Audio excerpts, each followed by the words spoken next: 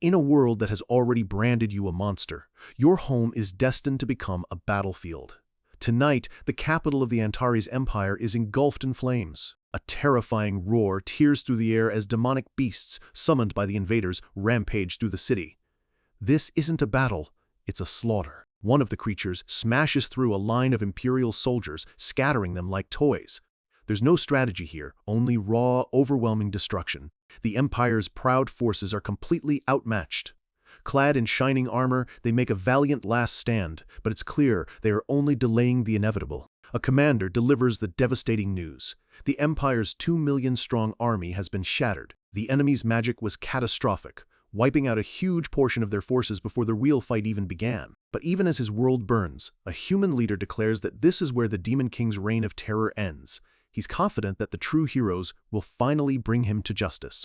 Deep within the great demonic palace, in a chamber known as the Hall of Abyss, the final confrontation is about to begin. A young man in brilliant golden armor points his sword, his face a mask of righteous fury. This is the hero, Alex von Helene. He and his party, a hulking warrior, a serene priestess, and a veteran swordsman, stand before a solitary figure on a throne, declaring that the evil king's time is over.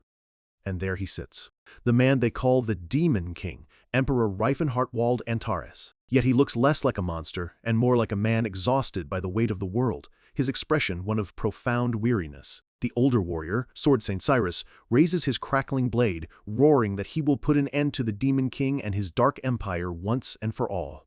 Reifenhardt just sighs.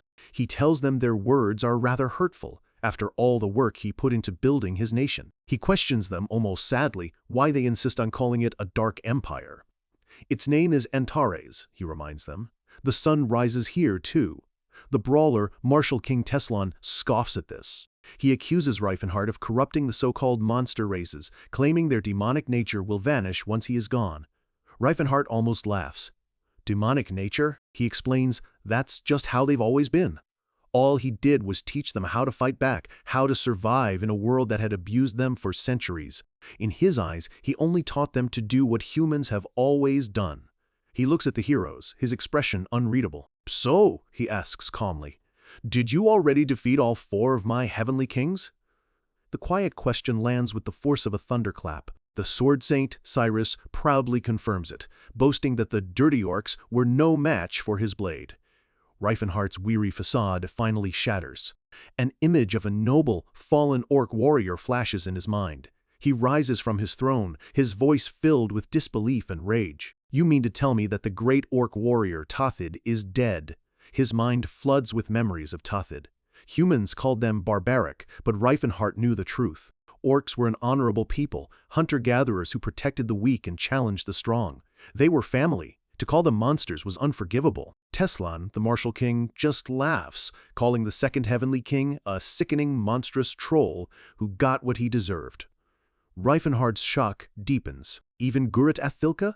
He remembers Gurut, the gentle troll. Humans saw them as terrifying beasts, but Reifenhardt knew them as peaceful nature lovers who lived in harmony with the forest. Tears well in his eyes as he thinks of how cruelly the world has judged his friends. The saintess, Ellen, steps forward with a prayer on her lips, announcing that the evil dwarf who worshipped a god of darkness has also been delivered to justice. Reifenhardt covers his face in despair. Michellen is gone too. He can't stand the arrogance. The dwarven god Aholfotha wasn't a god of darkness. The humans simply decided any god that wasn't their own had to be evil. Finally, the mage of light, Jade Arclight, boasts that he personally sent the corrupt dark elf to the beyond, a ball of golden light still glowing in his hand as proof. The image of a beautiful, sun-kissed elf with white hair flashes before Reifenhardt's eyes. His face contorts with unbearable grief. Cirrus too! Reifenhardt's voice is a raw scream as dark energy erupts around him. All 4 of his most trusted commanders, his family, are gone. He glares at the heroes, pure hatred in his eyes. You are all begging for your end. But the heroes are unmoved. Alex simply says he's finally showing his true colors, convinced the dark elf had fallen from grace and deserved her fate. Reifenhardt sneers at their ignorance. Dark elf, he explains. Her skin was only darker because humans had destroyed her forest home, forcing her to live under the harsh sun. He screams at them. You're going to call a pure-blooded high elf a dark elf just because she got a tan? Ignoring him completely, Alex raises his holy sword, its light filling the chamber. He vows to avenge the dead as the entire party prepares for battle. It's clear that to them, Riefenhardt's words are just the lies of a cornered villain. Riefenhardt's face twists into a chilling, broken smile, black tears streaking from his glowing red eyes. "You really won't listen, will you?" he asks, his voice dangerously low. "Then who will avenge my people?" The hero, Alex calls him despicable, shouting that without his evil influence, the other species would have lived normal lives instead of being corrupted. Riefenhardt turns his back on them, surrounded by swirling shadows. He understands now. It's useless. They are blinded by their own self-righteousness. To these humans, all other species are nothing but tools or slaves, beings to be killed simply because they look different. A dark resolve hardens in his eyes. He murmurs, if that's the case, a massive wave of purple energy erupts from him, his voice booming with all the pain and fury he can no longer contain. "Then I'll become the demon king you so desperately want me to be." He lunges forward, a blur of dark power and righteous fury, ready to face them all. Tears stream down his face as he fights. He wasn't always this demon king. His name is Riefenhardt. His mind races back to his past. He was once just a great mage, dedicated to the pursuit of knowledge. But his studies revealed a harsh truth. Humans treated all other intelligent species as commodities. Elves as servants, dwarves as miners, orcs as laborers, and trolls as potion ingredients. He was shocked to discover that these species had their own rich, forgotten cultures. They weren't mindless beasts, they were people with history and dignity. So he sought them out, not as a master, but as a friend, wanting only to learn. He shared his magic and learned theirs in return, seeing the world through their eyes. By combining their ancient arts with his own, he achieved the legendary 10 Circle of Magic, a feat no human had ever accomplished. He could no longer stand by and watch them suffer. He began rescuing them, offering them a sanctuary. But their growing community drew the ire of humans who sent knights to raid their homes, forcing them to constantly flee and hide. They only ever fought back to defend themselves, but in doing so, their small settlement grew into a town, and Riefenhardt, once a simple mage, found himself their reluctant leader. That town eventually grew into a sprawling city, the capital of a new nation, the Antares Empire. Riefenhardt never hated humans. He simply couldn't accept a world where people were deemed inferior. His empire never once attacked. They only ever wanted to live in peace. But the humans saw this peaceful city as a demonic stronghold. They twisted the truth, painting a picture of a nation under an evil spell. And to slaughter his people just because of how they looked? That was a reality he could never, ever accept. Back in the present, Riefenhardt unleashes his full power. He declares that he has a duty to protect his people. If the world's laws allow for this kind of injustice, then he will tear those laws down and write new ones himself. The hero. Alex charges to meet him, his face a mask of unwavering determination. A blinding blast of energy rips through the throne room as their powers collide. But the fight is over in an instant. The hero lies defeated. Riefenhardt stands over him, unimpressed, explaining that while Alex is skilled in both sword and magic, he has mastered neither. With tears still on his face, Riefenhardt remarks that being a jack of all trades only works in fairy tales. In reality, it's better to master a single path. Now only the martial king Teslan remains, a man of unparalleled physical strength, radiating an intense golden aura. Riefenhardt knows this is the true threat. The others were merely obstacles. But Teslan, he is a true master of his craft. Teslan explodes with power, his entire body glowing as he prepares his attack. Riefenhardt recognizes that this man, unlike the hero, devoted his life to one single path, digging one well deeper than anyone else. Teslan unleashes a punch that sends a shockwave across the room. The sheer force of the blow tears the very ground apart. Riefenhardt realizes this will be his most difficult fight. A massive chunk of the castle wall is obliterated by the force of their battle. Riefenhardt is thrown back, struggling to stay on his feet against the raw, untamed power of the martial king. Teslan flies through the air, closing the distance in a heartbeat, ready to deliver the final blow. Riefenhardt throws up a magical barrier, but the force of the impact is immense, shattering his defenses like glass. Teslan roars in triumph as his fist connects, screaming, "It's our victory! Demon King Riefenhardt!" The blow lands with brutal, crushing force, sending the Emperor flying backward. Riefenhardt staggers, coughing up blood but still standing. He taunts Teslan, asking if that's all he has. Teslan is impressed, acknowledging him as a worthy opponent. But it's a bluff. Reifenhart is in agony. His spine is broken. At this rate, he's going to die. He knows he can't win. Teslan walks toward him, aura flaring, ready to deliver the final judgment. Reifenhart slumps in defeat. "Yes," he whispers, his voice ragged. "You win. It's over." Looking down at the fallen emperor, Teslan says he assumes that with their king defeated, the other species will finally be free of their demonic restraints. And in that moment, something inside Reifenhart snaps. His eyes fly open, filled with a new, burning fire. He was ready to accept death, but now he can't. "Free of their restraints," he repeats, his voice trembling with fury. "You mean living as your slaves is their natural state? I can't accept this," he roars. He pulls out a glowing orange orb, the eye of time and space, an ancient artifact of such immense power that even he, a 10-circle mage, could never fully comprehend it. It was his last resort. Teslan sees the artifact and senses the dangerous energy pouring from it. "What are you trying to do?" he yells. Reifenhart's face is a mask of desperate resolve. He's about to unleash its ultimate power, a forbidden magic that turns back time itself, defying the very will of the gods. He has no idea if it will work, but with nothing left to lose, he pours every last drop of his energy into the orb and screams, "Stop me if you can, Martial King!" Teslan roars his name and lunges, desperately trying to stop him before it's too late. But Reifenhart is resolved. He cannot die here, not like this. He clutches the artifact to his chest as its light grows, becoming impossibly bright. Teslan reaches for him, a final, desperate attempt to stop the spell, screaming that he cannot let him escape his fate. But it's too late. Reifenhart is consumed by a blinding light, his body floating as the spell activates. The light intensifies, warping the very fabric of space and time around him. Teslan is caught in the blast, his raw physical power colliding with absolute temporal magic. Everything vanishes in a flash of white light that engulfs the entire throne room. Then, silence. Only the sound of birds chirping on a branch on a peaceful, quiet morning. A cozy log cabin stands in a clearing, smoke gently rising from its chimney, a world away from the war-torn capital. A gentle breeze blows through an open window, carrying a feeling of warmth and comfort Reifenhart hasn't known in a lifetime. His eyes flutter open. "Am I still alive?" he thinks, his mind hazy. He can't believe it. Did that insane, half-understood spell actually work? He always knew he was a genius, but this was beyond even his wildest expectations. He sits up, looking around a simple room he doesn't recognize. The spell worked, but this place isn't from his past. Where and when is he? He looks at his reflection, wondering how far back he's gone. But the face staring back isn't his own. It's young, strong, and belongs to someone else entirely. The smoke and fire of the battlefield fade, replaced by the quiet stillness of a simple log cabin. For the first time in what feels like an eternity, Reifenhart experiences a moment of peace. He swings his legs over the side of the bed, but the moment his feet touch the floor, a wave of disorientation hits him.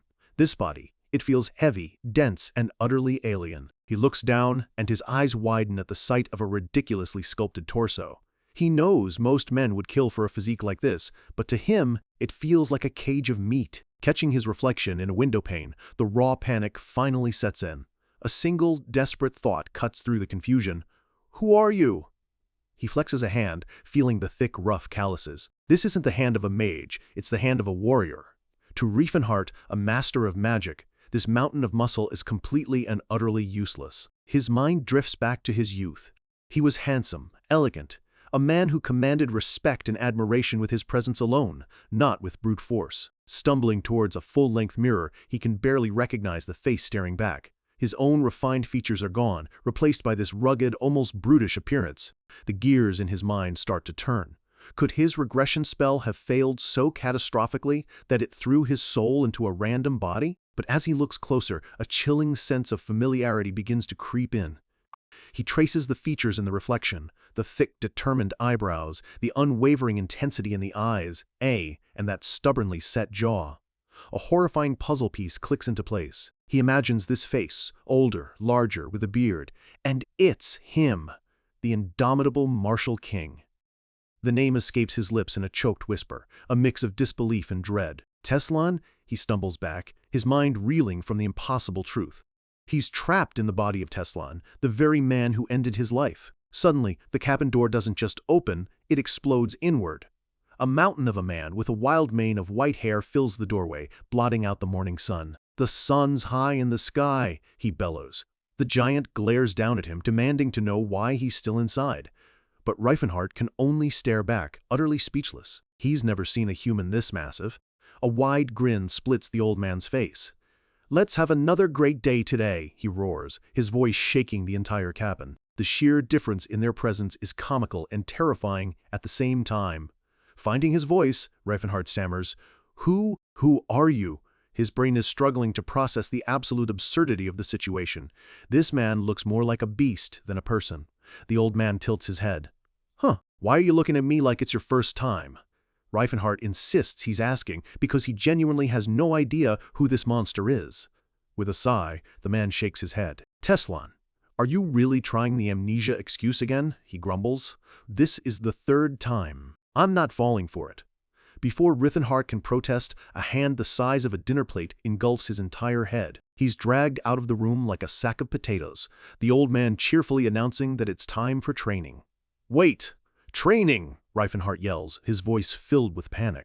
As he's hauled outside, a horrifying realization dawns on him.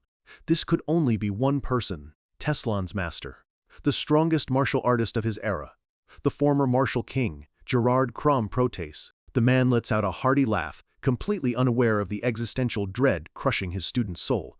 Moments later, Reifenhard finds himself bound tightly to a thick wooden post. He's completely helpless, screaming for the old man to just listen to him for a second. "Quiet," Gerard says, casually stuffing a gag into his mouth. "You're being awfully talkative today." With his student secured, Gerard picks up a bundle of thick bamboo poles, a wide, eager grin on his face. "All right, let's start training." Reifenhardt's eyes go wide with terror, his muffled screams lost to the open air. A sickening crack echoes through the clearing as the first blow lands. The bamboo shatters against Teslan's back, the force of the impact sending a wave of agony through Reifenhardt. This is pure, unadulterated pain. As a great mage, his body was never conditioned for this kind of punishment. Every nerve ending is screaming. As the relentless assault continues, he can't comprehend what's happening. This isn't training. This is a beating meant to break a person. Gerard is a blur of motion, striking again and again with terrifying speed and power, each blow landing with brutal precision. Reifenhardt's vision starts to fade. The pain is too much. As his consciousness slips, his last thought is of his fallen friend, Cirrus, a final, painful memory before the darkness takes him. But as Gerard continues, he pauses. He remembers grabbing Teslan's hand earlier. It felt soft, not the hardened hand of a warrior who trained every single day. A thought crosses his mind. Maybe the boy really does have amnesia. He recalls that his clan's training methods were so extreme that temporary memory loss was a common side effect. It had even happened to him a few times. He shrugs. It's nothing serious. In his mind, the solution is simple, and it has nothing to do with resting. A manic grin spreads across his face as he declares, "You'll feel better after getting beat up."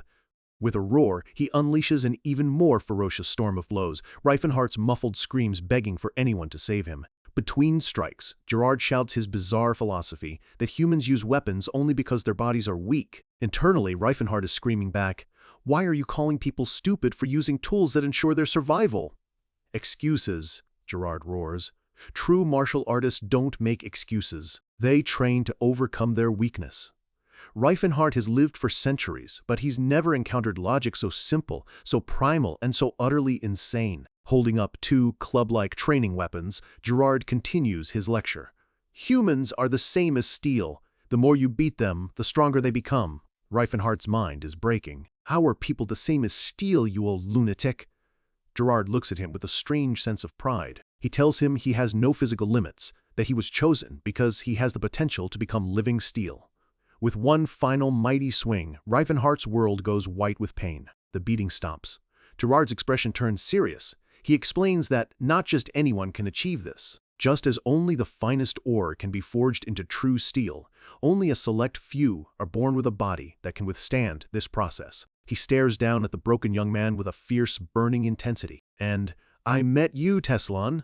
He starts again, yelling about the ocean, how it swallows everything without changing, and how Teslan must bring that inner ocean out. Reifenhardt can only think, what a load of absolute nonsense. But, through the haze of pain, a fleeting image flashes in his mind, the sea and the faces of his lost friends. See? Finally, Gerard lowers his arms. That's it for today, he says calmly. Go inside and rest. Reifenhardt slumps against the post, his body a ruin. He was beaten to within an inch of his life, but he survived. Gerard glances at the splintered remains of the bamboo poles scattered on the ground. A rare, small smile touches his lips. Thanks for being so tough, he murmurs to his unconscious student before turning to head inside. Later that night, the stars glitter in a clear sky. Reifenhardt slowly regains consciousness, finding himself submerged in warm water. He looks around, seeing herbs and flower petals floating on the surface. The entire bath smells like a powerful healing potion. A single vial of this stuff costs a small fortune, yet here he is, soaking in a tub full of it. This level of luxury is beyond what even queens could afford. This cycle of destruction and recovery is a massive investment. Gerard stands nearby. When Reifenhardt asks about the bath, his master's reply is simple and chillingly logical. What do you mean? You need to cool steel down after hammering it. And in that moment, it all clicks into place. The brutal beating pushed the body to its absolute breaking point, and now this medicinal bath and the body's own aura are healing it at an accelerated rate. It's a terrifyingly efficient method to force growth by destroying and rebuilding the muscles stronger than before. He thinks back to his final battle with Teslan, to that seemingly indestructible body that withstood even his most powerful spells. He understands now. This insane, torturous training is how that monster was forged. He sinks deeper into the healing water, a sigh of weary acceptance escaping his lips. There's no doubt about it. He has truly returned to the past. But as he stares out at the crescent moon, a new, unsettling question surfaces. If his soul is here, in Teslan's body, then where is the young Reifenhardt of this era? Can two versions of the same soul exist in one timeline? The very laws of magic and nature he studied for centuries screamed that it was impossible. His mind races, exploring the terrifying possibilities. Hypothesis 1, his future soul, now piloting Teslan's body, exists in the same world as his own younger self, an unprecedented paradox. Second, he thinks, a grim expression hardening his face, inside the young Reifenhardt's body is the soul of the martial king Teslan. A complete soul swap. The thought sends a cold dread creeping down his spine, far worse than any beating he had just endured. For Reifenhardt, life in Teslan's body settled into a brutal, unending rhythm. After being beaten to the brink of collapse, his master Gerard would present a mountain of food and roar. Gobble this all up. A giant piece of meat would be shoved into his mouth, with Gerard insisting that an overworked body needed fuel. There was no choice but to eat until he felt like he would burst. And just when he thought it was over, Gerard would announce a light jog to digest, which meant sprinting up a sheer cliff face with a ridiculously heavy barrel strapped to his back. His master would casually stroll behind him, asking if he was tired. The only alternative was to go back to the morning's beating, so Reifenhardt could only scream, "No, sir!" as he scrambled for purchase. With every muscle screaming in protest, he wondered how long this personal hell was going to last. This wasn't training for strength. It felt like training to shatter his very soul. That night, he collapsed onto his bed, physically perfected but mentally destroyed. Lying in the dark, a single tear traced a path down his cheek as the full weight of his reality finally sank in. He, the great mage Reifenhardt, was trapped in the body of his nemesis from the past. He curled into a ball, a cold fear gripping him. He had to escape, but a terrifying thought held him back. What would happen if he, in this body, encountered his own younger self? He knew the fundamental law of the universe. A soul is unique. If two identical souls were to meet in the same timeline, one might simply be erased from existence. He tried to calm himself. His younger self was likely just a student at the Magic Tower, years away from becoming a prominent figure.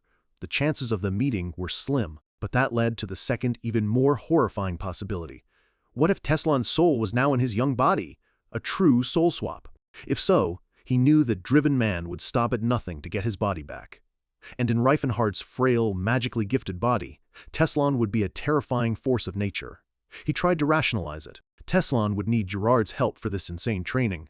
But the image of a muscle-bound Teslan wielding 10th circle magic, a muscle wizard, was a nightmare he couldn't shake. He pushed the thoughts aside. First things first, he had to get away from this mountain prison. Under the cover of a moonless night, he made his move, sprinting into the dark forest with every ounce of strength he had. His mind was a steel trap of determination. "I'm running away," he thought, gritting his teeth. "Tonight, no matter what, I am getting out of here." A calm, familiar voice cut through the silence. "Disciple, Where are you going?" Gerard was sitting on a rock directly in his path, as if he'd been waiting all along. Reifenhart let out a terrified shriek. "How did that monster get here so fast?" Gerard just sighed, noting that this was the 9th escape attempt in the last couple of months. At this rate, he mused, they'd hit double digits soon. In a last-ditch effort, Reifenhart tried the truth. He declared that he wasn't Teslan, that his name was Reifenhart, and he was a mage. Gerard simply stroked his beard, a thoughtful look on his face. "Oh, is that your backstory this time?" He reminded him of his previous story, the one where he claimed to be from another world where he had met gods and dragons. Reifenhart was stunned into silence. Gerard wasn't finished. And what was it before that? A reincarnated martial arts master from the Eastern continent? It seemed the real Teslan had a very active imagination. Gerard pinched his cheek, admitting this new story was a bit more convincing. "You've gotten better," he said, before grabbing him by the collar. "Okay, let's return and sleep." Dragged back like a stray animal, Reifenhart cursed the old man under his breath, vowing that tomorrow he would succeed. But lying in bed, defeated once again, he knew it was a hollow promise. Still, he refused to believe he would be trapped here forever. The next day, Gerard popped out from behind a bush with a knowing grin. He told him he used to do the exact same thing when he was a disciple. "So I understand," he said warmly. "Why wouldn't I?"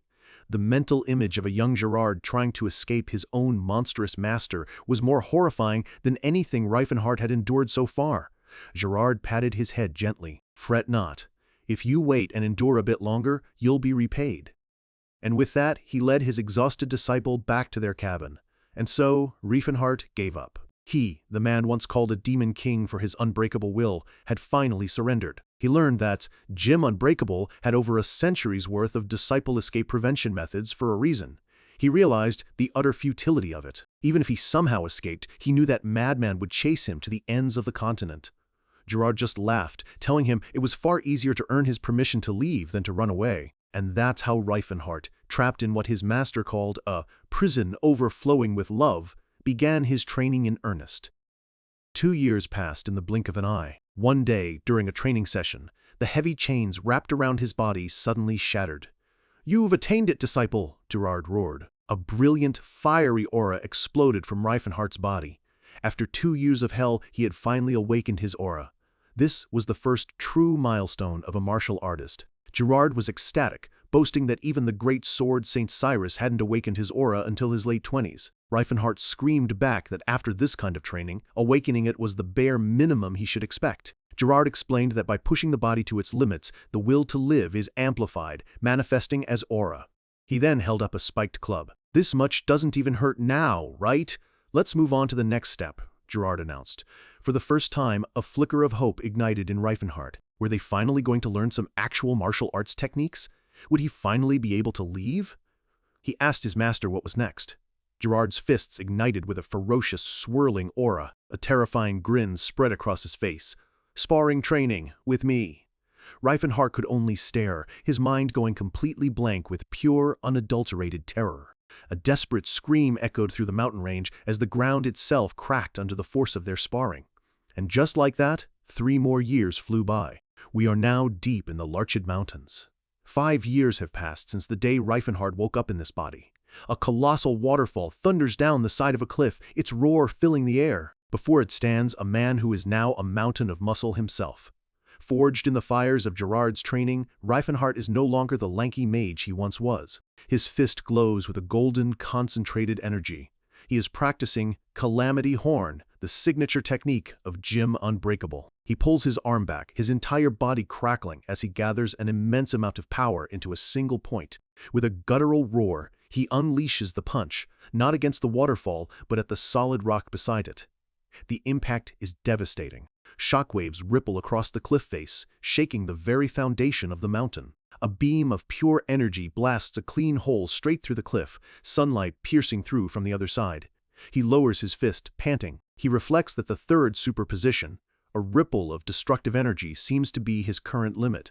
He feels he's just on the cusp of reaching the fourth. Calamity Horn is a technique designed to focus all of one's strength and aura into a single, devastating blow. This single punch has more destructive power than many mid-tier magic spells. He knows the future. Teslan could only reach the 7th superposition, and even his monstrous master was limited to the 8th. The 9th was a power said to be capable of killing gods. Gerard had given him a clear goal, reach the 4th superposition, and he would finally be allowed to leave the mountain. With his master away in the village, he finally had some time to himself. In the past, he would have seen this as another chance to escape. But now, after 5 years of this life, something within him had changed. He closes his eyes, focusing. He begins chanting a familiar incantation, a relic from his past life. Become the bullet made from air to hit the enemy. A swirl of faint magical energy gathers in his palm, and he fires a simple arrow bullet spell. The magical projectile hits a nearby tree, but it barely leaves a scorch mark. It's pathetically weak, a shadow of what it should be. He sighs, a wave of frustration washing over him. The knowledge is all there, but Teslan's body, this vessel of pure physical power, has zero affinity for magic. He wonders if he'll ever be able to reclaim his true identity as a mage. Suddenly, his head snaps to the side. He felt a presence, an energy that was distinctly not human. His senses, honed by years of life or death training, led him deeper into the woods. There, hiding behind a thick tree, is a wounded orc warrior, clutching a crude sword and trembling. Reifenhardt's eyes narrow. An orc? All the way out here? This was unusual. The orc peeks out from his hiding spot, his eyes wide with fear. "Human," he stammers. You pretend you didn't see me."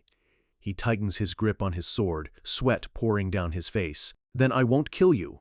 It's a threat born not of aggression, but of pure, desperate terror. Reifenhardt calmly assesses the situation. The young orc before him is just a kid, barely more than a toddler by his people's standards. He's clearly a runaway, and his threats are just a desperate bluff. "Human. Pretend you didn't see me," the boy repeats, his voice trembling. "And I won't kill you."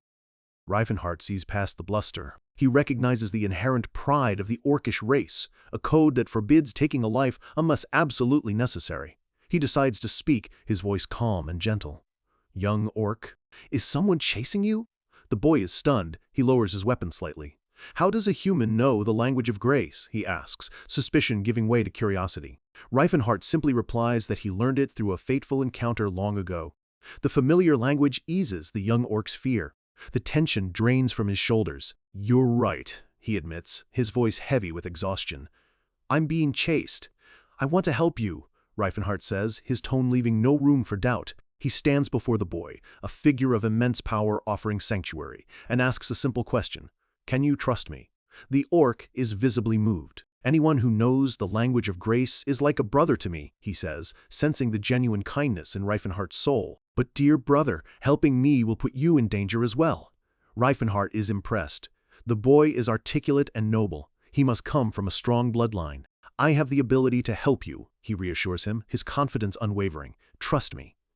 He raises a hand, and a faint purple energy begins to swirl around his fingers. It's a pathetic flicker compared to his former power, but it is undeniably magic. He weaves a simple spell, creating a shimmering veil of light over the cave entrance. "My magic will conceal you," he explains. The orc's eyes widen with hope. "You're a mage, my savior?" Reifenhardt shifts uncomfortably. "Is it strange for me to be a mage?" The orc gestures to Reifenhardt's ridiculously muscular physique. "With that body?" he asks, deadpan. Reifenhardt has no answer. The silence says it all. With a grateful nod, the orc steps behind the magical barrier and vanishes from sight. Reifenhardt clenches his jaw in frustration. Trying to channel mana through this dense, muscle-bound body is an infuriatingly difficult task. Just then, he hears the sounds of men crashing through the forest. He can't help but wonder if the bounty on this kid's head is really worth all this trouble. The leader of the mercenary group spots him. "Hey, you there!" he shouts. "Did you see a young orc pass by here?" He dangles the promise of a gold coin for the information. One of the men whispers to his leader, reminding him not to actually pay up. Their plan is simple: get what they need, then leave the backwoods hick with nothing. Reifenhardt crosses his arms, his expression unreadable. "Not a chance," he replies flatly. The leader's eyes dart to the ground, spotting fresh footprints leading into the cave. "So he's in there," he snarls. "Guys, let's go." Reifenhardt sighs. His basic magic wasn't even strong enough to cover the tracks. He moves to block their path. "This is my dwelling. I can't just let you in," the leader scoffs. "Have you lost your mind? How dare a brat like you block our way?" His men draw their weapons, confident in their numbers. The mercenary sizes him up, noting his impressive build. But he dismisses it just as quickly. "Doesn't matter," he thinks. "You're still just a kid." Reifenhart recalls one of Gerard's lessons. His master had told him that his bare fists were now lethal weapons, that even a light swing could kill a man. He had asked what to do against weaker opponents, and Gerard's answer was simple: show appropriate mercy. The memory continues. Gerard explained that for someone whose fists are deadlier than any sword, wielding a weapon is an act of mercy. Reifenhart picks up a heavy, blunt training club. A cold grin spreads across his face as a red aura flares to life around him. "Don't worry," he says, his voice dripping with menace. "If I hit you with this, you won't die." The mercenaries laugh. "Did this brat just grab a club?" they mock.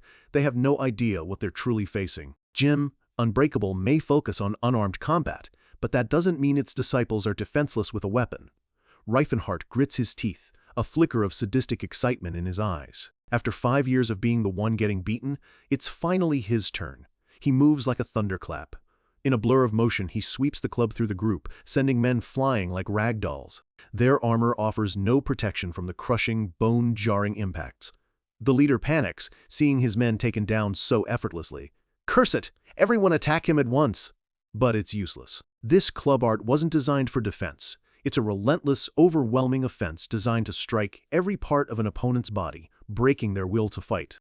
A mercenary manages to land a blow, his sword striking Reifenhart's back with a dull thud. It has absolutely no effect. The man stares in disbelief at his sword, which is now bent into a useless crescent shape from the impact alone. How is that possible?" he stammers in terror. "Is this really a human's body?" Reifenhart doesn't even flinch, continuing his brutal assault. A wild grin is plastered on his face. This is almost cathartic. The best part of this technique is that, as promised, it doesn't kill. Their joints may be dislocated and their bones might be smashed, but they won't die. The mercenaries can only scream in agony as the lesson continues. A moment later, it's over. Reifenhart stands amidst a field of groaning, broken men, all of them completely incapacitated. The leader, ever defiant, tries to demand his name through gritted teeth. Reifenhart just tells him he clearly hasn't learned his lesson yet. With a chilling smile, he brings the club down on the leader's leg, explaining that it wouldn't be fair for him to be the only one unharmed. A sickening crunch cuts the man's scream short. Reifenhart looks down at the terrified survivors. "Get lost," he says coldly. They scramble to carry their comrades and flee into the forest. He examines the club, a thoughtful expression on his face. That was surprisingly fun. He briefly wonders if he should take on disciples one day, just to give them a taste of this training. He catches himself. He's starting to think like his insane master. Just then, the young orc emerges from the cave. "Thank you," he says, his voice filled with awe and reverence. "Savior," the orc continues, placing a hand over his heart in a gesture of deep respect. "I will not forget this day for as long as I live. I will surely repay your kindness." He then drops to one knee, bowing his head in a formal pledge. "You have saved my life and shown me a new path. You are now my mentor, and when the time comes, I will draw my sword for you." Reifenhart understands the gravity of this. In orc culture, this is a sacred vow, a bond as strong as any knight's oath. The young orc looks up. "May I ask your name, Savior?" The name is on the tip of his tongue. "I'm Tess." He stomps. That name, it isn't his, it never was. He stands tall, a new resolve hardening his features. For the first time in 5 long years, he speaks his true name aloud. "My name is Reifenhart. Reifenhart Wald Antares." The orc commits the name to memory. "Reifenhart Wald Antares. I will remember it." Reifenhart asks him what he'll do now. The orc looks out at the vast world, declaring he'd rather die free than live as a slave. All he needs is a safe place to rest. Reifenhart points towards the southeast, telling him of a hidden wasteland where the Blue Bear tribe of orcs lives in seclusion. He tells the boy to seek them out. The orc nods, and with one last grateful look, he begins his journey. As he walks away, Reifenhart calls out one last time. "Oh, right. I never got your name." The young orc turns, silhouetted against the setting sun, and declares his heritage with pride. "I am the son of Crota, heir to Lat's axe. My name is Tathid." Reifenhart's world grinds to a halt. His breath catches in his throat. He stares, dumbfounded, at the small figure disappearing into the distance. That boy is Tathid? A flood of memories washes over him, the older, powerful Tathid from his past life. The great warrior. One of his 4 heavenly kings. The man who would one day unite all the orc tribes under his banner. He wonders if the original Teslan ever met him. Probably not. A man like that would never have helped an orc. A small, knowing smile touches Reifenhardt's lips. Seems like fate has taken a turn. He watches until Tethid is gone. A fascinating, fateful encounter, indeed. This single act of kindness has changed history. For the first time since he woke up in this strange new life, a genuine, hopeful smile spreads across his face. He remembers the empire he fought to build. He remembers the friends who stood by his side. Gurut Afilka, the steadfast troll. Cirrus, the wise high elf. Michelin, the master dwarf craftsman. And an image of his younger self, surrounded by the very people he had sworn to protect, happy and at peace. He looks out towards the horizon, a new promise solidifying in his heart. Let's meet again someday, my friend, my brother. The future is no longer a fixed point. It's a path he can forge himself. And it starts now. Winter descends upon the mountains. 6 months have passed since Reifenhardt's fateful encounter with the young orc, Tethid. But in this place, the training never stops. Master Gerard, radiating an intense golden aura, lets out a mighty roar. Take this, my disciple! He unleashes a key bullet, sending a massive wave of pure energy hurtling across the snowy landscape, straight towards Reifenhardt. Reifenhardt braces himself, yelling, "That's a bit much, even for a body as hardened as his." But he's not the same person who arrived here nearly 6 years ago. He crosses his arms, channeling his own aura into a defensive technique. Spiral Guard! A vortex of energy erupts around him, meeting the blast head-on. Gerard's attack is completely neutralized. His master lands, a wide, pleased grin on his face. "Good, very good," he praises. "Your Spiral Guard has reached a new peak." Gerard chuckles, reminiscing about the early days when a battered Reifenhardt would insist his name wasn't Teslan. Reifenhardt just looks annoyed. "Why do you have to bring up something that happened 6 years ago, master?" His master's expression softens. "It's been 10 years since I began training the boy named Teslan," he says, even though Reifenhardt has only been here for about half that time. "You've certainly gotten stronger." However, he leans in, stroking his beard. "Why are you still so small?" Reifenhardt is flabbergasted. "What do you mean, small? I'm over 6 feet tall." "Nonsense," Gerard bellows. "A true member of Jim Unbreakable should be over 2 meters at least." He thinks of the towering martial kings of the past, men who were giants in both power and stature. He grabs Reifenhardt's face, demanding to know if he's been slacking on his breathing techniques. Reifenhardt tries to explain that the Teslan from the future was a giant, but it was likely due to his unique constitution, not just training. Internally, Reifenhardt is panicking. "Are you crazy? I am not getting any bigger than this." He knows that if he uses that specific technique, his body will grow to monstrous proportions. Thankfully, Gerard seems to accept his excuse, admitting that he's sturdy enough despite his small frame. "All right then, show me your final result," Gerard declares, standing atop a massive boulder. "Begin. This is it. The final test that will determine his freedom." Reifenhardt's eyes narrow, his focus sharpening to a razor's edge.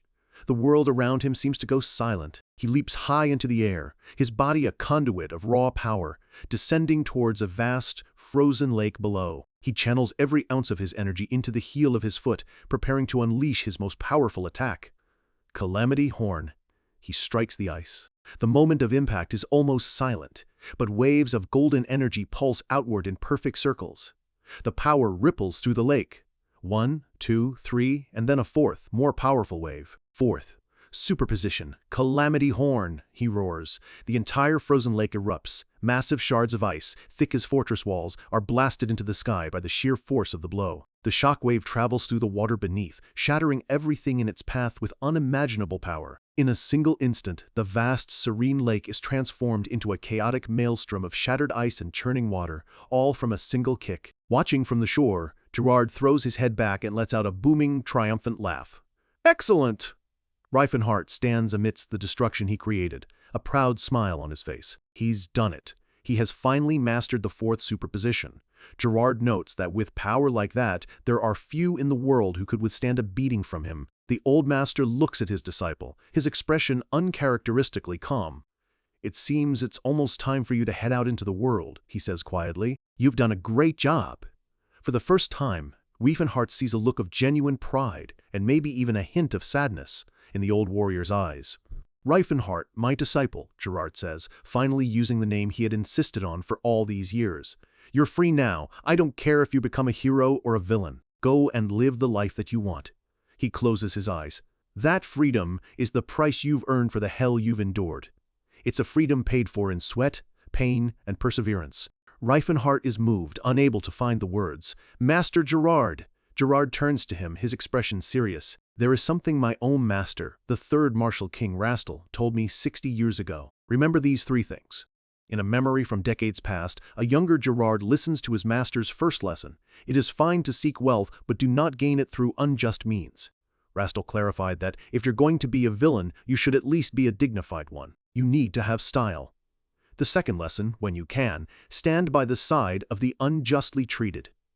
Rastal had explained the crucial difference. He said the unjustly treated, not the weak. The world is full of weak people, and you can't save them all. But you can, and you should, stand for those who have been wronged. And third, Rastal had said, his voice firm, the most important one of all. Back in the present, Gerard holds up 3 fingers, his eyes blazing with intensity. You must ensure that the legacy of Jim Unbreakable continues, no matter the cost. You must find a disciple worthy of inheriting our teachings. Understood? Reifenhart nods solemnly. "Yes, master. I will take it to heart." Gerard tells him not to force it, but that when the opportunity comes, he must not let it slip away. He then tosses a heavy pouch to him. "Your clothes and travel expenses," he says. Reifenhart peeks inside. 30 silvers? Gerard explains. "It's the standard severance for graduating disciples, adjusted for inflation." Reifenhart is a little underwhelmed, knowing his master is ridiculously wealthy, but 30 silvers is still enough to live on for half a year. "I've also left a small present for you in the Settlard Mountains," Gerard adds, handing him a rolled-up map. "If you're ever wandering nearby, feel free to visit." Reifenhart takes the map, his long journey finally about to begin. Dressed in a new cloak, he stands at the edge of the mountain, gazing out at the world stretching below him. He can hardly believe it. After all this time, is he really free to leave this place? He clutches the fabric of his cloak, the cold wind a welcome feeling. The sense of freedom is almost overwhelming. Suddenly, a massive pillar of golden light erupts from the mountain behind him, soaring into the heavens. He whips around in shock, letting out a startled cry. Gerard's voice echoes across the sky, a final, booming farewell. "Go, my disciple, do not look back, run with an iron resolve."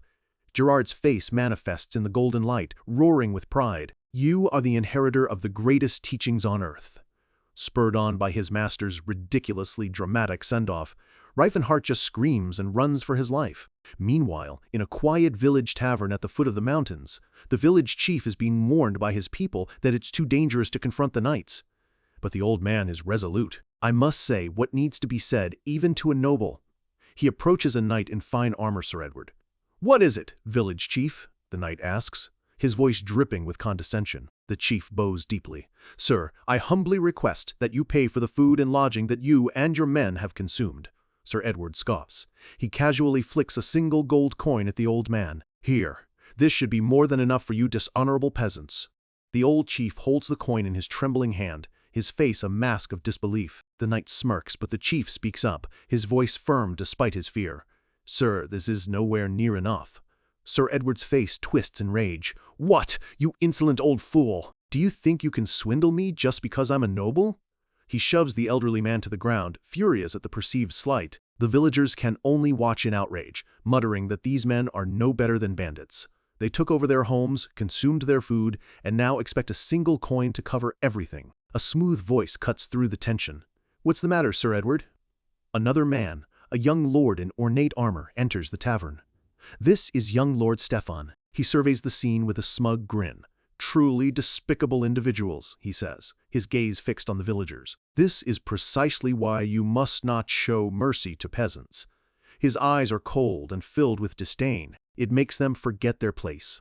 The very injustice his master warned him about is unfolding right before him, a perfect first test for a newly freed warrior. Even in a body he loathes, the memories of those he lost are his only solace. In his dreams, he can almost forget, returning to a time when he was still himself. He remembers a quiet moment with Cirrus, one of his most trusted generals.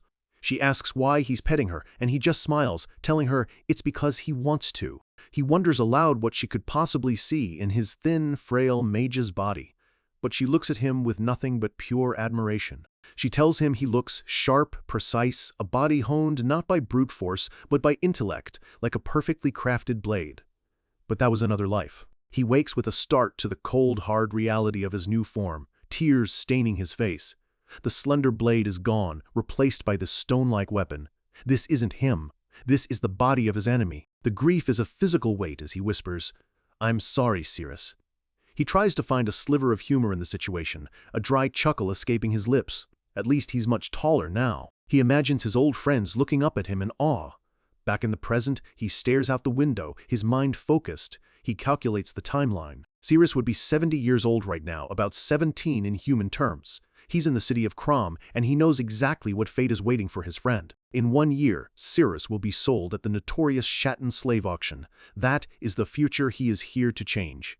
His mind runs through the possibilities. His first instinct is pure, unadulterated rage, to simply storm the auction house and burn it to the ground. But he quickly reins himself in. A mage's mind must be strategic. An act that reckless would bring the entire kingdom down on him, making it impossible to pursue his other goals. No, there's a smarter way. He'll solve this with money. There's just one massive problem. The price for a high elf is astronomical, and he is completely broke. He clenches a fist, but a look of confidence settles on his face. It's fine. He may have no money, but he has 3 things no one else does. This unbelievably powerful body, the techniques of a martial king, and most importantly, his memories of the future. A plan begins to form. He recalls a story about an ancient ruin on the road to Chatan. Meanwhile, in another part of town, a young noble grows impatient. He asks a mage named Todd if he's found the ruins yet. Todd, deep in concentration, asks for just a little more time. This is Todd, an archaeology specialist from the Mage Tower. He channels his mana, searching for the hidden energies of the lost site.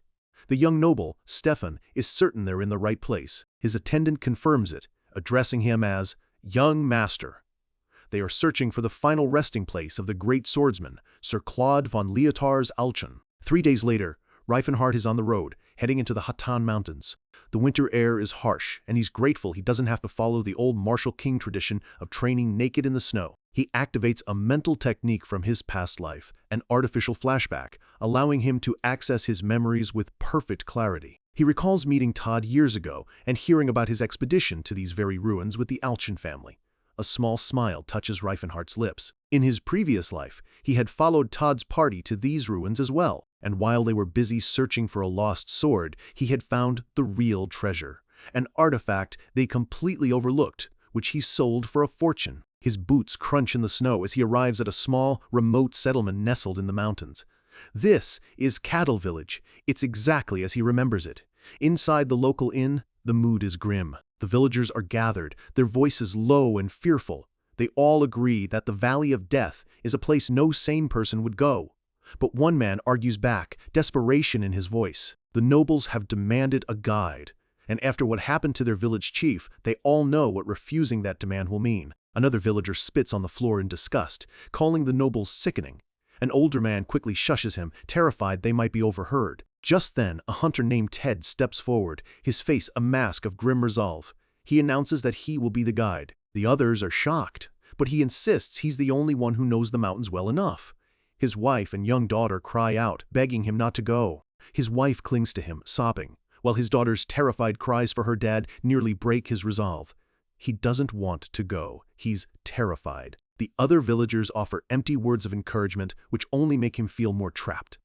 The fear in his daughter's eyes is more than he can bear. Suddenly, a deep voice cuts through the tension from the doorway. "I can go if you don't want to," Ted gasps, startled by the massive figure that seems to fill the entire frame of the door. He stammers, asking who this stranger is. Reifenhardt calmly explains he's just a traveler who overheard their problem. The villagers are suspicious. One of them asks if he even knows the area. "Very well, actually," Reifenhardt replies. They press him, asking if he understands the danger. His answer is simple. "I've already been there." The villager reminds him that no one has ever returned alive from the Valley of Death. Reifenhardt's confidence doesn't waver. With a slight smirk, he tells the man he should be grateful he's saving his life. The so-called Valley of Death is actually a dungeon, a remnant from a long-forgotten era known as the Silver Age. 50 years ago, a knight named Claude Altion awakened his power late in life and became a celebrated hero across the kingdom. But his fame made him arrogant. He foolishly entered the valley with only a single servant and was never seen again. The real tragedy was that he took his family's ancestral sword, Alsan, with him. That sword is the symbol of the Altion family. For 50 years, they've tried and failed to retrieve it. The young noble leading this current expedition is none other than Claude's grandson, Stefan. Reifenhart joins the party, sizing them up. He correctly identifies Stefan, who is being flattered by an elf knight named Lelsia. He watches from a distance with a look of mild disgust. A slayer elf, he mutters to himself. How interesting. His eyes then land on the party's saint, a young man with red hair named Silen. Reifenhart is surprised. He looks incredibly young, to be a saint capable of casting powerful divine spells. But another thought hits him that's even more shocking. Wait, how is he a man? He considers approaching his old acquaintance Todd, but the mage is already engrossed in a conversation with Silen, rambling on just as he always did. But the atmosphere between them is strange. Todd is speaking to Silen with a bizarrely intense, almost flowery expression on his face. Reifenhart is completely thrown. Is Todd into men? He can only stare, utterly baffled by the scene unfolding before him. He shakes his head, trying to dismiss the thought.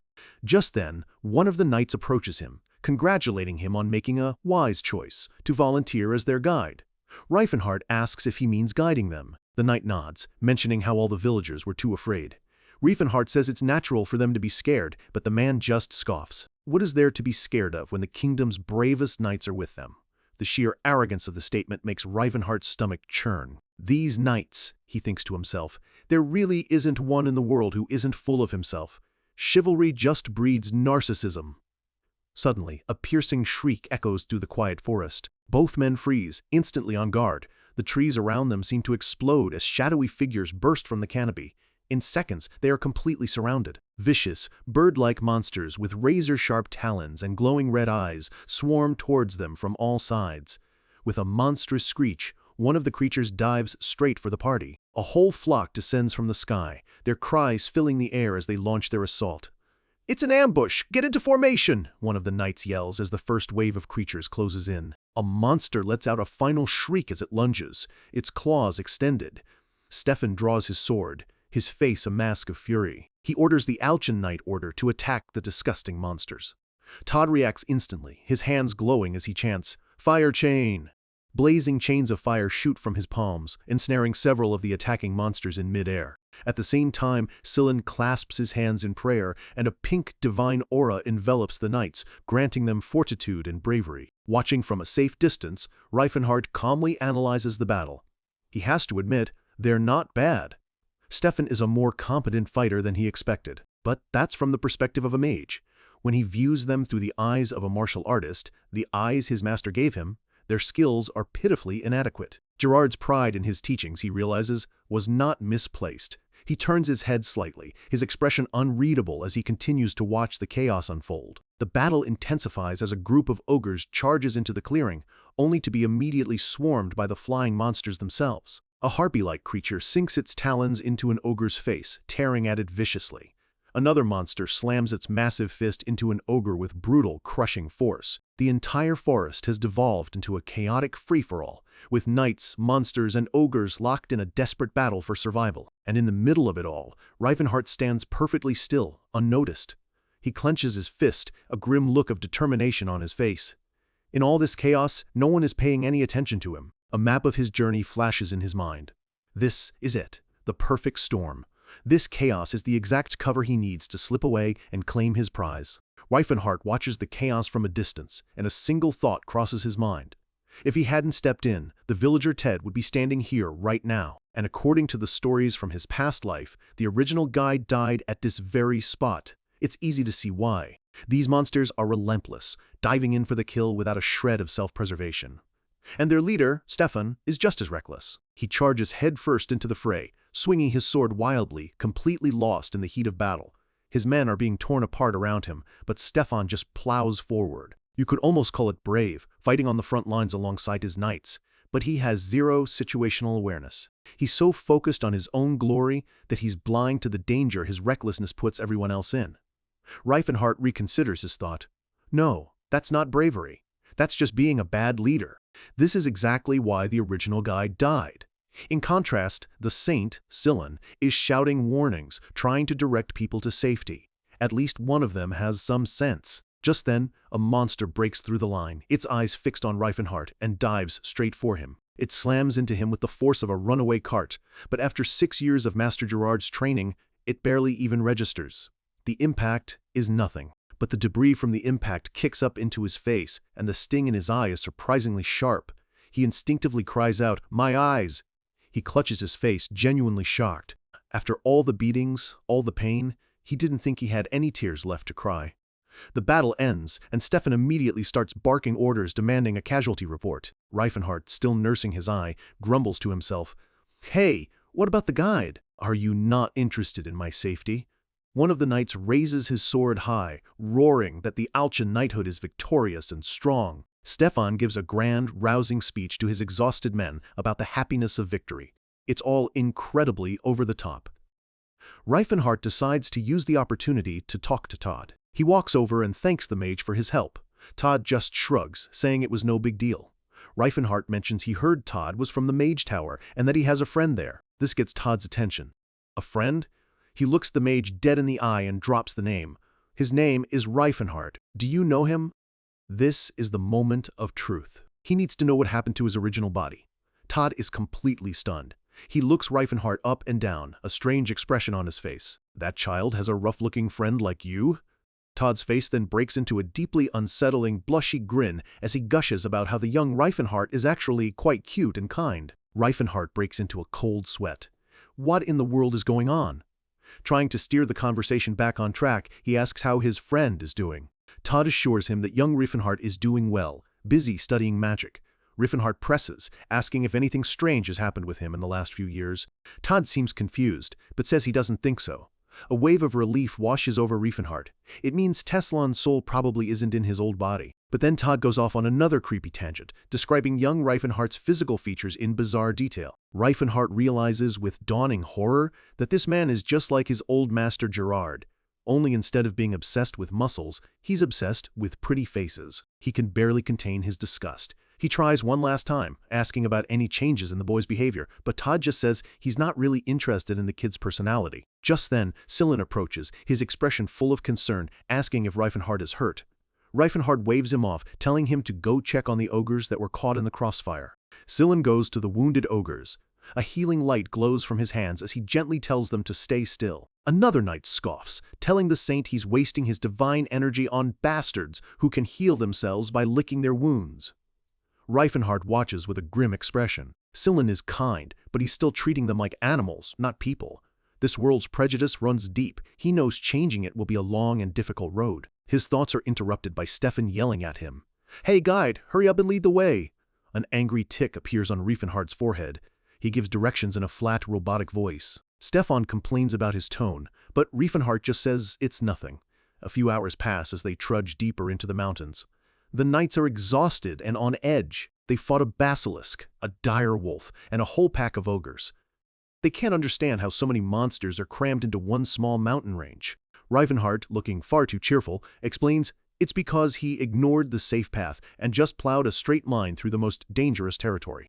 When Stefan screams at his men to get up, Reifenhardt innocently asks if they need a rest. He reflects on the people he's leading. Knights are arrogant, clerics are too serious, and mages, well, mages are cheap and narrow-minded. And, as a mage to his very core, he smirks. He did take them on the fastest route, so he wasn't technically lying, but he absolutely did it on purpose, just to wear them down. Finally, they arrive. Stefan looks out over a desolate valley, realizing this is the place that claimed his ancestor's life. A bead of sweat rolls down his face. The journey here was far more brutal than he ever anticipated. Before them lies a massive, sunken structure with a glowing blue portal at its heart. One of Stefan's men points excitedly. There's no doubt about it. This is the place. The ancient ruins of Palton. The scale of it is breathtaking. A marvel of ancient architecture, half buried in a crater, pulsing with forgotten power. They descend to a massive triangular gate, glowing with blue energy. The air itself feels heavy, charged with magic. After examining the entrance, Todd declares that it should be safe to enter. Stefan turns to his knights and shouts for everyone to get ready. Reifenhardt speaks up, saying he'll just wait outside. Stefan agrees, telling him his job is done, but Reifenhardt points out that he can't get back alone. With a sigh, Stefan agrees to protect him on the way back. Reifenhardt puts on a mask of mock gratitude, and the arrogant noble completely buys the innocent act. Stefan turns back to his men, giving a grand speech about reclaiming his family's honor and finding the lost sword, Alshan. As the knights let out a battle cry and charge into the ruins, Reifenhart gives them a cheerful wave. Good luck! He watches until the last of them disappears through the massive stone doors. The moment they're gone, his smile vanishes, replaced by a look of cold, sharp focus. All right, time to get to work. He knows this place was originally a military logistics base from the Silver Age, built with technology that would seem like a miracle today. He walks along the outer wall, a wave of nostalgia hitting him. He came here in his past life with Cirrus. They were happy then. The memory is crystal clear. Cirrus, surrounded by the light of spirits, telling him that the sylphs were whispering to her of a secret path. In the memory, Cirrus used her connection with the spirits to reveal a hidden door, which opened for them with a brilliant flash of light. Back in the present, Reifenhart blushes furiously at what happened next. He had rewarded her with a kiss. He shakes his head, amazed at how bold he used to be. He finds the hidden control panel. He remembers the complex magical sequence to open it. It's like having the answer key to a test. He places his hand on the panel and tries to channel his mana, but it's a struggle. This body isn't built for complex magic. He grits his teeth and forces the energy, purple sparks crackling around his hand. With a series of heavy clicks, the hidden wall slides open. Ah, it worked, he sighs, relieved, as a cloud of ancient dust pours out. He carefully takes off his winter coat and folds it. He's not about to throw away something he spent 10 silver coins on. Stripped down to his training gear, a confident smirk spreads across his face. It's time to see what this body can really do. But just as he's stretching, a distant scream echoes from deep within the ruins. He pauses. Huh? More screams follow, filled with panic and terror. He's confused. The knights went in through the front, so why are there screams coming from over here? He looks down the hidden passage he just opened, and a horrifying thought hits him. Wait, this is a back door. It connects to the third basement floor. Opening it counts as trespassing. Trespassing, his mind races, trying to remember the specifics of this place. And then it hits him. His eyes snap wide open in horror. I remember, this place is a military installation. Trespassing activates the security system, which is designed to eliminate all intruders. In his past life, he and Cirrus were the only ones here, so it didn't matter. But right now, the Alshan Knights are in the basement. He realizes what happened. Opening the back door triggered a security trap, and the knights fell right into it, plunging them down to the lower levels. His face contorts in a mask of pure panic, sweat pouring down his face. We're properly screwed now. Down in the darkness, one of the knights screams in terror as a massive blade slices through the air. Blood sprays across the stone as the blade connects. Stefan can only watch in horror, screaming his knight's name. He stumbles back, his mind unable to process what he's seeing. Just what is that thing? From the shadows, a massive glowing scythe emerges, held in the hand of a monstrous figure. The creature is a twisted nightmare of demonic muscle and bone, its single, glowing red eye burning with malevolent energy. Stefan's face is pale with terror. He knows, with absolute certainty, that they can't beat that thing. He stares up at the towering demon, surrounded by smaller, shrieking creatures. The sheer power radiating from it is suffocating, and a single, hopeless thought fills his mind. How could a human possibly defeat a demon like that? Down in the darkness of the ruin, chaos reigns. Scylla desperately channels a healing spell, praying for his god to mend the wounds of a fallen knight. The knight thanks him, and Scylla offers a warm smile, but his thoughts are cold and pragmatic. His primary mission is to keep these meat shields alive long enough for him to escape. He thinks back to the fall, how Todd's protection magic was the only thing that saved them from being crushed. But surviving the fall and surviving this place are two very different things. The surviving knights push forward into the eerie silence, completely unprepared for the nightmare that waits for them just ahead. Suddenly, one of the knights is sent flying backward, hitting the ground with a pained grunt. The party looks up and freezes. A hulking, demonic figure stands at the top of the stairs, flanked by skeletal minions. "It's a monster!" a knight screams. The true scale of the threat becomes clear. A massive demon lord commanding an entire army of the dead. The knights are paralyzed with fear. "Run!" one of them screams, but Scylla stands his ground. He raises his hands, gathering a massive orb of divine energy as he prays for a mace of light to strike down the corruption before him. He channels all of his power into the spell, his face a mask of intense focus. A massive, holy mace materializes from the light, crackling with pure divine power. But it's not an attack. Instead, the light showers down upon the terrified knights as Scylla prays for his god to grant them unwavering courage. He glares at them with pure contempt. "Is this the courage of the Alchin knights?" he scolds them, yelling that their powerful muscles are being wasted on cowardice. He unleashes the full force of the spell, and the divine energy surges into them. Their bodies convulse as they let out guttural, inhuman roars. Todd watches in disbelief. Scylla just turned them into mindless berserkers.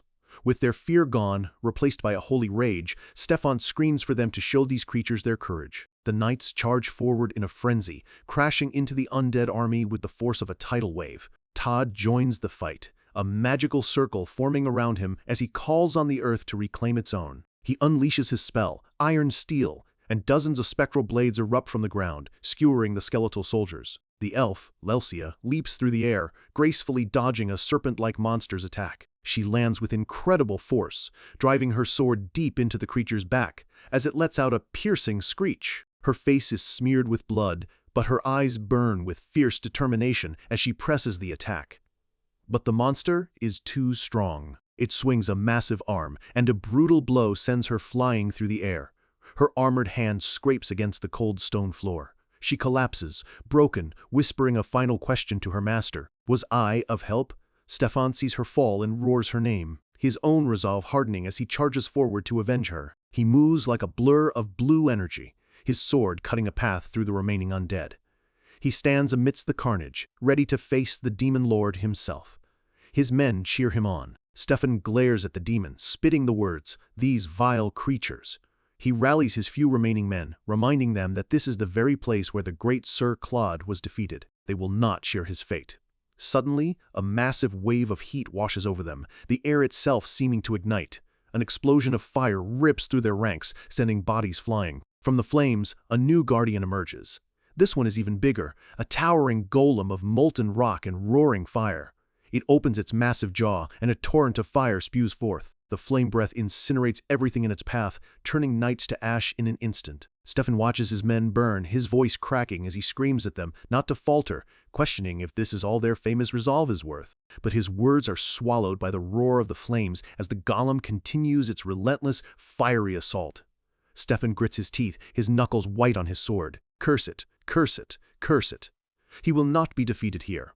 This is for the honor of his family, for the legacy of his ancestor. He will not fail. With a final, desperate roar, he declares that he is the one who upholds the name of Altione, the one who has earned the title of the Resolute. He leaps into the air, pouring every last bit of his strength into a single, ultimate attack. Shooting strike! His sword glows with blinding light as he plummets towards the flame golem, but his attack is met with a massive, rocky fist. His men can only watch in horror as their leader is swatted out of the sky like a fly. He crashes to the ground with a sickening thud, skidding across the stone floor. He lies motionless, his armor shattered, his body broken, his resolve extinguished. Scylla, seeing their last hope fall, makes a final, desperate plea to his god, begging for a holy light to destroy the corrupt beings. A massive beam of divine light descends from the ceiling, striking the demon lord and obliterating it in a flash of holy fire. The flame golem begins to melt and crumble under the intense divine energy. Scylla stares in disbelief. His attack, it actually worked.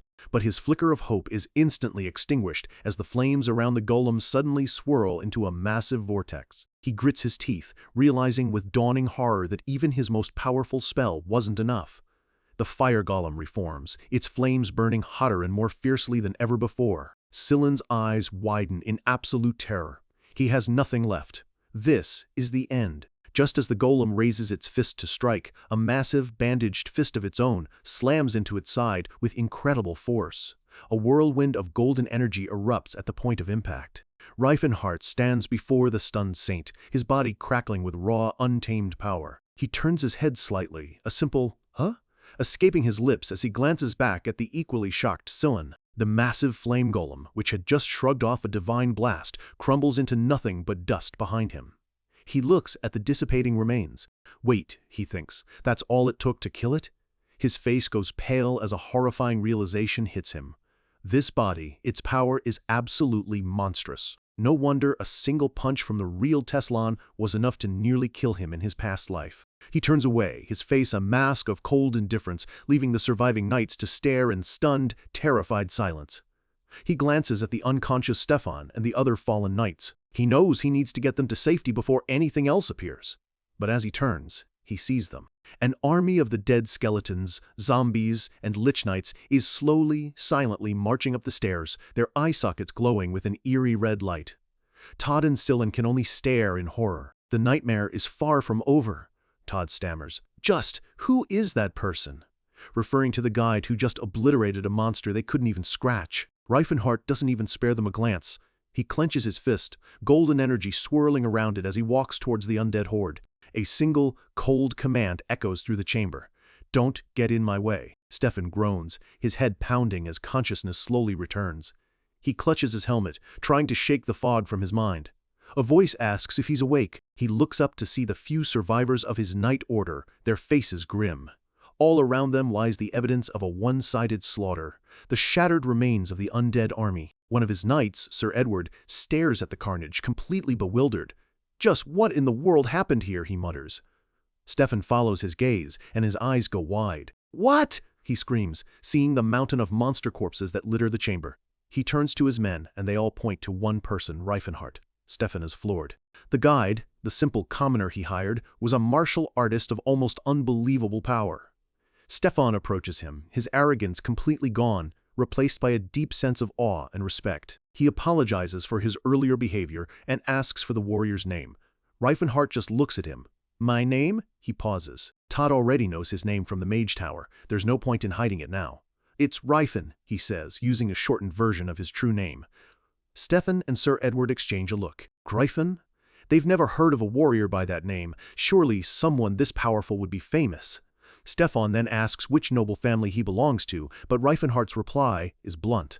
"Family? I don't have one." Stefan is stunned. A commoner? No noble blood, no famous lineage. The shame of being saved so completely by a regular person is almost more than his pride can bear. Reifenhart pats him on the shoulder, a little too hard. He tells Stefan he did an okay job and was a decent help. The condescending praise instantly shatters Stefan's newfound respect. Reifenhart leans in, his voice low and mocking. "Let's be real. It was you who wasn't much help at all." Stefan can only sputter, "What?" The young noble explodes with rage, demanding that Reifenhart show respect to the great Alchin family. Sir Edward quickly steps in, trying to de-escalate the situation. Sir Edward suggests that a commoner wouldn't be expected to know noble etiquette. But Stefan presses on, demanding to know where Reifenhart learned to fight. Reifenhart just shrugs, here and there. He can't very well tell them he was trained by the legendary martial king Gerard. The last thing he needs is that kind of attention. Stefan doesn't buy it. You don't just pick up skills like that. Reifenhart cuts him off, telling him to focus on the injured instead of interrogating him. Sir Edward watches Reifenhart, intrigued. The way he speaks to a high noble, with such casual, almost dismissive confidence, it feels completely natural. Reifenhart points to the wounded, asking Stefan if he needs help. Sir Edward realizes that Reifenhart isn't even aware of how arrogant he sounds. It's a natural-born hubris. It's the kind of confidence you only see in the highest echelons of power. Sir Edward begins to wonder if this Reifen is actually royalty from another country, traveling in disguise. He speaks like an old man scolding a child. What a strange and mysterious person. Just then, Scylla runs up to Reifenhart, his eyes sparkling with admiration. He confirms Reifenhart's name, then immediately asks, "How tall are you?" Reifenhart, caught completely off guard, answers that he's around 102 centimeters. Scylla practically glows, and immediately asks about his weight. Reifenhart stammers that he's never really checked. Scylla gets even closer, asking what kind of training he did to get a body like that. Reifenhart, now thoroughly uncomfortable, just mumbles something about getting hit a lot and eating well. Scylla introduces himself and declares that he knew it. A true martial artist would never reveal their secrets so easily. The story then gives us a glimpse into Scylla's past. Orphaned at a young age, he was constantly bullied for being weak and having a pretty face. Because of this, he began to desperately long for everything he wasn't, tall, strong, and masculine. But reality was cruel. His body remained slight, and while his attempts at weight training failed, the constant injuries he gave himself only served to strengthen his divine healing powers. And so, he developed a deep, almost fanatical admiration for muscular people. He stares at Reifenhart, completely captivated. He's so big and beautiful, he thinks. Reifenhart, seeing the bizarre look on his face, is officially freaked out. Thoroughly creeped out, Reifenhart announces he's going to scout ahead for the exit. Sillin immediately volunteers to join him, a huge, excited smile on his face. Reifenhart stops him, pointing out that as the only healer, he needs to stay with the wounded. Sillin deflates, realizing he's right. Stefan, having regained his composure, decides to go with Reifenhart instead, ordering his elf knight to stay behind. Reifenhart just tells him to do whatever he wants and turns to leave. As they walk, Stefan seethes with anger. The casual disrespect from this commoner is infuriating. It feels like he's looking down on the entire Alshan Knight Order. Cocky bastard, Stefan thinks, vowing to put him in his place the next time a monster appears. He's just hoping a demon will show up when a sharp object is suddenly pressed against his throat. It's Reifenhart. "We're almost there," he says calmly. "You should take a nap." With a quick chop to the neck, he knocks the young noble out cold. Reifenhart stands over Stefan's unconscious body as two undead guards shamble towards them. They let out a gurgling roar and charge. Reifenhart meets them with a flurry of lightning-fast punches, his fists glowing with golden energy. He effortlessly reduces them to dust. Now that the hindrances are gone, he says to himself, let's have a look at the treasure. He steps into a treasure room, its shelves laden with ancient artifacts. He quickly gets to work, pocketing a stash of ancient gold coins while searching for one specific item. He finds it, the Limitless Bag, a magical item that can store 10 times its volume at a tenth of the weight. With a greedy grin, he begins stuffing the bag with every priceless artifact he can find. A heavenly brazier, a returning dagger, a magical sapphire. This place is a gold mine. Sometime later, Stefan groans as he wakes up again. What happened? Reifenhart stands over him, explaining that some monsters ambushed them and knocked him out with a single blow to the head. Stefan struggles to his feet, cursing his bad luck. He swallows his pride and thanks Reifenhart for saving him. Reifenhart gives him a wide, unsettling grin. Don't mention it, he says, since I have to knock you out again. And so, while Reifenhart finished looting the treasury, Stefan had to be knocked out a total of 3 more times. While Reifenhart fills his bag, Stefan gets a strange feeling, as if he's being watched.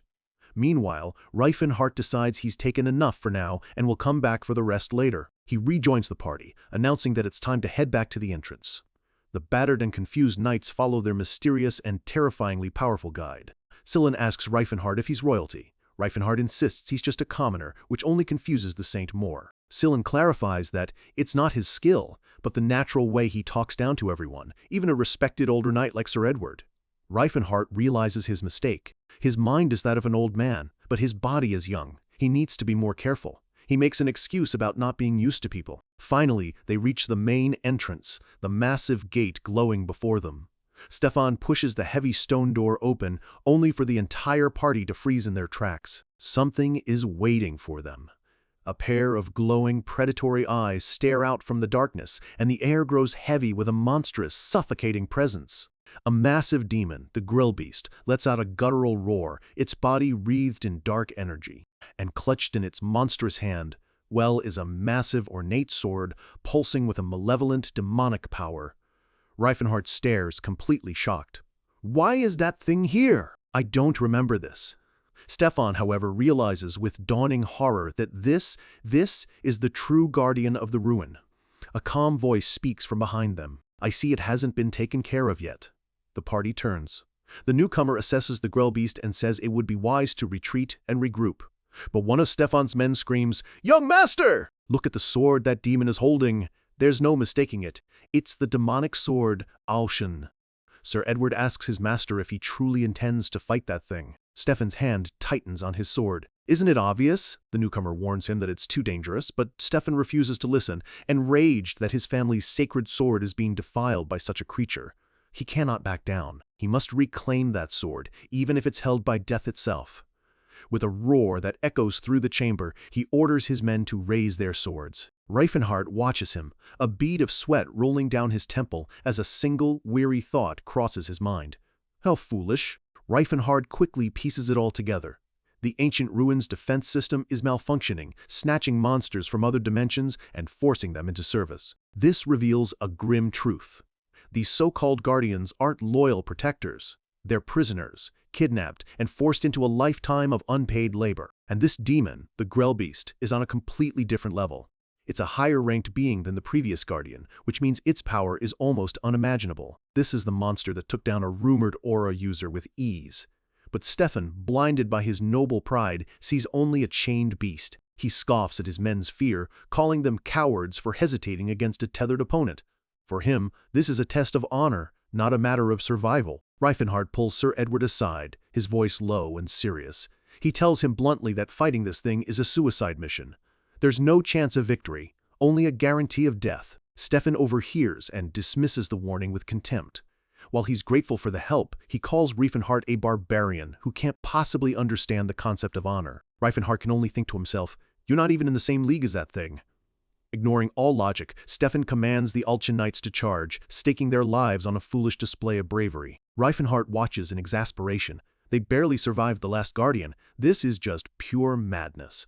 The young saint, Silen, prays to his god, showering the charging knights in a brilliant, holy light, bolstering their courage for the impossible fight ahead. One knight, filled with righteous fury, roars for the wicked demon to be gone as he swings his blessed sword. The Grellbeast doesn't even flinch. It casually backhands the knight, sending him flying through the air like a broken doll, a spray of red marking his brutal defeat. From the sidelines, Reifenhard watches the one-sided slaughter with a bored expression. "I keep telling you," he mutters to himself as another knight is tossed aside, "it won't work." Another knight is sent crashing into the water below. Reifenhard barely gives him a second glance, his patience wearing thin with this pointless display. The Grellbeast smashes the ground, the shockwave alone sending the remaining knights flying. Despite the absolute carnage, Stefan continues to shout encouragement, deluded into thinking their courage is actually scaring the demon. Reifenhard is starting to understand Stefan's character all too well, a prideful fool who won't listen to reason. Sir Edward, at least, seems to have a better grasp on reality. And surprisingly, Stefan himself is actually managing to hold his own against the demon, at least for a moment. He's nimble, landing small, insignificant scratches while desperately dodging the monster's lethal blows. It's less of a fight and more of a frantic dance with death. Silen sees an opening and summons a massive holy mace from the heavens, praying for it to strike down the evil before them. The divine weapon slams into the Grellbeast, and for the first time, the creature staggers back, visibly affected by the holy power. Silen pours every last bit of his energy into the spell, screaming for his god to unleash its judgment. The holy light intensifies, but the demon pushes back, its own dark energy clashing violently against the divine power in a desperate struggle. Seeing her chance, the elven slayer Lelsia leaps high into the air, her twin blades gleaming and ready to strike. She lands a solid blow, and Stefan shouts her name, a flicker of hope in his voice. Even Reifenhard is impressed. Lelsia is skilled, perhaps even more so than Sir Edward. In his mind, she's clearly the second strongest fighter in their group. Just as Reifenhard wonders if he misjudged their chances, the mage Todd begins to chant, calling upon the freezing winds of the north. A massive blizzard storm swirls around him, the sheer cold beginning to freeze the entire chamber. Their coordinated assault is actually starting to work. But then, an automated voice echoes from the ruined system itself, ancient runes glowing on the walls. The runes pulse with an ominous orange light, signaling that something has gone terribly wrong. An ancient language fills the air as one of the Grellbeast's chains begins to glow with immense power. The system announces that the current defense is overwhelmed. It's initiating Phase 2. With a deafening roar, the Grellbeast shatters its chains, its power surging uncontrollably. Reifenhardt's eyes widen in alarm. This just got a whole lot worse. Now unbound, the Grellbeast moves with terrifying speed, its body crackling with red energy as it appears right in front of an unsuspecting knight. It smashes through the knight's defense without a hint of effort, its raw power simply unstoppable. The battle instantly becomes a bloodbath as the demon carves a path of destruction through the remaining knights. Stefan, watching his men get cut down, lets out a desperate cry and charges forward, his sword aimed at the beast's heart. He lands a direct hit, but the demon's hide is too thick. The blade barely scratches the surface, and the monster doesn't even flinch. In retaliation, the Grellbeast grabs Stefan by the neck, lifting him effortlessly off the ground and squeezing the life out of him. Sir Edward screams his young master's name, rushing to his aid without a second thought for his own safety. He manages to free Stefan, who collapses to the ground, gasping for air. "Sir Edward," he wheezes, relieved to see his loyal knight. But the relief is tragically short-lived. Sir Edward shoves his young master to safety, just as the demon's massive claw descends, piercing straight through the loyal knight's chest.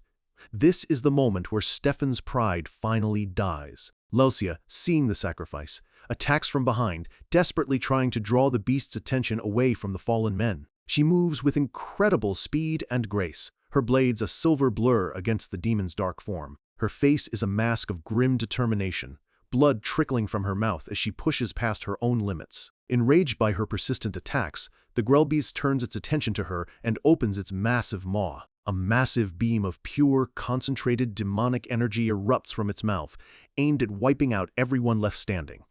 The blast rips through the chamber, vaporizing stone and steel in its path. The few remaining knights are instantly engulfed in the explosion.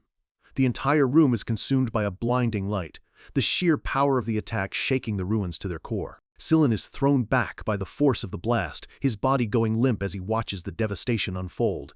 His eyes are wide with shock and horror, accepting that this is the end. But just as the beam is about to incinerate the terrified saint, a figure appears. It's Reifenhart, taking the full force of the demonic blast head-on. The ground shatters beneath his feet as he stops the cataclysmic attack with nothing but his bare hands, a feat that should be impossible. As the energy dissipates, he turns to Sillin, completely unharmed. "Sorry," he says casually. "I was a bit startled, and reacted slowly." With the immediate threat handled, he turns his full attention to the Grellbeast, cracking his knuckles as he prepares for a real fight. "A Grellbeast," he mutters, a serious expression on his face. "Can I handle it?" A surge of curiosity flows through him. He truly wants to know the limits of this new body, to test its martial prowess against a demon of this caliber. In his past life as a mage, he never would have taken such a reckless gamble. Calculation and certainty were his tools then. But now, he's a warrior, and for the first time, he feels the exhilarating thrill of facing a powerful opponent head-on. A wide, confident grin spreads across his face. His old master would be proud. He remembers one of his master's favorite teachings: when in doubt, strike first. As if on cue, the Grellbeast roars and unleashes another energy blast. Reifenhart charges forward, meeting the blast head-on and deflecting it with a single, powerful punch that sends it careening into the ceiling. The Grellbeast swings its demonic sword, but Reifenhart's body is so tough, the blade only manages to leave a shallow cut. He's actually surprised it could even scratch him. The demon unleashes a furious storm of attacks, its claws and sword a blur of deadly motion. But Reifenhart dodges and weaves through the assault, the attacks only grazing him slightly. The sheer force of the demon's blows sends him sliding back across the stone floor. Sillin screams his name in terror as the wall behind Reifenhart explodes from the impact, but Reifenhart just stretches his neck, completely unfazed. "Ah, I'm fine," he says, as if it were nothing more than a slight inconvenience. Sillin stares in absolute awe. This is power beyond anything he's ever witnessed. This must be the legendary strength of an aura user. Reifenhart reflects on the exchange. His instincts, honed by years of brutal training with his master, made him parry automatically. Now, he decides to use this fight to truly refine his techniques. The Grellbeast roars in a demonic tongue. Reifenhart just smirks, undaunted. "I don't know what you're saying, but let's go." The two clash in the center of the room, a furious exchange of blows that shakes the very foundations of the ancient ruin. Watching from the sidelines, Stefan's world shatters. He sees it now, a faint golden light enveloping Reifenhart's fists. "Aura," he whispers in disbelief. His mind struggles to process the impossible. How could this low-born commoner, a man with no family or honor, possess the ultimate power that even he, a noble of the highest standing, couldn't awaken? He's completely frozen, his arrogance replaced by pure, unadulterated shock as he watches the battle unfold. Reifenhart's eyes glow with intense focus as he concentrates his power. The golden light of his aura intensifies, swirling around his body like a divine storm. This is the pinnacle of martial prowess, a power that only the most gifted warriors in the world can ever hope to achieve. Stefan is completely broken, his spirit crushed. "What on earth?" he stammers. "This can't be right." The Grellbeast, sensing the massive shift in power, lets out a final, desperate roar as a demonic pentagram glows on its chest. Stefan's mind is screaming now. Who on earth is this guy? Where did he come from? A storm of dark energy swirls around the battlefield, and Stefan can no longer tell who the real monster is, the demon or the man fighting it. Focusing all of his power, Reifenhart draws back his fist for one final, decisive blow. The Grellbeast's eyes widen in sheer terror as the golden fist slams directly into its face. Credit page, no narration needed. To Reifenhart, the final boss of this ruin is less of a threat and more of a glorified training dummy. As the Grellbeast unleashes a storm of demonic fury, he just braces himself, ready to meet it head-on. This isn't a fight for survival, it's a final exam. Every bit of his master's brutal training is coming into play. He can read the Grell Beast's movements before they even begin, seeing every attack as a clumsy, telegraphed swing. It's almost laughably simple. He flows around the monster's claws and dodges its fiery breath with inches to spare. For the knights watching, this is a terrifying dance with death. For Reifenhart, it's just a warm-up. He recalls what he knows about these guardians. They're relentless. Even if you tear them limb from limb, they just pull themselves back together, fueled by the ruin's magic. This insight reveals the fight's true nature. The ruin itself is a massive battery, constantly healing the beast. Trying to wear it down with small attacks is a losing game. He has to end this decisively. The Grell Beast gathers its energy, unleashing a massive beam from its mouth, a desperate, all-out blast designed to incinerate everything in its path. But Reifenhart is already gone. A blur of motion, he easily sidesteps the beam, the ground behind him erupting in a shower of stone and dust. He closes the distance instantly, his mind flashing back to his master's lessons. All those grueling hours of joint lock practice, all that time spent mastering air combat. He uses the monster's own forward momentum to twist its massive body into a helpless, unnatural position. And then come the memories of endless strike training. A small, almost cruel smile touches Reifenhart's lips. This is perfect. He thinks to himself that this thing is the best punching bag he could have asked for. Before driving a fist into the monster's gut, the impact echoing like a thunderclap. From the sidelines, the surviving knights watch in stunned silence. The monster that slaughtered their comrades is being treated like a child's plaything by a single man. Their entire reality is crumbling before their eyes. Reifenhart pauses, knowing he can't toy with it forever. He briefly considers using one of his trump cards, the Calamity Horn, to obliterate the beast in one shot. But he immediately scraps the idea. A technique that powerful would collapse the entire ruin, burying them all alive. He glances back at the knights, silently cursing the fact that he has to worry about such baggage. Suddenly, Todd the mage shouts out, trying to be helpful, "Reifen, use your sword!" An aura-wrapped blade carries a divine spell. That's how you beat it. Reifenhart's patience snaps. He yells back, "You think I don't know that?" With pure frustration etched on his face, he roars, "I don't know how to put aura on my weapon." Todd is completely floored, screaming back, "What are you even saying?" Reifenhart explains that his clan's techniques only focus on reinforcing the body with aura, not weapons. To a traditional mage like Todd, this is complete nonsense, but for Reifenhart, it's the simple, infuriating truth. As this bizarre argument unfolds, Sillin the Saint shouts Reifenhart's name, a look of desperate understanding dawning on his face. The Grell Beast is already recovering, preparing its next attack. Sillin asks a strange question, his voice sharp with urgency. "That body of yours, it's durable, right?" Reifenhart gives him a confused look. "Durable? I guess it's pretty tough." Sillin's eyes light up with a manic gleam. "Nice!"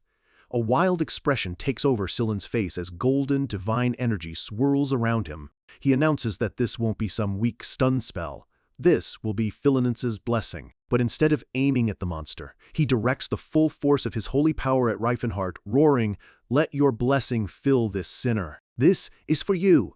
The raw, divine energy slams into Reifenhart, forcing a pained cry from his lips. For a brief moment, nothing happens.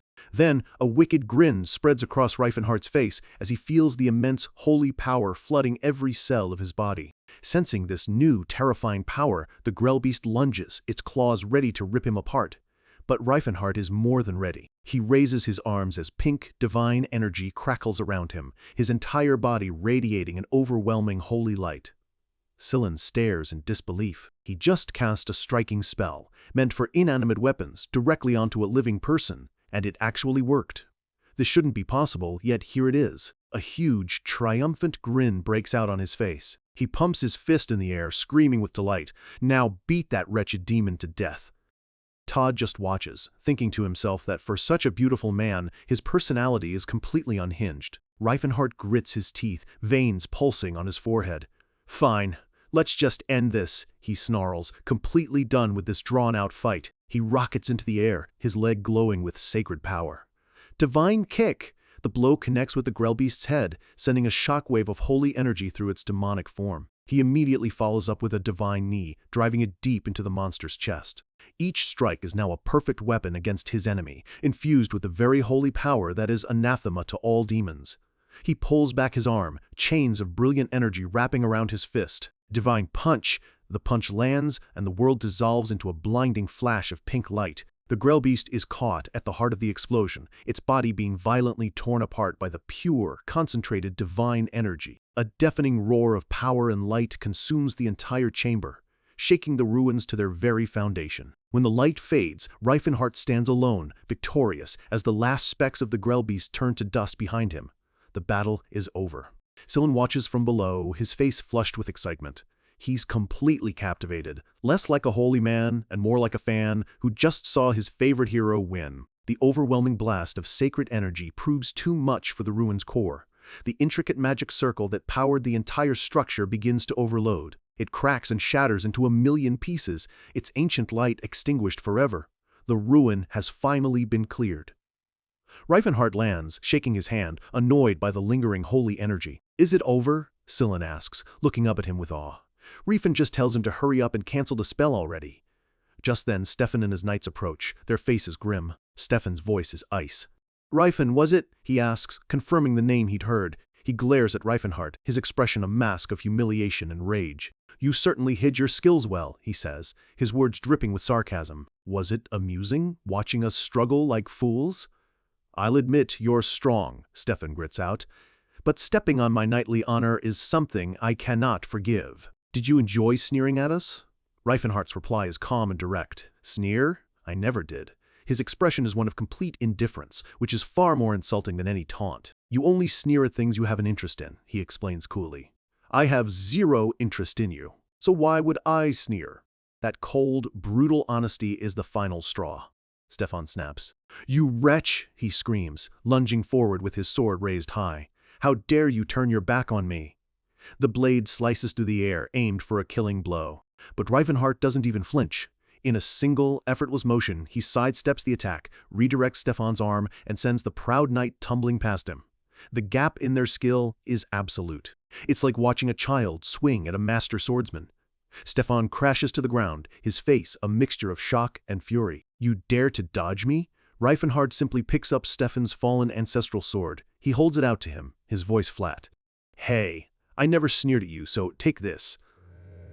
"Isn't this why you are making such a fuss?" Seeing this man hold their precious family heirloom with such a complete lack of greed or even interest shatters something within Stefan and his knights. In that moment, they understand. True strength has no need for pride or envy. Reifenhart is just confused by their reaction. Why would he be greedy? To him, a former great mage who once forged legendary artifacts, this sword is a piece of second-rate junk. He used to make far better weapons and hand them out to his generals like party favors. He turns to the shell-shocked group. "All right, let's head back. Nothing more to see here, is there?" The knights can only stammer in agreement, their pride utterly broken. The party begins their journey back, making their way to the nearby settlement of Cattle Village. Upon their arrival, Scylan immediately gets to work, using his divine power to heal a sick child. The family weeps with gratitude, a perfect demonstration of his holy duty. Not only that, he starts handing out gold from their reward to the villagers. Reifenhart watches with a bit of detached approval. Scylan is actually good at this. He's performing miracles and doing charity work, which is basically free advertising for his holy order. Sometime later, the group travels together through a forest, finally leaving the region behind. One of the knights quietly suggests to Stefan that they need to investigate Reifenhart. Stefan agrees, acknowledging that a man of such talent can't be ignored. But beneath his calm exterior, Stefan is seething. His face twists in a silent snarl as he thinks to himself, "There's no way I'm weaker than him." His pride refuses to accept defeat. Having gotten the money he needed, Reifenhart bids the group farewell, setting off on his own path across the rolling hills. He pumps a fist in the air, a genuine smile on his face. He finally has the funds. He can finally go save his friend. "All right, time to go get Cirrus." But he quickly realizes he's not alone. He turns to see Scylan trailing behind him like a lost puppy. Annoyed, he asks, "Why are you following me?" Scylan explains the concept of pilgrims priests who wander the world spreading the goddess's grace. It's a convenient excuse. He was supposed to return to his holy order, but after witnessing Reifenhart's power, he's decided to take a little detour and become a pilgrim himself. He gets uncomfortably close, his eyes sparkling with an obsessive admiration as he says he wants to travel with the strongest person he's ever met. Reifenhart is immediately creeped out. That look in Scylan's eyes is disturbingly similar to his old master's. Is everyone only interested in his body? Am I cursed? Reifenhardt thinks, completely exasperated. Why do I only attract weirdos? His first instinct is to tell the guy to get lost. But then, a strategic thought cuts through his annoyance. Sillin isn't just a creep, he's a high-level cleric, essentially a walking, talking premium first aid kit. He thinks about his mission.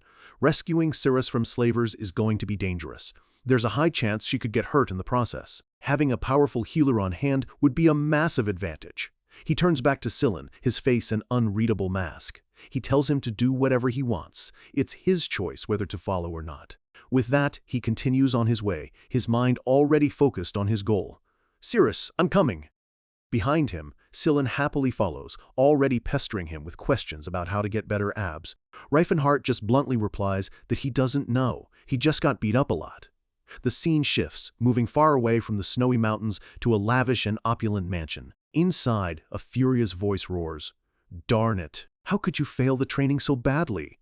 A terrified butler bows low, apologizing profusely to a young man with purple hair dressed in ridiculously expensive clothes. "My apologies, young Master Beret. I did everything I could, but young Master Beret isn't listening. He's on a tirade.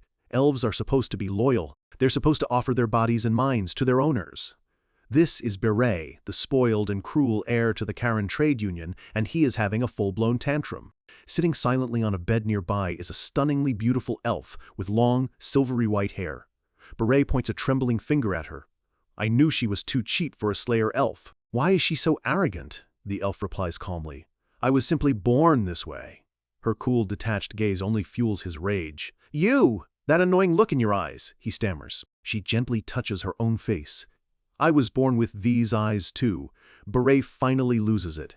"I don't care how much it costs. Buy me a proper one," he screams at his butler. He shoots a disgusted look at the elf, calling her a defective product he only bought because she was cheap. His final verdict is delivered with a sneer. "Return her." The camera focuses on the elf's impassive face. This is Cirrus, and this is the third time she has been returned to the infamous elven slave market of Elfenheim. A map appears, tracing Reifenhardt's journey. His path is a red line streaking along the central highway, heading straight for the trade city of Jarrow, the dark heart of the slave trade, and the place where his oldest friend is waiting to be saved. With the money secured, Reifenhardt's path is clear. He's heading north, straight into the Chotin Principality, a nation built on commerce, where anything and anyone is for sale. This is where he'll find his friend. The nation owes its prosperity to the Joran River, a massive waterway that connects it to the rest of the continent. It's a perfect hub for trade, both the legitimate kind and the kind that festers in the shadows. After a long and arduous journey, Reifenhardt and Sillin finally arrive at their destination, Zeppelin, the capital city and the undisputed center of commerce in the region. The streets are a chaotic symphony of life. Merchants shout their wares, carts rumble over cobblestone, and people from every corner of the world push through the crowds. The air itself hums with the energy of a city that worships gold.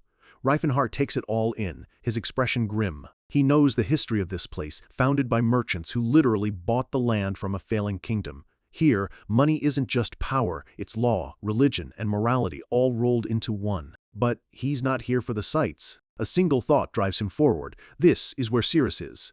He quickens his pace, leaving Sillin struggling to keep up, complaining about his ridiculously long legs. Suddenly, a commotion up ahead brings them to a halt. A wealthy-looking man has a beggar by the collar, his guards standing by impassively as the poor man grovels for his life. The merchant's face is a mask of pure fury. "You dare insult the Rolofane trade union?" he snarls. "A beggar like you?" This man is Tariq, the head of the union, and he clearly has no time for the common folk. Without another word, he starts laying into the defenseless man, shouting that he'll teach him a lesson he won't forget. The brutality is casual, public, and no one bats an eye. Then, in a bizarre twist, Tariq pulls out a handful of gold coins and tosses them at the battered man. "I hit you 30 times, so 30 gold should cover it, right?" he says with a smirk, before turning and walking away as if nothing happened. Sillin, horrified, rushes to the man's side, asking if he's all right. The beggar, still dazed, can only whisper a thank you, his eyes wide with shock. Outraged, Sillin declares, "That's horrible! We have to find the city guard." But the beggar stops him. With this much money, he says, he can start a new life. He's not angry. He's grateful for the beating. Sillin is speechless. "What? You're just going to forget it because he paid you?" Reifenhardt just shakes his head. "Like I said," he reminds him, "in this city, money is the only thing that matters. As the beggar limps away, richer but broken, Reifenhart explains the city's twisted legal system. Here, every crime has a price. If you can afford the fine, you can get away with literally anything. Sillin looks completely disillusioned. Well, he mutters, the city's glamour fading to reveal its ugly core. He turns to Reifenhart. What kind of business could you possibly have in a place like this? They stop on a bridge overlooking the sprawling city. Sillin asks again, his voice filled with suspicion. To buy what, exactly? Reifenhart stares out at the horizon, his expression hardening. To buy an elf. Sillin's face cycles through shock, confusion, and finally lands on pure disgust. So that's the kind of person you are. Reifenhart immediately tries to clarify that it's not what he thinks, but Sillin has already made up his mind. Reifenhart sighs, a wave of frustration washing over him. How could he possibly explain a past life, a fallen kingdom, and a promise to a friend? Sillin just walks off, muttering, "Ugh, men." Reifenhart can't help but point out the obvious. You're a man too, you know. Sillin freezes, thinks for a moment, and reluctantly admits he has a point. Meanwhile, in a lavish tea house across the city, Tariq, the merchant from the street, is lounging like a king, surrounded by beautiful elf attendants who agree with his every word. He's completely at ease in his world of purchased loyalty, a perfect picture of the city's decadent elite. His relaxation is interrupted by a new arrival, Beret. Long time no see. It's the spoiled, purple-haired noble who recently owned Cirrus. Beret looks annoyed to see him. Tariq immediately starts probing. So, how's that Slayer elf you bought? Beret just grumbles that she was defiant, so he returned her a few weeks back. Tariq roars with laughter. You couldn't even tame a single elf slave, he taunts. No wonder your union isn't in the top 10. Beret glares back, his pride wounded. You think you could do any better? A greedy glint appears in Tariq's eyes. He'd heard rumors about a particularly stubborn elf who had been returned multiple times. The thought of succeeding where Beret failed, of finally breaking her spirit, it's a challenge he can't resist. His mind is made up. He's going to Elfenheim to buy her. Back at the inn, Reifenhart and Sillin have settled in for the night. Reifenhart walks into their room and stops dead, staring at a bizarre scene. Dot, what are you doing? Sillin is on the floor, shaking and sweating as he struggles through a single push-up. Can't you tell? He gasps. I'm working out. Reifenhart can only stare at his impossibly skinny frame. He wonders how someone could try so hard and see zero results. He tells Sillin not to overdo it, but the saint just waves him off. Suddenly, a faint pink glow envelops Sillin's body. Reifenhart's eyes widen in horrified realization as he recognizes divine magic. Wait, are you? Sillin looks up, a smug grin on his face. What do you think? Pretty easy, right? He's been using his healing magic to instantly recover from the muscle strain, and in that instant, Reifenhart understands. A look of profound pity crosses his face. He finally gets why the kid is still built like a stick. He knows that muscles grow by tearing and then healing back stronger. But if Sillin is using divine magic to instantly repair the damage, he's just resetting his muscles back to their original state every single time. Reifenhart thinks to himself, you absolute idiot, you've just been wasting your time. For 5 years, every single workout has been completely pointless.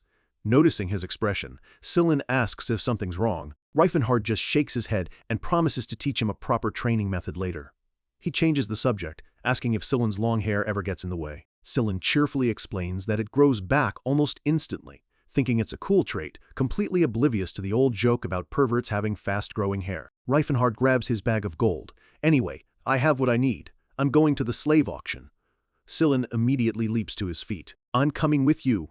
Later, in a richly decorated waiting room, Reifenhart explains the grim reality of the slave trade. While many races are sold, elves are always the main attraction, their beauty prized above all else. This is why their prices are so obscenely high. A single Slayer elf can fetch 800 gold coins, while a baby orc is sold for less than 5. It's a market driven by aesthetics and cruelty. Sitting on a plush sofa, Reifenhart tells a wide-eyed Sillin that Elfenheim is an auction house specializing in elves, with a history stretching back 300 years. The name alone makes Reifenhart's blood boil. Naming a slave market Elfenheim, the paradise of elves, he says with quiet fury. The hypocrisy is sickening. Sillin looks on with naive curiosity. I guess they're treated better than orcs at least. Reifenhart's gaze hardens. They're still slaves. You think they're happy about it? Sillin doesn't understand. But they used to live in the wilderness, he argues. Wouldn't they be happier here with humans to take care of them? They won't have to worry about starving. A small, sad smile touches Reifenhardt's lips. "Yeah," he says softly, "that's what most humans think." It's this exact mindset he fought against his entire past life. He looks away, lost in memory. He learned the hard way that you can't force people to change their beliefs. This time, he has to build his empire differently. His thoughts are interrupted by a smarmy-looking attendant. "Sorry to keep you waiting, sir." The curtains part, revealing a lineup of elf slaves. "These are the prized slayers of Elfenheim," the man announces, as if presenting fine art. The attendant's crude sales pitch is too much for Sillin, who covers his face. The man misreads the situation, apologizing for bringing a young lady to such a place. Reifenhardt's gaze turns to ice. He thinks of how these proud descendants of the Great Spirit have been reduced to merchandise. He turns to the attendant. "Are there any slayers with darker skin?" The man raises an eyebrow. "Quite a unique taste. Most prefer them pale." As Reifenhardt fumbles for an excuse, Sillin glares at him, his look screaming, "You were just lecturing me!" The attendant just shrugs. "There is one, but, well, you can see for yourself." He gestures for them to follow him. He leads them deeper into the facility, past the glamorous showroom and into the grim reality of the operation. They pass a fountain where young elves are being forced to exercise in revealing clothes. "We make sure our products get plenty of exercise to maintain their figures," the man boasts. He continues his vile sales pitch, bragging about the quality of their food, claiming it makes the elves smell appealing. Reifenhardt has heard enough. His eyes begin to glow with a faint, dangerous light as he cuts the man off. "I don't need the sales pitch. Just take me to her." The raw, killing intent in his voice hits the attendant like a physical blow. The experienced slave trader, used to dealing with powerful men, freezes in pure terror, unable to speak. They arrive at a massive, heavily guarded gate. The attendant, still trembling, tells the guards, "I'm here to see number 108. The gate opens to reveal a brutal training yard. Young elf girls are being forced to fight each other with real swords. "Slayer candidates," the attendant explains, his voice shaky. "Not yet fully grown." He points toward the far end of the yard. "And that one, over there, that's the product you asked for." Reifenhardt's eyes follow his finger, and for a moment the entire world fades away. A wave of grief, rage, and 100 years of memory crashes over him, and tears begin to stream down his face. There she is. Her silver hair is caked with dirt and blood. Her body is a canvas of cuts and bruises. But she is standing, defiant, unbroken. Clutching a shattered wooden sword, she meets the world with a glare that could cut stone. And through his tears, Reifenhardt whispers her name, a sound heavy with a lifetime of regret. Cirrus, he finally found her. But seeing his most loyal general, a hero of his past life, reduced to this, it's a pain sharper than any blade. To understand a bond that defies even death, we have to look back. The scene shifts to the past, to the cluttered, chaotic laboratory of a great mage, filled to the brim with books, potions, and half-finished experiments. A younger, more scholarly Reifenhardt is focused on a bubbling potion when Cirrus, his loyal general, rushes in. "Sir Reifenhardt, wait! You can't mix those," she warns, but it's already too late. The potion erupts with a loud bang. "See? It exploded," she exclaims. Reifenhardt just looks baffled, wondering where he went wrong. Cirrus gently scolds him, asking how he could possibly think mixing a fire plant with a seed rock was a good idea. Covered in soot, Reifenhardt offers a sheepish apology, admitting he thought he was onto something. Cirrus just sighs, a fond smile playing on her lips as she reminds him he said the exact same thing yesterday. She gently wipes the grime from his face, her touch full of affection. In these quiet moments, she saw not a great mage, but a brilliant, slightly clumsy man who needed looking after. Reifenhardt tells her she can just call him by his name, but she politely refuses. For her, he was a figure of immense respect. He asks her why, but she just looks away, her expression unreadable. The warm memory fades, replaced by one of fire, smoke, and sorrow. This is the end. Reifenhardt's empire is burning. The final, desperate battle against the unified armies of humanity is at his gates. He stands alone on a balcony, a king watching his kingdom crumble. Behind him, his most trusted friends, his generals, are wounded and defeated. The last remnants of his dream. One of his generals, a proud orc warrior, tells him they have come to pay their final respects.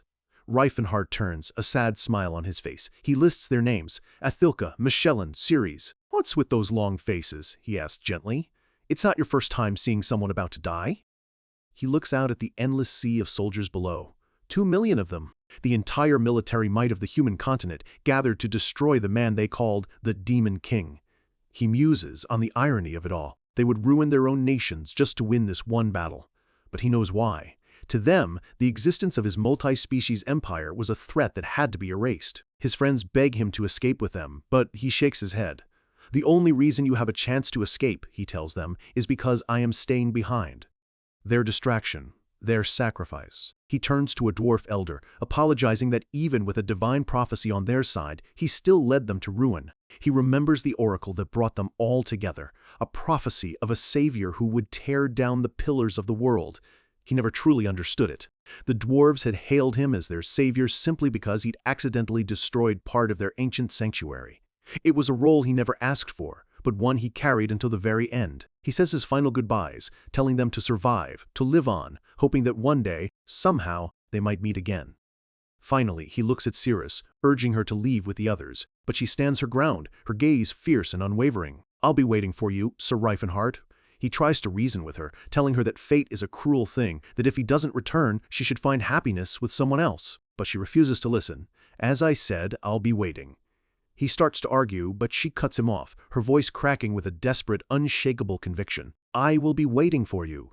Their eyes meet, and in that silent gaze, a promise is made that transcends life and death. As the sun sets on their world for the last time, he pulls her into a final embrace.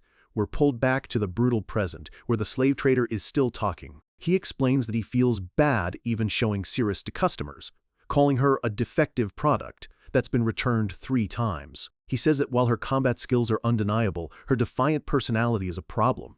It's gotten so bad they now use her as a live sparring dummy, a tool to teach the other elves how to kill. The manager looks at Reifenhart, a smug challenge in his eyes. So, would you still like to buy her? Through a clenched jaw, Reifenhart gives his one and only answer. Yes. The manager's eyes light up with greed, thinking this burly man must be some kind of sicko. He decides to jack up the price. Very well, it will be 300 gold coins. Scylla gasps at how low the price is, but the manager insists she's an inferior good. Just then, a quiet, hollow voice cuts through the conversation. So, you are my new owner? Cirrus stands before them. They've cleaned her up, but she's still dressed in rags. Her eyes are empty, and the small, faded scars on her knees speak of 1,000 times she's been forced to kneel. Reifenhart's fists tighten at his sides, a sharp pain piercing his heart. How much, he thinks, how much did she suffer to earn those scars? The manager offers to call a priest to heal her wounds, but Reifenhart cuts him off. That won't be necessary. He turns to his companion. Scylla, if you would. He gently drapes his own heavy coat over her small, trembling shoulders. It's cold. Let's get you some proper clothes. He looks at her, his voice soft. You don't have a name, do you? She nods. Yes. He leans in, his voice a quiet murmur meant only for her. How about Cirrus? Her eyes widen, just for a second. The name feels strangely familiar, a distant echo in her mind. My name is Cirrus, she repeats robotically. I have memorized it. A genuine smile touches Reifenhart's lips for the first time. Then, from now on, your name is Cirrus Valencia. She questions it, saying a slave doesn't need a surname. He insists. This is a name she must hold on to. It's hers. He introduces himself, then gestures to Scylla, who offers a bright, welcoming smile. Cirrus takes it all in, her expression a blank wall. After a long moment, she simply says, understood. But as one chapter of her life ends, a new conflict is already beginning back at Elfenheim. The merchant Tariq has arrived, demanding to see a specific elf. The manager informs him, number 148, I'm afraid she has already been sold. Tariq is stunned. What? The manager explains she was purchased just an hour ago. His face twists with rage. His first thought is that his rival, Beret, must have bought her back out of spite. But the manager shakes his head. The buyer was a young man he'd never seen before. Since he paid in cash, there was no need to take his name. Tariq can't believe it. Who carries that kind of money around? The manager explains he sold her cheap, seeing as she was a defective product. Then tell me what he looked like, Tariq demands. The manager describes a burly young man with an imposing physique, someone you'd notice in a crowd. Tariq's hunt has just begun. Elsewhere in the city, Reifenhart has taken Sirius to a clothing shop. She's now dressed in a simple but sturdy traveler's outfit, a world away from the rags she wore before. Reifenhart tells her it's a start, promising to buy her something better later on. As they walk, he asks if she's hungry. Her response is instant and robotic. I will do as you will, master. The word hits him like a punch. He tells her not to call him that, but her immediate response is filled with fear. Will you be returning me? Her eyes are full of suspicion.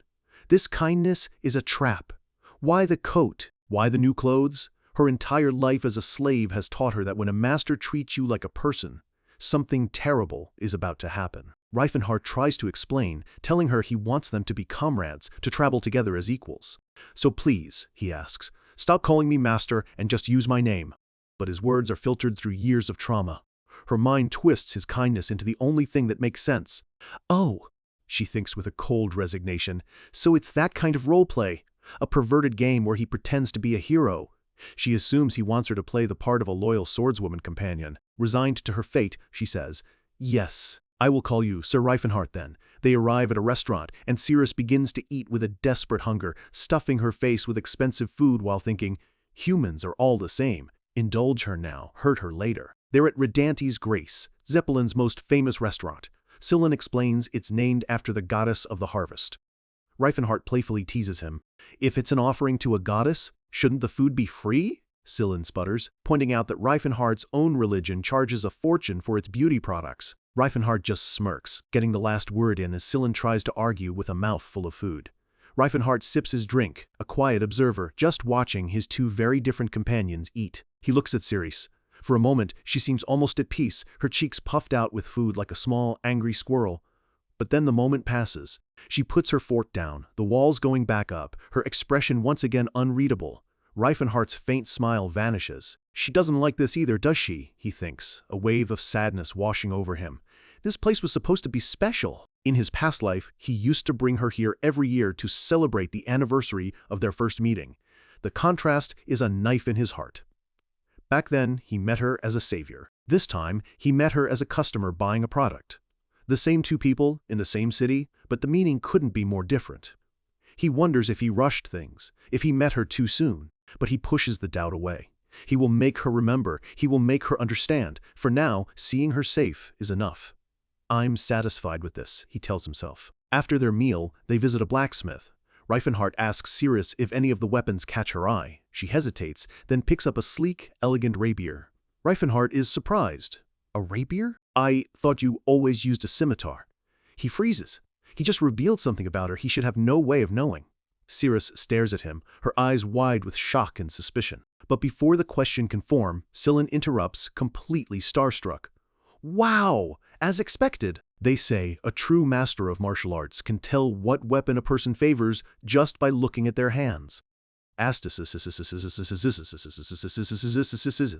Scylla's enthusiastic nonsense completely shatters the tension. Cirrus, distracted, looks at her new mithril rapier with a flicker of awe. She never dreamed she'd hold a weapon she'd always wanted but could never afford.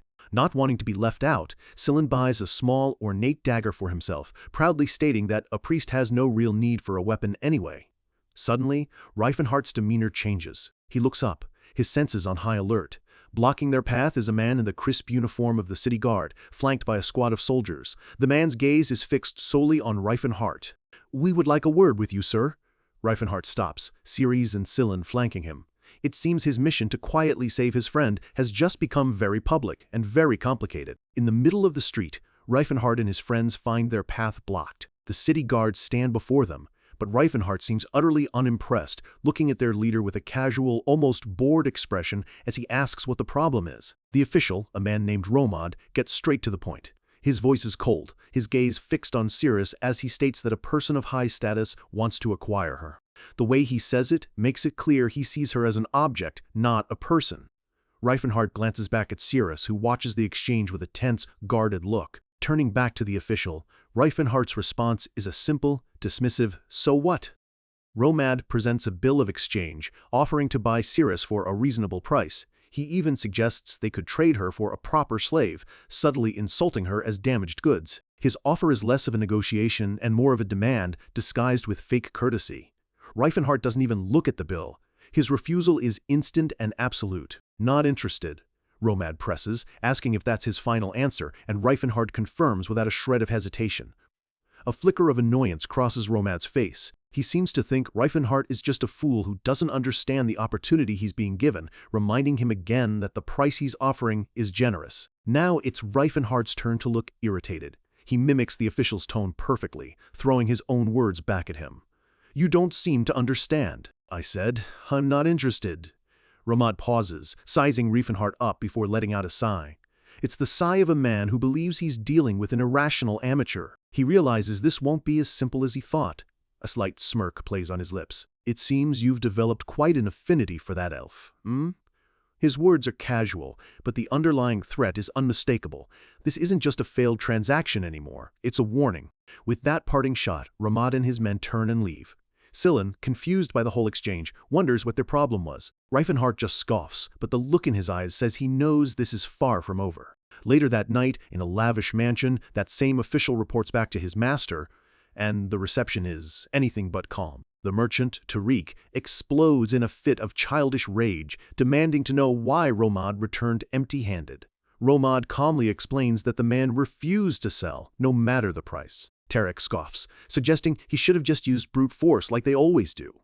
But Ramad reminds him that with the saint present, a public scene was out of the question. This is where the mask of civility drops completely. Ramad lays out a much darker plan. They'll find an opportunity to abduct Cirrus, fake her death, and then offer to pay double her price as compensation.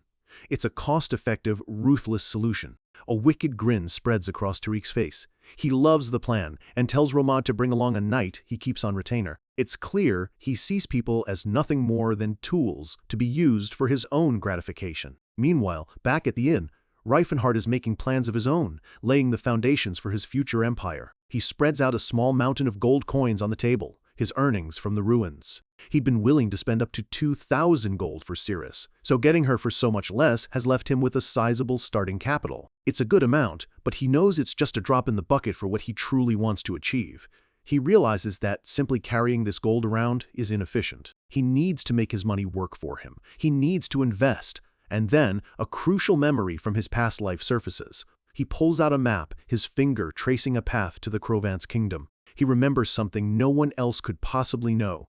A devastating famine is about to strike the nation. Crovance was a land of plenty, an agricultural powerhouse so blessed with bountiful harvests that the idea of a famine was laughable. But their arrogance was their downfall. When the famine hit, it led to mass starvation and unspeakable horrors. For Riefenhardt, this tragedy presents a golden opportunity. If he invests in grains now, the payoff will be astronomical. He considers the major trade unions. Rolofane is out immediately. He remembers their leader, Tariq, as the same vile man who tormented Cirrus in his past life. He would never give that creep a single coin. That leaves the Daoban trade union. They're the third largest on the continent and, most importantly, they specialize in grains. It's the perfect fit for his plan. At the Daoban Union office, the leader, Civil Daoban, is in a state of panic. Their rival, Rolofane, is flooding the market with cheap grains, and he knows his union is on the verge of collapse. Just then, an employee informs him they have a visitor who wants to make an investment. Civil, buried in stress, is ready to dismiss him, figuring it's just a petty amount that won't help. But the employee clarifies the amount. He offered 1,500 gold coins. Civil's eyes practically bulge out of his skull. What? And there stands Riefenhardt, bags of gold at his feet and a confident smirk on his face, declaring his intention to invest all 1,500 gold coins into grains. He lays out the specifics. The target is the Crovance kingdom, and the timing is next spring's barley harvest. Civil is completely baffled. Investing in grains for Crovance? He explains to Riefenhardt that selling grains to Crovance is like selling soap to orcs. A pointless endeavor. Riefenhardt just smiles, quickly brushing off a strange comment about orcs and soap as nothing. Civil, a man of principle, tries to talk him out of it, insisting he can't recommend an investment that's guaranteed to fail. Riefenhardt doesn't have time for this. He simply picks up his bags and threatens to take his business elsewhere. That's all it takes for the desperate Civil to panic and beg him to wait. Civil confesses that the union is in dire straits and that this money is a lifeline. But his conscience still nags him, and he tries one last time to suggest a safer investment. Riefenhardt remembers this about the man, always honest, even to his own detriment. But he cuts him off. It's my money, I decide how to use it. Now bring me the contract. He leans in, his expression turning deadly serious, and gives Civil one simple condition: do not touch his funds for personal use. The sheer intensity in his eyes leaves Civil stammering in agreement. With the deal done, Riefenhardt adds one more request. He asks about their branch in the Graham Kingdom. He points to a location on the map near Delphia's Mage Tower and asks if they can investigate someone for him there. This is a crucial secondary objective to his investment. Seavolt readily agrees. As Reifenhart looks out the window, his mind is already elsewhere. He's finally setting a plan in motion to find out what happened to his former self, the original Reifenhart. While Reifenhart secures their future, Cirrus is in the inn's courtyard, reconnecting with her past. She grips her new rapier, its weight familiar and comforting in her hand. The blade becomes a silver blur, cutting through the air with lethal grace and precision. Each movement is sharp, controlled, and powerful.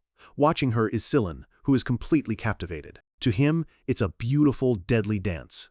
But for Cirrus, this is more than practice. It's an affirmation of who she is, a ritual that grounds her. As she trains, fragments of the past begin to surface. She hears her mother's voice, a gentle echo from a time of peace, telling her of their people's history as proud guardians of the forest.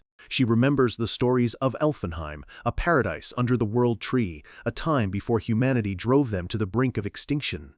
Then, the memories turn to fire. The beautiful city of her youth burns as her mother holds her close, whispering a final, desperate plea. "My beloved daughter, you must not forget our pride." Young Cyrus can only watch in horror as her entire world is reduced to ash. After the fire came the capture. She was sold off simply for being pretty, told to forget her heritage and learn to be a good elf for her new masters. The dream of a paradise under the world tree was shattered, replaced by the stinging reality of a whip. She remembers the isolation curled up in a cold corner, ridiculed not only by humans but by other elves who resented her pure-blood lineage. What was once a source of pride became another reason for others to scorn her.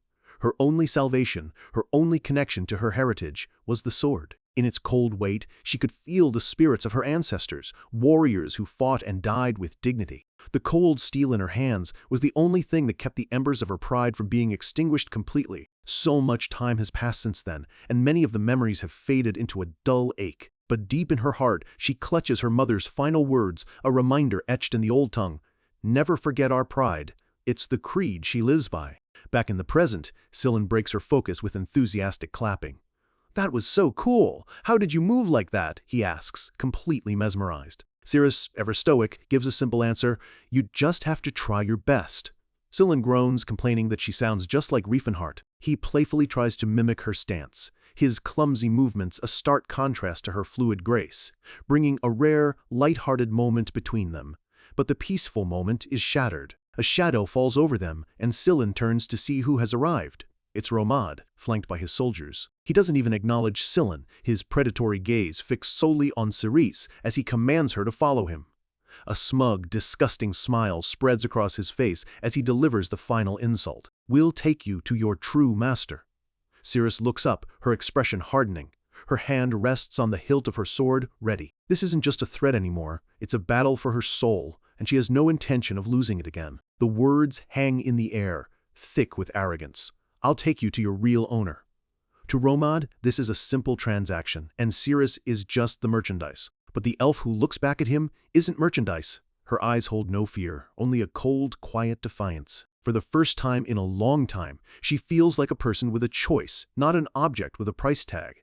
The courtyard falls silent. Tarek's men have them surrounded, their confident smirks showing they expect us to be over quickly. Sillin, however, is furious. He points a trembling finger, his voice cracking with indignation as he demands to know who they are. Romad just laughs it off, telling the young saint not to bother screaming for help. They've made sure no one can interfere. Sillin fires back, his voice rising in panic, trying to remind them that the sale was refused. One of the soldiers has heard enough. "You sure are an annoying little brat," he snarls, swinging a heavy fist straight for Sillin's face. But the punch never lands. A flash of silver intercepts the blow as Cirrus moves in a blur, her dagger blocking the strike while her rapier is already pressed against the soldier's throat. With a single, fluid motion, she shoves him back, sending him stumbling into his comrades. The warrior within her has finally awakened. The other soldiers charge, but against her, they're nothing more than clumsy thugs. Cirrus weaves between their wild swings like a phantom. She parries, dodges, and counters every attack. Her movement's a whirlwind of deadly grace that they can't even begin to follow. In a matter of seconds, it's over. The soldiers are disarmed and on the ground. She moves with the unleashed pride of a general, not the fear of a slave. Romad can only stare in disbelief, his arrogance shattering into shock.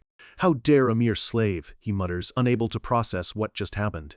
His men are completely defeated. one of them gasping out in awe of her strength. Seeing an opening, Sillin clasps his hands, divine energy swirling around him as he begins a prayer, calling upon his goddess to strike them down. But his prayer is cut short as a soldier recovers and grabs him from behind, trapping him in a chokehold. Another soldier raises his sword, preparing to cut the young saint down while he's helpless. Romad sneers, convinced they've won. In a city like this, the death of a nameless pilgrim would go completely unnoticed. Sillin is terrified, but Cirrus just glances over, her expression calm and reassuring. "It's fine," she says, her voice steady. She gives her rapier a confident spin, her focus absolute. The soldier holding Sillin hostage grips his sword, bracing for her to charge. But she just meets his gaze with a slight smirk. It's no problem. Her confidence is so unnerving it makes the soldiers hesitate. Realizing his men are outclassed, Romad turns and yells for their trump card. "It's time to work, Talcata." A massive, hulking figure emerges from the shadows.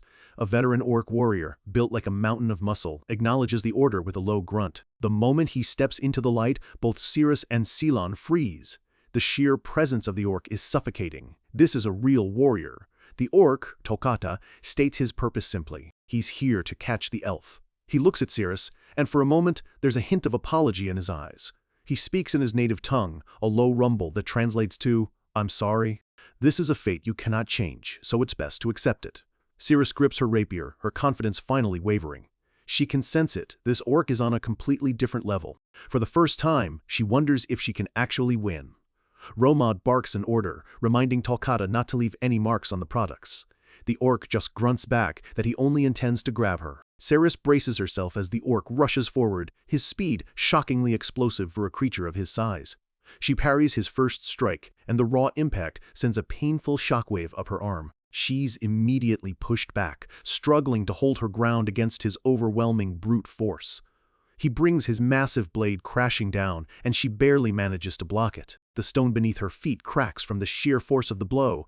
He's just too strong. She grits her teeth, feeling her defenses begin to crumble. She parries another heavy blow, cursing her choice of weapon. Her light rapier is useless against this kind of power. She should have brought her scimitar. She leaps back, narrowly avoiding another crushing swing that could have ended the fight right there. From the sidelines, Romad screams in frustration, mocking Talcata for struggling to catch a single elf.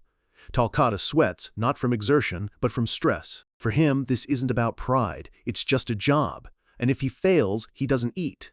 He powers through another of her attacks, his sheer mass absorbing the strike like it was nothing. With every clash, he gets closer, his relentless strength slowly wearing her down. Cirrus's eyes widen in alarm. She knows she can't keep defending forever. The orc raises his sword high, preparing to deliver a final, decisive blow. But this time, Cirrus doesn't retreat. In a stunning display of courage, she charges forward directly into his attack. Talcata is shocked. He expected her to dodge, not to meet his attack head-on. He swings down with enough force to split her in two, but at the very last second, she shifts her weight, dropping low. Her eyes are sharp, her movements precise and calculated. Talcata realizes his mistake far too late. She isn't trying to block him. Instead of meeting his force with her own, she uses his momentum against him, expertly angling her rapier to deflect his massive sword.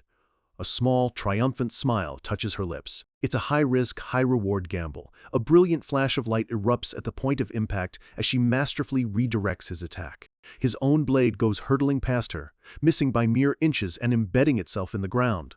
Talcata is horrified. He had held back just enough, trusting her skill to avoid a fatal blow. If he hadn't, that maneuver would have failed, and she would have been killed.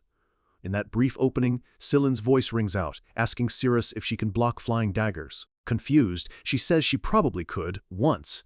"I'll believe you!" Sillon screams, and his hands begin to glow with an intense pink energy. He's putting all his faith in her. Seeing him chanting again, Romad finally loses his temper. He lunges towards Sillin, screaming for him to stay still. A glint of steel flashes in the light. In his rage, Romad has thrown a dagger right at Sillin. With incredible speed, Cirrus moves to intercept it, her own dagger ready to deflect the projectile. At that exact moment, the divine spell erupts from Sillin. 3 massive spectral maces made of pure holy energy materialize in the air behind him. This is far beyond a simple prayer. Cirrus glances back, her eyes wide with shock at the sheer scale and terrifying appearance of his magic. Romad freezes mid-stride, pure, undiluted terror washing over his face. The skeletal, ornate maces crackle with divine power, looming over the courtyard like instruments of judgment. With a deafening crash, they slam into the ground, obliterating the area in a massive explosion of pink light and flying rubble. Scylla grabs Cerese's arm, yelling that while his power isn't meant for humans, it will buy them time. They have to run, now!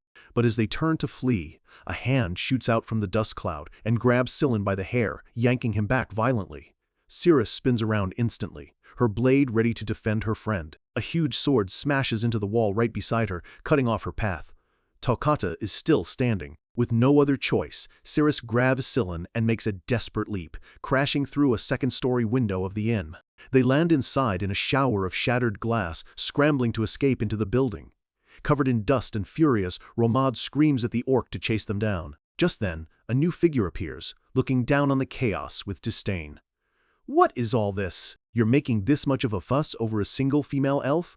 Romad can only stammer that she was stronger than they expected. The newcomer, a knight named Cerlantis, looks amused. He finds it impressive that she could hold her own against a veteran orc warrior. He sighs, as if bored by the incompetence around him. "Well then, I suppose I should earn my keep. Where did she go?" Romad points towards the building and with a simple, "Okay," Cerlantis vanishes in a blur of motion. He leaps into the air, his body glowing with a faint, powerful aura, and lands gracefully on the shattered remnants of a tree.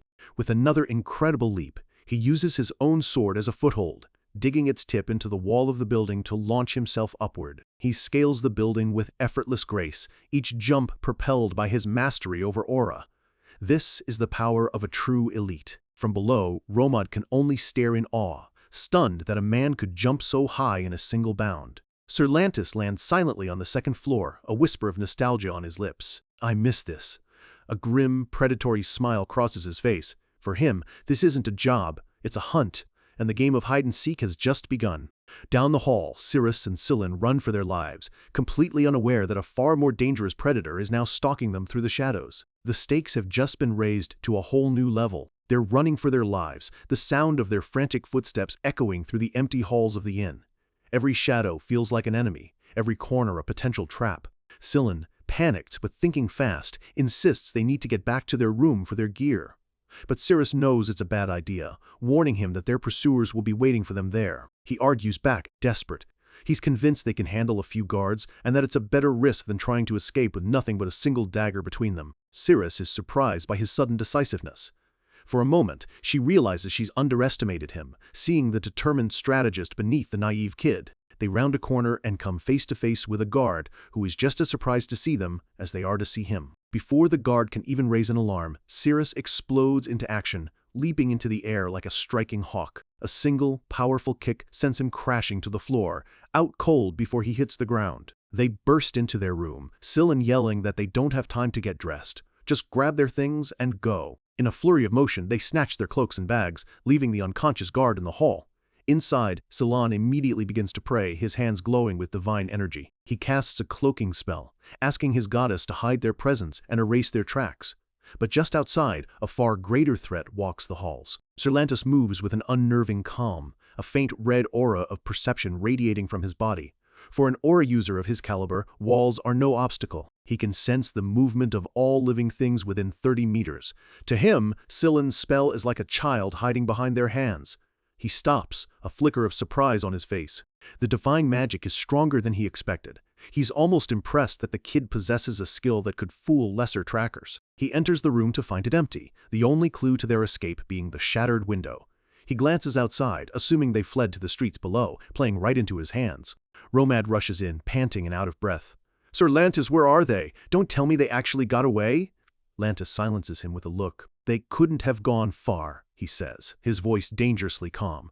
"So release the hounds. The hunt has officially begun." Meanwhile, Cerese and Scylla navigate the city's back alleys, the setting sun casting long, ominous shadows that seem to stretch out like grasping claws. Scylla wants to head for the crowded streets to blend in, but Cerese knows better.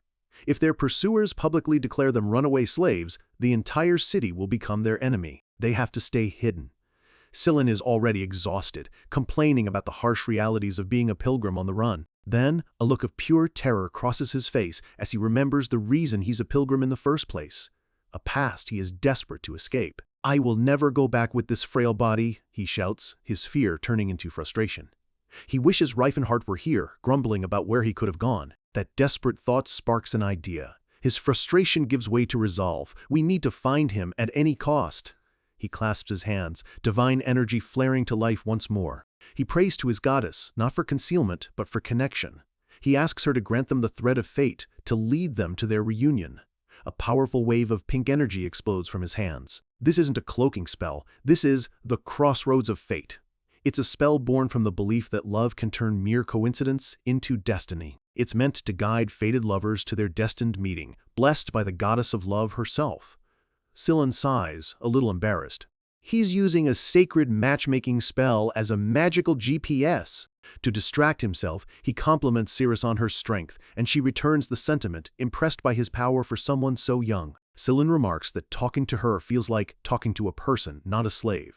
As they follow the guiding light, Ceres asks if they've arrived. The light leads them to the edge of a stone walkway, glowing brightly. This is where the spell has guided them. This is where they should find Reifenhart. They step forward, their hearts filled with hope. But the person waiting for them is not their friend. Standing in an archway, backlit by the dying sun, is a lone, menacing figure. Sillin's face falls. The hope drains away, replaced by ice-cold dread. That's not Reifenhart. Sir Lantis turns, a smug, triumphant grin on his face. Gotcha, kids. Thanks for the workout. He warns them not to run again. They're trapped. Their last hope was a lie. But Cirrus isn't one to surrender. She knows there's only one path left. With a fierce battle cry, she charges. She unleashes a desperate flurry of attacks, but Lantis parries every single strike with contemptuous ease. He's toying with her. He almost sounds impressed. That's not the skill of a common slave, he notes. You're quite talented. His tone is patronizing as he pushes her back with effortless strength. Unusual for a slave to put in so much effort. Cirrus is stunned. The power difference is terrifying. She's never faced anyone this strong before. Seeing her struggle, Sillin refuses to give up. He begins to pray again, calling for the courage of a lion to aid his friend. A surge of divine energy flows from him and envelops Cirrus. Her body glows as she's empowered with the strength of giants and the eyes of a hawk. Lantis is genuinely surprised. He recognizes the spell as Holy Striking, a high-level enhancement. He realizes the kid isn't just a cleric. He's at least bishop level. Sillin cheers her on, screaming for her to beat him up. With a renewed war cry, Cirrus charges again, her power magnified tenfold. Now she's able to meet him blow for blow. The clash of their blades echoes through the alley, a testament to her courage and Sillin's power. The air crackles with energy. For one fleeting moment, it seems like they might actually have a chance. But then, with a deafening crack, her mithril rapier, a blade of legendary quality, shatters into a dozen pieces. Lantis just scoffs. A single shallow scratch on his cheek, the only evidence of her assault. And here you were, all spirited just because I played along. Sillin freezes, a single word catching in his throat. An aura user? A shimmering golden aura envelops Lantas's sword, the mark of a true master. To think I'd have to use my aura on a lowly slave, he says, his voice dripping with contempt. Sillin grabs Cirrus, pulling her back. His mind is racing. Aura users are the pinnacle of martial might. Why would someone so powerful be doing dirty work for a merchant? Just then, Ramad and his men finally arrive. Lantis glances back, annoyed at their tardiness. Sillin's eyes go wide with dawning horror as he connects the dots. That man is Lantis. Lantis looks over, amused that the little cleric has heard of him. He knows the name. Lantis von Kalpenard, a once-renowned knight of the Tikon kingdom, a celebrated hero, a noble who awakened his aura late in life and was hailed as a legend. But the celebrated hero had a dark, hideous secret, a monstrous, sadistic nature that led him to commit unspeakable acts, first against elf slaves and then against the nobles of his own kingdom. Sillin screams at him, his voice filled with disgust. You monster! So you were hiding out here in Shaitan! Lantis just smirks, unbothered by the accusation. Sillin calls him filthy, but Lantis is completely shameless. To him, this is just a job. He casually admits to his crimes, saying, this little chase has been a fun game of tag compared to his past. And now, Sillin understands. For a powerful trade union, a man's monstrous reputation is irrelevant when he can wield an aura. Lantis is their perfect, unstoppable enforcer. He raises a hand, a ball of energy forming in his palm as he prepares to neutralize Sillin. Let's seal away that divine power for a moment. A wave of force slams into Silen, cutting him off from his goddess and leaving him powerless. Romad reminds him not to harm the elf, but Lantas just waves him off, saying they can always heal her later. His gaze then lands on Silen, a predatory glint in his eye. Come to think of it, this cleric is quite good-looking. He grins. Romad, let's take him along as well. Romad just sighs, clearly used to his master's depraved whims. Silen screams in terror, "Wait a minute, I'm a man!" Lantis's grin widens into a disgusting leer. A man? Well, that would certainly be a new experience. He reaches out, a sinister chuckle escaping his lips. I'll take good care of you. All Silen can do is let out a terrified hiccup. Suddenly, an enraged voice cuts through the tension. It's Cirrus, her hand bleeding, but her eyes blazing with defiance. Don't be ridiculous! You won't lay a finger on him. Lantis just looks at her, his amusement turning to annoyance. He sneers, noting that her tendons must be torn from their earlier fight. He calls her a frail little zombie, wondering how she's even standing. Too bad, Lantis says, his eyes gleaming with cruelty. Looks like we'll have to amputate those limbs to keep you still. But before he can take another step, a massive, deafening explosion of raw power erupts from behind them, sending Lantis and all his men flying. Silen looks up, his eyes wide with a mixture of shock and overwhelming relief. A figure stands amidst the swirling dust and crackling energy, his teeth gritted in pure, unadulterated fury. "Found you, you rascals!" Silen cries out his name, "Rifen!" And there he is. Riefenhart stands over them, his body blazing with a golden aura that dwarfs Lantis's. His face is a mask of absolute rage as he snarls, his voice low and shaking with power. "You dared to go after Cirrus." A wave of pure, unrestrained power explodes from Riefenhart, sending everyone else flying. The ground cracks and the very air shimmers with energy. This isn't just anger. This is a declaration of war. He stands at the center of the chaos, his body wreathed in a brilliant golden aura, a pillar of absolute fury in the eye of the storm. Sir Lantis staggers to his feet, his face a mask of complete and utter shock. He can't comprehend what just happened. He can feel it, an overwhelming pressure, an immense power radiating from the young man before him.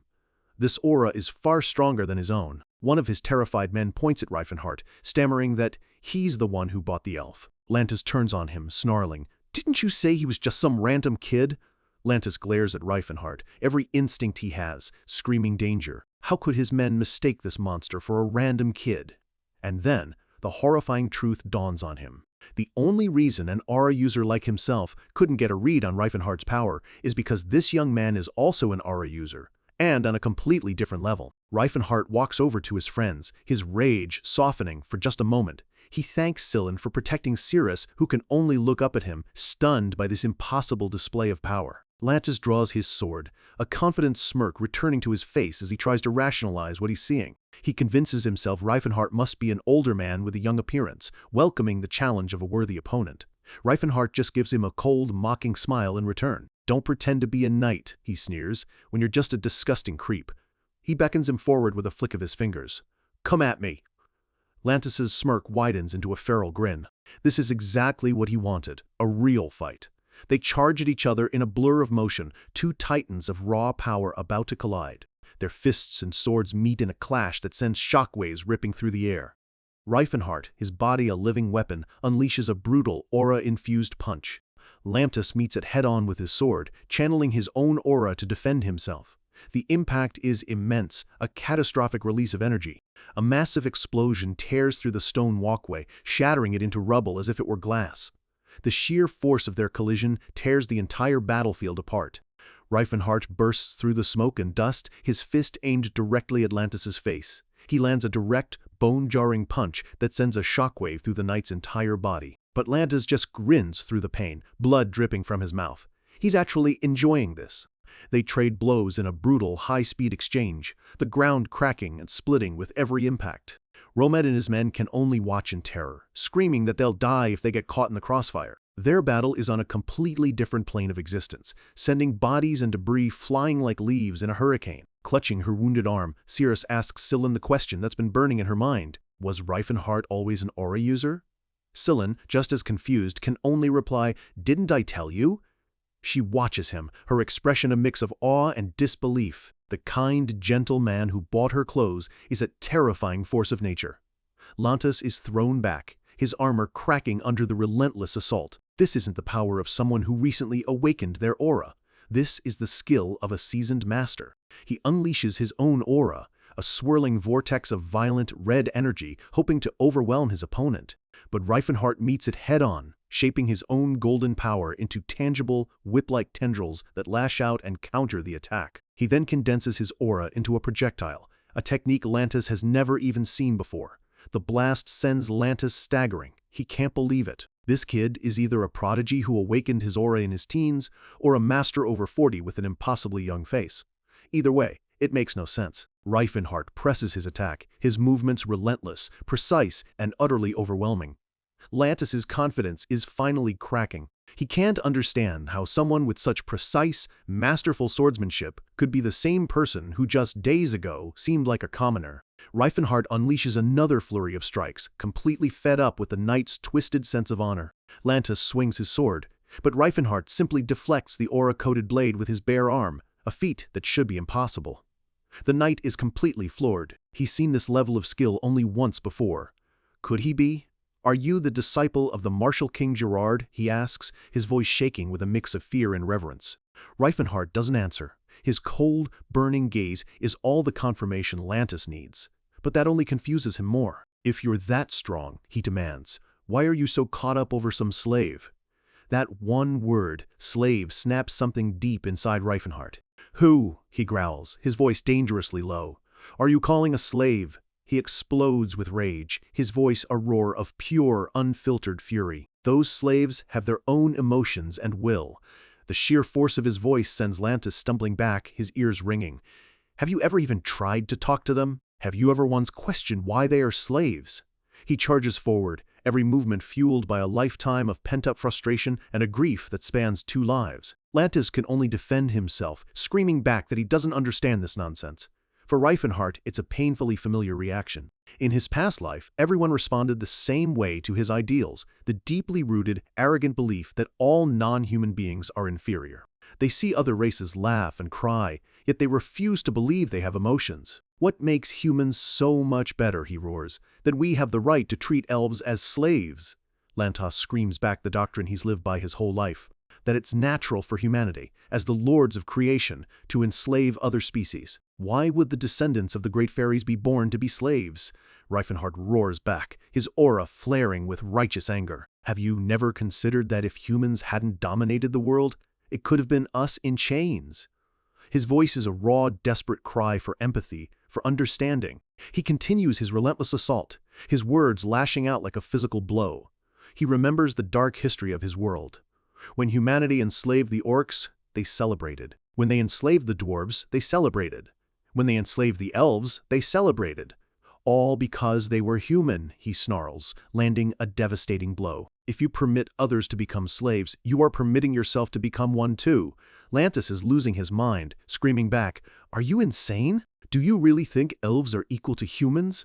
Reifenhart answers with a massive blast of power that sends the knight flying. "Surus is not a slave," he bellows, his voice echoing through the entire district, a defiant cry against an unjust world. He charges again, his resolve hardening into an unbreakable vow. This is about more than just one knight. He thinks of the deep-rooted system of slavery that plagues the continent, a system that oppresses not just other races, but even powerless humans. A wrong ideology always comes back to destroy its creators. But the foolish humans are not yet aware of the price they will pay. Lantas looks up, pure terror in his eyes, as Reifenhart closes in for the final blow. If this chain of hatred is not broken, if their arrogant beliefs remain unchanged, one day everyone will live in fear of those same chains. Reifenhart stands over the beaten knight, a silent, terrifying judgment in his eyes. A single thought consumes him, born from a lifetime of failure and a second chance at redemption. It has to change. I must change it, no matter what it takes. Lantas can only stare in horror, his arrogance and his entire worldview completely shattered. Reifenhart grabs him by the face, lifting his broken body off the ground with one hand. Lantas lets out a choked cry of pain as Reifenhart's grip tightens, crushing bone and pride. With a final, brutal surge of power, he slams the knight into the ground, obliterating the stone beneath him. He then tosses the broken body of Sir Lantas aside like a piece of trash. The battle is over. The silence that follows is deafening. Reifenhardt clenches his fist, his voice low but filled with an unshakable, world-altering promise.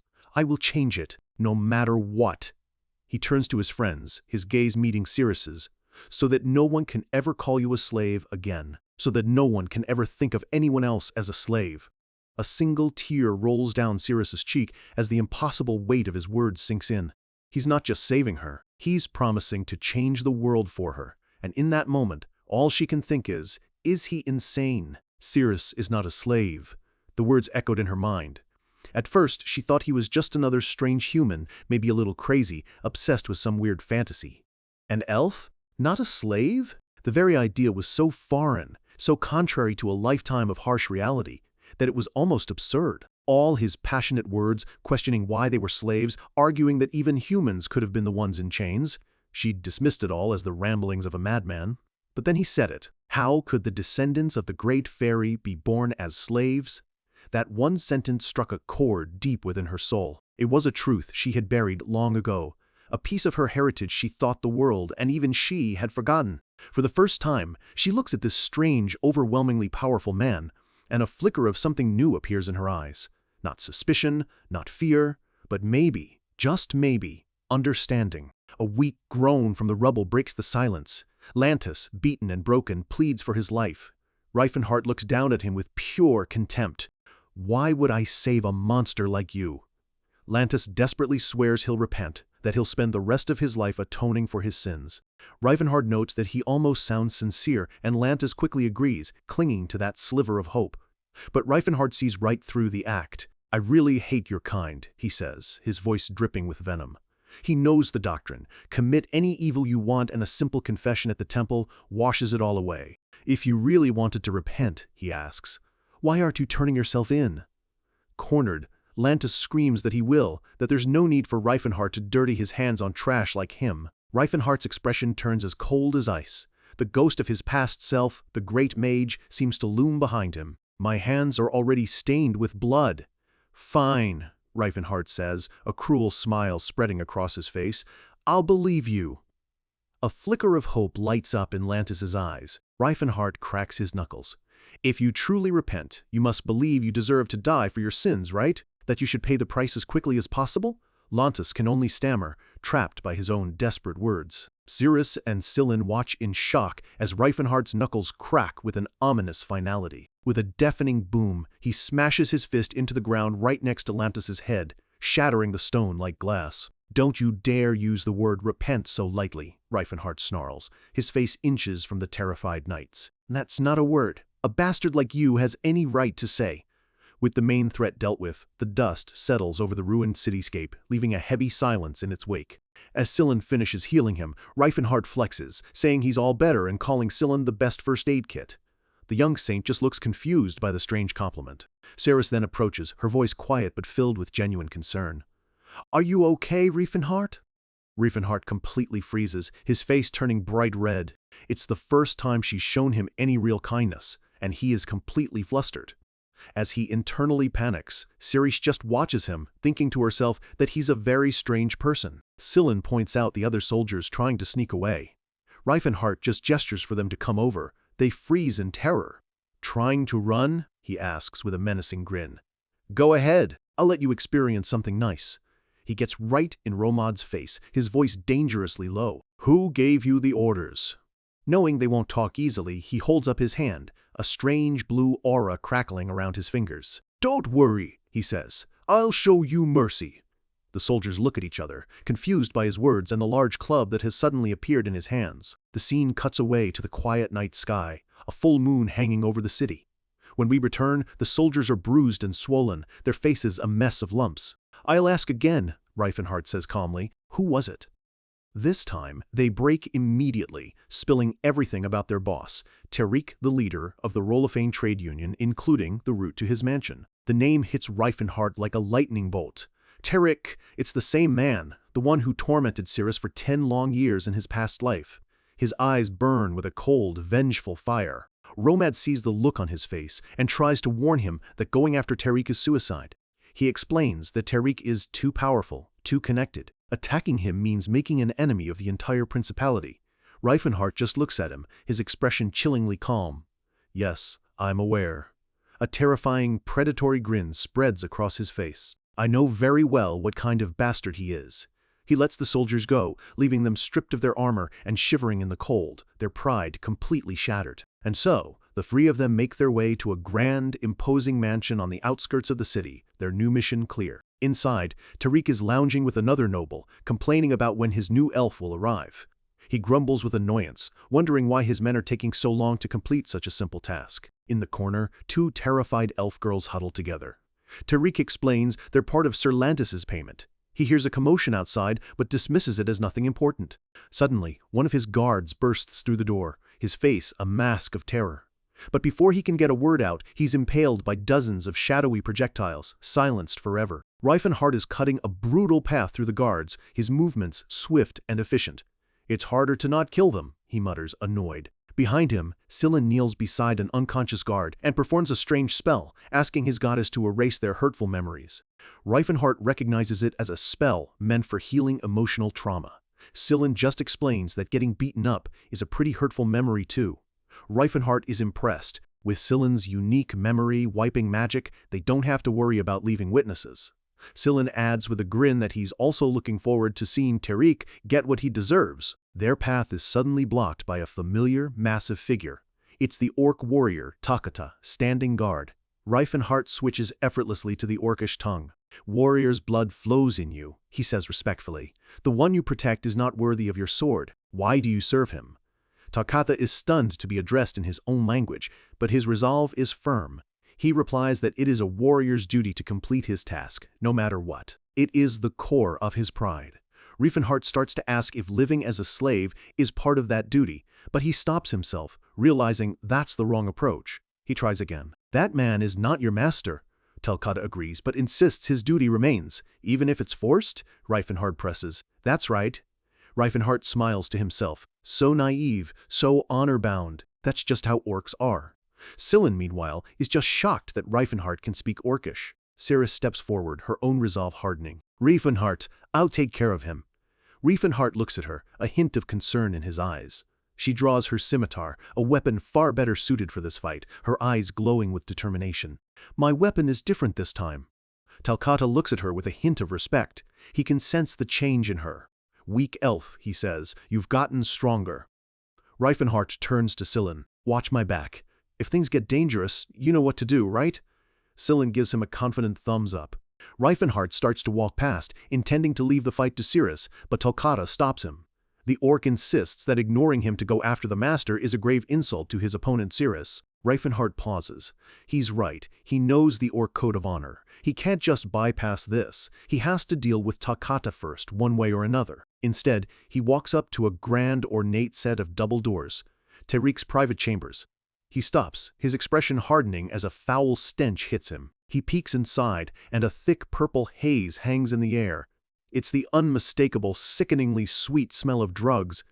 His gaze sweeps over a scene of pure, unadulterated depravity. The room is filled with abused and drugged elves, their empty eyes staring into nothing, blood staining the fine carpets. And in the middle of it all are Tariq and his friend, looking up in stoned confusion, wondering who's interrupting their fun. Reifenhardt steps into the room. Tariq screams, demanding to know who he is, and calling for guards that will never come. Reifenhardt's voice is a low, dangerous growl, shaking with a rage that has been simmering for an entire lifetime. I've seen all sorts of disgusting acts in my life. His eyes burn with golden light, a promise of the righteous, brutal punishment he is about to deliver. But I really can't let this one go. Inside the lavish room, a sickly sweet purple haze hangs in the air, drifting from an ornate incense burner. It is the undeniable smell of depravity. Tariq, now stripped of his guards and his arrogance, can only stammer in terror, his calls for help echoing unanswered in the opulent prison he built for others. Reifenhardt's gaze sweeps across the room, taking in the horrific sight of a young elf girl, her face bruised and bloody, lost to the world in a drugged haze. Tears of blood streak down her face, a silent testament to the unimaginable suffering she has endured at the hands of these men. A deep, weary anger settles over Reifenhardt. It's a familiar feeling, a frustration that spans 2 lifetimes. Why, he thinks to himself, are there so many people in this world that I shouldn't leave alive? Tariq screams for his orc guard, still unable to comprehend that his power and influence have completely vanished. He turns back to Reifenhart, his mind grasping at the only currency he understands. What do you want? Money? His fear quickly twists back into a pathetic display of confidence, as he wrongly assumes this is the work of a rival trade union. He tries to bargain, promising to double whatever price was offered. But Reifenhart isn't listening. All he can see is the ghost of his past, thinking, Cirrus was under the thumb of this disgusting beast for 10 years. You haven't changed a bit, Reifenhart says, his voice dangerously calm. Tariq keeps babbling about contracts and deals, completely oblivious to the real reason for this visit. Reifenhart's fist connects with Tariq's gut. The blow doubles him over, spit and bile flying from his mouth as his world dissolves into pain. He holds the choking merchant up, his face a mask of pure revulsion. Why are you doing this to me? Tariq manages to gasp out. Reifenhart grabs a fistful of his hair, forcing their eyes to meet. A thing like you dares to touch Cirrus? Tariq is completely lost. Who is this Cirrus? Reifenhart's voice drops to a low, terrifying whisper, recounting sins from a life Tariq can't remember. Using those hands to dirty her, those legs to kick her. I can't even bring myself to describe the rest. He lets Tariq fall to the floor and turns to the other noble. I suppose this seems unfair to you, he says calmly. Do you finally understand how the people you've destroyed felt? The terrified man can only scream that Reifenhart is a murderer. Reifenhart just scoffs. How laughable! And what are you? I've lived my life without any guilt, the man shrieks. Reifenhart agrees with a chilling smile. Yes, I'm sure you haven't. Just outside the door, Ceres and Scylla listen, their faces pale. The brutal, sickening sounds of punishment echo from within. When the door finally opens, the scene inside is one of brutal but deserved devastation. Ceres looks at Reifenhart, her voice quiet and steady. That was very cruel. These bastards deserved far worse, Reifenhart says, his face like stone. To his surprise, Scylla nods in agreement. Well, on that, I agree with you. Ceres notes that the young saint must be used to such sights, and he simply replies that life as an adventurer shows you the worst of the world. Scylla points out that Ceres was the one who single-handedly defeated the orc, and that he didn't even have time to help. But she modestly replies that she wouldn't even be standing without his healing magic. Reifenhart checks on the defeated Takata. His breathing is faint, but thanks to Ceres holding back, he's still alive. One of the nobles cowering in the room, his face a mask of terror, suddenly recognizes Ceres. You're the slave I returned. Ceres turns to him, her eyes as cold as ice. She remembers the dead elf girl. Are you the one who killed that child? She asks. He stammers, trying to deny it. She draws her scimitar. It may be a cheap price to pay for that child's soul, but her blade reflects his terrified face. Ugh, it's the least I can do, he screams, unable to comprehend being held accountable for the life of a slave. With a single, swift motion, she delivers her judgment, ending his miserable life. He collapses, his hand reaching for one of the elf girls, begging for a salvation that will never come. His lifeblood stains the floor, a final testament to his crimes. Ceres stands over him, her grip tight on her sword. I couldn't let you touch her, not with those filthy hands. Reifenhart simply watches her, a look of quiet understanding on his face. This is the woman he remembers, not a broken slave, but a proud, righteous general. Later, they lead the freed slaves out of the city and into the quiet of the snowy wilderness. They gather around a campfire, a small, fragile community of survivors taking their first breaths of freedom. Takata, his loyalty now pledged to his new master, reports 16 former slaves in total. Ceres thanks him, and he simply replies that his sword was defeated, and Reifenhart is now his master. Scylla notes the strange gender ratio, and Ceres explains the grim economics of the slave market, where male elves and female orcs are considered less desirable. She goes to comfort one of the younger elf girls, her native tongue a soothing balm in the cold night. As she comforts the child, Reifenhart's words echo in her mind once more. Maybe, just maybe, she had been wrong about him. Reifenhart returns, apologizing for the wait. He's holding a large, ornate document, the slave contract for every person present, complete with the Rolofane Union's official seal. He admits he had to break down an office wall to find it. A mischievous grin spreads across his face as he remembers the search. Scylla calls him barbaric, and Reifenhart snaps back, accidentally letting a piece of his old life slip. I haven't heard that in 50 years. Scylla is confused. 50 what? Reifenhardt quickly brushes it off, muttering to himself about his mind getting simpler in this new body. Sillin asks why he bothered to get the contract. "Because we need it," Reifenhardt replies simply. He holds the contract up to the assembled slaves. "Listen up! If you don't want to live as slaves, I will grant you freedom. What will you choose?" They can only stare back, their eyes filled with confusion. Freedom? To them, it's just a word, a concept so alien they can't even begin to grasp it. Sillin points out the obvious. They don't even know what freedom means. He asks if Reifenhardt is planning on starting his own slave trade, but Reifenhardt assures him that's not his intention. He nails the contract to a nearby tree. He explains that by stamping his own seal over Terex, he legally becomes their new owner. It's a necessary, temporary step to keep them safe, but he knows that true freedom is more than just a legal document. Releasing them now, with no home, no skills, and no understanding of the world, would be a death sentence. It would be a hollow, self-serving gesture. First, he thinks, his real plan finally taking shape, I have to educate them. And so they return to the city, to the offices of the one man he can trust to be pragmatic, the leader of the Dalban trade union. Seavolt is shocked to see him, especially surrounded by slaves who clearly belong to his biggest rival. Reifenhardt just smiles. "You'll find out what happens soon enough. For now, I hope you can take care of them for me, secretly." He tells Seavolt that there will be some very interesting news in the morning, and that Seavolt will be the only one who knows the truth. It's a veiled threat, perfectly delivered. Seavolt starts to sweat, but Reifenhardt just calls it a regular threat to ensure his cooperation. Reifenhardt drops a heavy bag of gold on the table. "Here's 100 gold coins to start." Seavolt's eyes practically bulge out of his head. He immediately assumes Reifenhardt robbed the mansion, but he's not about to question a client with this much money. He quickly assures him he has a safe place for them. Reifenhardt asks for one more guarantee, that no one will lay a hand on them or treat them like slaves. Seavolt agrees, though he thinks the payment is far too generous for simple room and board. "I want you to educate them with that money," Reifenhardt declares. Seavolt is confused, saying they should have already received slave education. "No," Reifenhardt clarifies, "not slave education." He looks at the faces of the people he's just freed, his gaze filled with a grand, revolutionary vision. Language and numbers, depending on their aptitude, accounting, history, and philosophy. If possible, medicine and healing too. This was never just about revenge, it was about building a future. To change the world, you don't just break chains. You have to break the ideas that forged them. Inside the Dalban headquarters, Seavolt stares at Reifenhardt, his face a mask of disbelief. "You want to give slaves lessons?" he asks. The idea is so absurd he can barely say it. "Why would you go to such an extent?"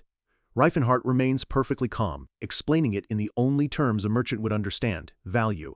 The more skilled a slave is, the more useful they are. Besides, it's his money. And if this radical idea succeeds, those educated slaves will become incredibly valuable assets.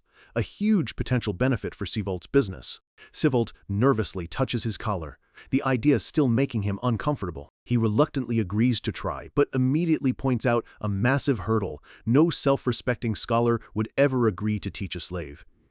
Reifenhardt, however, already has an answer. He knows the arrogance of scholars all too well. He leans forward, a glint in his eye as he reveals his brilliant solution. They don't need the scholars. They need their students. Among them, he's certain they can find commoners desperate enough for money to take the job. Seavolt is still skeptical, arguing that students can't possibly be good teachers. But Reifenhardt isn't aiming for perfection. He just wants them to learn the basics. And, he adds with a smirk, hiring students will be much, much cheaper. With no logical arguments left, Seavolt gives in, though his prejudice is clear. He still thinks it's like trying to teach numbers to a cat. Behind them, the faces of the freed slaves wait, unaware that their future is being decided in this very room. Reifenhardt's expression hardens. He's heard this argument 1,000 times before, even in his past life, from so-called progressive thinkers. The upper class, the ones who held all the power, always dismissed the idea. It all stems from one core, rotten belief, that any species other than human is fundamentally inferior.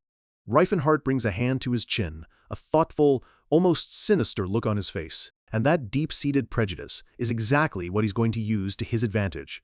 He knows the real reason this system exists. The rule against educating slaves was never just about arrogance. It was a practical measure to prevent them from becoming smart enough to organize a rebellion. But Reifenhardt sees the path forward.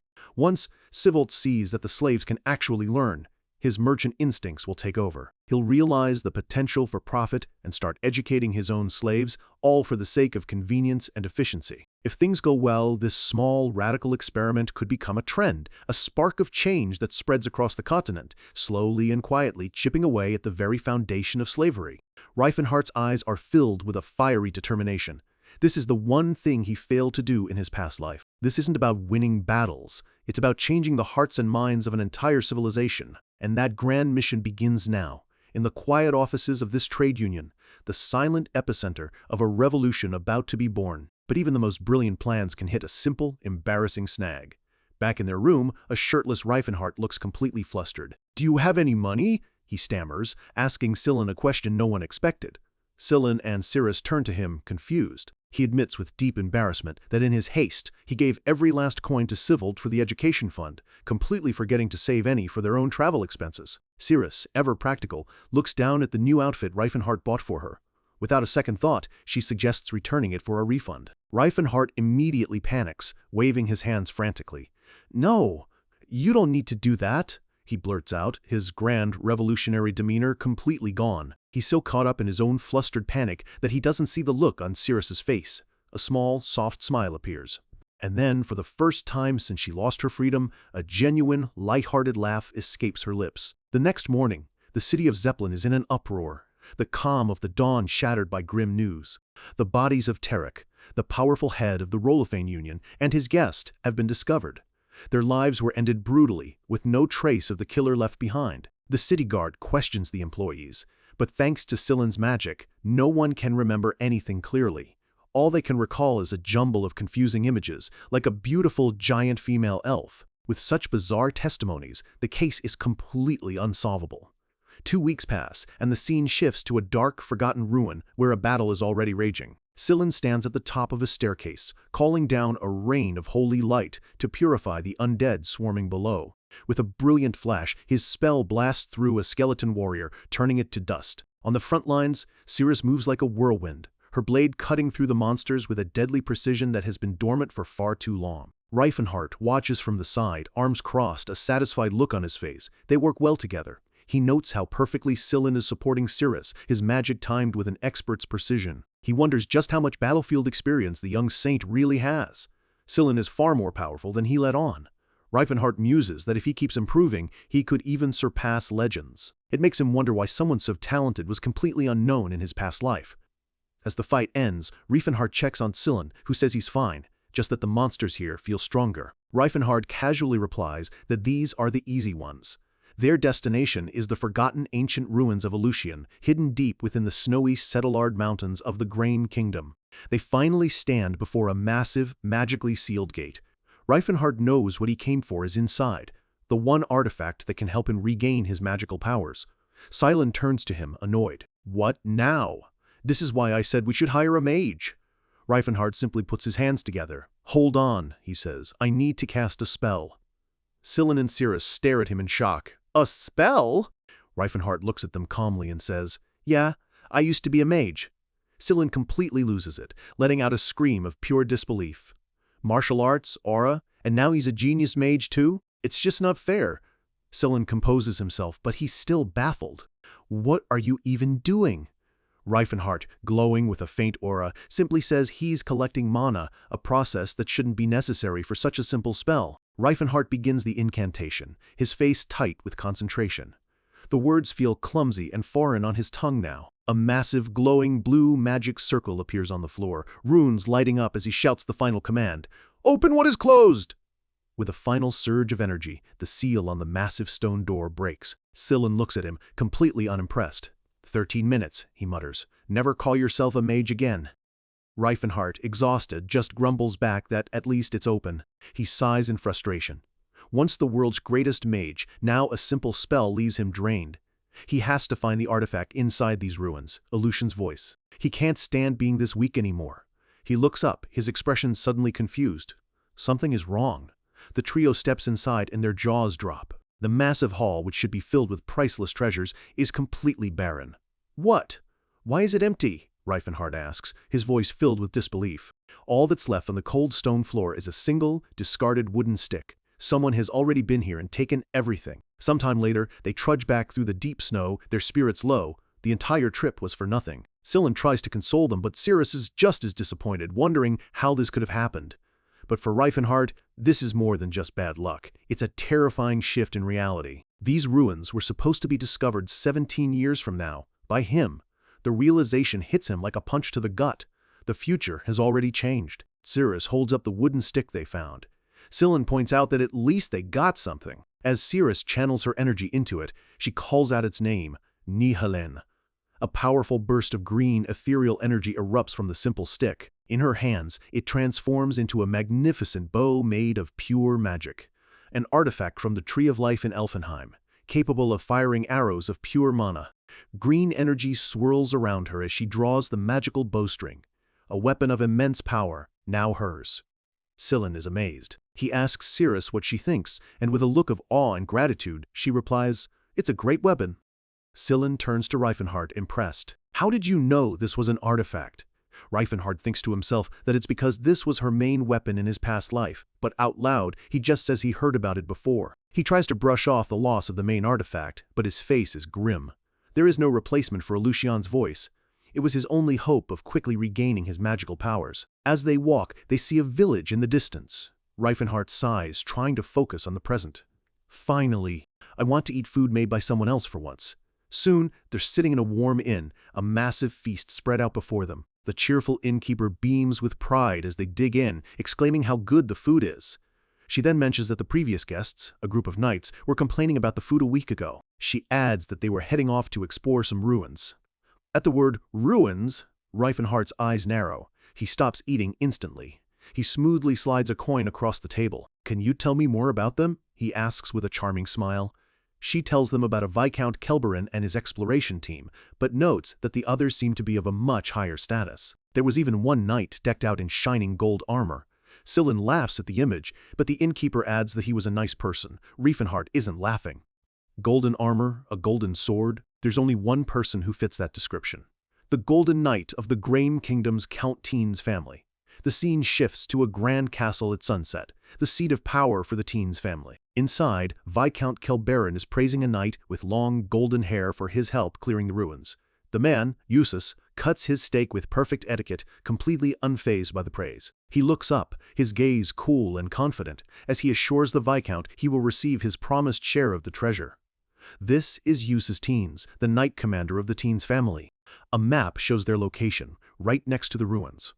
A powerful new player has just entered the game, one who has already, unknowingly, thrown Reifenhardt's meticulously laid plans into chaos. In a lavish dining hall, Viscount Kelberin heaps praise on the man of the hour. He gushes about witnessing the famed power of the Golden Knight, a title that carries immense weight across the Graham Kingdom. This scene isn't just a celebration, it's a political maneuver, with the Viscount trying to cozy up to a far more powerful family. But Eustace Tennis, the Golden Knight himself, is unmoved by the flattery. His gaze is cold and steady as he confirms the Viscount will receive his promised share of the relics they found. For Eustace, this is business, a simple transaction of power and treasure. As the sun sets over Tennis County, casting a golden glow over the castle, Reifenhardt's simple mission to retrieve an artifact has officially become a race against one of the continent's most formidable warriors. The Viscount waves a dismissive hand, claiming the honor of the expedition was reward enough. It's a transparent attempt to trade treasure for influence, as a connection with the Teens family is worth more than any ancient relic. Eustace cuts straight to the point, asking about the rare metals they discovered, adamant and orichalcum. The Viscount chuckles, boasting that he's already put his dwarven smiths, whom he casually calls his land puppies, to work on forging new weapons. Taking a sip of wine, Eustace acknowledges the Kelberin family's reputation in mining. It's a small, calculated compliment, a brief recognition of the Viscount's value before the conversation moves on. With a grand gesture, Kelberin introduces his two daughters, pushing them forward to greet the famous knight. It's a clumsy, obvious attempt at forging a familial alliance through marriage. He admits he knows Eustace is already married, but Eustace cuts him off before he can finish. His voice is firm, leaving no room for argument. "I apologize, but I have no plans on getting close to any woman other than my wife." The rejection is swift and absolute. An awkward silence falls over the table. Another noble, trying to salvage the conversation, makes a critical mistake, muttering about a rumor he heard concerning Eustace's younger sibling. Instantly, the atmosphere in the room changes. A crushing pressure descends on the table, silencing the man mid-sentence. He freezes, a single bead of sweat tracing a path down his face as he realizes he has just crossed a forbidden line. Eustace's expression is a mask of cold fury. He crushes the napkin in his hand, his eyes burning with a dangerous light. Through gritted teeth, he states, "I have no younger sibling." The Viscount turns pale, his daughters shrinking back in fear. He stammers an apology, recognizing the gravity of the offense. The friendly dinner has curdled into a moment of pure tension. Suddenly, the tension is shattered by a blood-curdling scream echoing from outside. The doors burst open, a frantic guard stumbling inside. "What is it? Report," the Viscount demands. The guard's words send a chill through the room. "A demon has appeared from one of the relics." The scene flashes back to the source of the chaos. A towering, shadowy demon known as Sophiatan smashes through the castle courtyard, tossing soldiers aside like rag dolls. The air fills with cries of terror as the knights are utterly overwhelmed. Back in the hall, Eustace is already processing the information. A summoning artifact must have been mixed in with the relics they recovered from the ruins. His eyes narrow, a flicker of dangerous understanding flashing within them. He knows who is responsible for this. A low growl escapes his lips as he clenches his teeth. That stupid bastard. This isn't just a random monster attack, it's the result of someone's incompetence. In the chaotic courtyard, a commander shouts orders, telling his men to watch out for the demon's sword and to evacuate the civilians. The disciplined response is a stark contrast to the sheer pandemonium. The chain of command rings out across the battlefield. "Mages, to the back! Knights, raise your shields!" A lone knight plants his feet, his shield held high, the crest of his house a small symbol of defiance against an overwhelming threat. But courage alone is not enough. Sophiatan carves a path of pure destruction, its raw power shattering their defenses. A group of mages begins their incantation, their voices rising in unison as they call upon the spirits of ice, weaving their mana into a desperate spell. With a final cry, "Will of Ice," they unleash a wave of freezing energy, hoping to trap the demon and buy their forces a precious few moments. The spell hits its mark. The massive demon is engulfed in jagged shards of ice, frozen solid from the waist down. The soldiers let out a cheer, believing they've contained the beast. A brief moment of hope in a desperate fight. But a commander looks on in horror, spotting a young, reckless knight charging in alone. He screams his name in a panic. "What are you doing, Russ?" The young knight, Russ, lets out an arrogant battle cry, convinced that his family name alone makes him invincible. "Evil demon!" There is no enemy in front of T-Ness's sword. He leaps into the air, bringing his sword down on the demon's shoulder. The attack lands with a pathetic clang, the blade failing to even scratch the creature's hide. This is a painful lesson in the gap between reputation and reality. Russ's eyes widen in disbelief. His bravado instantly evaporates, replaced by the chilling realization that he is completely outmatched. Before he can react, the demon's massive hand swings around and swats him out of the air like a bothersome fly. Pain and humiliation contort Russ's face as he is sent hurtling through the air. He crashes hard against a stone wall, his reckless charge ending in utter failure. The demon looms over him, a cruel grin spreading across its face as it raises a giant fist to deliver the final blow. Just as the fist descends, the commander tackles Russ out of the way, screaming, "You idiot!" The ground where he lay a second ago erupts in a shower of stone and dust. Russ stumbles to his feet, blood dripping from his temple. His body is wounded, but his pride is completely shattered. In that moment of despair, a massive wave of golden energy explodes behind him, commanding the attention of everything on the battlefield. With a deafening roar, Sophiatan shatters the ice that binds it. The mage's powerful spell was nothing more than a minor inconvenience. A commanding voice cuts through the chaos. "Sir Lot, leave the foolish ones and maintain the net." Russ looks up, his voice barely a whisper. "Brother, Eustace has arrived." He walks past his fallen brother without a single glance, his presence alone calming the panicked soldiers. Their cries of relief signal the arrival of their true leader. Eustace looks back over his shoulder, his words colder than any ice spell. "Who's your brother?" The great knights of 10 are not born from the stomachs of dirty stray dogs. Russ's face falls, his expression a mixture of shock and utter devastation. The public humiliation from his own brother is a blow far more crushing than any the demon could land. Eustace turns his full attention to the demon. He knows that against Sophiatan, a creature of immense power, only someone capable of wielding aura stands a chance. He plants his massive greatsword into the ground with a heavy, definitive thud. The time for ordinary combat is over. He grips the hilt, his focus absolute. He is about to awaken the true power of his lineage. The golden greatsword begins to pulse with an immense magical energy, its light growing brighter with each passing second. With quiet authority, Eustace gives the command to his ancestral weapon. Open your eyes, Eldrad. The sword erupts in a blinding flash of golden light, signaling the start of its transformation. It deconstructs into hundreds of glowing golden plates that swirl around him like a metallic storm. The plates begin to reassemble, first forming armored boots around his feet with perfect precision. Piece by piece, the plates fly into place, encasing his entire body in the legendary golden armor of the teen's family. This is not just armor, it's a legacy. The transformation completes in a whirlwind of golden energy, a breathtaking display of raw power. Now fully armored, Eustace stands as a golden god of war. He looks upon the monster and issues a challenge. "Come, demon of the otherworld!" Back at the inn, Scylla finishes his tale of the Golden Knight. Reifenhart, taking it all in, confirms the name. "So, Eustace is the Golden Knight?" Scylla seems surprised by his ignorance. "Yeah, he's really famous." "You didn't know?" Reifenhart brushes it off with the excuse of living in the mountains, but a thoughtful look reveals he's analyzing this new variable. Scylla explains that Eustace is considered one of the strongest magic swordsmen alive, able to fight on par with an aura user. Reifenhart turns to Cirrus for confirmation, and she nods. Even in the world of High Elves, the Golden Knight's reputation is known. Changing the subject, Reifenhart compliments Cirrus on her new pajamas, a small gesture to ease the tension. She sits awkwardly, still unaccustomed to such simple comforts.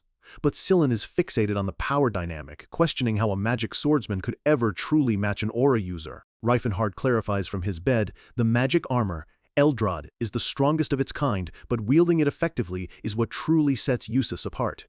Reifenhart begins his analysis. Eldrad is forged from true gold, a metal far rarer than mithril, making it one of the highest-ranking artifacts from the Silver Age. It's the source of the Tennies family's power, and the symbol of the Golden Knight. He explains its core function. The armor allows its wearer to activate incredibly powerful magic with simple spoken phrases, effectively granting them the destructive force of an aura user. This is a shortcut to immense power, honed over generations. But Reifenhart's voice carries a crucial caveat. Of course, that's only if you can use it properly. He knows from experience that the greatest weapon is useless in unskilled hands. A flashback shows Eustace in action, gliding through the air with his armor crackling with blue energy, demonstrating that mastery. He moves with supernatural grace, easily dodging the demon's clumsy attacks and leaving trails of magic in his wake. He channels a new power, commanding his sword to ignite with roaring flames. Each word is an incantation, each move a devastating spell.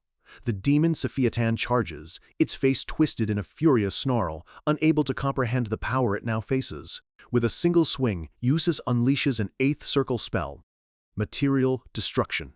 A massive explosion of fire and force rips through the courtyard, a testament to Eldrad's terrifying power. Back in the inn, Reifenhart continues his assessment. He deduces that the teen's family must have spent centuries perfecting their use of Eldrad. Scylla notes Reifenhart's respect for magic swordsmen, but Reifenhart clarifies, it's not respect for the class, but an acknowledgement of the teen's family's unique and devastating techniques. These techniques are less like combat and more like poetic incantations, invoking the power of dragons and gods to achieve impossible feats on the battlefield. Reifenhart observes that in mastering the artifact, they've likely lost their traditional sword skills.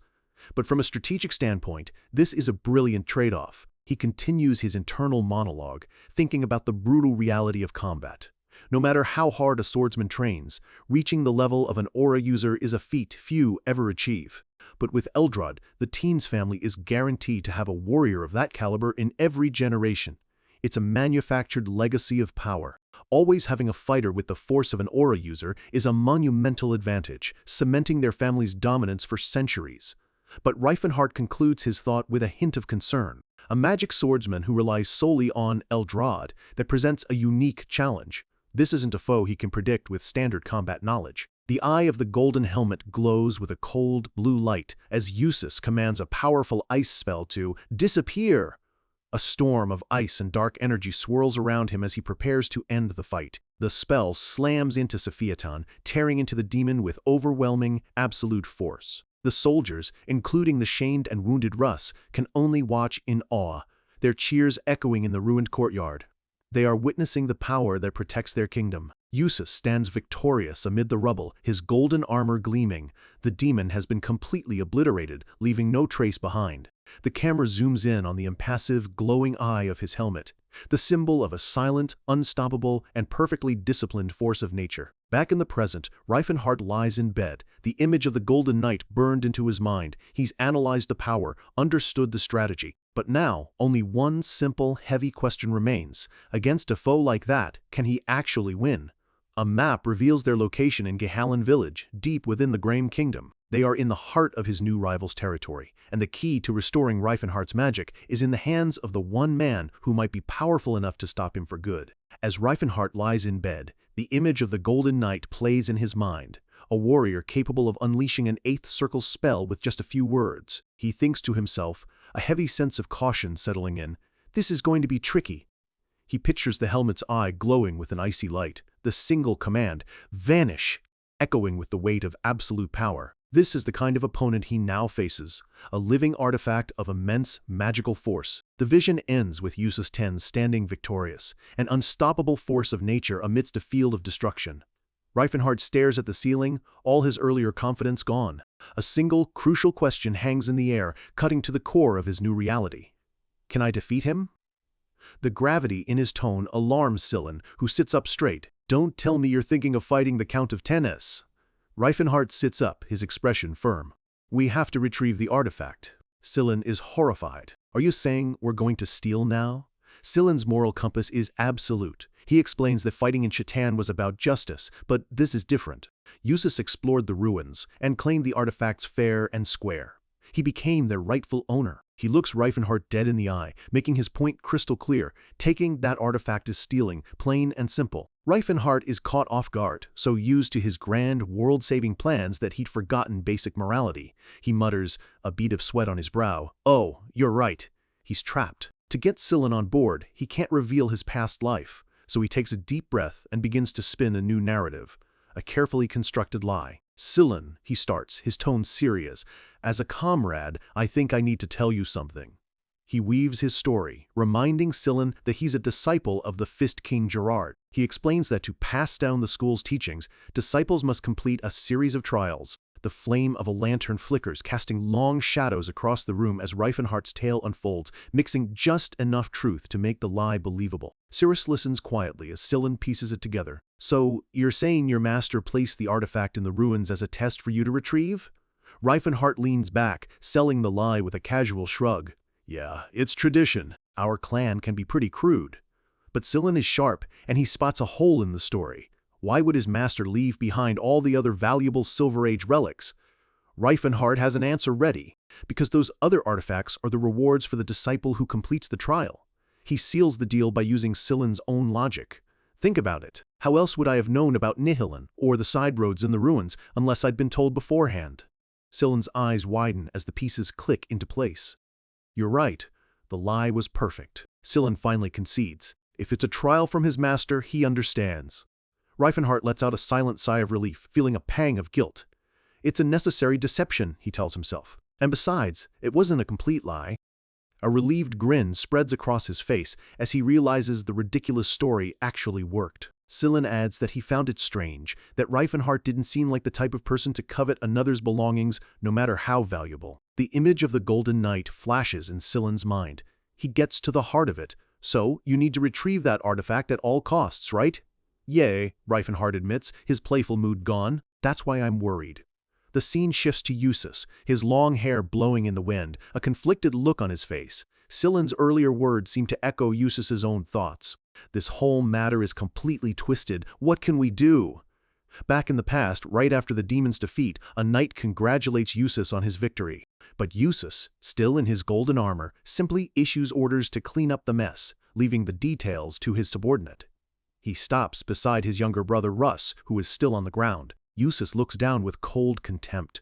A swordsman who only knows a simple downward slash is no longer a swordsman of teens. Get a grip of where you belong. Russ looks up, his face a mask of defiance and pain. Through gritted teeth he declares, I'm still a swordsman of Tennis, no matter what you think. The next day, the sun rises over the imposing stone walls of the Tennis family castle. The sharp, rhythmic clang of steel on wood echoes through the morning air. In the castle courtyard, Russ trains alone. He practices the only move he knows over and over with a desperate intensity. He chops at a wooden post, sweat pouring from his brow, his expression one of pure, stubborn determination. This single motion is his entire world. Another knight approaches from behind, his tone mocking. "Hey, Russ, why did you pull that stupid stunt yesterday?" Russ doesn't stop, grunting that he was just trying to take out the demon. The knight scoffs. "Did someone ask you to? Didn't you hear the orders to wait?" Finally stopping, Russ turns to face him, his voice low. "I'm also a swordsman of teens." His eyes narrow into a dangerous glare. "If you have a problem with that, challenge me to a duel." The knight smirks, accepting the challenge. As Russ walks away, the knight mutters under his breath, "Filthy mongrel." But there's a reason for Russ's limited skill. He may have strength, but he only knows one sword technique, a simple downward slash and the specific breathing method that accompanies it. When he executes that single move, it's flawless, a perfect, almost invisible arc that any swordmaster would praise. But every other aspect of his swordsmanship is a complete mess. We see a flashback to his childhood. The House of Tens had forgotten true swordsmanship, but Russ was denied even the basic training given to other knights. His father looks down at him with sorrow. "This is all I can teach you. I'm sorry, my son." Because he was an illegitimate child, the family's vassals prevented him from learning their official techniques. In the end, his father could only pass down a single, fragmented piece of their family's lost sword path. A true, forgotten method for awakening aura. His father believed Russ's raw, natural talent might be enough to unlock this dormant power, a desperate hope for his outcast son. Russ, driven by a lifetime of seeking acknowledgement, clung to that hope and refused to let his father's expectations down. And so, he was left with only a remnant, the downward slashing sword path, a technique seen as trash by everyone else, a forgotten art he was forced to polish alone. From a window high above, Eustace watches his brother train. He knows Russ can never reach his potential with an incomplete technique. The rest of the sword path is lost to history. Eustace's expression is one of weary disappointment. That fool, he thinks to himself, watching the endless, repetitive motion. However, as he continues to watch, another emotion flickers across his face, a reluctant, hidden admiration. "As I thought, that rascal." In the courtyard, Russ is breathing heavily, pushing himself past the point of exhaustion, his body screaming in protest. He lets out a final, primal roar, focusing all his energy and frustration into his training. And from the window, Eustace finishes his thought. "Well, is a genius." That night, snow falls quietly around Viscount Kelbaron's castle, blanketing the world in silence. A cloaked figure leaps over the outer wall. It's Reifenhart, grumbling to himself. "I can't believe the things I'm doing in this life. Wearing a mask and jumping over a fence? Seriously." He lands softly and takes in the massive castle. Why is a country lord's castle so grand? Then he remembers Kelbaron's wealth came from mining. This fortress must be the work of dwarves. He watches a patrol of guards pass by, their footsteps the only sound in the quiet courtyard. He nearly bumps into another group, quickly muttering, "Sorry," before melting back into the shadows. He overhears the guards complaining, wondering why their lord invited knights from the capital when they already have the Golden Knight. Another remarks on the shine of their armor, admitting, "The capital knights are in a different league." Suddenly, one of the guards stops, sensing something. His partner asks, "What's wrong?" The guard looks around uneasily. "No, maybe it's just my imagination." High above them, clinging to the ceiling, Reifenhart thinks, "So thieves stick to the ceiling for a good reason, huh?" He drops down into an empty hallway. Thievery isn't as hard as he thought. He might even have a talent for it. He approaches a large, guarded door. The two men in impressive gear must be from the Teens family. In a flash, he moves between them. Before the first guard can even react, he gasps as Reifenhart strikes a pressure point. The other turns, demanding, "Who are you?" But it's too late. Reifenhart already has him in a sleeper hold, silently cutting off his air. He muses to himself, "Submissions really are the best for a silent takedown." With the guards neutralized, Reifenhart stands before a large window leading to the vault. So this is it. Inside, he sees a complex web of glowing magical lines, a motion and heat detection barrier. "I get what it is," he thinks, annoyed. "But the fact that I can't disarm it is really frustrating." His lack of magic is a constant handicap. But every magical barrier has a core. He scans the room, and his eyes lock onto a small, glowing stone hidden in a corner. He's found it. The runes powering the entire trap are engraved inside the stone itself. With a swift, precise stomp, he shatters the core. The blue magical energy crackles and fades into nothing. The room is filled with crates, barrels, and weapons, a treasure trove of powerful artifacts. Reifenhart quickly scans the items: an anti-magic treasure, a sealing jar, an infinity bag, all powerful relics he recognizes from his past life. He glances at a rack of swords, unimpressed by the sloppy categorization. He can see a taled sword mixed in with Helchin blades. Their magical formulas are completely incompatible. And then, sitting on a wooden crate, he sees it, a black cube glowing with intricate purple lines. He's found his target. There it is, a Lushan's voice.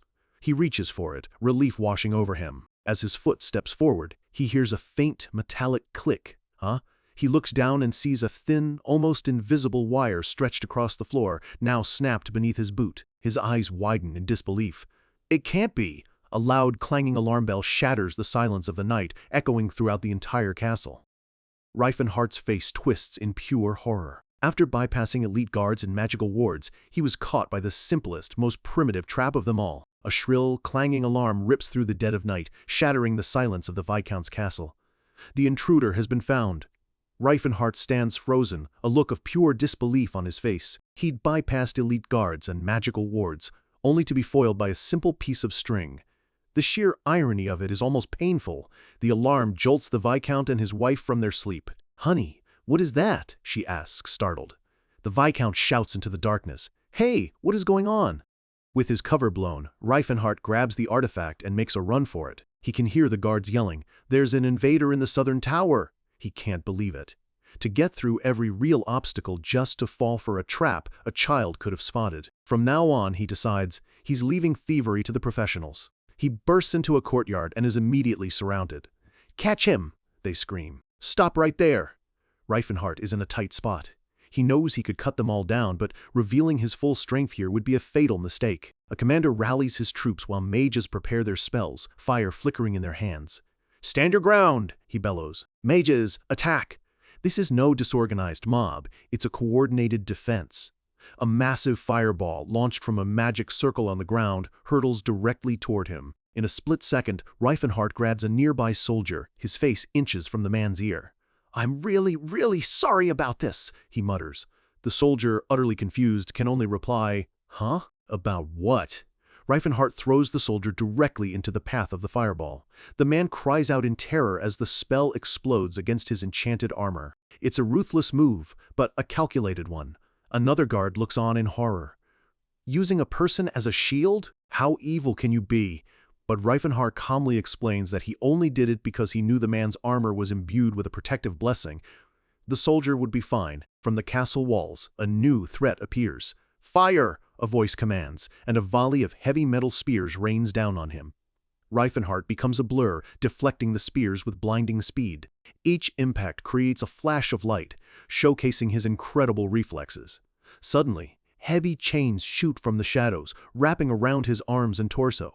This isn't a random assault. He realizes their strategy. They aren't trying to defeat him, they're trying to restrain him. He has to admit, it's a smart plan. The commander yells, "New orders," coordinating knights and mages in a surprisingly effective pincer movement. More chains bind him, some glowing with freezing magic. He grunts in frustration. These aren't ordinary knights. Their skills are far too varied and well-drilled. A knight charges forward, shield raised, the tip of his sword gleaming. "You, criminal, have a taste of the sword of Tines."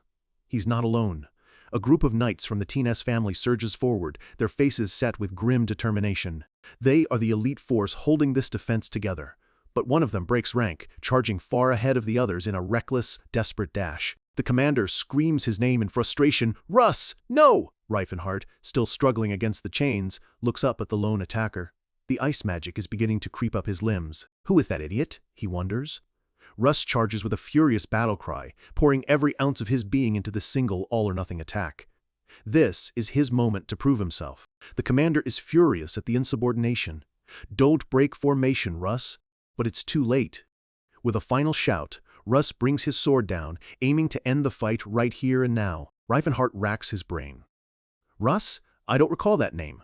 This person was never a player in his original timeline. The future is changing in ways he couldn't have predicted. As Russ charges, Reifenhart analyzes him with the eyes of a grandmaster. His movements, his breathing, his footwork, they're all sloppy and unrefined. However, there's something incredible about the swing itself. A faint, fiery energy surrounds the blade. Reifenhardt's eyes widen. He recognizes it. What is with that swing? That isn't simple swordsmanship, it's a fragment of a true aura path. The world seems to slow as Russ's blade descends, carrying immense force aimed directly at Reifenhardt's head. With a surge of power, Reifenhardt shatters the magical chains binding him, his cloak whipping around as he prepares his counter. He meets the sword not with a weapon, but with his chained arm. Sparks fly as steel grinds against enchanted metal. Russ's eyes go wide with shock. His ultimate attack, the only thing he has, was just effortlessly blocked. Reifenhardt sees his opening. He pivots, driving his elbow hard into Russ's stomach. The impact sends Russ flying backward across the stone courtyard. Reifenhardt looks on, puzzled. What the heck? He quickly analyzes the exchange. The kid has a swing powerful enough to channel aura, but he couldn't dodge a simple counter. He's a complete one-trick pony, a genius with no foundation. But there's no time to ponder. From the rooftops, the real threat emerges. It's Eustace, the Golden Knight, his massive sword already glowing, blade of the heavens. Tear through space. Eustace leaps down, his sword carving a massive arc of golden energy through the air, an attack meant to annihilate. Reifenhardt's eyes narrow. The warm-up is over. The real fight is about to begin. Eustace lands, his golden armor radiating an intimidating pressure. "The Golden Knight of Graham," he announces. "Your skills are far too refined for a common thief." Reifenhardt, still masked, just shrugs. "Oh well, I have my reasons. Eustace isn't interested in excuses. You can tell me all about them later." Reifenhardt remembers his master's primary teaching. Always attack first. He lunges, a wave of orange aura flaring around him, revealing a fraction of his true power. Eustace meets his charge head-on, his armor flaring with a dark, corrupted energy of its own. The two powerhouses clash in a brutal exchange of blows, aura against magic. Their eyes meet, a silent acknowledgement passing between them. Each one recognizes the immense power in the other. Reifenhardt lands a heavy blow, staggering Eustace for a moment. Eustace immediately counters with a punch of his own, imbued with dark magic. Reifenhardt blocks it with his forearm, the impact sending shockwaves through the air. He ducks under a swing from Eustace's massive sword, the wind of the blade whipping past his head. Eustace creates distance, a swirling vortex of energy expanding around him, forcing Reifenhardt back. This is a battle of strategy as much as strength. The guards can only watch in stunned silence. The fight before them is on a level they can't even comprehend. The two stare each other down. Eustace notes Reifenhardt's last attack was almost suicidal. They're both thinking the same thing. Their initial approach didn't work. Eustace decides to escalate. "I shall become the shadow of the abyss and roar." A vortex of swirling purple shadow magic erupts around him. Reifenhardt recognizes the spell instantly. Howling shadow, huh? He is immediately enveloped by the shadowy tendrils, a spell designed to tear its victim apart. The vortex of shadow magic rages around him, a storm of pure destruction. But inside his helmet, Eustace is shocked. How does he know Howling Shadow's weak point? This intruder isn't just a strong fighter, he's an expert at countering high-level magic. Reifenhardt emerges from the shadows, facing a demonic form summoned by the spell. He smirks. "Well, I know most of them. As a great mage, there are few spells he doesn't know how to break." He channels his aura into his fist and punches straight through a wall of solid rock summoned by Eustace. The battlefield is a chaotic storm of dueling energies, a clash between the pinnacle of martial arts and the apex of magic. Reifenhardt lands a direct, aura-infused punch on Eustace's armored chest. The impact is explosive, a deafening crack of raw power. Eustace, his helmet knocked off, coughs violently, his face a mask of shock. It had that much impact despite the armor. He retaliates instantly, summoning a barrage of magical projectiles. Wind becomes arrow. Reifenhardt counters with a technique of his own, a mockery of a magical incantation. "Flames, gather together and strike thy enemy." The two opposing forces collide in a massive explosion. Eustace summons the full power of his sword. "Awaken, Eldrin." The blade ignites, its divine power surging to its peak. Eustace unleashes a devastating wave of energy, a swirling tornado of rock and fire that tears the courtyard apart. Reifenhardt meets the attack head-on with a full-powered punch, his aura exploding outwards to dissipate the spell. But the sheer force of the blast throws him backward. For the first time in this new life, a terrifying thought crosses his mind. "I might actually end up dead at this rate." On a map of the Grain Kingdom, the Viscount's castle is now the site of a legendary battle. The great mage Reifenhart is being pushed to his absolute limit by a magic knight he never knew existed, a ghost from a future that is rapidly slipping from his control. The castle courtyard erupts in a blinding storm of fire and light. The clash of pure power shakes the very foundations of the night, a battle far beyond mortal comprehension. A thick cloud of dust hangs in the air, the silence that follows almost as deafening as the blast itself. For a moment, nothing moves. Through the swirling debris, a lone figure stands, his cloak torn and ragged. Reifenhart has survived. He catches his breath, his mind reeling. Material destruction? He thinks, shocked. He can cast high-level magic like that too? The Golden Knight's power far exceeds even his worst-case scenarios. From within his helmet, Eustace is just as stunned. Did he just block that? No, that's impossible. He knows that no one should be able to take that spell head-on. But he didn't see him dodge either. To have missed his movement, even with superhuman senses, the dust settles, revealing Reifenhart standing firm. Eustace comes to a chilling conclusion, the only one that makes sense. Could he be an aura user? Not waiting for an answer, Eustace launches another spell. A swirling vortex of corrosive purple energy erupts from his hand, a mist of acid designed to dissolve anything it touches. But Reifenhart is unimpressed. This is a spell he knows well. He thinks to himself, I can destroy that with just a bit of wind pressure. With a single, powerful motion, he creates a shockwave of pure force, blasting the acid mist apart before it can even reach him. He uses the opening to charge forward, moving with impossible speed through the dissipating magical haze. In less than a second, he closes the distance, his eyes locked on his target. Before Eustace can raise a new defense, Reifenhart unleashes a rapid flurry of aura-infused strikes against his armor. Eustace grunts, staggering back from the force of the blows. He's fast. Unbelievably fast. The speed and power are undeniable. The last shred of doubt vanishes from Eustace's mind. He's no longer facing a mere thief. I'm certain, he thinks. He's an aura user. They trade blows again, the courtyard echoing with the clash of aura-laced fists against magically charged armor. Eustace regains his footing, his entire strategy shifting. He was at a disadvantage before, fighting an unknown. But now he has a name for his enemy's power. And if the opponent is an aura user, then he knows exactly how to respond. Reifenhart backs away, breathing heavily. This is getting complicated. In his past life as a mage, aura users were the most annoying opponents to deal with. Now, he's realizing that high-level magic is just as much of a pain. Another section of the castle tower crumbles, a casualty of their epic battle. The guards can only watch in helpless terror. Eustace is baffled. Why would someone powerful enough to awaken aura commit such a petty crime?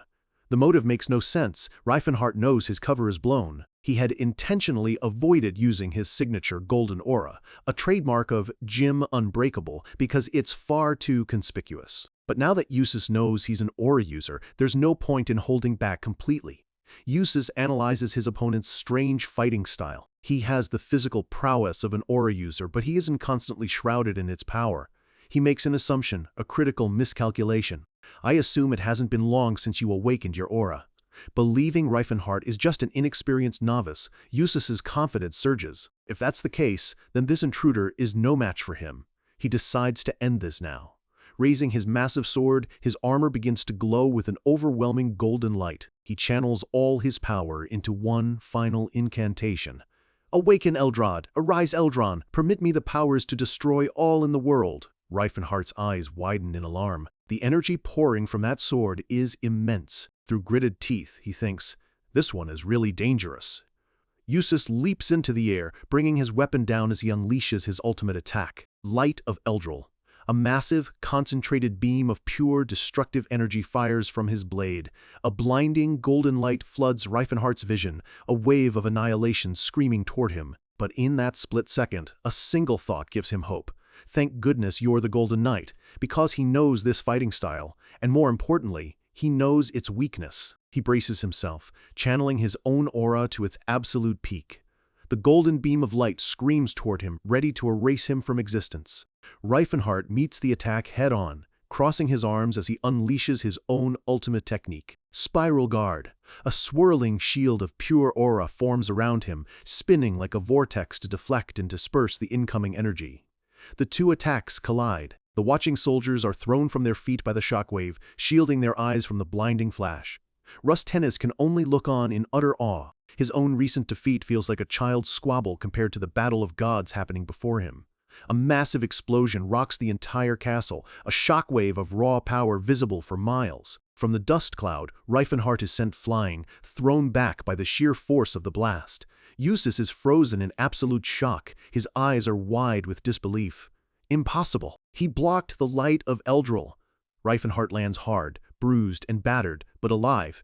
He thinks to himself, I was a bit late on using Spiral Guard. He's wounded, but he's created his chance. Using the smoke and chaos as cover, he leaps from the castle wall, his tattered cloak fluttering behind him as he escapes into the snowy night.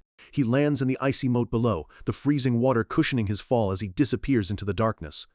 Eustace slams his fist down in frustration, the impact shattering the stone beneath him. His subordinate, Sir Lot, rushes to his side. Are you all right, Sir Eustace? But Eustace is already giving orders. Go check on the relic. We need to know what they stole. His voice is grim. And get a search party together. We cannot let that man escape. Sir Lot looks at the devastation, stunned. You don't think he's dead? Eustace stares out into the darkness, his expression hardened with a newfound respect for his enemy. He definitely wouldn't have died from that. Miles away, back at the quiet inn, Cirrus's eyes snap open, her sleep shattered. Woken by her sudden movement, Scylla rubs his eyes. What is it, Ceres? Her voice is quiet, but filled with a chilling certainty. I have a bad feeling. She sits up, looking out the window into the dark. It's more than a feeling, it's a premonition, an echo of danger. Scylla asks the question they're both thinking.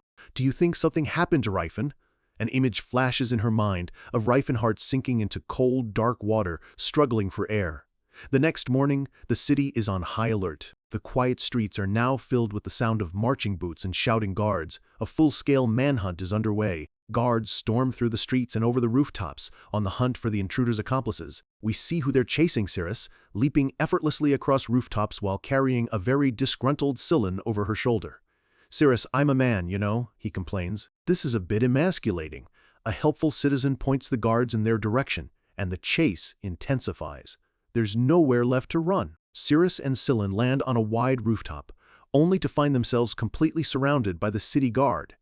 The captain steps forward, his shield raised. There is nowhere to run! Surrender now! Cirrus doesn't hesitate for a second. With a fierce cry, she calls out her weapon's name, Nihilin. The simple wooden stick in her hand transforms into a glowing bow of pure green energy. Before the guards can react, she fires a non-lethal energy blast that sends one of them flying, showcasing her incredible power. Elsewhere, Sir Lot reports back to Eustace. I apologize, sir. They're no ordinary criminals. Eustace's patience has run out. That's enough, he says, his voice cold as steel. I'll take care of it myself. Back on the rooftop, Ceres has single-handedly taken down the entire squad. Scylla, looking mortified, thinks to himself, I need to ask Reifen about muscle training. My pride as a man can't take this. But the fight isn't over. Ceres senses a new, far more powerful threat approaching. Cry, blade of wind, she shouts, preparing another attack. She leaps back, pulling Scylla with her just as a shockwave rips through the spot where they were standing. A figure descends from the sky, landing with an imposing presence. It's Eustace in his full golden armor. That's enough, you rats, he commands. Ceres's eyes widen in recognition and dread. Graham's Golden Knight? Eustace's gaze falls on the unique sword at Ceres's hip, a gift from Reifenhart. That's no ordinary sword, he notes, his analytical eyes taking in every detail of the high elf warrior before him. He quickly assesses the situation. A high elf with a rare magic sword, accompanied by a high-ranking priest. So, I was right, he concludes. These are no ordinary thieves. Scylla finally puts all the pieces together. The bad feeling, the city-wide search. He clenches his fist, his face a mask of pure fury. Reifen, that idiot. He got caught. On the rooftop, Ceres stands ready, her blade drawn as she prepares to face down the legendary Golden Knight. She charges forward, leaping across the tiles to meet her impossibly powerful foe head-on. It's a desperate, defiant attack. Eustace effortlessly blocks her strike, the force of the impact sending a shockwave through the air. Ceres's face is a picture of shock and desperation, her incredible speed, her strength. It all means nothing against an opponent of this caliber. She is completely, utterly outmatched.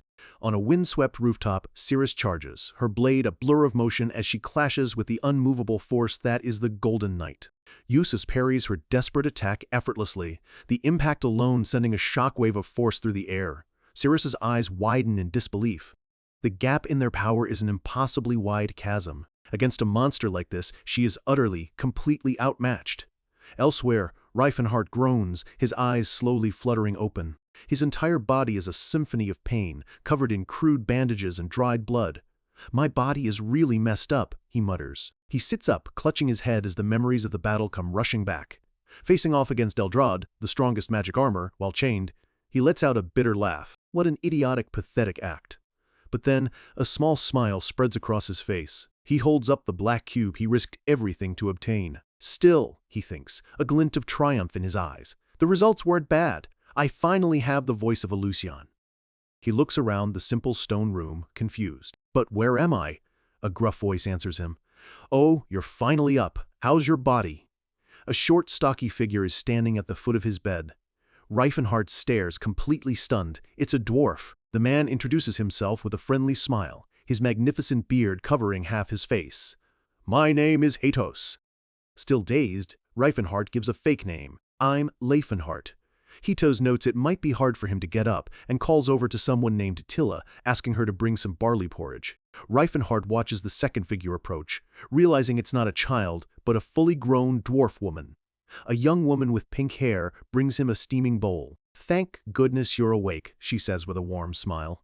"Please have some of this. She is Tilla de Steelhammer." As she helps him eat, Reifenhart is puzzled. That's weird, he thinks. A dwarf would never be this kind to a human. In his long life, he's known them to be a proud, reclusive people who keep to themselves. His confusion is immediately answered when an elderly dwarf bursts into the room, his eyes wide with reverence. "Oh, are you awake?" he exclaims, bowing deeply. "Our race's savior." Reifenhart's face is a perfect picture of confusion. He stammers, "Savior?" The old priest, Galpide, explains that 6 years ago, their high priest received a prophecy from their god, Alfort. The prophecy foretold that a bearer of steel flesh and wisdom would emerge from a path of darkness, riding the tears of the north wind. Or, as the priest puts it more simply, "A big, clever guy will come drifting down the icy river, so pull him out and make him your savior." The high priest secretly spread this prophecy to every dwarven tribe on the continent. For 6 long years, they have waited every winter for the prophesied one to appear. Reifenhart can only manage a weak, awkward laugh. Alfort, he knows that name, he knows that mischievous god. He thinks back. The prophecy was given 6 years ago, right around the exact time he regressed into this new life. A wry smile touches his lips. It means that the very moment he returned, the gods started making their moves. He feels a surge of gratitude. Even after his catastrophic failure in his last life, Alfort is still willing to vouch for him. "Thank you for believing in me again," he vows silently. "I'll do better this time." He turns back to Hatos, playing the part of a confused stranger. "You treated a human just based on a prophecy?" Hatos looks at him with unwavering faith. "Surely you don't think our god would speak empty words." A few hours later, Reifenhart is already on his feet, his incredible physique allowing him to recover at an astonishing rate. Tilla looks at him, amazed. "That's some remarkable regeneration." Reifenhart stretches, feeling the strength return to his limbs. "Thanks to your care, I've gotten better," he says. Tilla blushes, flustered by the compliment. "I only gave you some barley porridge." Reifenhart mutters that some meat would have healed him even faster. Tilla quickly changes the subject, telling him that the priest, Galpide, wants to speak with him again. As they walk through the dwarven settlement, he learns that these are the Steelhammer tribe, mountain dwarves living as slaves under the cruel Viscount Kelberin. Reifenhart knows that unlike other enslaved races, dwarves often maintain their culture. This is because their skills are unique and utterly irreplaceable. Humans can't learn the dwarves' innate crafts, like their ability to find rich veins of ore just by listening to the hum of the earth. Because of this, dwarven enslavement is done at a tribal level, allowing them to preserve their faith and traditions. Reifenhart remembers this well. The dwarves were crucial allies in building his former empire, one of the few races who truly understood the concept of society. He asks Tilla how many live here. She tells him around 60, all of them property of the Viscount. He looks around and notices something is wrong. There are no men. Tilla's expression saddens. The men are usually at the mines of the Settlard Mountains. The grim reality hits him. The humans take the women and children as hostages to prevent the men from rebelling. His jaw tightens in anger. "I shouldn't have asked." They arrive at a set of large, fortified doors, the entrance to the dwarven temple. Galpide greets him warmly. "Savior, welcome." Reifenhardt asks him to just use his fake name, Leifenhardt. The old priest chuckles. Honestly, we don't really understand why you are the savior. He looks at Reifenhardt, his gaze wise and perceptive, but I can tell just by the look in your eyes that you don't see us as slaves. Reifenhardt admits he has always respected dwarves, but questions if that's enough to save an entire race.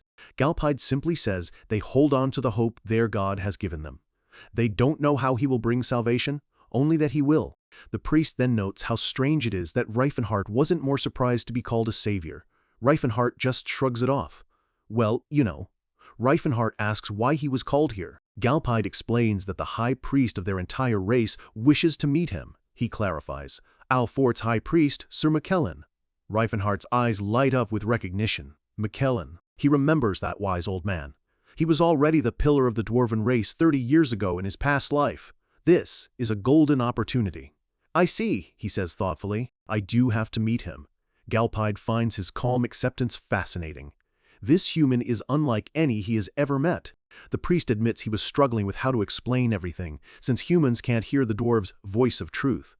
But Reifenhardt seems to understand it all perfectly. This is a good development, Reifenhardt thinks. In his past life, his empire fell. But if he works with a man like McKellen from the start, things might be different this time. He knows that around this time, McKellen should be at the Grand Forge. Galpide confirms it, explaining that the temple's location is a top secret. Because of the secrecy, they will assign him a guide. Tilla steps forward, her expression determined, announcing that as the last of her people's warrior bloodline, she will do her best. Galpide looks at Reifenhardt, his suspicion growing. You seem to know a lot about us, he observes. Even the location of the Grand Forge. He gets closer, his voice low. Humans who know of the dwarf's voice of truth usually avoid having a conversation. Reifenhardt meets his gaze without flinching. That, I know that well. Galpide's eyes widen. He can see the truth in his gaze. You do honestly know. He asks how it's possible for him to know so much. Reifenhardt just gives him a calm smile. I'm sorry, but now is not the time to explain. Just then, Hitos comes running, shouting for the Mr. Savior. He runs up to them, out of breath. Did you perhaps have companions when you came here? He asks urgently. An elf and a young boy? Hitos delivers the terrible news. It seems your companions have been taken hostage to the Viscount's castle. In an instant, the calm, calculated expression on Reifenhardt's face vanishes, replaced by a cold, deadly fury. In the castle dungeon, Eustace is giving orders to his men. His voice is devoid of all warmth. We must find where the thief is hiding. Forget the code of chivalry. It doesn't matter what kind of torture is done.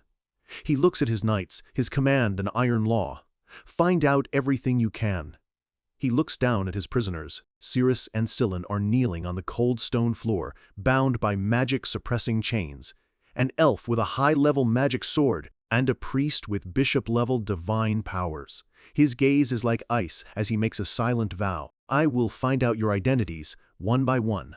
His two knights, Lento and Varus, discuss their orders nervously. How do we even torture someone? Do we just beat them? What if they die? This is not a task for honorable knights. Ceres is chained to the wall, her expression a mask of pure defiance. Scylla kneels beside her, glaring at their captors with righteous anger. The knight named Lento turns to his partner, steeling himself. Then I'll start with the interrogation, Varus. His partner nods grimly. Understood. The air in the dungeon grows heavy with dread, the promise of pain hanging unspoken between them. Inside the cold, torchlit dungeon, the interrogation begins. The two knights, Lento and Varus, stand over their prisoners, trying to project an authority they don't feel. Lento clears his throat. I'll go first then, Varus. 30 minutes later, the only sound in the dungeon is the drip of water on stone. The two knights look completely bewildered. Varus is sweating, and Lento just stares, trying to process the absolute nonsense he's just been told. He weakly summarizes Scylla's rambling story. So, what you're saying is that his martial clan is just aggressive? In a flashback, we see how Scylla masterfully took control of the entire interrogation. Despite being in chains, he speaks with the energy of a frantic town crier. You've heard of Jim Unbreakable, right? The indomitable martial king's clan? You have no idea how they train their disciples. He leans in, his eyes wide with feigned sincerity. I'm telling you, they do all that just for training. It's not something normal humans should do. I'm sure even you didn't train that hard, right? He spins the tale Reifenhardt fed him, embellishing it perfectly. The exam was to get the relic, but the teen's household got it first. Of course, Reifenhardt would try to steal it back to pass his test. The fact that he didn't touch any of the other treasures proves his pure intentions. Sillin insists he was just an innocent bystander, waiting for his friend at the inn. Varys is completely dumbfounded. Is it normal for a captive to talk this much? We didn't even have to torture him. Meanwhile, Sillin complains he's thirsty from all the talking and asks for some water. The flustered knight can only stammer, yeah, sure." Sillin gulps down the water, looking completely relaxed. Varys can't help but ask, "Hey, is it all right for you to be telling us all this? Don't you have any loyalty?" Sillin shrugs. It's not really a secret. But then he adds a clever twist. If the world finds out the Martial King's successor is a common thief, his reputation would be ruined. But, he adds with a perfect shrug, if Reifenhard cared about his reputation, he wouldn't have done it in the first place. Lento finally cuts in. "Anyway, I get it. So, you don't know where the relic is?" Sillin shakes his head. "No, we were just waiting at the inn." Lento's patience finally snaps. He slams his hand down in frustration. "That doesn't make any sense. I'm sure you planned a way to contact him just in case." Sillin looks at him with perfect, innocent confusion. "Why would we? There's no way an aura user would fail at something as simple as a robbery." The logic is so absurdly arrogant that Lento can only stammer, "True." The two knights are left utterly defeated, wondering if this is what all interrogations are like. They have a sinking feeling that they've been completely played. Far from the castle, high in the snowy peaks of the Settlard Mountains, Reifenhardt's recovery is underway. He and his new dwarven guide Tilla move through the silent, snow-covered forest. Tilla looks on, her eyes wide with amazement. That's incredible. Reifenhardt has just taken down a large deer with ease. He explains that with aura, it's simple. You just expand your senses to track your prey. It's a skill any professional hunter would kill for. As they sit by a crackling fire, Tilla voices her concern. They're in the Viscount's territory, and hunting is forbidden. But Reifenhardt, staring into the flames, has found a new clarity. "I don't intend to care about trivial matters like that anymore." Tilla looks at him, confused by the sudden intensity in his voice. His voice is low, but filled with a powerful, unshakable conviction. "There's no need to mind trivial matters. I won't be able to free all the otherworldly species while following human laws. Freeing slaves, in itself, is against the law." He takes a piece of roasted meat, the fat sizzling as it drips into the fire. He tears into it with a primal hunger, his face a mask of pure determination. "I need to recover my strength, as fast as possible." Tilla flinches as Reifenhardt suddenly rips off a chunk of his crude bandages, revealing a still-healing wound beneath. She stares, her mouth agape in shock. A brilliant, golden aura envelops his body. His wounds, the deep gashes from his battle with Eustace, are knitting themselves back together right before her eyes. She can't believe it. His body is healing itself? He kneels by the fire, focusing his aura, the golden light pulsing with the rhythm of his heartbeat. The healing process is intense, steam rising from his skin as his body mends itself at a supernatural rate. A final, powerful wave of golden energy bursts from him, kicking up a swirl of snow and ash. Tilla can only stare in stunned silence as he speaks a single word. "All right." Reifenhardt stands, his body completely healed, muscles rippling with restored power. The bandages are gone, his skin flawless. "I'm at 100% now." Back at the castle, Eustace stares out a window, lost in thought, trying to piece together the puzzle of the mysterious intruder. He replays the fight in his mind, the thief's impossible strength and uncanny knowledge of magic. He shakes his head. It can't be a coincidence. There's no way someone would take that specific relic out of a room full of treasures by sheer chance.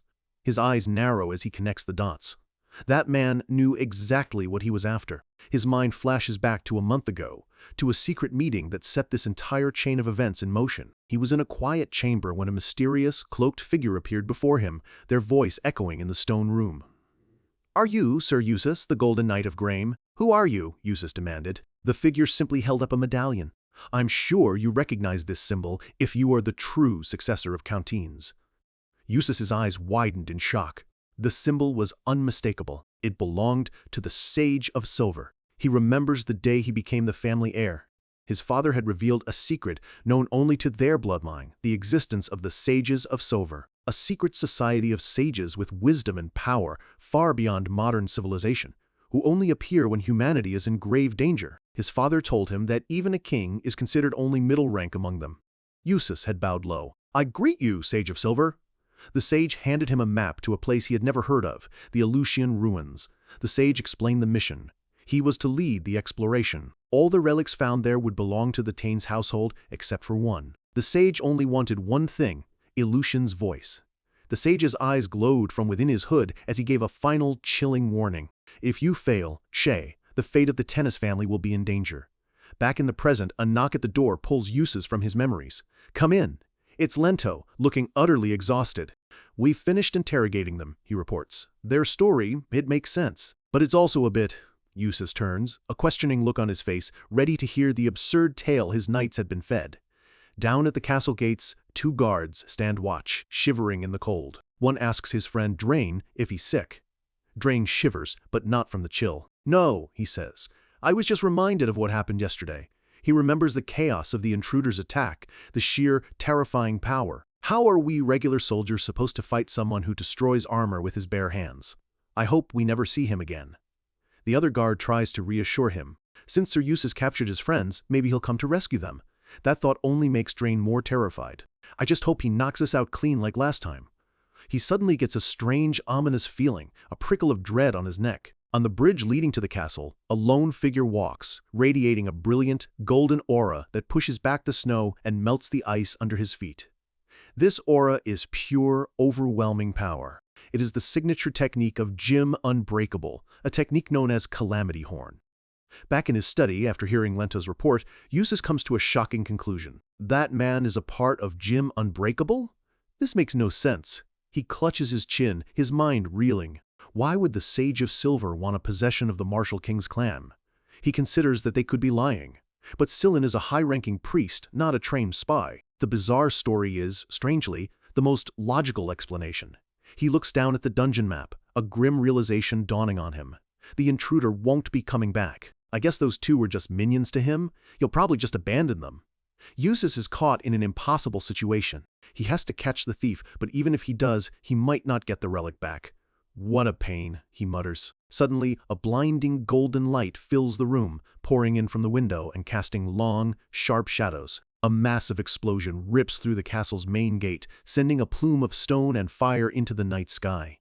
Eustace whips around, his face a mask of pure shock. What was that? He can feel it. A terrifying, overwhelming energy that makes his hair stand on end. The same power from the night before, but 100 times stronger. Standing amidst the ruins of the gate, surrounded by a roaring golden aura, is Riefenhart. His voice echoes across the courtyard, calm but filled with deadly intent. I heard that my friends are here. Black smoke billows into the sky as explosions rock Viscount Kelbaroon's castle. The rescue mission has begun, and it's starting with a bang. Inside the chaotic courtyard, a commander rallies his troops, his face twisted with fury. Knights of Teens, show that arrogant bastard our power. Riefenhart stands amidst the rubble of the gate, calmly cracking his knuckles. The commander screams, It will not be like last night. Riefenhart just smirks. I will be different from last night too. Lento, Varus, go! The commander orders, sending his best men into the fray. The 2 knights charge forward, ready to redeem themselves. They are immediately blown back by a wave of pure force, their shields and armor proving completely useless against an invisible wall of power. Riefenhart flexes his hand, his golden aura crackling around him. Shields are meaningless against attacks using aura, he says, a confident grin on his face. It seems none of you have experience fighting an aura user. The priests at the back lines begin their chant, their hands glowing with divine light as they bestow blessings of protection upon the charging knights. Their bodies now glowing with a protective light, the knights charge again, fueled by rage. How dare he, evil bastard, die! Riefenhart meets their charge with cold, calculated efficiency. His movements are a blur of orange light, a dance of destruction. He becomes a whirlwind of fists and feet, sending soldiers flying in every direction with precise, debilitating strikes. This isn't a brawl, it's a systematic dismantling. With a single, ground-shattering punch, he sends an entire squad of knights into the air, the very earth erupting in jagged spikes beneath them. Seeing the front line collapse, the mages unleash their spells. A barrage of ice bolts screams toward him, followed by a volley of flame arrows that hiss through the air, and a storm of lightning that crackles with deadly energy. The courtyard becomes a storm of elemental magic. Riefenhart's eyes narrow. He knows the first rule of fighting a group: neutralize the long-range threats first. He digs his fingers into a loose cobblestone. He unleashes a barrage of his own, launching chunks of stone like cannonballs with a technique he calls rapid fire of bullets. The aura-infused stones move faster than any arrow, punching clean through the mage's defensive barriers. Cries of pain erupt from the back lines as mages fall, their legs shattered. They are out of the fight. Reifenhardt scoffs. These mages lose their focus with the smallest of injuries. He expected a little more resilience. He turns his attention to the next target on his list. I'll take down the priests next. He weaves through the remaining soldiers, disabling the divine casters with precise sleeper holds. One screams, "Fight like a man!" What kind of cowardly tactic is this? Reifenhardt just smirks as he chokes out another priest. Cowardly? You're the ones ganging up on a single person. Another knight shouts in horror, believing his comrade has been killed. He grabs the final priest, who immediately begs for his life. Reifenhardt knows that some divine spells get stronger when the caster is hurt, so it's far more efficient to just knock them out without causing injury. With their support troops neutralized, the remaining knights are in a full-blown panic. Throw the net over him. Fire your arrows. Reifenhardt simply unleashes a pulse of his aura, the shockwave incinerating the arrows and nets before they can even reach him. The soldiers stare in disbelief and terror. He's so much stronger than he was last night. This is the true, overwhelming power of an aura user. Amidst the chaos, a commander spots Russ Teens, who is just standing frozen, watching the battle unfold. "Russ, what are you doing? Go fight!" The commander is furious. That bastard. He's always charging into fights I tell him to avoid, and now he's just standing there?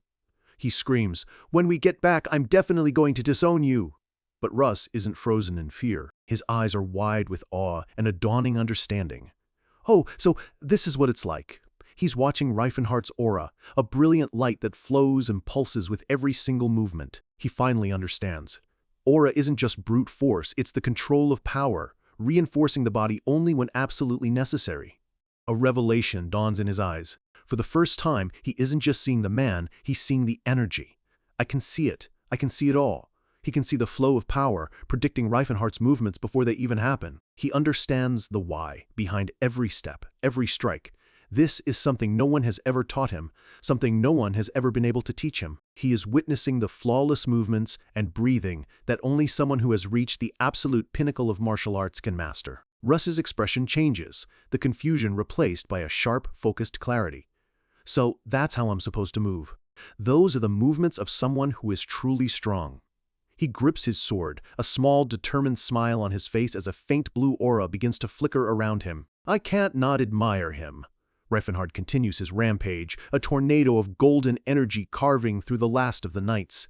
He moves with a focused calm, his goal singular and clear. He kicks a final soldier out of his way, clearing a path to the castle steps. And then he sees him. Standing at the top of the stairs, finally showing himself. There you are. It's Eustace. He stands over the chaos, his expression grim.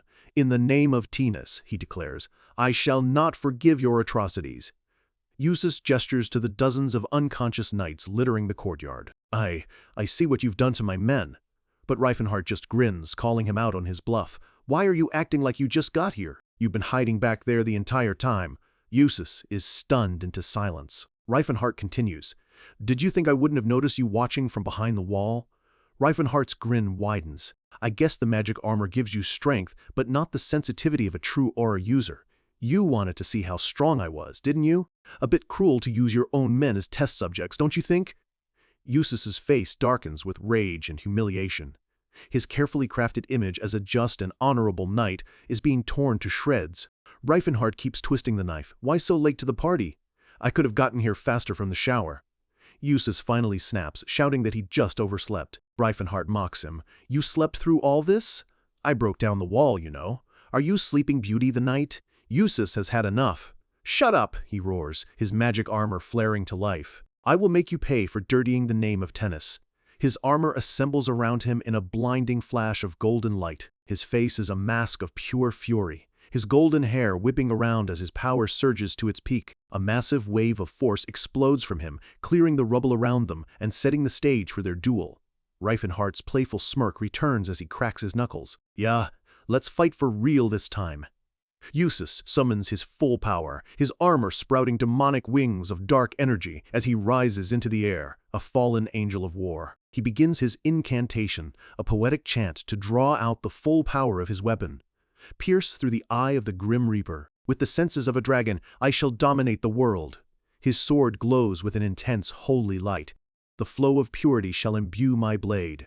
Reifenhardt's eyes gleam with excitement. The arcane blade, a sword of pure mana. That will definitely be a match for my aura. Usus dives from the sky as Reifenhardt braces on the ground, the earth cracking beneath his feet. The two masters are about to collide. Their attacks meet in a cataclysmic explosion of golden light and raw power that shakes the very foundations of the castle. Reifenhardt grits his teeth against the immense pressure.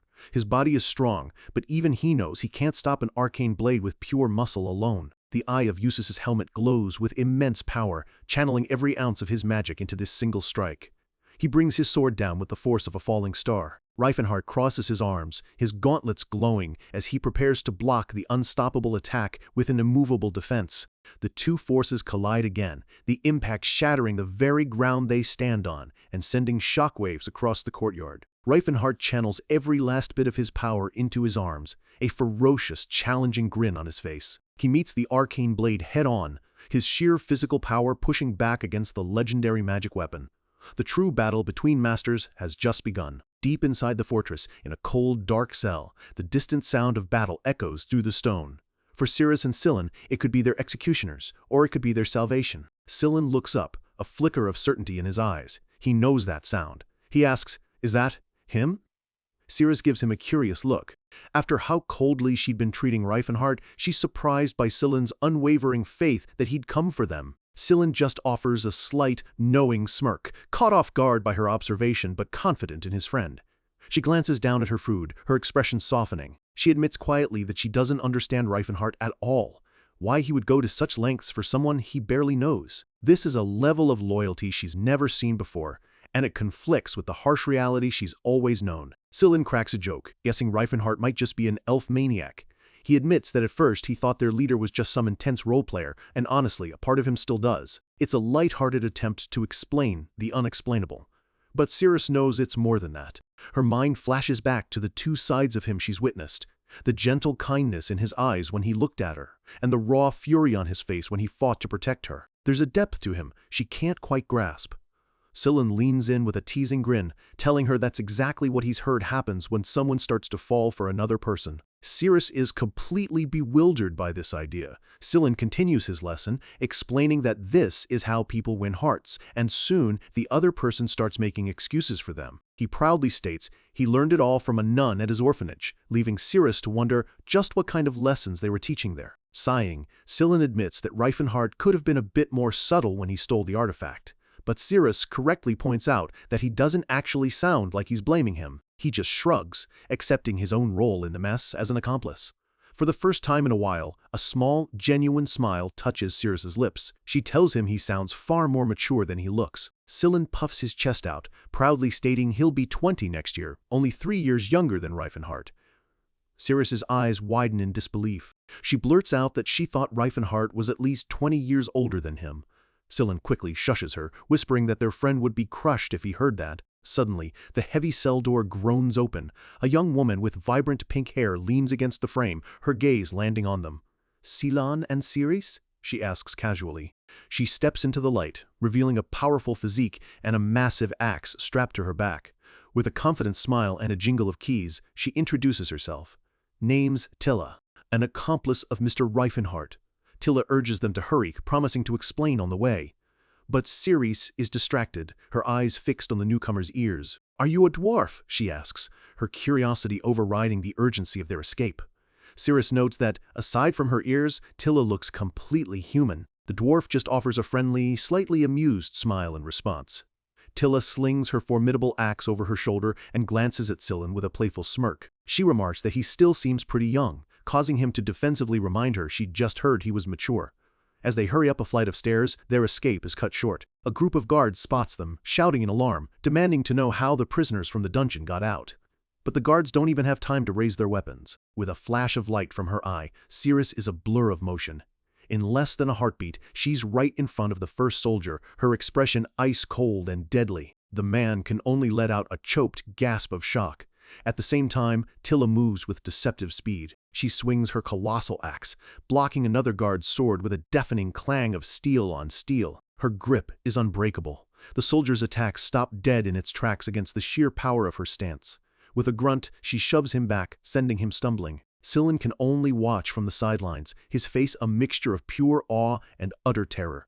Then, Tilla slams the butt of her axe into the stone floor. The impact shatters the ground, the shockwave alone sending the entire group of soldiers flying. Sillin stares, his jaw on the floor. Tilla just scratches her head, smiling sheepishly. "Dwarves are just kinda strong," she says, as if it's the most normal thing in the world.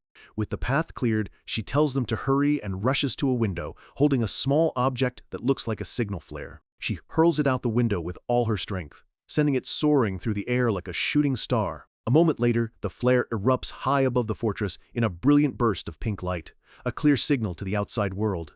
The first part of the mission is a success. Outside, amidst a ruined courtyard, Riefenhart sees the signal. A confident, satisfied smirk spreads across his face. Tilla did it. His friends are safe. Across from him, the Golden Knight, Eustace, follows his gaze.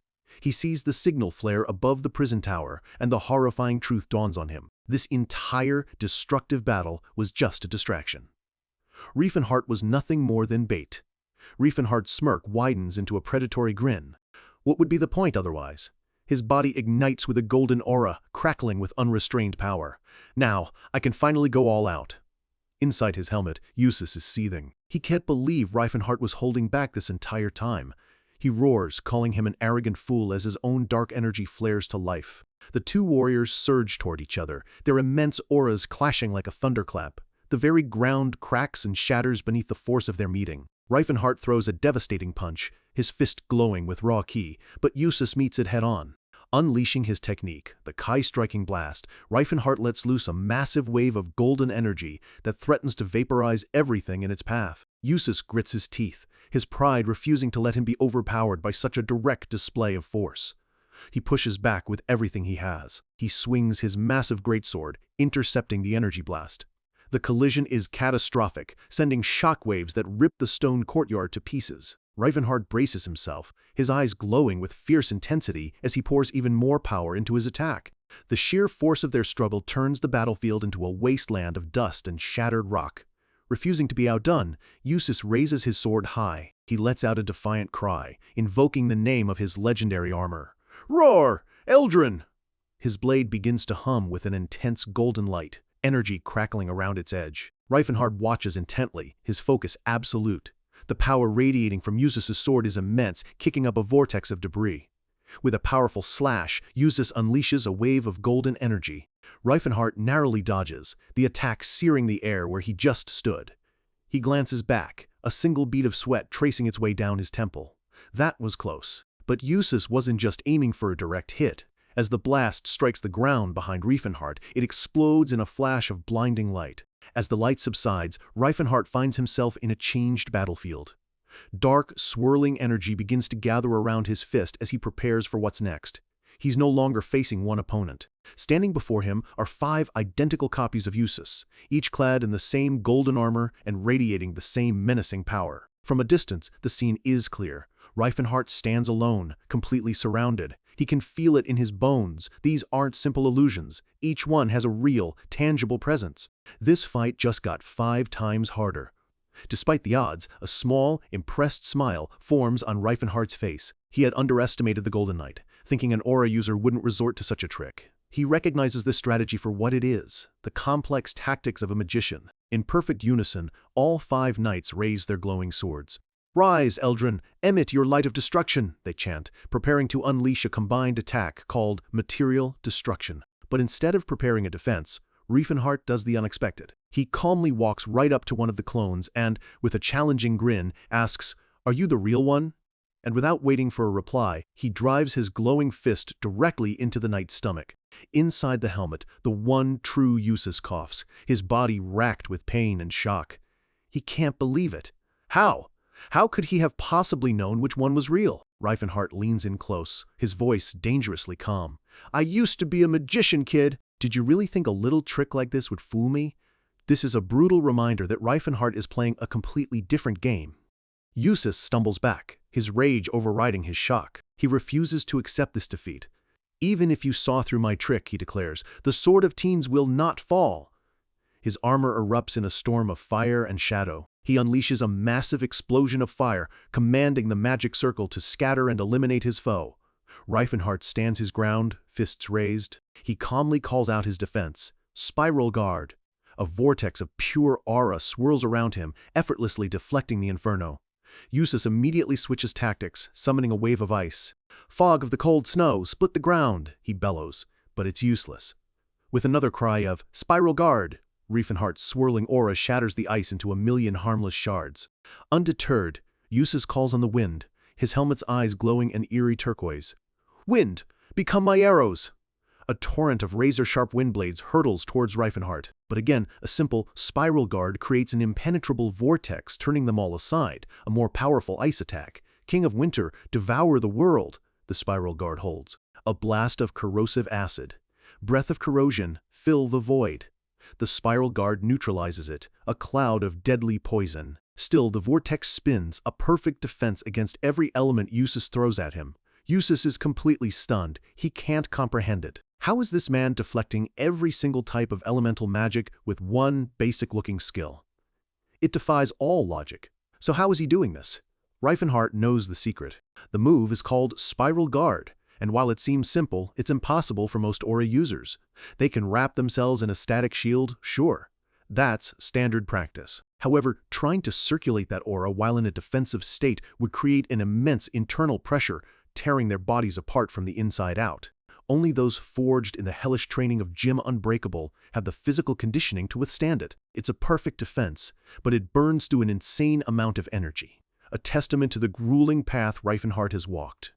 Desperate, Eustace demands to know who Reifenhart's master is. He seems to be speaking to the entity within his own armor, asking it to identify the powerful figure standing behind his opponent. He looks past Reifenhart and sees only a short, confused-looking soldier standing there.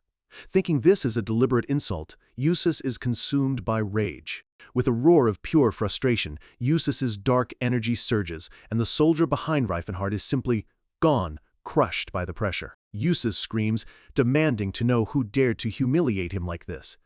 He pours all of his remaining focus into his armor. Open your eyes, Eldrad, he commands, and the slits of his helmet begin to glow with a blinding, divine light. The name of the armor echoes with unimaginable power as he prepares his final gambit, Rise Eldrin. Eustace channels everything he has left into one cataclysmic attack, begging his armor to grant him the power to obliterate all before him. He unleashes the light of Eldril, and the ground itself shatters as a massive column of golden light erupts from his sword. For the first time, Reifenhart's expression turns deadly serious. He knows this is no ordinary attack. To be safe, he must meet it with his own ultimate skill. He plants his feet, aura swirling violently around his arms as he prepares the ultimate technique of his school, the Horn of Destruction. Golden energy swirls and condenses around his fist, growing brighter and more violently intense with each passing second. The light of Eldril focuses into a concentrated beam of pure, world-ending destruction, aimed squarely at Reifenhart. Reifenhart grits his teeth, his entire body trembling from the sheer volume of power he's channeling into a single point. With a final, deafening roar, he thrusts his fist forward, unleashing his own ultimate attack. Calamity Horn Level 4. The two colossal beams, one of divine light, the other of raw, destructive aura, are on a collision course, about to meet in an explosion that threatens to wipe the entire fortress off the map. This is it, the final collision. Reifenhart pours every last drop of his power into this single attack, his Horn of Destruction aimed to shatter a living legend. A wild, determined grin spreads across his face, his eyes glowing with unrestrained power. This isn't just about winning a fight, it's about tearing down the old order to make way for the new. He becomes a human cannonball, a missile of pure destructive energy hurtling toward the divine light of the Golden Knight. The two ultimate techniques meet. Reifenhart's raw, chaotic aura slams into the focused, golden beam of Eustace's blade.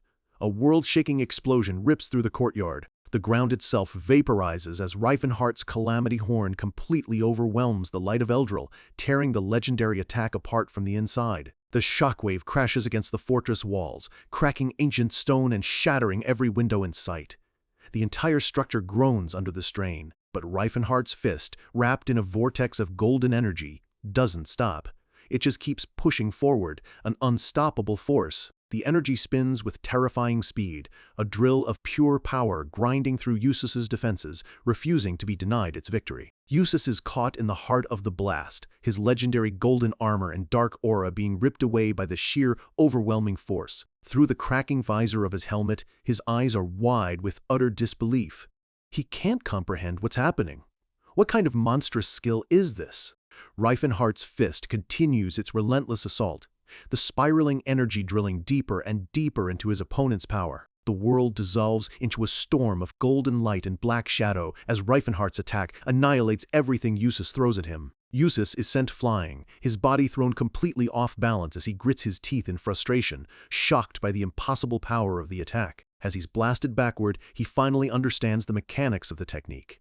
Reifenhardt channeled all of his aura into his fist, then made it explode on impact. The result was a massive, concussive force that sent out waves of pure destruction in every direction. But it didn't just push it, twisted. The spiraling energy was designed to devour and destabilize whatever it hit. No wonder he was thrown off so easily. He knows he has one move left. He can't give up. He refuses to accept this outcome. He lets out a final roar of defiance. "I can't lose like this," as he prepares for one last stand. But Reifenhardt is already moving. He clenches his fist, and the aura around it intensifies with a deafening boom. He unleashes a second wave of power, a vortex of sharpened rock and raw energy that completely engulfs the Golden Knight. For a split second, the two are frozen in the eye of the storm. One, an unstoppable force, the other, a broken defender on the verge of collapse. Reifenhardt stands firm, his feet planted, his body a fortress of pure power. Eustace is caught in the vortex, spun helplessly like a leaf in a hurricane. With one final concussive punch, Reifenhardt sends a concentrated blast of aura that strikes Eustace dead center, shattering what little defense he had left. As the dust finally begins to settle, a massive greatsword, its golden blade cracked and broken, slams into the ground. Reifenhardt stands alone in the wreckage. His shirt is torn away, his body covered in minor cuts, but he is victorious. The remaining soldiers look on in absolute horror. They can't believe their eyes. Their invincible leader, Sir Eustace, and his legendary sword, it's over. The legendary Sword of Teens has fallen. Eustace lies defeated amidst the ruins of his armor, his greatest weapon shattered before him. Reifenhardt walks calmly towards the broken blade. He knows the armor and sword are connected. As long as the armor is intact, the sword will eventually recover, though it will take at least half a year. He reaches down and effortlessly lifts the massive sword. One of the soldiers cries out in outrage, accusing him of trying to steal their national treasure. Reifenhardt turns and hands the man a piece of the broken blade. He offers a simple apology, explaining that the artifact stolen from him was far too valuable, and that's why he had to make such a mess. The soldier is speechless. He realizes with dawning horror that this entire devastating battle was never about stealing their legendary sword at all. Reifenhardt smirks to himself. For a moment, he's tempted to take the sword for his friend Cirrus, but decides against it.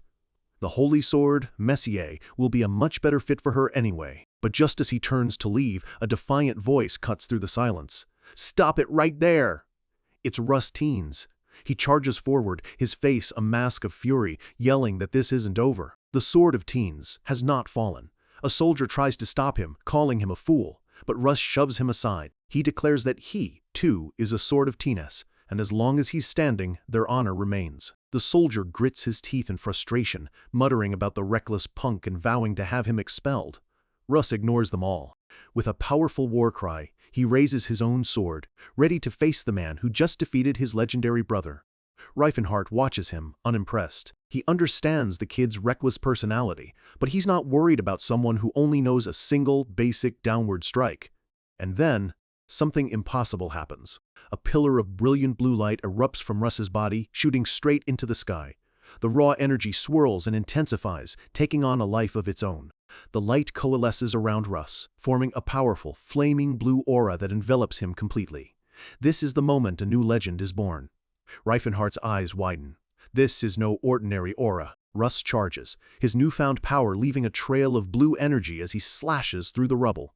The attack is blindingly fast. Reifenhardt is forced to move, but the blue energy blade still grazes his chest, drawing blood.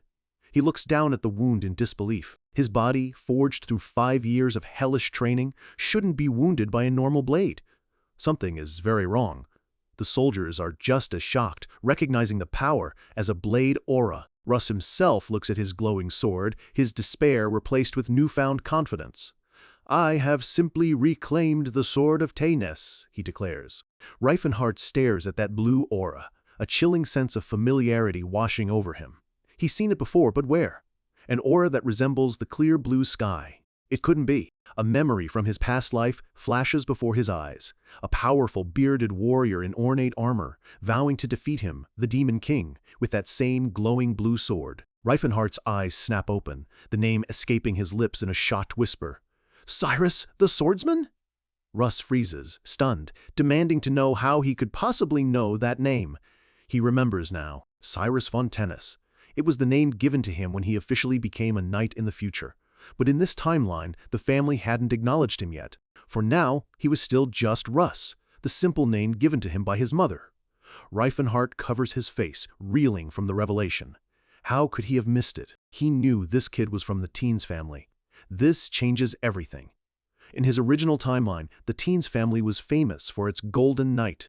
But 30 years later, they became known for producing master swordsmen, finally shedding their reputation as a house that relied on magical equipment.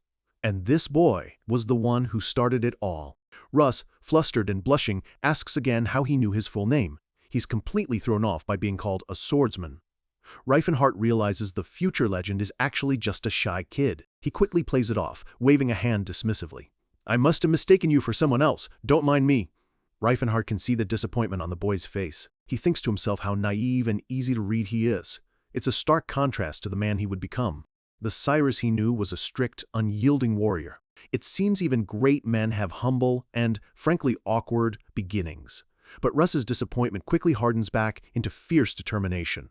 The time for talk is over. He lunges, his blue aura flaring as he brings his sword down on Reifenhart. Reifenhart easily deflects the blow. He can still see the amateurish foundation. All of Russ's movements are still based on that one simple strike. He blocks another predictable swing, his eyes narrowed in concentration. He even catches the blade with his bare hand, aura flaring around his fist to protect it. With a powerful twist, he disarms Russ, sending his sword flying. But Russ does something completely unexpected. Instead of scrambling for his weapon, he channels his aura and unleashes it in a raw, explosive shockwave that blasts Reifenhart backward. Reifenhart lands gracefully, a flicker of surprise on his face. He's actually impressed. To think someone who just awakened their aura could already use it as a shockwave, not bad. The shockwave rips across the battlefield, forcing the other soldiers to scramble for cover. But as Reifenhart regains his footing, his eyes widen in shock. Something has fundamentally changed. He can no longer predict Russ's movements. The once simple, readable fighter has suddenly become a whirlwind of chaotic, unreadable motion. A new, dangerous battle has just begun. Reifenhart is genuinely thrown.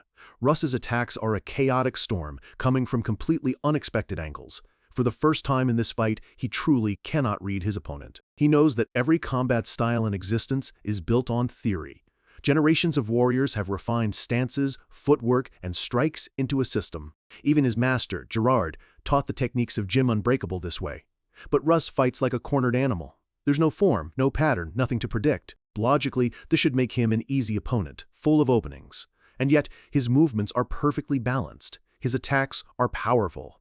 Reifenhart can't find a single weakness. It's a paradox of instinctual, perfect motion. He's just swinging his sword however he wants, yet there are no openings. Reifenhart recalls something he heard in his past life, that the sword Saint Cyrus was a one-in-a-century genius. Now, seeing this raw talent firsthand, he finally understands why. This is the man who, in the future, would single-handedly defeat his most loyal friends, his 4 heavenly kings. He remembers confronting an older, battle-hardened Cyrus, who coolly stated that all 4 of them were no match for his blade. The memory of their deaths still stings. He can hear his own pained cry, refusing to believe that the great orc warrior Tethid was gone. And now, facing his friend's future killer, Reifenhart strikes. With a single, explosive punch, he shatters Russ's blade aura. The boy flies back, shocked that his newfound power was brushed aside so easily. Reifenhart's own aura flares to life, his expression turning ice cold. The game is over. But Russ isn't done. He screams with every fiber of his being, "I am the sword of Taeness." He channels all his remaining energy, all his pain and desperate resolve, into one final downstrike, the only move he's ever truly mastered. He becomes the very spirit of the man who will one day be his nemesis. A flash of killing intent appears in Reifenhardt's eyes. In that instant, he makes a decision. He will kill him now. He will end this tragic fate before it has a chance to begin. He meets Russ's desperate charge, his fist connecting with the boy's sword in a clash of overwhelming power. His face is a mask of grim resolve. He's glad they met this early, before this boy could grow into the monster that would take everything from him. Farewell, he thinks. The impact is absolute. Russ is sent flying backward with a pained grunt, his body slamming hard against the fortress wall. He tumbles to the ground, utterly defeated, as the shockwave from Reifenhardt's punch rips through the courtyard. Reifenhardt stands amidst the swirling dust and energy, his expression unreadable. He watches the dust settle, his eyes fixed on the fallen boy. But Russ isn't unconscious. He struggles, pushing himself up, blood dripping from his mouth. He whispers through gritted teeth, "I am the sword of teens. The sword of teens does not give up." Reifenhardt watches him, the name a quiet breath on his lips. Cyrus, he reflects on his attack. That blow was meant to kill. Unlike his fights with Eustace, he held nothing back. He had every intention of ending Russ's life. And yet, he's still standing, battered and broken, with no energy left, but he hasn't fallen. This unbreakable will, it's the very thing that made him a legend. Reifenhardt's eyes narrow. The question hangs heavy in the air. Should he finish him off? Every instinct screams to kill him, to erase the threat he represents. But a small voice inside him argues against it. It's not just because Russ hasn't committed any crimes yet. He thinks about the future, about the certainty that Cyrus will kill people he loves. Isn't it his duty to prevent that? However, another memory surfaces, a much warmer one. He thinks of his friend, Tothid, an orc with the soul of a great warrior. Tothid wouldn't want this. He'd be furious that Reifenhardt stole his chance to face his fated rival. A small, sad smile touches Reifenhardt's lips. Yeah, Tothid would definitely be angry. And in that moment, he makes his choice. His duty isn't to prevent their fight, but to ensure it happens. He turns his back on Russ. "I'll let you live." Russ looks up, stunned into silence. Reifenhardt continues without looking back. "Live and become much stronger." His voice is quiet, but filled with a new purpose. "For the sake of my friend Tothid." He recalls their history. In his past life, Tothid and Cyrus fought many times. Those fierce battles pushed them both to greater heights. That is the essence of a true rivalry. It was because of Cyrus that Tothid was able to become a great warrior. Killing Cyrus now might actually ruin his own friend's future. He finally understands. This man is for Tothid to defeat. And with that final thought, Reifenhardt walks away, leaving the future sword saint alone in the ruins. Russ can only watch him go, his mind reeling. He's alive, but everything has changed. The tension finally leaves him, and he collapses to his knees. As his sword hits the ground, it lets out a strange pulse of energy. The ground around him explodes in a shockwave of blue aura. With a defiant roar, Russ unleashes all his pent-up energy, shattering the stone around him as pillars of rock erupt from the ground. Sometime later, far from the fortress, Reifenhardt and his companions have regrouped in a quiet, snowy forest. Tilla spots him and runs over, her face lit with a relieved smile. "Reifenhardt, you're back." He sees Cyrus and Sullen are safe and tells them he's glad. Sullen dryly remarks that, thanks to him, he got to experience being thrown in prison, a new addition to his pilgrimage. Reifenhardt can only offer a sheepish apology. But Sullen isn't done. His expression darkens as he scolds Reifenhardt, reminding him that Cyrus is an elf and a young woman. He asks if he ever considered what could have happened to her. Reifenhardt panics, rushing over to Cyrus and frantically asking if she's all right. Cyrus just calmly replies that she's fine, and the knights were surprisingly professional. Sullen looks on, blushing with second-hand embarrassment. Reifenhardt breathes a sigh of relief, promising to be more careful.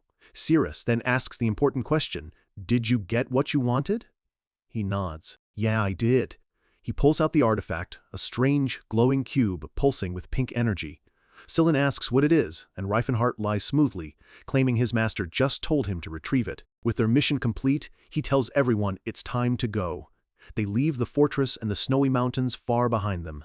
Back at the fortress, soldiers are already working to clear the rubble. The news is spreading like wildfire. One of the soldiers tells his superior he saw it with his own eyes. Nearby, Eustace stands in a hallway, his golden hair now loose. He listens to the whispers. An aura user in the Teens' Night Order, finally, but they are all speaking of Russ.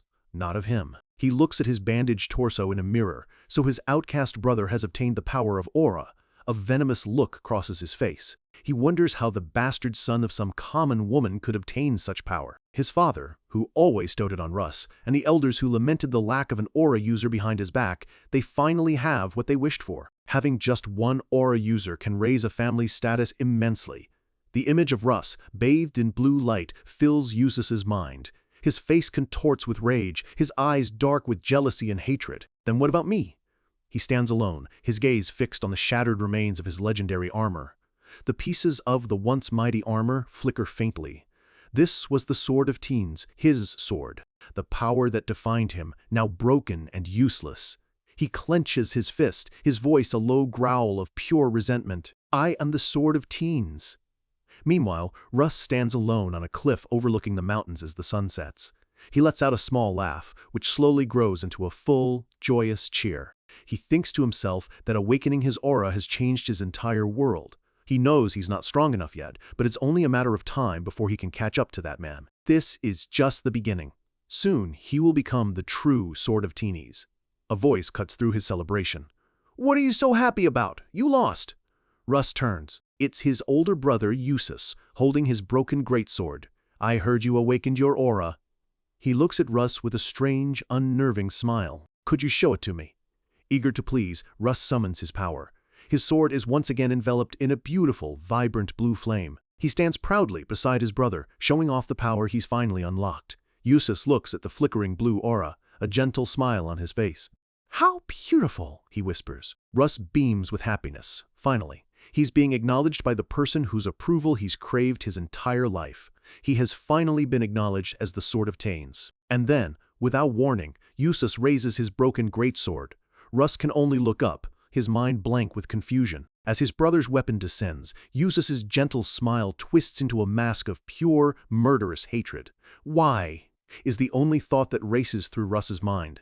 Russ is frozen in absolute disbelief. The man he has admired his entire life, his own brother, is trying to kill him. He can only parry the attack, his mind reeling from the betrayal. His face is a mask of pure, unadulterated shock and pain. The one question that escapes his lips is a desperate, broken, why?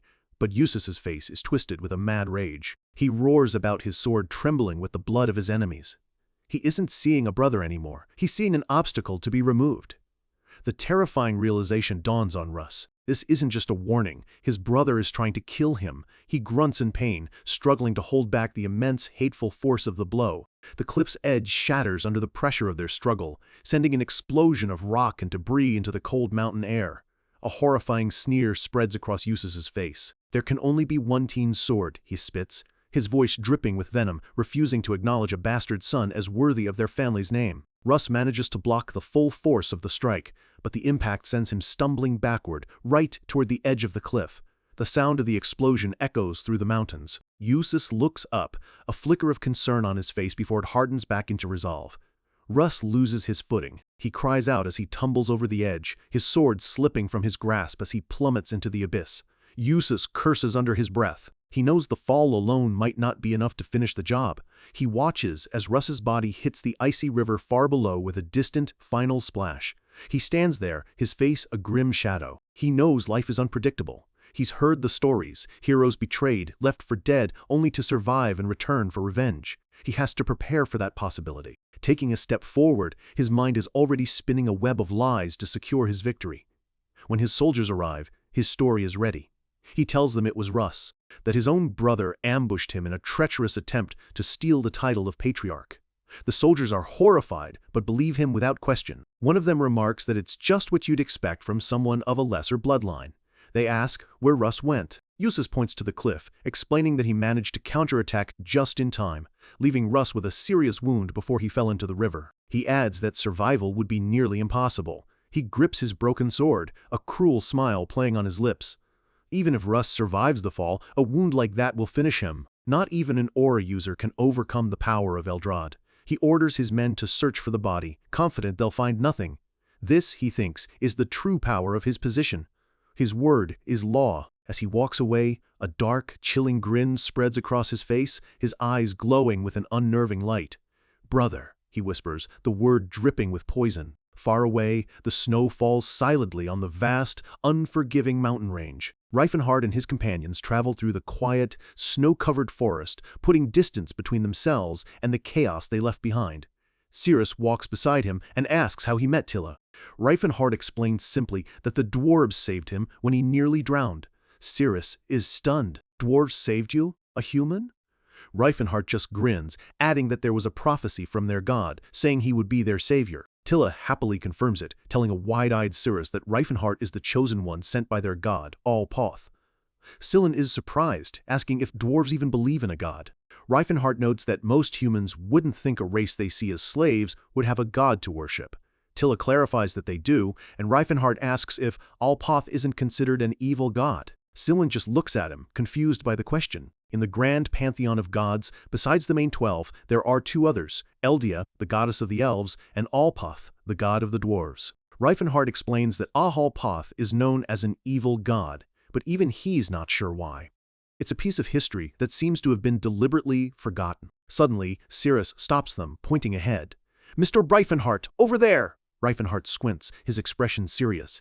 He thinks it might just be a log, but it looks an awful lot like a person. Floating face down in the icy river, barely moving, is the body of a young man in knight's armor.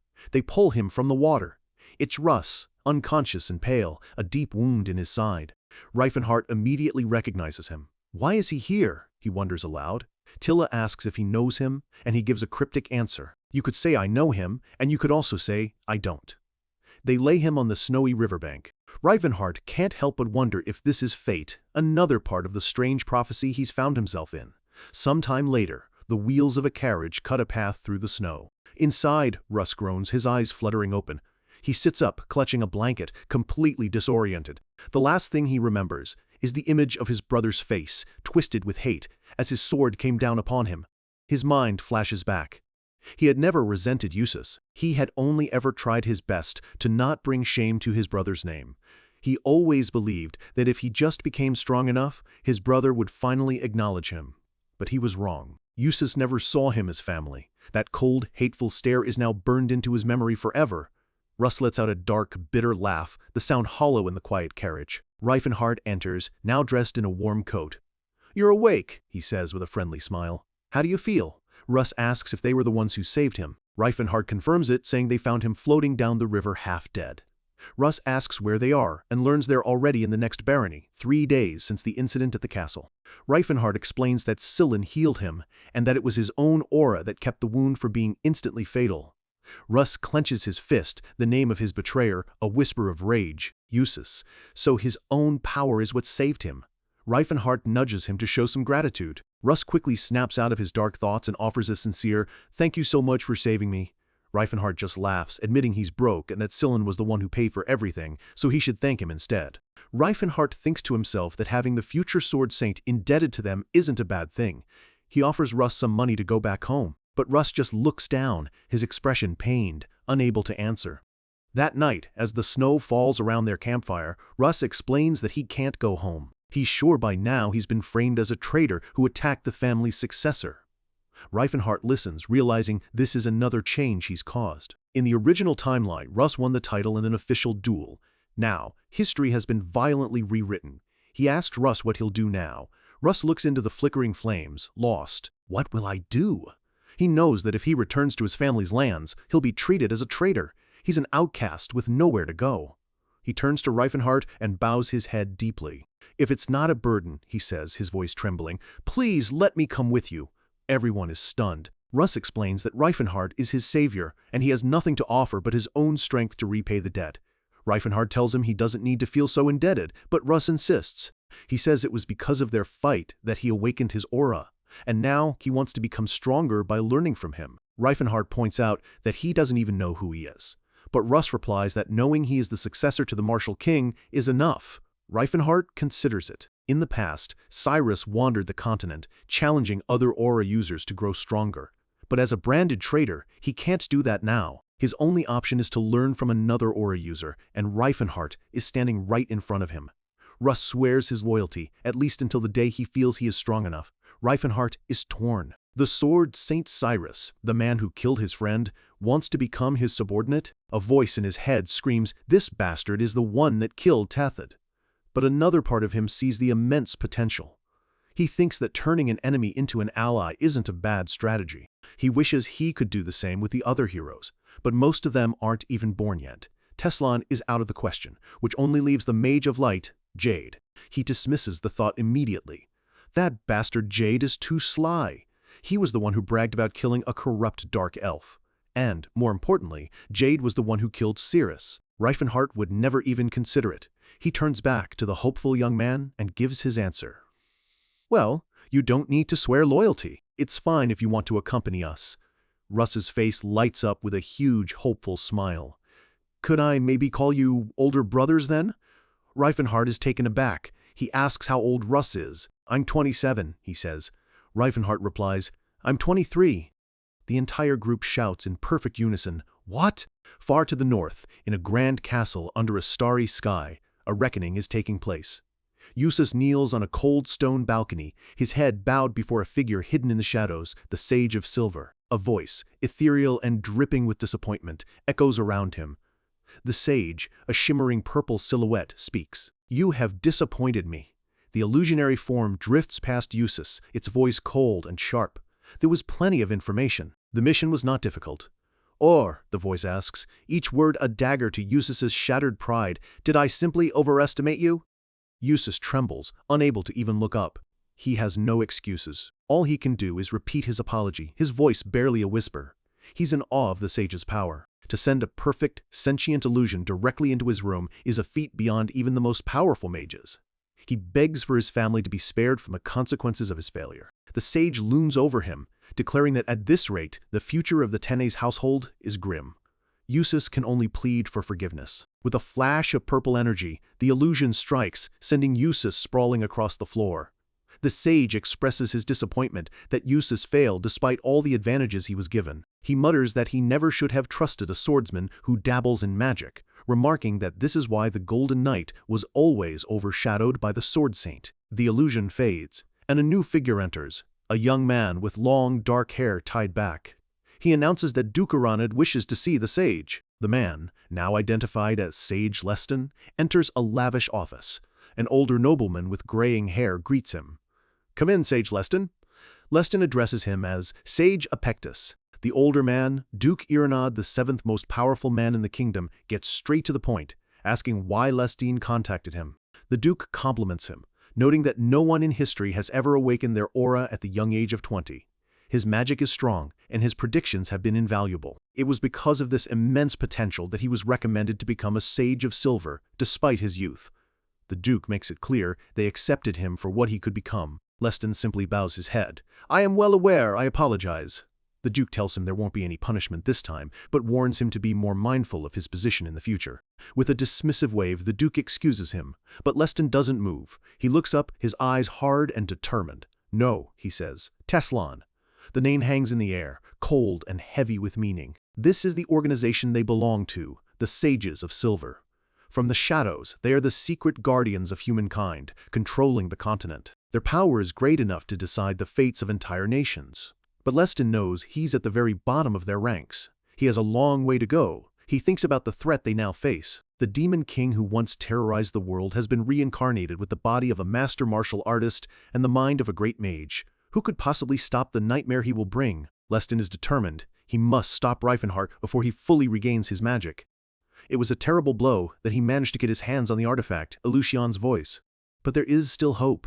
Even for the Demon King, regaining his former power won't be easy. Leston knows what he must do. He has to get stronger, and fast. He recalls what the Mage of Light, Jade, told them. The source of the Demon King's power was the Four Symbols relic. Eleusion's voice is just one piece. He has to find the others before Reifenhart does. His eyes glow with purple energy, his expression one of pure resolve. "Wait for me, Demon King Reifenhart."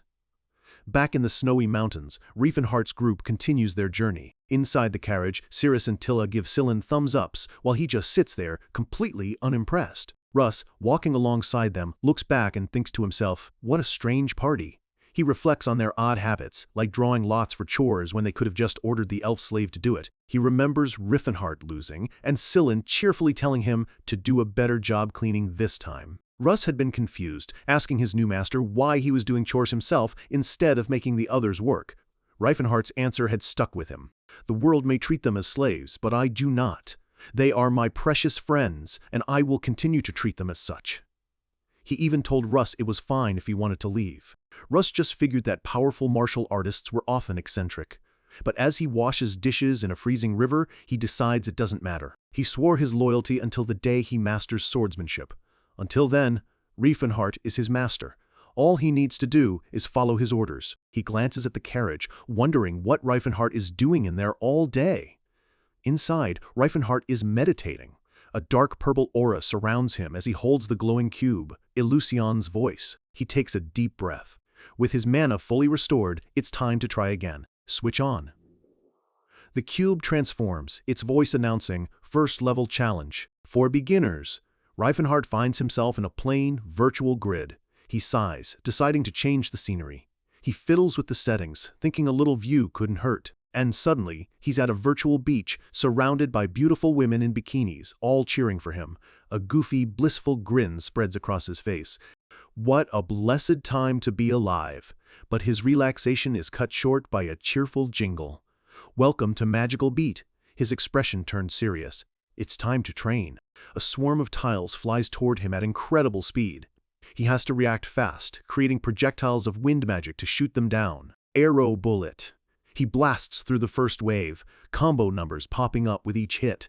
But the tiles keep coming, faster and faster. He switches to fire magic. Fire arrow. He grits his teeth in frustration. The numbers are overwhelming him. He can't keep up. To make matters worse, the virtual cheerleaders are now yelling insults at him in an ancient language, calling him pathetic. He misses 3, and the system dings, deducting points. He can't believe it. This is supposed to be easy mode. After a grueling session, the artifact chimes, "Congratulations!" Riefenhart is panting, having barely passed. The cheerleaders are back to praising him. He sits back down to meditate. Illusion's voice is efficient, but it has way too many useless features. This artifact was an educational tool from a bygone era, a sort of magical video game filled with music and cheerleaders to keep you motivated. It's designed to level you up while keeping you entertained. He wonders just how lazy the people of the Silver Age were to need something like this. But he knows that with this device, he can regain a considerable amount of his magic, even with this body's limitations. Just then, Sillin calls his name. He snaps out of his meditation. Sillin is pointing excitedly out the back of the carriage. "Look over there!" In the distance, nestled in a snowy mountain pass, is a massive, bustling city. It's Stralsund, a major military and commercial hub where all the northern trade routes converge. Later, inside an office, a clerk hands Riefenhart a document. "Here's the information you requested. Sign here, please." Riefenhart takes the papers, his expression serious. He's finally going to get the official records on this body's history. He reads the document. According to the records, at 16, he went mad due to an unidentified mental illness and began insisting he was Teslan instead of Riefenhart. Miles away, that same information hits another man like a lightning bolt. Leston stares at the report, his mind racing. This confirms it. The Martial King, Teslan, has been reincarnated into this time period. A map shows the path Riefenhart's party has taken, a direct route toward the capital. A collision course has been set. While Riefenhart fights to change the future, his enemies are busy misreading the past. In a lavish study, the prodigy Leston comes to a chilling conclusion. He believes the legendary Martial King Teslan has been reincarnated, setting a dangerous hunt in motion for a man who doesn't even exist. Across the country, Riefenhart sits with his companions, but his mind is on that very same man. A disturbing thought has been nagging at him. If his soul is in Teslan's body, then where is Teslan's soul? The realization hits him. He has to consider the terrifying possibility that his worst enemy is now walking around in his old body. He pores over documents, trying to piece together the life of the man he now impersonates. The records are thin. Teslan apparently left the prestigious Mage Tower at just 20 years old, and then he simply vanished from all official records. Riefen finds this impossible. In his own life, even as a genius, he wasn't allowed to leave the tower until his late 20s. The higher-ups guarded their assets jealously. So how did a seemingly unremarkable mage just walk away? The mystery of his new identity only deepens. Frustrated, he clenches his fist, a small flame flickering to life. He decides they need better intel. He turns to Russ, telling him they're leaving in the morning. The time for hiding is over. Looking out over the city, he makes another decision. His new friends have followed him blindly so far. Before they walk into even greater danger, it's time they knew what they were really fighting for. That evening, in their room in the bustling city of Stralsund, the party is relaxing. Sillin is animatedly telling Tilla how he first met Ryfan, admitting he thought he was just some country bumpkin until he took his shirt off and single-handedly destroyed a demon. Tilla nods enthusiastically, saying that's exactly what she'd expect from their humble savior. But Sillin's excitement fades. He knows Ryfan is hiding something, and he has no idea what it is. He starts to worry if it's really okay to follow him to this mysterious Grand Forge. Just then, Ryfan gathers everyone around the table. The mood instantly shifts from casual chatter to serious anticipation. He looks at each of them, his friends, and he knows he has to tell them the truth. He starts by revealing their destination isn't just some random place. They're heading to a relic of the Silver Ages, a place of immense power. Suris, ever the pragmatist, asks for clarification. Ryfan confirms their destination lies hidden deep within the Settlard Mountains. He leans forward, his expression grave. Before he tells them where they're going, he needs them to understand why. He needs to tell them his dream. With complete sincerity, he lays his hand on the table. He tells them he doesn't think of elves, dwarves, or orcs as slaves. To him, they are equals. And he wants everyone else in the world to see them that way too. Sillin and Russ just stare, stunned into silence by the sheer scale of his ambition. Then he says it, his voice low but filled with unshakable resolve. His dream is to create a world where all species are completely free from slavery. The group is speechless. Russ is the first to break the silence, stammering that he doesn't understand. Tilla, a dwarf herself, looks almost offended, asking if he wants to just set everyone free to run wild like animals. Ryfan's expression hardens. "Don't talk about them like they're beasts," he says firmly. "They are no different from humans." Russ is completely lost, scratching his head. The idea is so radical, so against everything he's ever been taught, that he can't even process it. Ryfan understands their shock. In this world, freeing slaves is as absurd as demanding equal rights for livestock. To most people, the only difference between an elf and a cow is that an elf can talk. But then Sillin smiles warmly. "Well," he says, "I think that's very like you." He sees the good heart behind the impossible dream. Sillin asks him directly, "So you want to change the world?" Ryfan meets his gaze. Yes. His goal isn't just to free a few slaves, it's to destroy the entire system. The stakes hang heavy in the air. He tells them he will achieve his dream, even if it means making the entire world his enemy. And then he asks the most important question, "Will you join me?" Sillin doesn't hesitate for a second. With a look of pure faith, he gives his answer. "I most certainly will." Ciri speaks next. She's honest, admitting she thinks his dream is completely unrealistic. "But," she adds, "it's undeniably strange that powerful people like me are treated as property." She's in. Till's response is a bit different. Her eyes light up with religious fervor as she declares she'll be the first to spread their faith to other species. It's a weird way to say yes, but it's a yes. Ryfan presses Cirrus, asking what she'd do if he became a criminal hated by all of humanity. Her answer is simple and loyal. If it's important to him, she'll do it. She'll just cover her face. Finally, all eyes turn to Russ. He frankly admits he doesn't understand any of this, but his loyalty is absolute. He swore an oath.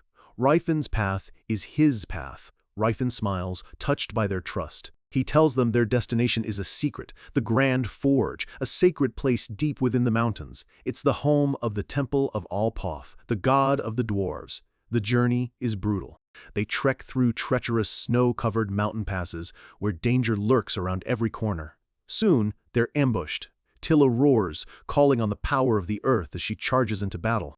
With a powerful swing of her axe, she cleaves through a grotesque monster, her small frame belying her incredible strength. Russ is right there with her, his blade glowing. His fighting style is fierce, but his words show he still has a lot to learn, yelling at a beast for daring to attack a human.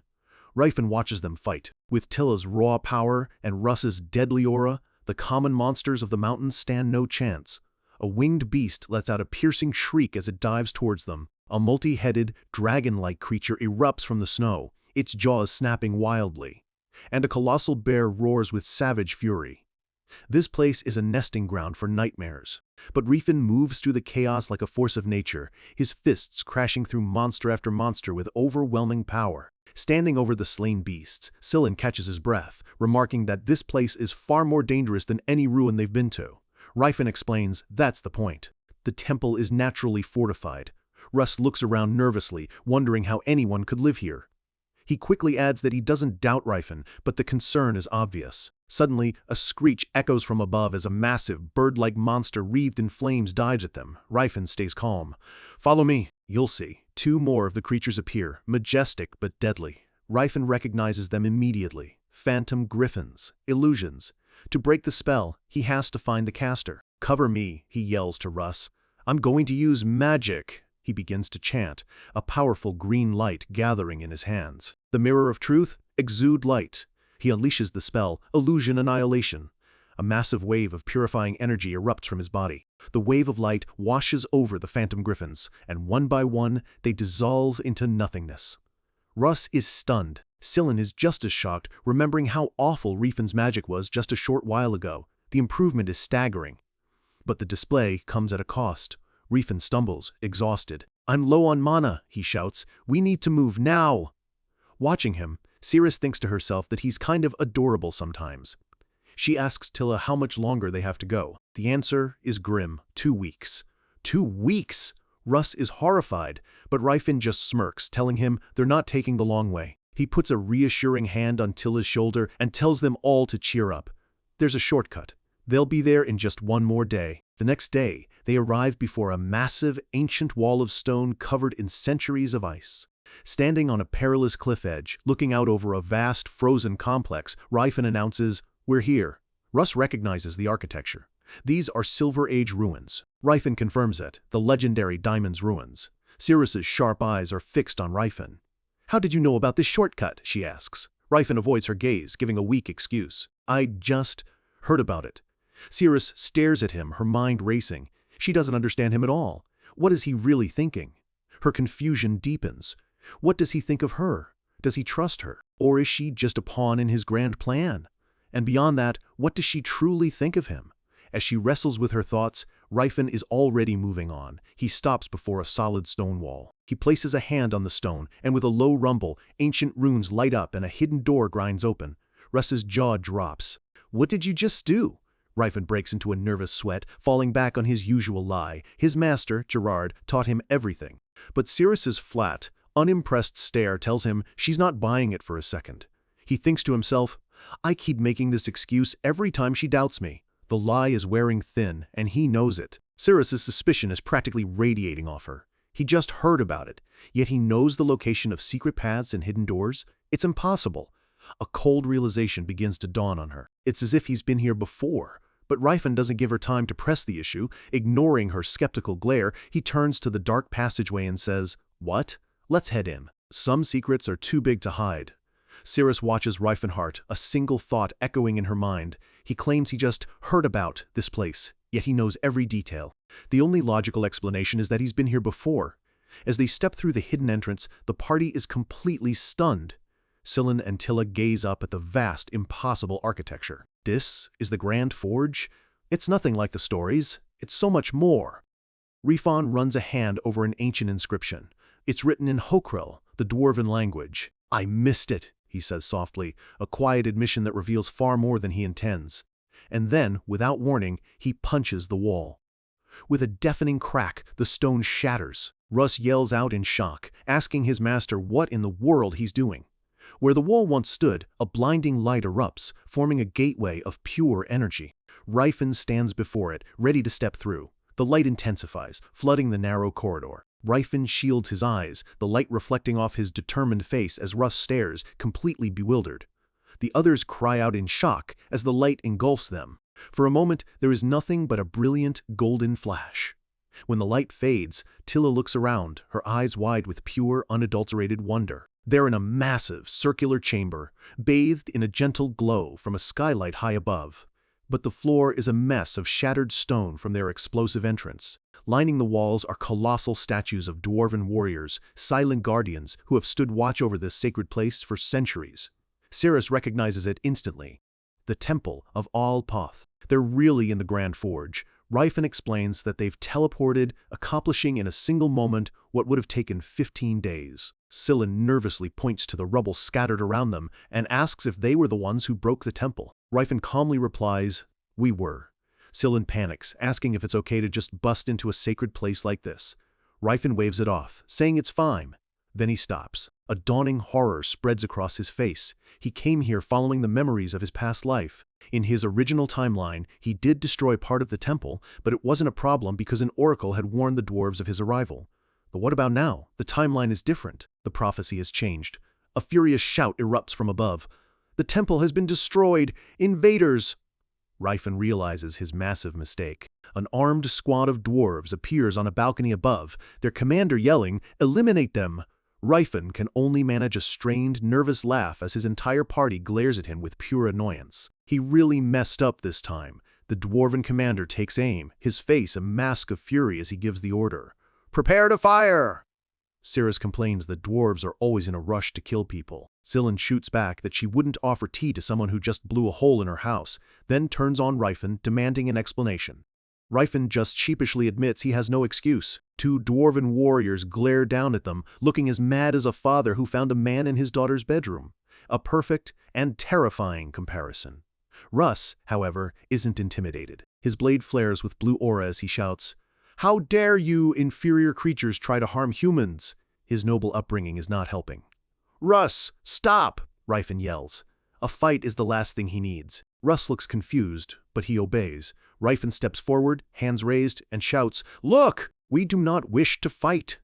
A volley of arrows flies through the air, embedding themselves in his coat with a series of dull thuds. More and more arrows strike him, bouncing harmlessly off his ridiculously muscular body. He just stands there, looking slightly annoyed. The dwarves are stunned.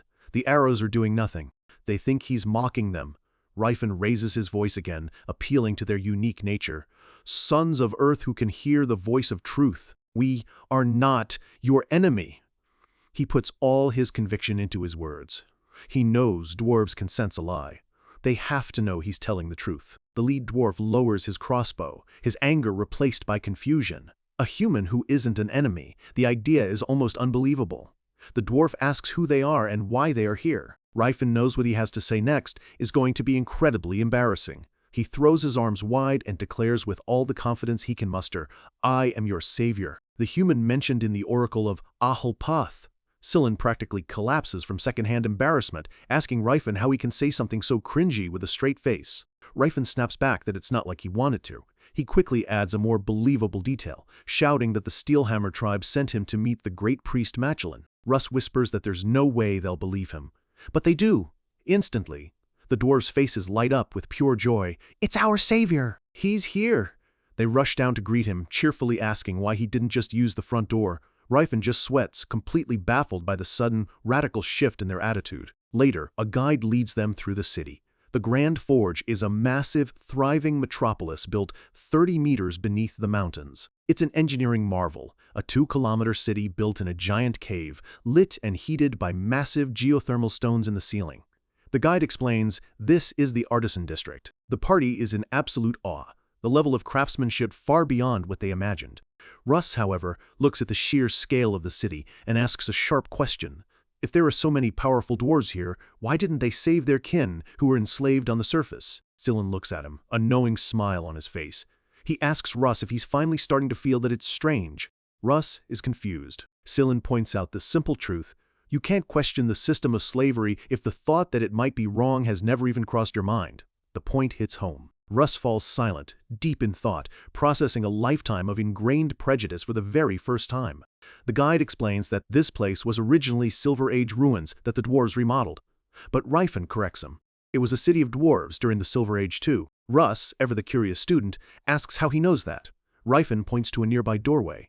The doors are really low, he explains. It's a simple observation with profound implications. He lets the lesson sink in. In the Silver Age, dwarves flourished enough to build a city perfectly scaled to their own height. That would have been impossible if they were a race born to be slaves. Ryfin smiles to himself. It's hard for Russ to unlearn a lifetime of brainwashing, but he's finally starting to think for himself. A dwarven woman shows them to their quarters. Scylla, ever obsessed with height, grumbles that he wishes he were tall enough to have to duck through the door. A hearty meal is laid out before them, including a plate of what looks like cured meat.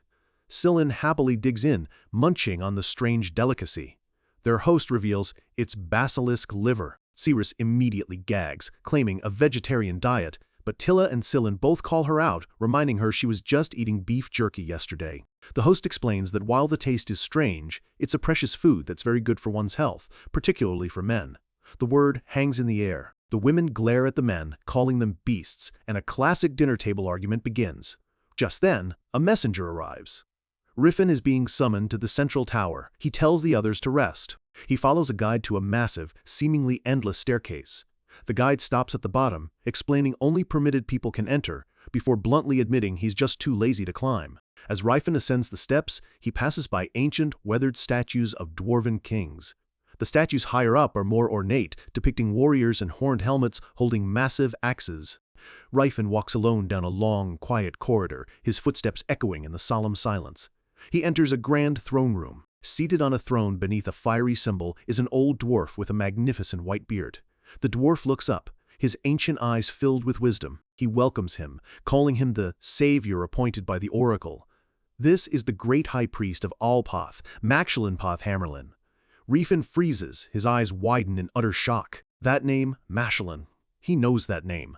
A ghost from his past has just appeared right in front of him. And so, Riefenhardt's journey has brought him deep into the mountains, to a hidden city and a forgotten face, proving once again that in this new life, nothing is ever as simple as it seems. Some memories are too powerful to fade, echoing across lifetimes.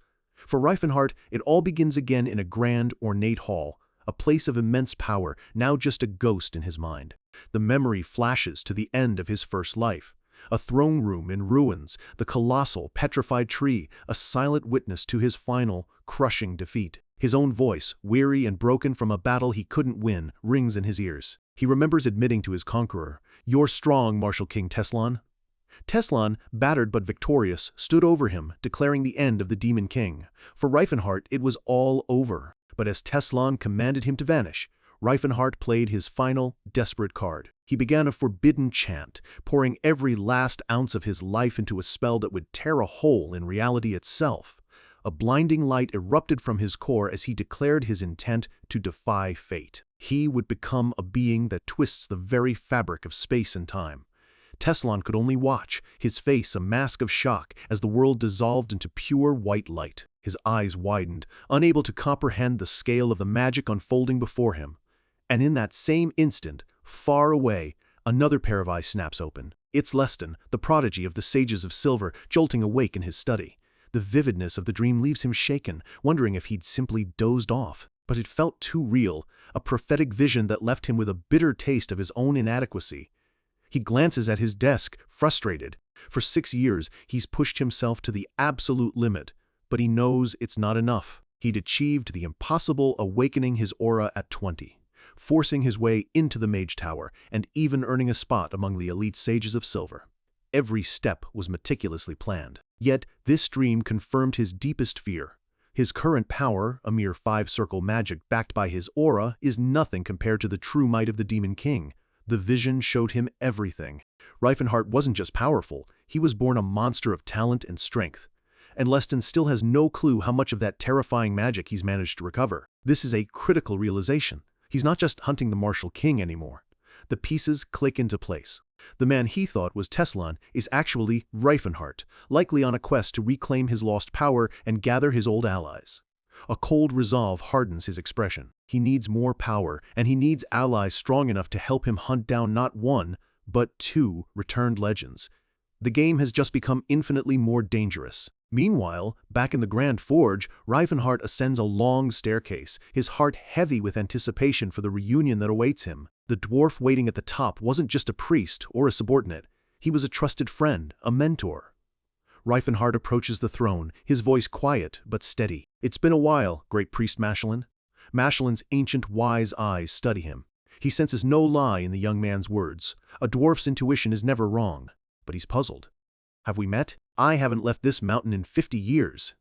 Standing before his old friend, Riefenhardt prepares to share the impossible truth he's carried alone for so long. "We met," he says carefully. 10 years from now. Mashelin's face twists in confusion. He can't help but wonder if the prophesied savior is mentally unwell. Reifenhardt simply holds up a hand, asking him to just listen. He takes a deep breath, his expression grim. I have traveled across time. And with that, he tells him everything. He speaks of his life as a great mage, his quest for ultimate power, and the bonds he forged with the non-human species who were oppressed by mankind. He recounts his rise as the so-called Demon King, the brutal war he waged, and the final moments of his life, where he used a forbidden power to turn back the clock. This confession isn't just a story, it's him laying his soul bare, hoping his oldest friend will understand. He finishes, acknowledging how insane it must all sound, but insists it's the truth. The choice to believe now rests with Machelin. Machelin looks down, the weight of the story settling upon him. He admits that even with his dwarven senses telling him, Riefen speaks the truth, it's a difficult tale to swallow. If not for the prophecy foretelling a strange savior, he'd have dismissed him as a madman. But he needs more than intuition. He needs absolute proof. He looks Reifenhardt in the eye. I will give you a test to prove whether you are who you say you are. Leaning forward, his voice drops to a conspiratorial whisper. If Reifenhardt was truly his closest friend, then he would know a certain, very personal secret. He strokes his magnificent flowing white beard and asks a deceptively simple question. What color is my beard? A small smirk plays on Reifenhardt's lips. A test, of course. Some things never change. With a confident grin, he delivers the one answer that could prove everything. You don't have a beard. Machelin lets out a weary sigh, reaching up and giving his beard a tug, revealing it to be an elaborate fake. Reifenhardt chuckles. Still wearing that thing after all these years, old friend? A warm smile spreads across Machelin's face. He concedes the point, then asks if Riefenhardt also remembers the story behind the beard, that it was a sacred blessing from their god. Riefenhardt recalls the story perfectly. For dwarves, a grand beard is the ultimate symbol of a man. But Machelin, for all his wisdom, was unable to grow one. Without this blessed artifact, he never would have commanded the respect needed to lead his people. The secret was so well kept that no other dwarf could tell it was fake. With this final, undeniable proof, all doubt in Machelin's eyes vanishes. I can trust you now. Machelin descends from his throne. He had planned to offer the prophesied savior his counsel, but if Reifenhardt already knows the future, there's only one thing left for him to do. He kneels. In the name of his god and his people, Machelin Poth Hammerlin, great high priest of the Grand Forge, swears his absolute and unwavering loyalty to Reifenhardt Wald Antares. Reifenhardt looks down at his kneeling friend, a storm of emotions churning inside him. In his past life, he took this loyalty for granted. This time, he wonders if he's truly worthy of it. Get up, Machelin, he says softly, but Machelin remains kneeling, insisting on the formality. Reifenhardt cuts him off. You're wrong. I need your advice now more than ever, because I already failed once. He confesses his greatest mistake. In his relentless pursuit of his goals, he used overwhelming power to solve every problem, and in doing so, he made an enemy of all humanity. He looks out at the breathtaking view of the dwarven city, his voice laced with regret. I can't repeat that mistake. He explains his new, gentler approach, freeing slaves and giving them an education, hoping to inspire gradual change from within human society. Machelin nods slowly. It's a noble plan, but he points out a critical flaw. Such change would take at least a century. Elves and dwarves may live long, but will we not be ancient by then? Reifenhardt's shoulders slump in defeat. That's the problem. He admits he's regaining his magic and even discovering new powers. He has the strength to rebuild his empire and become the terrifying Demon King all over again. But that would mean repeating history, becoming a symbol of fear, and plunging the continent into another brutal war.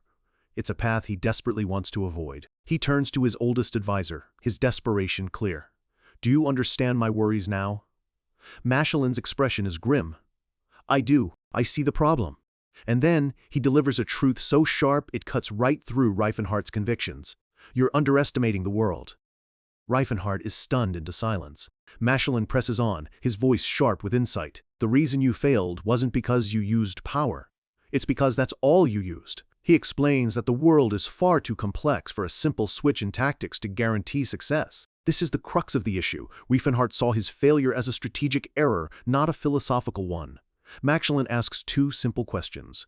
Do you hate humans? Reifenhardt shakes his head. No. Then do you like them? Not really. I thought so, Machelin sighs, hitting on the core of the problem. In your past life, you had no human friends, did you? Reifenhart sputters, trying to defend his past actions, claiming he treated humans and non-humans with equal respect. Machelin goes for the kill. Then why were there no humans in your army? The answer is immediate and telling. I couldn't trust them. He argues that humans were too easily corrupted to be trusted with administrative power, unlike the long-lived elves and dwarves. He finishes his defense almost pleadingly, insisting it was the right decision at the time. Machelin's gaze is unyielding. He points out that by denying them military or political power, Reifenhart made humans second-class citizens in their own empire. They had no rights, no voice. Reifenhart starts to argue, but Machelin's next words stop him cold. It makes sense why they called you the Demon King. He explains that a Demon King isn't defined by monstrous acts alone. It's about a fundamental lack of understanding for those you rule. Machelin paints a damning portrait, a powerful being who ignores those he dislikes and tries to force the world into a shape that only he desires. An image of Reifenhart on his throne flashes by, surrounded only by his non-human allies. Machelin's voice echoes over the memory, delivering the final, devastating truth. That is a Demon King.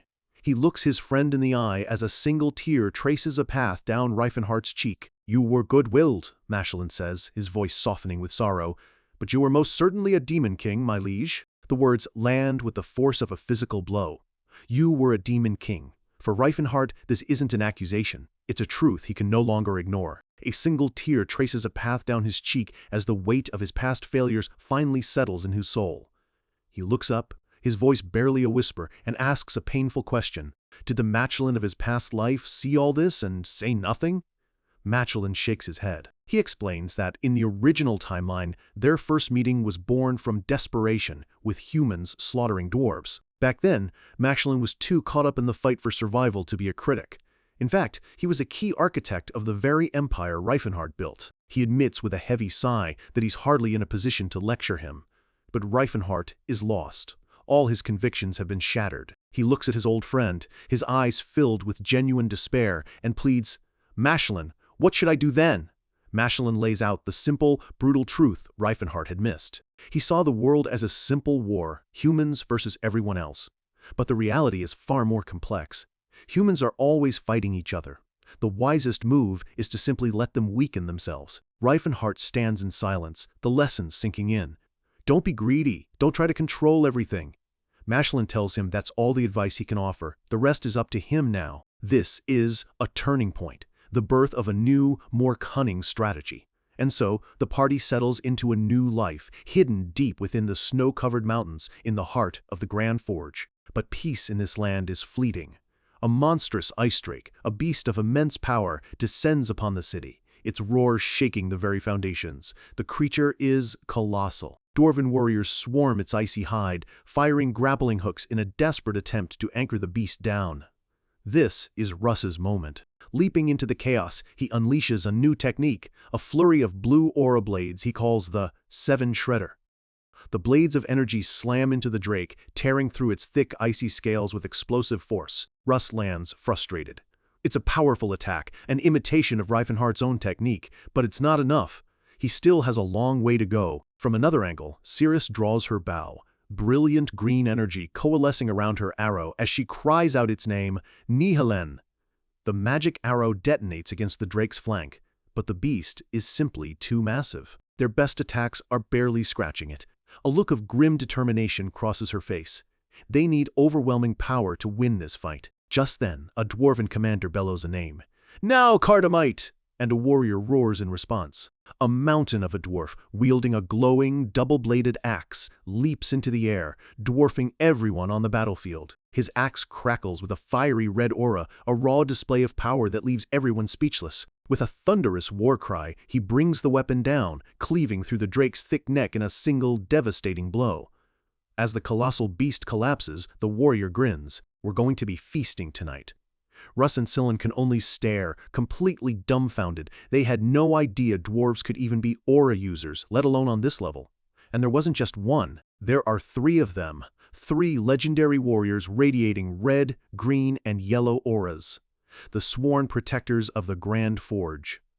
Russ breaks into a cold sweat. He knew the dwarves were strong, but this This is an entirely different dimension of power. It's a humbling and deeply inspiring realization. Over a month passes, and the party slowly adapts to the unique culture of the hidden city. The existence of the three Aura Masters was a profound shock, especially for Russ, who now saw a new peak he had to climb. Outside, the eternal snowstorm rages on, cutting them off from the rest of the world.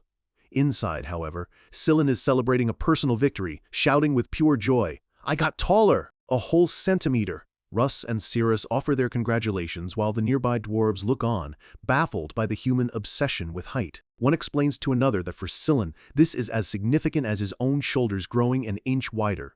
Scylla looks around, noticing someone is missing. "Where's Rifen?" he asks. Russ just gestures vaguely, saying he's likely in his usual spot. For weeks, he's been visiting the same place every day, a solitary mission no one else understands. His destination is a giant steel tower at the city's center, home to the power source for all of Grand Forge. It's the city's sun, its very lifeline, a holy relic from the Silver Age known as the Magrum. Reifenhart stands before its glowing core, marveling at the genius of a bygone era. He thinks about the dwarves' tragic history. Generations of slavery had stripped them of their traditions and magical knowledge. But their faith survived in their scriptures, and most importantly, the Magrum remained, waiting for someone with the power to awaken its true potential. This relic is the very heart of the city, a massive, condensed battery of pure magical energy. Rifen knows a god's power is tied to their followers. With the dwarves' influence diminished, their god Alpoth is weak, only able to perform small miracles like awakening the Magrum. Reifenhart, however, can do much more. Teslan's body, deprived of magic for so long, is resistant to it. To fix this, he must use the Magrum's overwhelming energy to forcibly rewrite his own physiology and make it receptive to mana once more. In his past life, he'd mastered this very relic in just a year, a feat thought possible only for a god. The technique he developed even inspired one of his ultimate spells. He allows himself a grim memory of that spell, a 10-circle magic that wiped an entire kingdom off the map in a single, terrifying flash. But for now, his goal is simpler. The Magrum is a pure source of power. To use it, there can be no interference, no impurities, and, he thinks with a sigh, no clothes. At least no one's watching, he mutters to himself as he floats completely exposed in the core's energy field. The thought of anyone seeing him like this is mortifying. Unfortunately for him, he is very, very wrong. A small, floating surveillance drone is pointed right at him. In a nearby monitoring room, a group of dwarven women are getting an eyeful, and they are thoroughly impressed, commenting on his powerful back, his strong arms, and his other fine assets. These are veteran mothers, happily married for decades, and they are not shy in their admiration, swooning over the handsome savior floating on their screen. 40 days have now passed since their arrival. Rifen floats within the Magrum, its raw energy flowing through him like a river of light. The energy shifts from red to a vibrant purple, surging through the ancient circuits and into his very being. He begins to chant, his voice echoing in an ancient tongue, summoning a being of the frozen north to answer his call. A vortex of purple energy swirls before him, coalescing into the powerful form of a frost elemental. He clenches his fists, feeling the familiar rush of magic. He's done it. A 5-circle spell. His body has been reborn. Now, the real training can begin. Later, Rifen pores over a map of the continent, plotting their next move. With spring approaching, he weighs his options, deciding to follow Mashelin's advice and head toward the Crovance Kingdom. Elsewhere, Scylla is putting all his effort into a single pull-up, his face a mask of pure concentration. Rifen finds him and playfully notes that he's gained a little muscle. Scylla blushes, thrilled that his hard work is finally being noticed. Reifenhart keeps a straight face as Scylla proudly flexes a bicep, that is, barely there. "Of course," he says, trying his best to sound encouraging. He hands Scylla his priest robes, signaling that it's time to get ready. While dressing, Scylla asks why he's finished his training so early. Rifen confirms he's done, which gets Scylla excited. "Are we leaving soon?" Rifen teases him about growing attached to the place. Scylla admits he has, but he's more concerned about whether his attempts to spread his faith among the dwarves were successful. He adds that Russ, inspired by the dwarven legends, has entered a state of isolated training to seek enlightenment. Rifen is impressed. To reach for that state so soon is a sign of true genius. Across the city, a group of dwarven children play, pretending to be heroes, fighting off evil drakes with their toy hammers. A nearby adult scolds them for being too rowdy, but Cirrus watches them with a small, melancholic smile. The sight of their carefree joy brings a gentle, nostalgic look to her eyes. It reminds her of her own childhood, of catching lizards in the sun and searching for rare herbs in the desert. Simple moments from a life that feels a lifetime away. She thought she'd buried those memories forever, that she'd never recall those peaceful days again. Rifen finds her sitting alone. She tells him she was just watching the children play. Looking out at them, she says softly, "The children here are free." There's a deep longing in her voice, but her expression quickly turns somber. She knows the harsh reality that awaits them, that not all of them will survive to adulthood. Rifen calls her name gently. She looks away, dismissing her mood. "Don't mind me. It just reminded me of my hometown." Her hometown. The words trigger a cascade of memories for Riefenhart. He remembers the Svilath Desert, the land of lamentations, a barren wasteland forbidden to humans, the home of her clan, the Danheems. And then a crucial realization dawns on him. In his past life, he married into her clan. Her family is technically his in-laws. In that instant, a spontaneous decision is made. "Cirrus, do you want to visit your hometown?" She looks up, her eyes wide with shock, protesting that the journey would take months. Rifen just smiles, a new plan forming in his mind. There are faster ways. He looks at her, his expression warm and resolute. "Let's go," he says, "just the two of us." A promise made in a frozen city leads them to a land scorched by the sun. This is the Svilath Desert, an unforgiving wasteland known by another name, the Land of Lamentations. Towering rock formations stand like silent sentinels over endless dunes, a starkly beautiful landscape where only the strongest can survive. With a surge of purple energy and the sound of tearing reality, a portal rips open in the desert air, defying the natural order of this desolate place. Riefenhart and Cirrus step through. Cirrus looks around, her voice filled with disbelief. "It's really the Land of Lamentations." Rifen just smiles. "I promised it wouldn't take long." A journey that should have taken months was over in a heartbeat, but her awe quickly gives way to suspicion. She knows that activating a Silver Age portal requires immense power. Rifen casually explains that 6-circle magic is enough if you know the right trick. She gets right in his face, her eyes narrowed. "Did your masters teach you that too?" He sweats under her intense gaze, fumbling for an excuse about a mage friend. His web of lies is getting harder and harder to maintain. Before she can press him further, the very sand beneath them erupts. A monstrous sand lizard, its maw lined with rows of sharp teeth, lunges at them with a ferocious roar.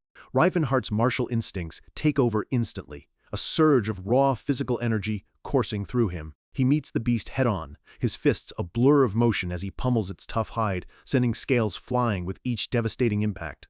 He stands over the defeated creature, completely unfazed. "Sand lizards," he remarks casually. "They pop up here from time to time. Pretty good to eat, actually." With the immediate threat handled, Rifen can finally stretch the magical muscles he's missed for so long. First, he casts a barrier of dark, creating a dome of shadow to shield them from the brutal sun. Next, a flame field engulfs the lizard's body, cooking the meat perfectly without any effort. And for refreshments, he uses Aqua Drain, magically pulling pure, clean water directly from the creature's blood. He looks at his hands with a deep sense of satisfaction. Magic is just so incredibly convenient.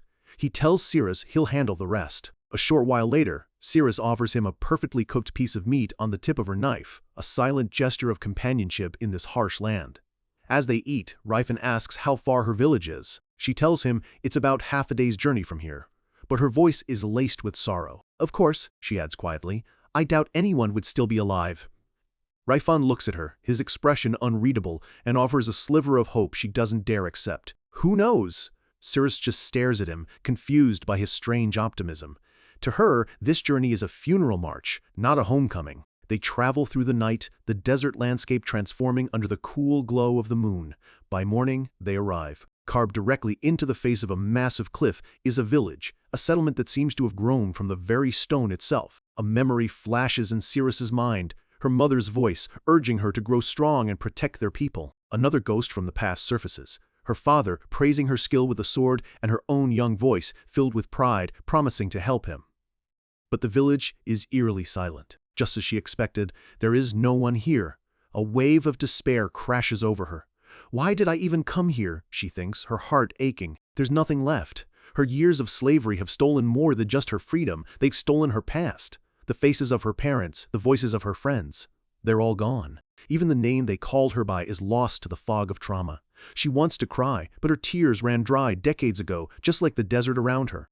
Reifenhart watches her, a deep concern etched on his face. He's brought her here to heal, not to break.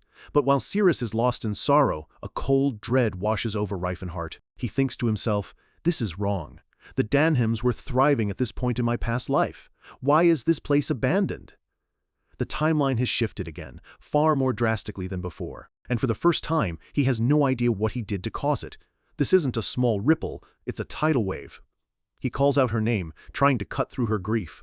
He tells her something is off. She just asks if he's never seen an abandoned village before. No, he insists, something is seriously wrong here.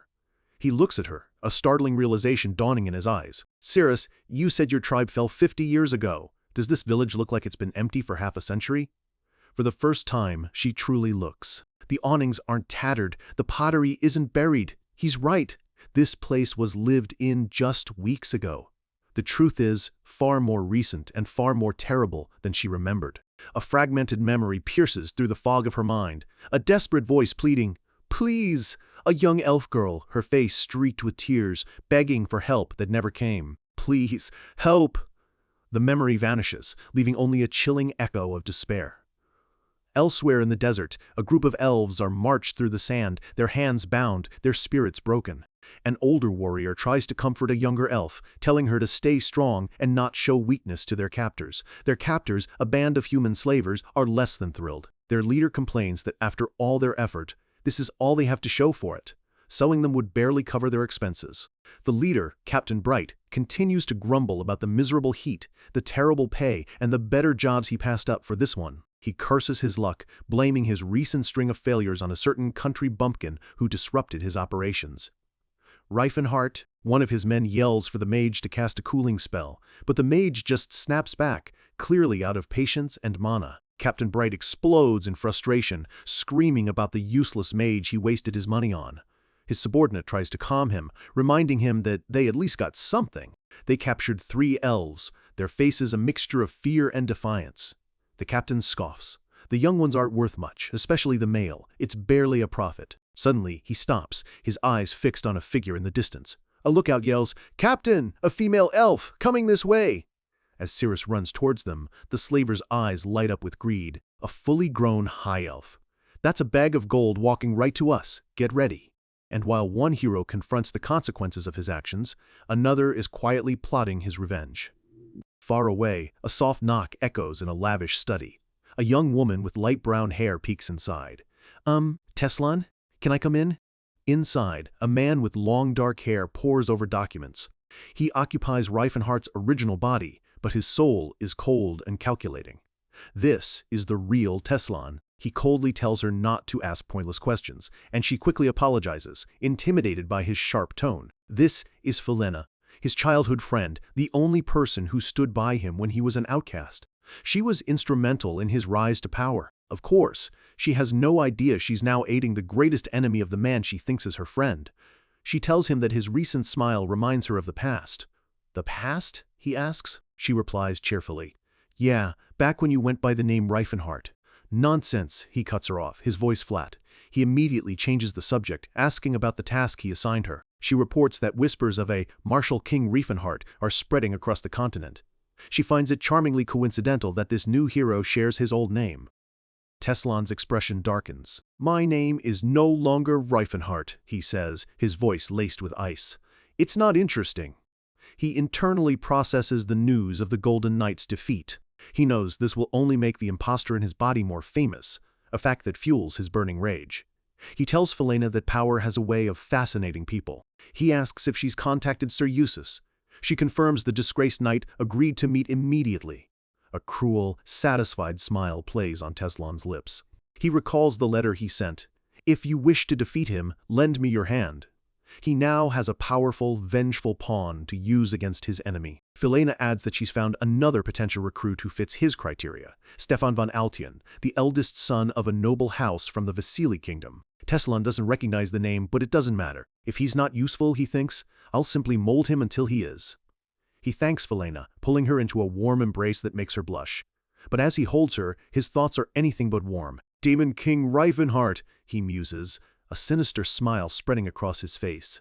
You stole from me. Now I have stolen from you. And in the end, I will steal everything that is yours. The game has changed. Reifenhart is no longer the only player who remembers the past. Meanwhile, back in the desert, Reifenhart discovers a clue on a map, a temporary evacuation shelter, a single glimmer of hope in a land of sorrow. To a band of desperate slavers in the middle of a wasteland, a lone elf isn't a person. She's a payday. As Serendi charges towards them, the lookout screams with greedy delight. It's a bag of gold approaching. Get ready! The mercenaries surge forward, their crude axes raised, confident they can easily overwhelm their prize.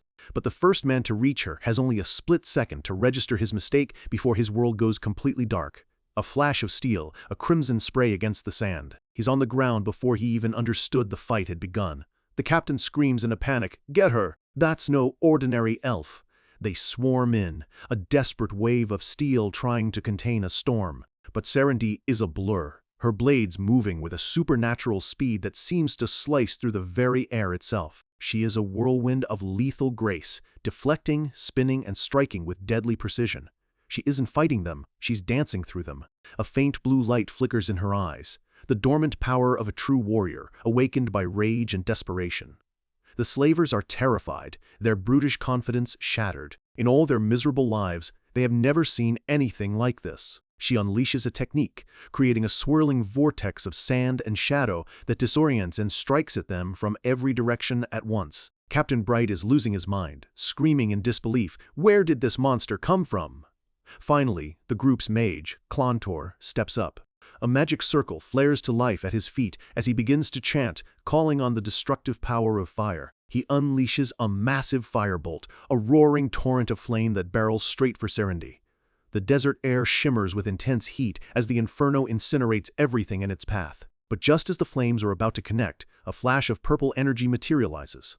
Reifenhart appears, a magical shield already in place, effortlessly absorbing the blast. He lands and scolds her playfully. "You can't just run in like that on your own." He turns to the stunned slavers, his voice dropping to an ice-cold command. "You guys stay still. You're dead if you move." A smirk plays on his lips as he recognizes their leader. "Well, well, we've met before. I take it you're working as a slave hunter now?" Captain Bright's face drains of all color, his eyes wide with pure, unadulterated terror. The memory of that day, of that overwhelming, monstrous power comes flooding back. He never thought that beast would remember a nobody like him. Reifen cracks his neck. It's a shame, he thinks, that the human mind has to remember worthless people like this. He takes a slow, deliberate step forward. "Let me ask you a few questions." He gestures to the three terrified elf captives. "Are these three the only ones?" The captain, trying to muster some false bravado, yells, "As if I'd tell you anything!" Reifenhart's eyes flash with a dangerous light. "You will," he says, his voice a low threat. "And whether I show you any mercy depends on your answer." The captain's bravado evaporates instantly. He stammers, "Yes! Those are the only ones left." Reifen's gaze hardens. He asks the only question that truly matters. "How many elves did you kill?" The captain thinks for a moment, then gives a casual, horrifying answer. "About 40, I guess?" In the shadows of his own fury, Reifenhart's eye glints with a cold, terrifying light. "I see," he says, his voice a deceptively calm whisper as the air around him grows heavy with killing intent. And then he explodes, purple energy flaring to life around his hands. "Then you will pay for their blood." Clontor panics, hastily casting a defensive spell.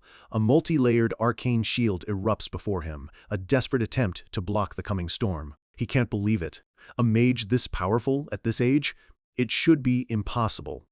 But Reifenhart isn't just any mage. He begins a complex chant, calling upon the very elements to do his bidding. He unleashes the spell, Chain Lightning. A storm of violet lightning erupts from his body, striking down the mercenaries where they stand. Clontor collapses to his knees, begging for his life. "You're doing this for the elves? I'll give them to you. Take them!"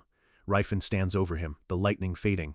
The spell wasn't as powerful as he'd hoped. His mana reserves are still too low for his ambitions. He grabs Clontor by the collar, his voice a low snarl. "I don't need your permission." He throws the mage to the ground. "Farewell," Clontor screams. "Wait! At least tell me why I have to die." Reifenhart looks back, his face a mask of cold fury. "I already told you. You're going to pay for the blood of the elves." The mage is utterly bewildered. "Was there a human among them that I missed?" Rifen just glares, his patience wearing thin. Clontor scrambles for any excuse that might save him. Were those elves yours? We didn't know they had a master. We thought they were wild. You're wrong, Rifen says flatly. I said you'll pay for their blood. Clontor can't comprehend it. In his world, killing elves who don't have a human honor is just business. None of this makes any sense. Rifen's eyes narrow with contempt. You slaughtered 40 living beings and felt nothing? They act, think, and feel just like humans, but you saw them as nothing more than beasts? Clontor thinks the man before him is completely insane. Rifen poses a simple question. You're a mage. You should know this. What is the difference between a human and a beast? Clontor gives the standard, textbook answer.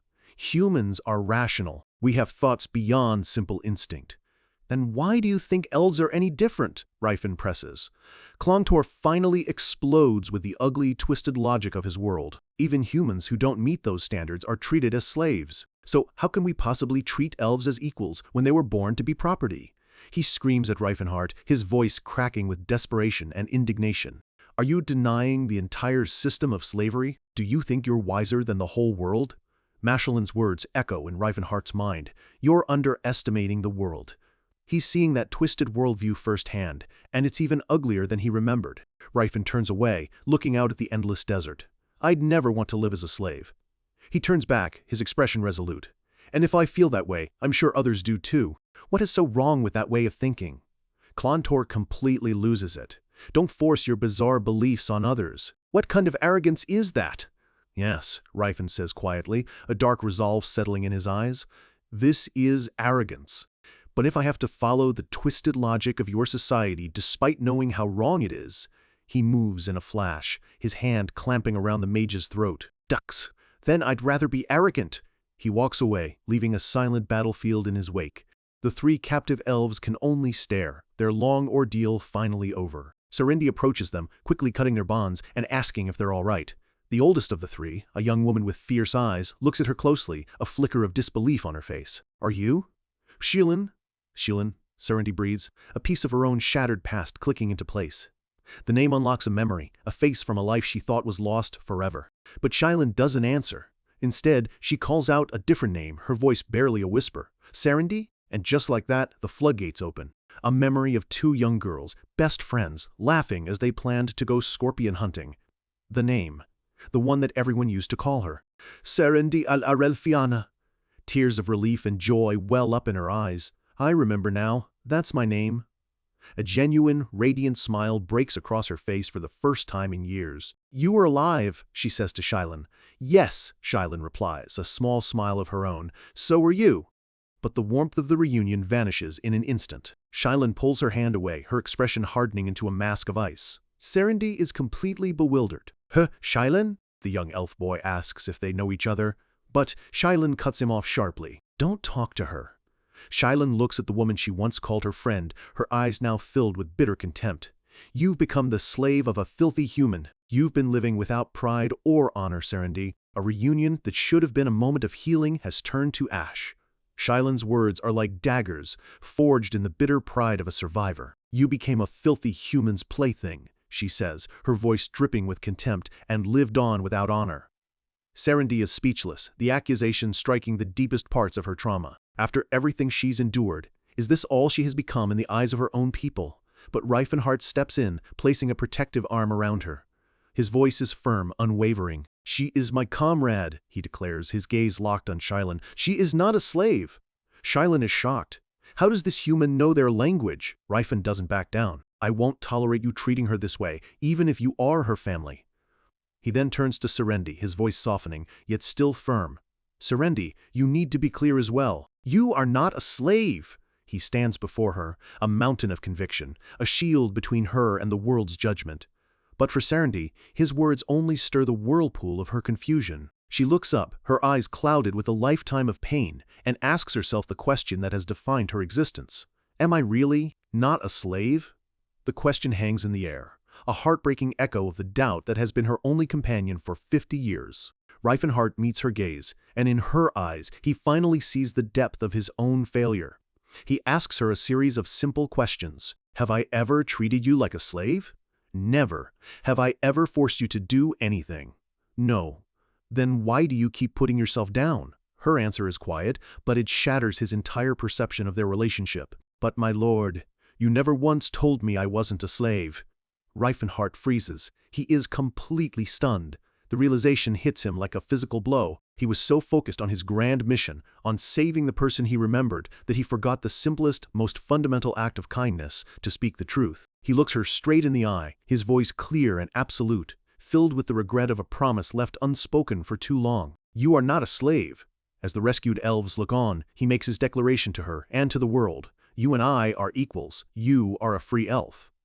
Sheelin listens, her expression unreadable, and then Serenity speaks, her voice filled with a strange, piercing clarity. I know you don't see elves as slaves. You genuinely see other races as your equals. I know that, she continues, her words finding their mark. I know all of that, but I just don't understand. There's one thing I'm certain of, though. She looks at him, her gaze cutting right through his defenses. You're not looking at me. You're seeing someone else through me. Reifenhart is left speechless. Because she's right. Serenity turns away, her mind racing with this newfound, painful truth. All this time she thought she was just a slave he had saved. If that's all she was, he should have just treated her like one. Reifenhart is forced to confront his own delusion. He thought he was a savior, a hero who changed her fate. But he hadn't saved the Serenity, the woman standing before him. He had only saved a memory. In her mind, their entire bond was built on a lie.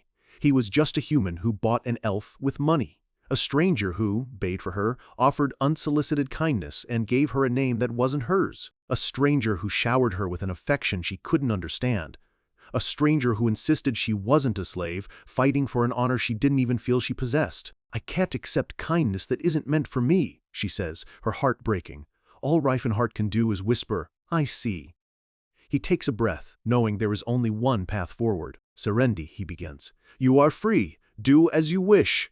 But she corrects him, her voice stronger now, reclaiming her identity. No, my name is Serenity al-Arelfiana. He understands. The words he spoke moments ago now carry a different, heavier weight, a real meaning. Staying by my side or leaving me, you are free to choose. Whatever you decide, I will respect your will. She looks at him, searching his face for the truth. Are you telling me to leave? He answers immediately, his voice filled with a raw honesty he hasn't shown before. No, I want you to stay. But I will never constrain you again, he says, the weight of his past life's arrogance heavy on his shoulders. I can only ask. Serenity looks at him, a storm of emotions warring within her. Give me some time to think. Shylin steps forward, gesturing to the youngest rescued elf. Can you help reunite this child with her family? Reifenhart agrees without hesitation, promising he will never reveal the location of their shelter to another human. I'll wait nearby, he says. But Shylin stops him. No, let's go together. It would be a disgrace not to repay our benefactor. He asks if she's sure. Shylin just smirks, a flash of shrewd intelligence in her eyes. Besides, you would have found our hiding place soon enough anyway, right? Reifenhart returns the smile. A rational way of thinking. Elves are always rational. They travel as a group now, a caravan of survivors making its way through the winding desert canyons. Sheelin apologizes to Serenity for her harsh words, asking her to understand. Serenity simply nods. In her place, she would have done the same. With a small, genuine smile, Shylin says, You met a good human. Serenity looks toward Reifenhart's broad back, a single tear glistening in her eye. Yes, he is a truly good person. Yes, Shylin says thoughtfully, that must be why you told him your true name. Serenity is confused. What are you talking about? Shylin points out the obvious. He called you by your real name earlier, didn't he? The memory hits her. Do as you wish. No, Serenity al-Arelfiana. She stares at Reifenhart's back, a new, unsettling question forming in her mind. How did he know the name that even she had forgotten?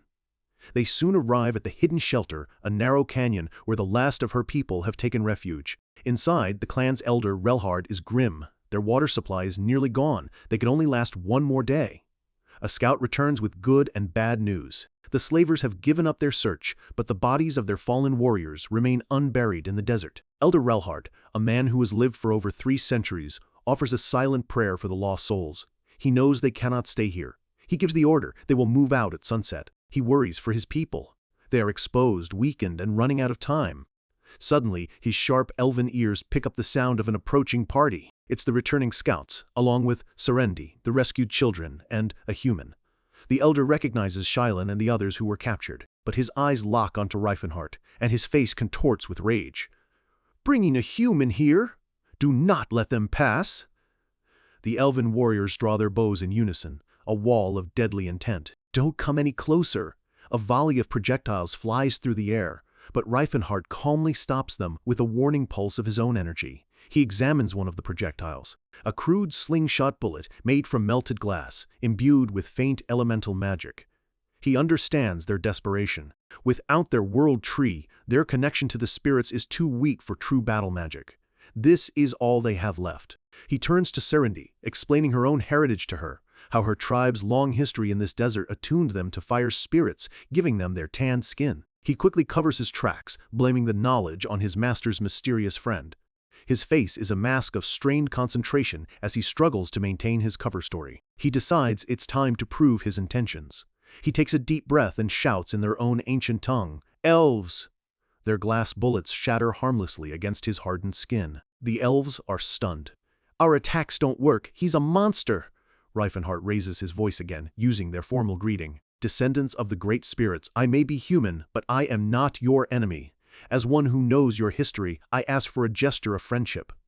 The elves are shocked into silence. He knows their language, their etiquette. Could he truly be a friend?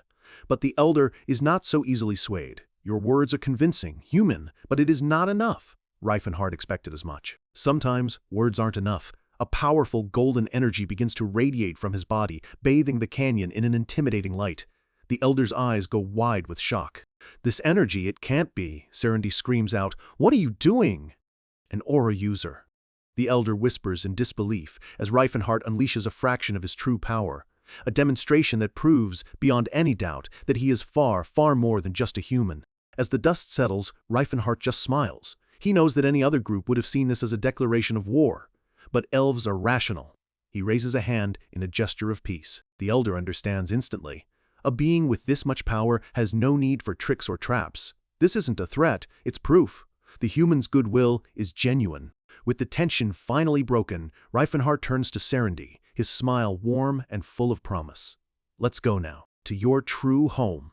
The sun sets over the desert, bathing the canyons in a soft, golden light, welcoming the survivors home. Back in the reclaimed village, Shilin formally presents Serendi to the elder. She is the long-lost daughter of Aurel and Piana. The elder's eyes fill with tears of joyous recognition. The child we lost on the day of nightmares, he is overcome with emotion.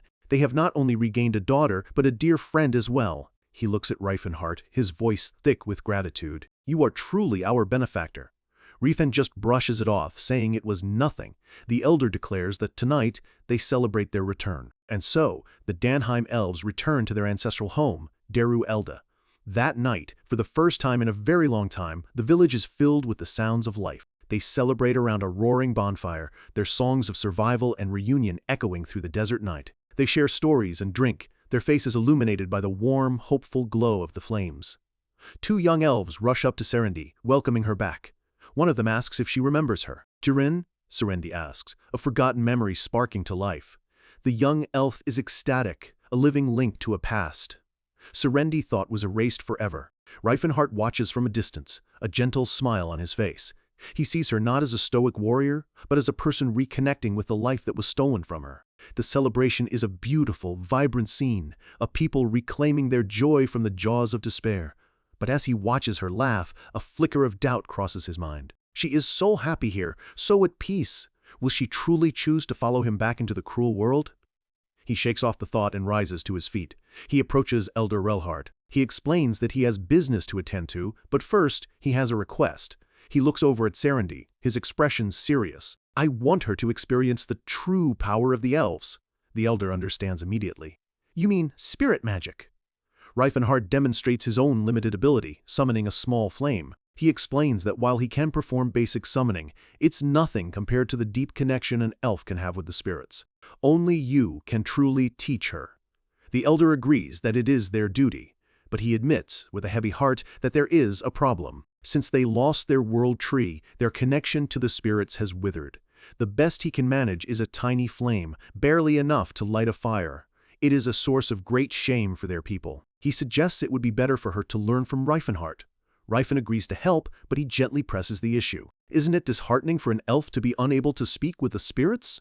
The elder looks at him, deeply impressed. You truly do understand us. He then makes Reifenhart a generous, unprecedented offer. If Serendi chooses to stay, and Reifenhart wishes to remain with her, the Donheim clan will accept him as one of their own. From this day forward, he declares with genuine respect, "You are our brother." The days pass peacefully, the sun rising and setting over the healing village. Reifenhart stays in Deru Elda for 4 days, patiently waiting. During that time, Serendi begins her training.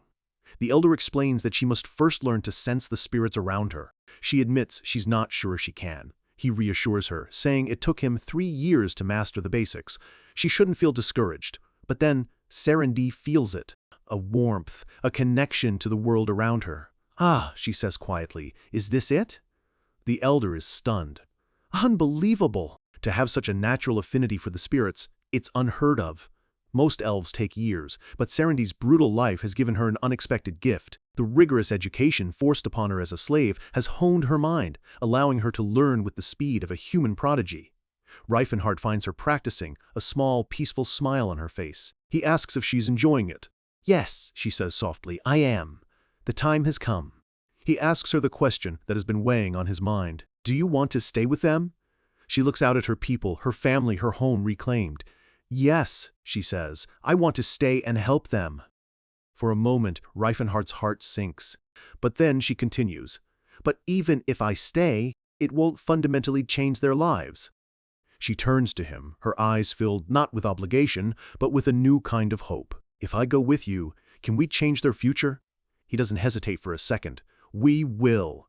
He looks at the children she's caring for and makes a silent vow to give them a world free from fear. A radiant, genuine smile spreads across her face. "In that case, I will follow you, for the future of my clan." This is her choice, made with a clear mind and a full heart. Reifenhart lets out a small, happy laugh of pure relief. It grows louder, a sound of unrestrained joy. And louder, until he is laughing freely, the sound echoing through the canyon. A single thought burns in his mind, a promise forged in this moment. "I will change the world. I'll do it for her." He's so overcome with emotion that he accidentally unleashes blasts of fiery energy into the sky. Serendi yells at him, startled. He turns to her, his eyes blazing with excitement and a new, grand idea. "Serendi, I will show you the clan's future. Right now." He leads her and the elder back to the desolate, barren emergency shelter they had left behind. The elder asks why they have returned to this lifeless place. "Starting today," Reifenhart declares, "this place will be the new home of the Donheim clan." The elder is confused. "A village? But there is no water, no life here." Reifen turns to Serendi. "Could you return the Nylon I gave you?" He explains the secret behind her rapid progress. "Aren't you curious how you awakened your power so quickly? It's because you were the rightful owner of this Nylon." The sacred item recognized her as its master, granting her its power and its name. Her affinity wasn't just talent, it was destiny. He takes the sacred seed and plants it gently in the dry, cracked earth. He begins an ancient chant, his hands glowing with a vibrant, life-giving green energy. "Awaken, guardian of the world." A small, glowing sprout emerges from the ground, twisting and growing at an impossible, miraculous rate. The elves can only stare in utter disbelief. What is this?" Reifenhart just smiles, the green light of creation reflecting in his eyes. The elder whispers, his voice trembling, "It can't be." A single tear of pure awe rolls down his ancient cheek. In mere seconds, a magnificent, thriving tree stands where there was once only barren rock. Life-giving water begins to flow from its roots, carving new paths in the dry earth. A spring, a waterfall, an oasis born in the heart of the desert.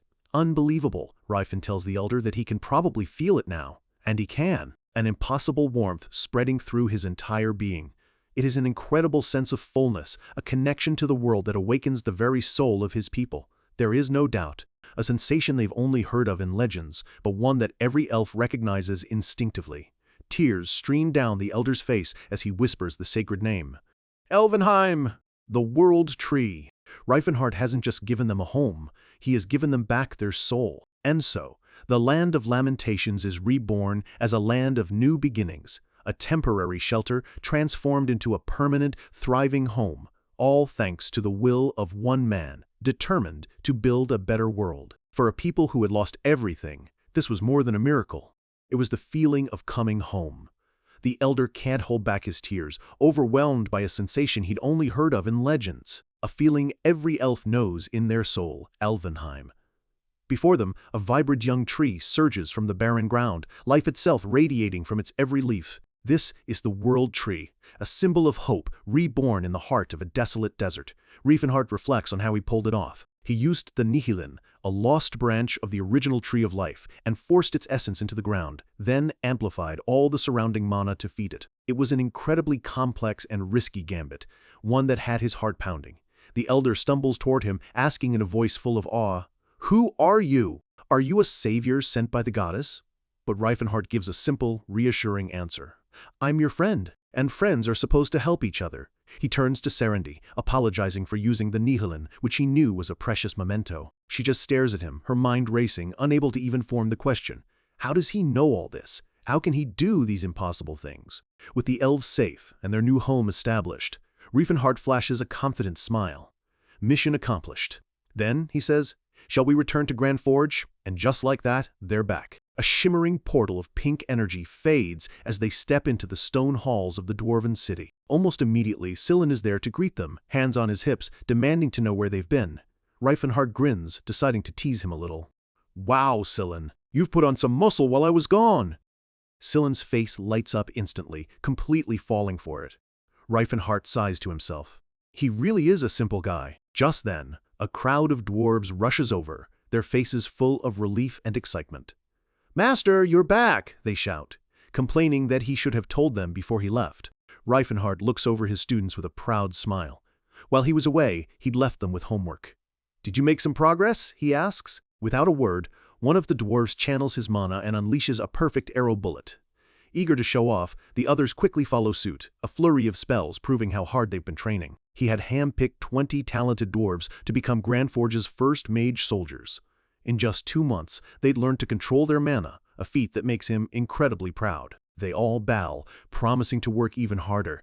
A familiar voice calls out, "You're back. It's Russ." Riefenhardt greets him warmly, noting that he seemed on the verge of a breakthrough last time they spoke. Russ just nods. "A bit." But then his expression turns dead serious. "I couldn't see it before," he says, "but I can see it clearly now." A bead of sweat rolls down Riefenhardt's face. "You are truly immense," Russ says plainly. It's not physical size he's talking about, but the sheer scale of Riefenhardt's soul. He looks at him with genuine curiosity, asking if he's really only 23. Riefenhardt just smiles wryly, thinking to himself that it feels more like he's lived 23 years 3 times over. Russ is left stunned, trying to comprehend the incredible depth of his master's power. Later, Sillin finds Riefenhardt to discuss their next move. He assumes they're heading back to some ruins to make money, but Riefenhardt clarifies that while they do need cash, their ultimate destination is somewhere else entirely. He pulls out a map, pointing to a large kingdom. "We're going to Krovance," he declares. "There's someone there who can help me." But while Riefenhardt's party makes their plans in the warmth of Grand Forge, the story shifts to a much colder, more brutal part of the world. We are in Friesland, a desolate, snow-covered wasteland. A small group of explorers are huddled in a makeshift camp, the wind whipping around them. They are the last 10 survivors of an expedition that started with 30. The mage is struggling to conserve his mana just to keep their fire going through the night. Despite the losses, they are optimistic. They've recovered priceless artifacts from the nearby ruins, more than all their other expeditions combined. One of them holds up their greatest prize, an ancient book containing lost records from the Silver Ages, history unknown to the modern world. Their leader, an old scholar, chuckles, imagining the academic uproar his discovery will cause. He's on the verge of unveiling the truth of a lost civilization. Suddenly, a bloody slash rips through their tent. The man by the fire is cut down before he can even scream. The leader looks up in terror, his eyes widening at the sight before him. One of his men screams a warning as shadowy figures descend upon their camp. He realizes instantly they're not monsters, they're bandits after their relics. A cold, commanding voice cuts through the chaos. It's Leston, his expression utterly detached as he gives a simple, brutal order: "Kill them all." His soldiers, including the disgraced knight Eustace Teens, charge into the camp without a moment's hesitation. Eustace smirks, a cruel glint in his eye. This isn't a battle, it's a slaughter. Blades flash, and blood sprays across the pristine white snow as the explorers are cut down one by one. The old scholar, surrounded by the bodies of his friends, desperately pleads for his life, offering them all the relics they want. Lestin approaches him, his calm demeanor unshaken by the massacre. "Sorry about that," he says, his voice devoid of emotion. "We came all this way for you, not the relics." With a single, swift motion of his massive blade, Lestin extinguishes the old man's life. A young woman, Filena, approaches, her face pale. She calls him Teslan, revealing that the sages believe they are hunting the martial king. Lestin corrects her and coldly explains it was a direct order. Those explorers learned something they shouldn't have. He gestures to the blood-soaked book. "This is history no one should know," he states. "This is for the protection of humanity." Filena looks conflicted. She thought the sages were guardians, but this is simple murder. Lestin is unmoved. It's a small sacrifice for the greater good. The scene shifts again. The real Teslan, now in Reifenhardt's original body, is speaking with his new recruit, Stefan, who is clad in a powerful suit of black armor. "How do you like the berserker armor?" Teslan asks. Stefan grins, feeling the power course through him. He declares that, with this armor, he can take down any arrogant aura user who gets in their way. We see now it's Usus who's talking with Teslan. He tells Teslan that Stefan isn't the only one hungry for revenge. He then asks what to do with all the stolen relics. Teslan instructs him to take what's useful, sell the rest, but to set aside the specific items on the sages list. Usus explains their organization's philosophy, to control dangerous relics from the Silver Age to prevent chaos and protect mankind. He admires a glowing necklace, a privilege reserved only for the Sage of Silver's inner circle. Teslan coldly reminds him of that fact. As Usus sorts through the loot, his eyes land on something that makes him freeze. "This is?" he holds up. A mysterious black cube with glowing purple circuits. He recognizes it immediately. Aleutian's voice. He stares at the cube, his mind reeling. He knows the Demon King valued this artifact greatly. He never knew a second one existed. Back at the massacre site, Filena wonders aloud what history the sage is so desperate to hide. But Lestin cuts her off sharply. "Don't be curious, Filena."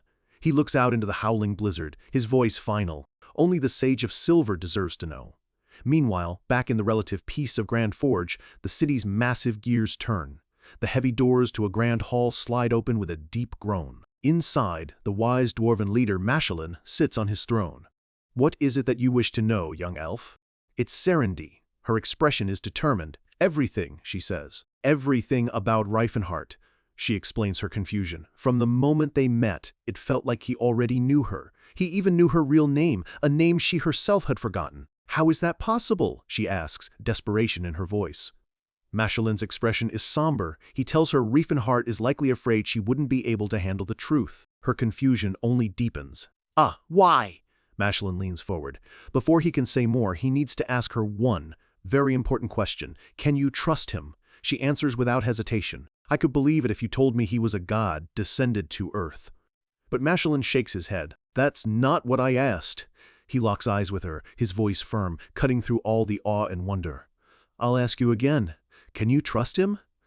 Serendy is taken aback. The simple question forces her to look past the miracles, past the power, and to the man himself. Her answer will decide everything. Later, she walks alone through the quiet, steam-filled streets of Grand Forge. The impossible truth she has just learned hangs heavy in the air around her. Reifenhardt is waiting for her, sitting by a window, lost in thought as the lights of the dwarven city glitter below. He turns as she enters the room, his expression calm, but his eyes are searching. He already knows. "You heard everything?" Serendy looks back at him, her golden eyes wide with 1,000 unspoken emotions. After a long moment of silence, she finds her voice. "Yes," she says, her expression hardening with a newfound resolve. "It's a truly unbelievable story." Machelin's voice echoes in her mind, laying out the truth that changed everything. He is a man who has come back in time.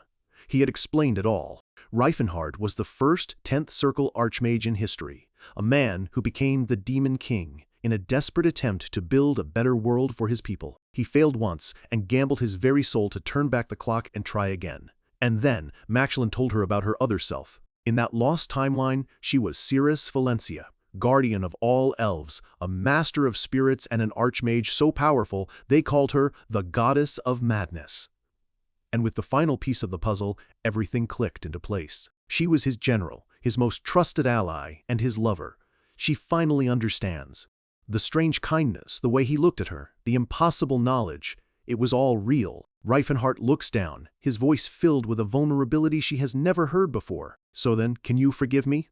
He's been treating her not as she is, but as the person he lost 20 years in the future. Serendi averts her gaze, processing a lifetime of memories that aren't hers, but are now inextricably linked to her soul. She turns back to him, her decision made. I will follow you, Lord Reifenhart, she says firmly. That is all I can say for now. She takes a small step back, creating a deliberate, meaningful distance between them. I am not the Ceres from your memories. It's a clear boundary, a powerful declaration of her own identity in this life. She turns and walks away, leaving him to absorb the weight of her words. But just before she leaves the room, she hesitates. But still, a small, genuine smile touches her lips as she looks back over her shoulder. I don't dislike you. The door closes with a soft click, leaving Reifenhart alone in the sudden silence. He stands there for a moment, a faint blush creeping onto his cheeks, completely thrown by her response. His brilliant mind struggles to process the emotional whiplash of the last few minutes. He scratches the back of his head, utterly bewildered. So, did she forgive me or not? With their personal crisis settled for now, the story shifts. The party's next destination is the Kingdom of Krobans, a vast and fertile land that was once a dominant power on the continent. The kingdom's succession was meant to be simple. The heir, Prince Telion, was the clear and undisputed choice to take the throne. But shortly after the old king's death, tragedy struck. Prince Telion died suddenly from a mysterious illness, plunging the kingdom into chaos. With the throne now empty, the noble factions began to scheme and plot, tearing the court apart with their conflicting ambitions. Before long, two main contenders emerged, each backed by powerful forces, and the kingdom fractured into two opposing sides. One faction, flying a red and gold banner, screams for the glory of their lord Karsus, calling their opponents usurpers who must be destroyed. The opposing army, under a blue and gold flag, shouts back with equal fury, vowing to crush the traitors in the name of the true royal bloodline. A civil war had officially begun. Leading this side is Yubel Ren Krobans, the second prince, a young man of 18 who looks almost out of place on a battlefield. Though he is the king's son, his claim is considered weak, as he was born to a concubine, a stain on his status in the eyes of the proud nobility. His rival is Prince Karsus, the powerful heir of the Duke of Fernando. While not a direct son of the king, Karsus's bloodline is closely tied to the royal family, giving him a powerful claim to the throne. And so, with two princes locked in a bitter struggle, the Krobans' kingdom is now engulfed in a bloody civil war. Karsus is a renowned knight, respected and beloved by his men. Yubel, on the other hand, is seen as a worthless playboy, a good-for-nothing with no merit to his name. Half a year has passed, and the war between the two factions is rapidly approaching its climax. We find ourselves in the Delphina barony, where Prince Yubel has made his final stand. Yubel looks out from a balcony, his expression weary. A severe famine has crippled his forces, and he wonders how much longer they can hold on. It feels like the gods themselves have abandoned him. He sighs, frustrated. Who even asked me to be king? He never wanted this responsibility. It was forced upon him, and now he's trapped. A gentle voice asks if he truly hates the idea of being king that much. Yeah, I really do, he replies instantly. But he knows his options are to win, or to face the guillotine. The voice belongs to Phinia, a dwarf woman and his lover. She sighs dramatically, wondering how she fell for such a man. He reminds her that if he loses, she's next in line for the chopping block. Yubel holds her close, a small smile on his face. He knows they're safe for now, as his enemy is also struggling with the famine. But this is just borrowed time. The moment Karsus makes a move, it's all over. Phinia suggests they escape, just the two of them. Yubel smiles sadly, saying it would be more like fleeing than eloping. But she insists they could run to another country and hide. He gently pushes back, saying he's not cut out for a rough life. She puffs out her chest proudly. I was raised tough, so I can take care of you. He chuckles, but she teases him back, asking what's wrong with a master using his slave to earn money. Her expression turns serious, the sadness in her eyes revealing a harsh truth. There's no way around it, she says softly. In this world, I'm just a slave, whether you're a king or not. Yubel pulls her into a tight embrace, the reality of their situation settling over them. Phinia, he whispers, there's no world where they'd see us as lovers. They share a tender, desperate moment, a small island of peace in a sea of despair. But it's about to be broken. A low, amused voice echoes from the doorway. Seems fun. Phinia instantly whirls around, grabbing a nearby battle axe, her small frame radiating fierce protectiveness. Who goes there? She swings the massive weapon with surprising force, demanding the intruder reveal themselves. A tall, cloaked figure steps from the shadows. "My name is Leifenhart, and I am a mage," the figure announces calmly. "I've come to lend my strength to the rightful next king of Krobans." Eubel is stunned, but Phineas speaks up, her eyes locked on the visitor. "It's not a lie, Lord Eubel." As a dwarf, she can sense the truth in his words. Eubel can only stammer that the cloaked figure has a very imposing presence. "Are you a battle mage?" he asks. Reifenhart, hidden beneath the hood, just says, "Well, yes," while mentally cursing the loose robe for failing to hide his muscular build. Eubel is still suspicious. "So you've truly come to help me?" Reifenhart replies. "Of course." Then he can't help himself. "But just now, didn't you say, 'seems fun'?" Eubel immediately denies it. Phineas glares from the side. "That's a lie." The cloaked figure visibly flinches under her gaze. Eubel just sighs, telling the mage it's only natural for him to be suspicious. Reifenhart thinks to himself that dwarves are a hassle-literal walking lie detectors. To smooth things over, he offers a bit of personal information. "To be honest, my lover is also an elf." Eubel and Phineas are completely caught off guard. Phineas's lie-detecting sense confirms it. "It seems to be true." Eubel just stares at the imposing, cloaked figure, a look of pure disbelief on his face. Reifenhart asks why he's looking at him like that. Eubel can only think, "I can't believe there's another weirdo like me in this world." Getting back to business, Eubel crosses his arms. "You've come to help? Then what kind of help can you offer?" Reifenhart raises a hand, his tone confident as he makes his first offer. "How about provisions worth 100,000 gold coins?" Both Eubel and Phineas's jaws drop. 100,000 gold coins! They shout in unison. Eubel's mind races. That's an astronomical sum, enough to feed the entire kingdom for 3 months. An offer this good has to be a trap. Reifenhart continues. "How many aura users do you command, Your Highness?" Eubel admits he has none. "Then 6 aura users should be a great help, wouldn't you say?" This is even more unbelievable. There are only 5 known aura users in the entire kingdom. He looks at the stranger, sweat beading on his temple, and asks the most important question. "And what is the price for all this?" Reifenhart's demand is simple, yet profound. "When you become king, I would like you to grant me a fief." Eubel is confused. That's it? For such overwhelming support, he expected a much higher price. Reifenhart clarifies. The fief must be a fully autonomous territory, independent of the kingdom's laws. The hood falls back slightly, revealing Reifenhart's intense, determined eyes as he lays out his true ambition. "What I seek is a place where elves, dwarves, and orcs can live freely, Your Highness." This is the stage for Reifenhart's next grand plan, to back the underdog, win a war, and carve out the very first piece of his new, inclusive empire. A new alliance has been forged in the darkness. Within a small town in the Delphina barony, the first steps of a revolution are quietly being taken. Serendi waits for Reifenhart in a silent alleyway, her expression serious. She cuts right to the point, asking if the conversation with the prince went well. "Of course," Reifenhart says, walking past her with confidence. But his tone is heavy when he adds, "The problem is what happens from now on." He clenches his fist, his mind already on the next 100 moves. He can't repeat the mistakes of his past life. This time, he reflects, power alone isn't enough. He needs his future domain to be legally recognized, forcing the human kingdoms to acknowledge them as equals, not outcasts. Serendi hurries to catch up, her curiosity piqued. She wonders if he already knew Prince Eubel, but he confirms this was their first meeting. This leads to the real question she's been holding back. Who became king in your past life? Karsus, Reifenhart states, the name hanging in the air like a death sentence. In his original timeline, Prince Karsus won the civil war and took the throne. And as for Prince Eubel, his rebellion ended with his execution.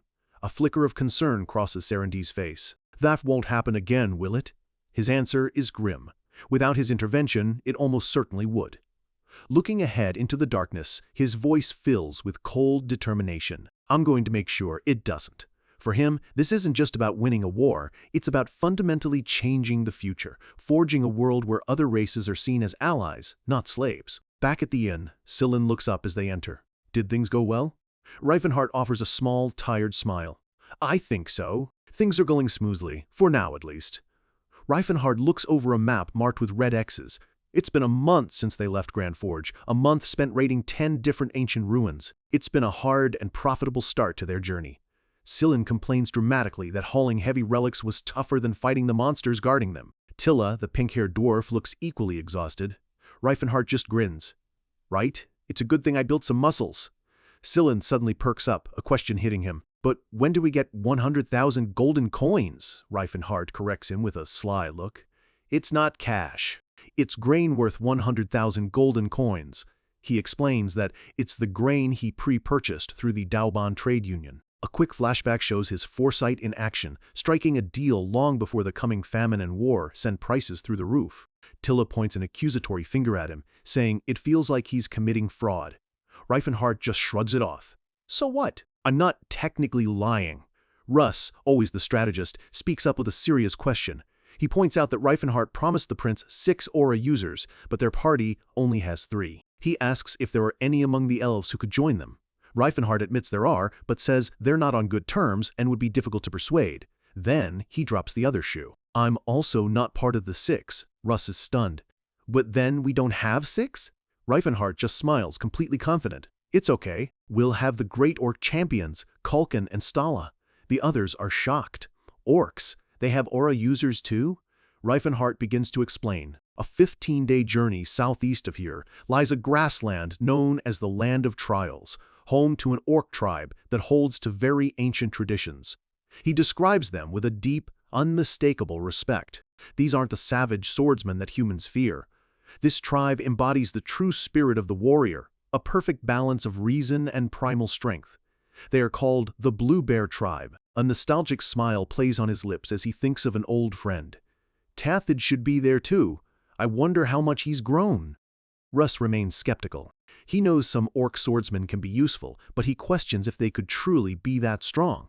Reifenhart's smile vanishes, replaced by absolute certainty. They are the strongest fighters I know, he declares, stronger than any human, elf, or dwarf.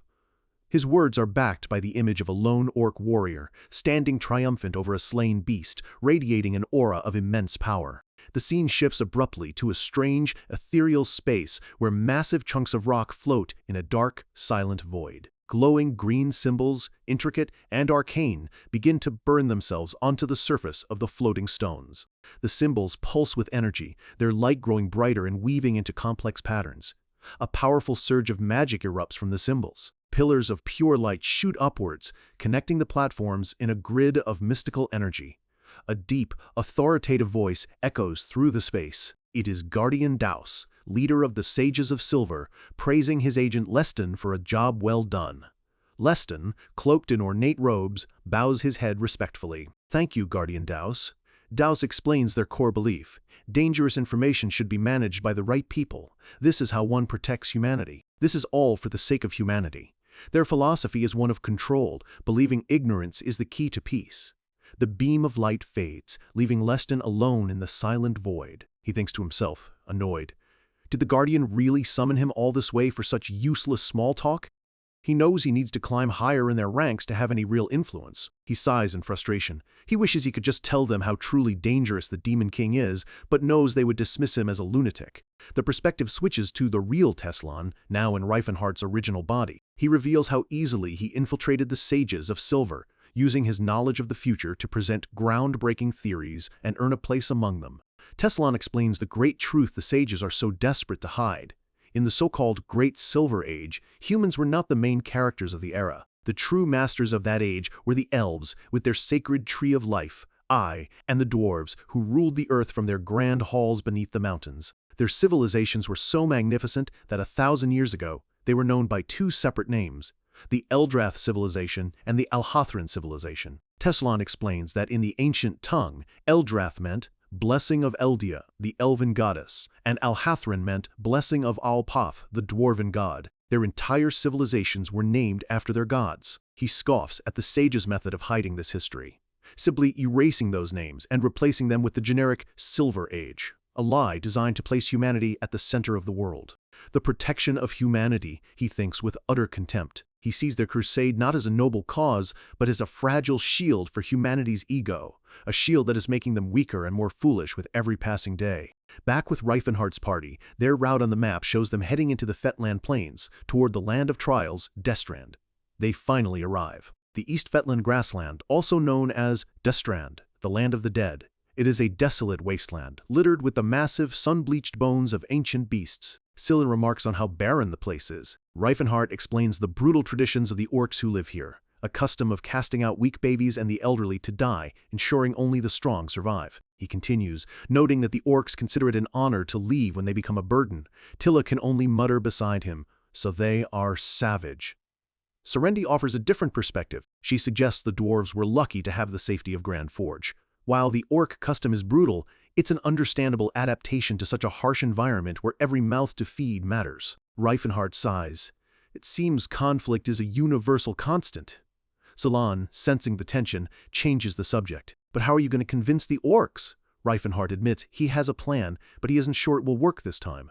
Serendi looks at him, confused. I thought you were going to do as you did in your past life. Back then, I had Tathid, he replies, his voice tinged with the memory of his old friend. This single difference could change everything. Suddenly, Russ tenses, his eyes scanning the rocky landscape. Something's coming. The ground trembles as heavy, armored figures charge toward them with impossible speed. Reifenhardt and Russ can only watch with wide-eyed alarm as the threat barrels towards them. A horde of massive, muscular orcs descends upon them, their eyes glowing with red fury as they roar a challenge in their native tongue. What are they saying? Scylla asks, terrified. Reifenhardt translates grimly. This is the land of trials. All trespassers will die. Scylla can only whimper. That's scary. Sitting tall on his horse, Reifenhardt bellows back in their language. Warriors of blue souls! I am your... But his words are completely drowned out by another ferocious war cry. Russ sweats, a strained look on his face. I don't think they're willing to listen. The battle explodes into motion. An orc swings a massive club down at Serendi with a deafening roar. She dodges with elven grace, leaping over the charging brutes and landing lightly amidst the chaos. Tilla meets a huge axe with her own, the clash of steel ringing across the desolate plains. Russ finds himself surrounded, barely holding his own against the powerful onslaught. They really are strong, he yells, struggling to parry the blows. But Reifenhardt stands with his arms crossed, completely unfazed as the orc's weapons bounce harmlessly off his hardened body. Well, yeah, he says calmly, but they have a very serious weakness. He brings his fingers to his lips and begins a simple chant. Sand, flow, become the dream of abyss. A soft purple light emanates from his hand, swirling with dormant power. He unleashes Mass Sleep, a simple but effective spell. A massive, intricate magic circle spreads out, instantly enveloping the entire battlefield. The charging orcs stop dead in their tracks, their eyes going wide with confusion before they simply fall over. Russ looks back, completely baffled. Huh? Scylla is shocked at how quickly the spell worked. Reifenhardt explains that this is the very reason the orcs lost to humans in the past, despite their incredible physical strength. Even the strongest warrior is helpless if their resistance to magic is practically zero. He poses a question. What if a shaman were here, casting a defensive spell to protect them? Scylla begins to understand. Reifenhardt looks over the field of sleeping orcs and shakes his head. These guys aren't even warriors, he explains the tribe's structure. The true warriors hunt monsters and protect the tribe. The ones they just fought are merely scouts, trainees sent to observe and prove themselves worthy of joining the warriors' ranks. Russ stares down at a peacefully snoring orc, his mind blown. You telling me they weren't even warriors? Reifenhardt looks off into the distance, his expression turning serious. Speak of the devil. A bead of sweat rolls down Russ's face as he follows his master's gaze. Good God! On the horizon, a line of truly imposing figures appears. These are the real warriors of the Blue Bear tribe. Their armor is more intricate, their weapons more deadly, and their presence radiates a power that makes the scouts look like children. The party has finally reached the heart of the land of trials. The warm-up is over, and their true test is just beginning. Just as Reifenhardt speaks of the devil, they appear. Cresting the ridge is a line of imposing figures, the true warriors of the tribe. Russ can only stare, a bead of sweat tracing a path down his temple. The sheer presence of these newcomers is on a completely different level. Good God, he mutters. Their eyes glow with a fierce green light. Each one is a mountain of muscle and battle-worn armor, their bodies covered in scars that tell the stories of 1,000 victories. They form an intimidating wall of power, looking down on the small party of intruders. The real test has just begun. The title card appears, the indomitable martial king. A towering figure completely wrapped in gray cloth steps forward. His voice booms across the wasteland. This is our land. Humans are not allowed. Reifenhart cups his hands and yells back, his voice filled with sincerity. "Souls of noble warriors, I have come here out of goodwill." The robed shaman scoffs at the word. "Goodwill? Humans are good liars. I cannot trust you." "I know," Reifenhart shouts back, spreading his arms wide. "That's why I wish to prove our honesty." The shaman seems taken aback by this strange human. "What are you trying to do here?" Reifenhart clenches his fist, his voice ringing with respect for their culture. "Noble warrior, a true warrior owns his soul through battle. I am offering a ritual of battle to prove that I speak the truth." The ritual of battle. It's a sacred tradition the orc tribes use to form bonds. Because they value strength above all else, combat is how they learn to trust one another. This is their language. Reifenhart is banking on this knowledge. In their culture, a coward can never be strong, and therefore someone strong is inherently trustworthy. The only question is whether they'd extend such a sacred ritual to outsiders. His gamble pays off. The orcs behind the shaman erupt in excited cheers, one roaring, "You know about our great tradition, let's accept it." Another grins fairly. "You're smart, human. A real conversation is carried out with swords." Sillin watches, stunned at how easily they were convinced. That was simple. Serendi, however, isn't surprised. They're accepting it, as expected of orcs. Russ turns to Reifenhart, a little confused. He understands why he and Reifenhart would fight, but wonders if Tilla and Serendi are expected to join. Reifenhart clarifies. "Orcs do not care about gender when it comes to a fight." Sillin nervously points to himself. "Do I have to fight too?" Reifenhart shakes his head. "You're not a warrior. You don't need to fight." Besides, he thinks, they probably just see Sillin as a kid anyway. The shaman's voice echoes once more. "We shall begin the ritual of battle. Those who are willing to prove their worth, step forward." Reifenhart's party of 4 walks into the center of the makeshift arena, facing down the champions of the tribe. Serendi steps forward first, drawing her sword with a sharp metallic ring. She announces herself with pride. "I am Cirrus Valencia of the Danheim tribe." A mountain of an orc steps out to meet her. He's massive, with a topknot and a belt made from a monster's skull. He roars his name in the orcish tongue, introducing himself as Zalcathor, son of Derethar. Serendi just looks at him, completely lost by the foreign language. Seeing her confusion, the orc repeats himself, this time in the common tongue. "I, Zalcathor, fight you." Serendi's eyes widen in surprise. Sillin is just as shocked. They can speak the official language too? He turns to Russ. "Do you know any other languages?" Russ looks away, embarrassed. "No, I never needed to learn." Sillin slumps in defeat. "Maybe we're the stupid ones." Serendi doesn't waste another moment. With a powerful cry, she charges forward, her silver hair flying behind her.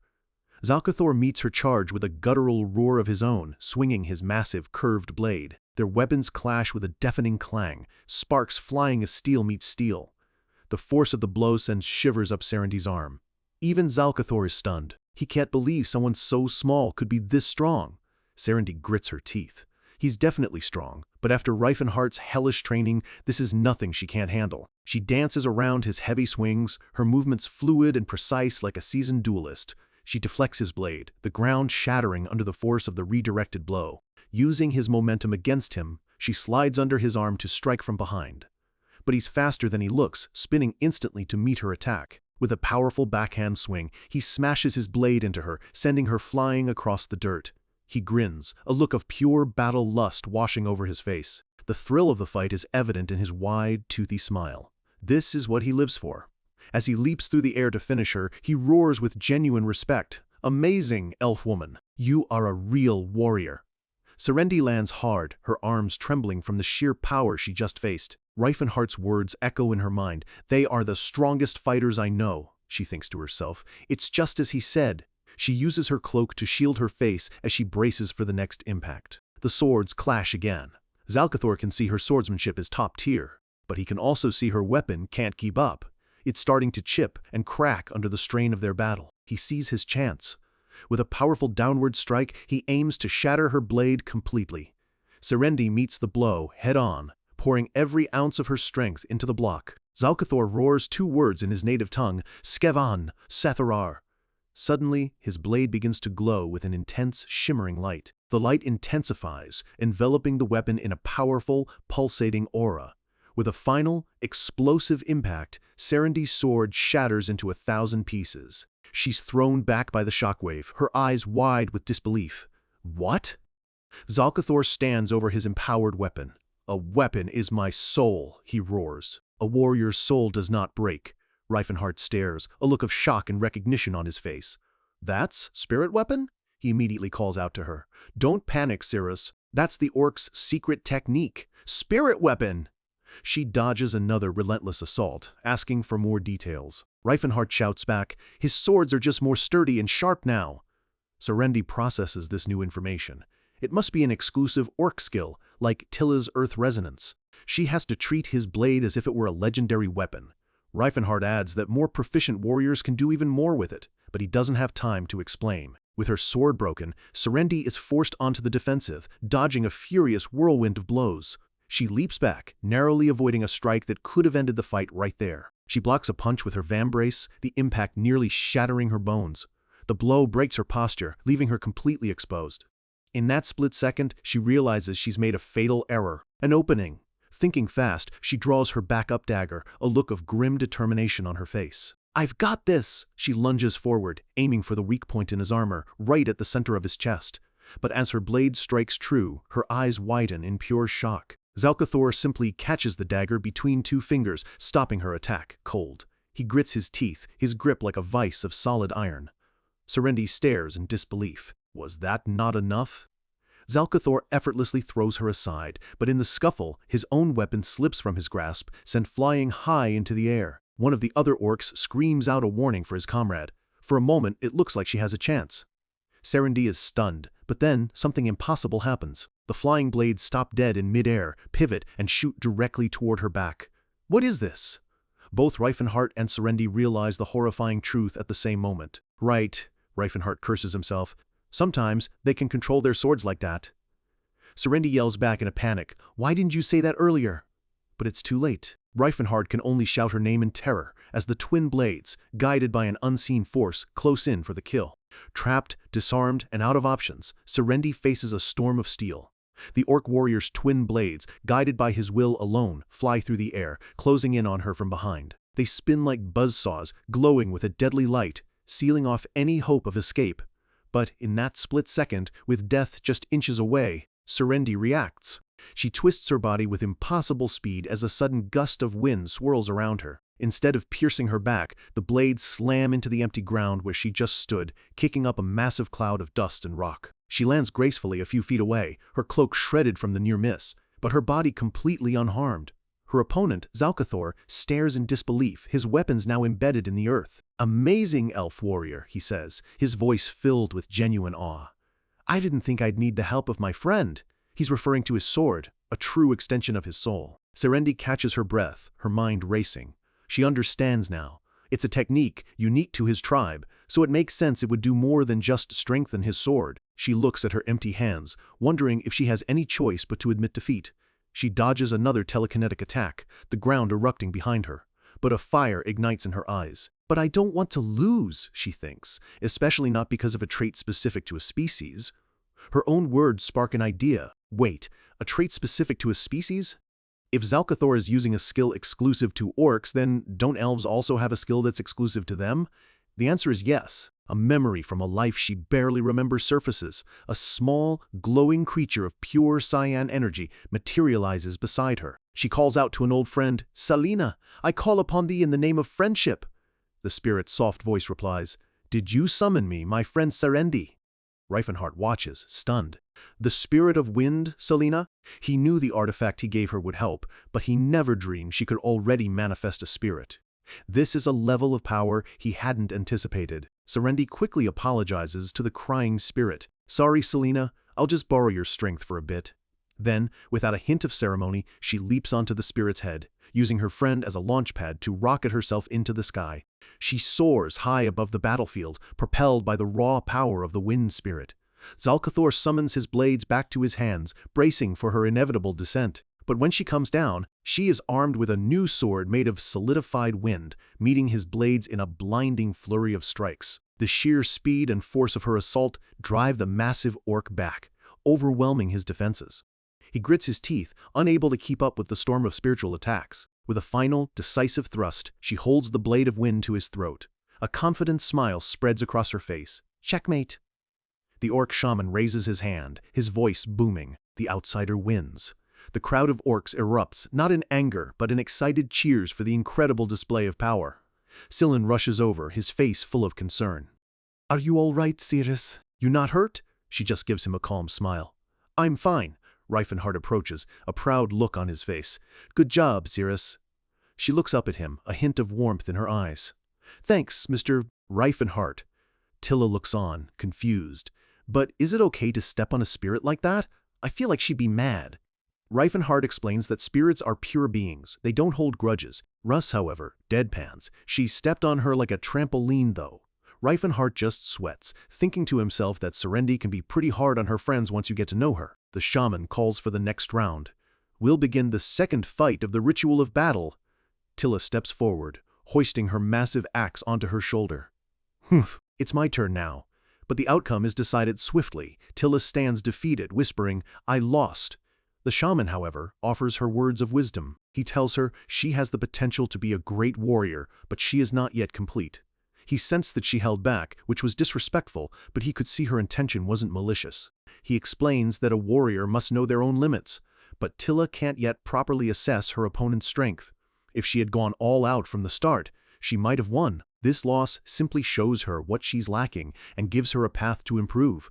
Tilla looks to Reifenhard, completely lost. What is he saying? Reifenhard simplifies it. He's saying your intentions were good, but you should have tried harder. She just blinks. What? Reifenhard pats her shoulder. It's all fine either way. He then turns to Russ, his expression serious. It's your turn, Russ. Don't try to kill them. Russ nods, his face grim. I understand. Russ steps into the arena, his blue aura flaring to life around him. He announces his name, not as an outcast, but with his full title. I am Cyrus von Tennis, the Sword of Tennis. I am here to prove my worth as a warrior. The shaman looks at Russ, a flicker of shock in his glowing eyes. He calls out a single word in the orcish tongue, Karuga. Before anyone can react, a new challenger leaps down from the cliffs above. She lands with enough force to crater the ground, a wave of dust exploding outwards. It's a female orc, her long hair whipping in the wind, a feral grin on her face. I, Stala Langarveta, will fight this one. The party is shocked. An orc champion. The orc Russ was supposed to fight looks at him with reverence. That man is a Karuga. He has been blessed by the great Debata. Russ quickly learns that Karuga is the orc's term for aura users, warriors blessed by the warrior soul, talented enough to wield spirit weapons. In other words, it's their name for the greatest warriors. The other orcs are buzzing with excitement. A human Karuga. Russ just thinks to himself, how are they going to react to Mr. Reifenhard if they're this shocked by me? His new opponent, Stala, unleashes her own aura, a torrent of violent purple energy erupting around her. I am the matriarch of the Blue Bear tribe. Stala, I will face you. Russ braces himself, his blue aura pushing back against her purple energy. He can feel the immense pressure radiating from her. She's strong. The two auras collide in a spectacular explosion of light and power, shaking the very ground they stand on. Russ is sent flying back by the initial blast, struggling to stay on his feet against the crushing force. Stala just laughs, reveling in the sheer power of their clash. She charges forward, her aura flaring, and slams into him, sending him tumbling across the ground. Russ gets his bearings, his mind racing. She's on a completely different level from the other orcs. Stala compliments his unique style, calling him a talented young human, but roars that he lacks experience. Her face contorts into a savage grin, her eyes glowing with purple light.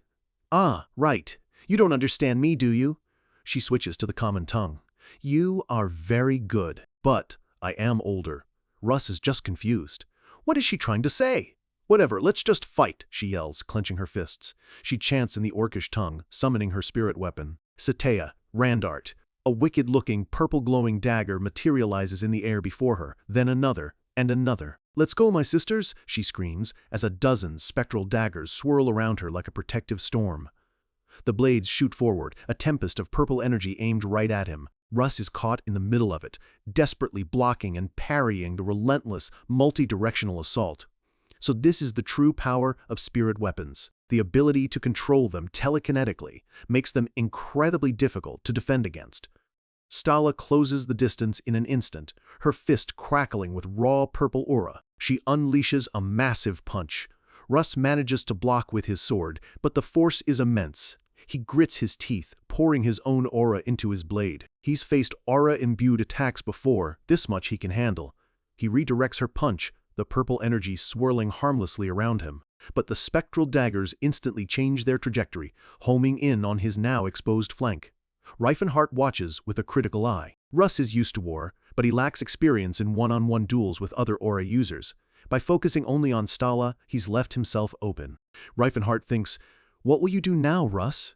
Russ is bleeding, battered, but his will is far from broken. Stala believes the fight is over. My win. But Russ shouts back, his voice raw with effort. Not yet. He knows he hasn't trained this new technique enough for a real battle, but at this point he has no other choice. Hopefully, it'll work. His eyes begin to glow with a brilliant cyan light.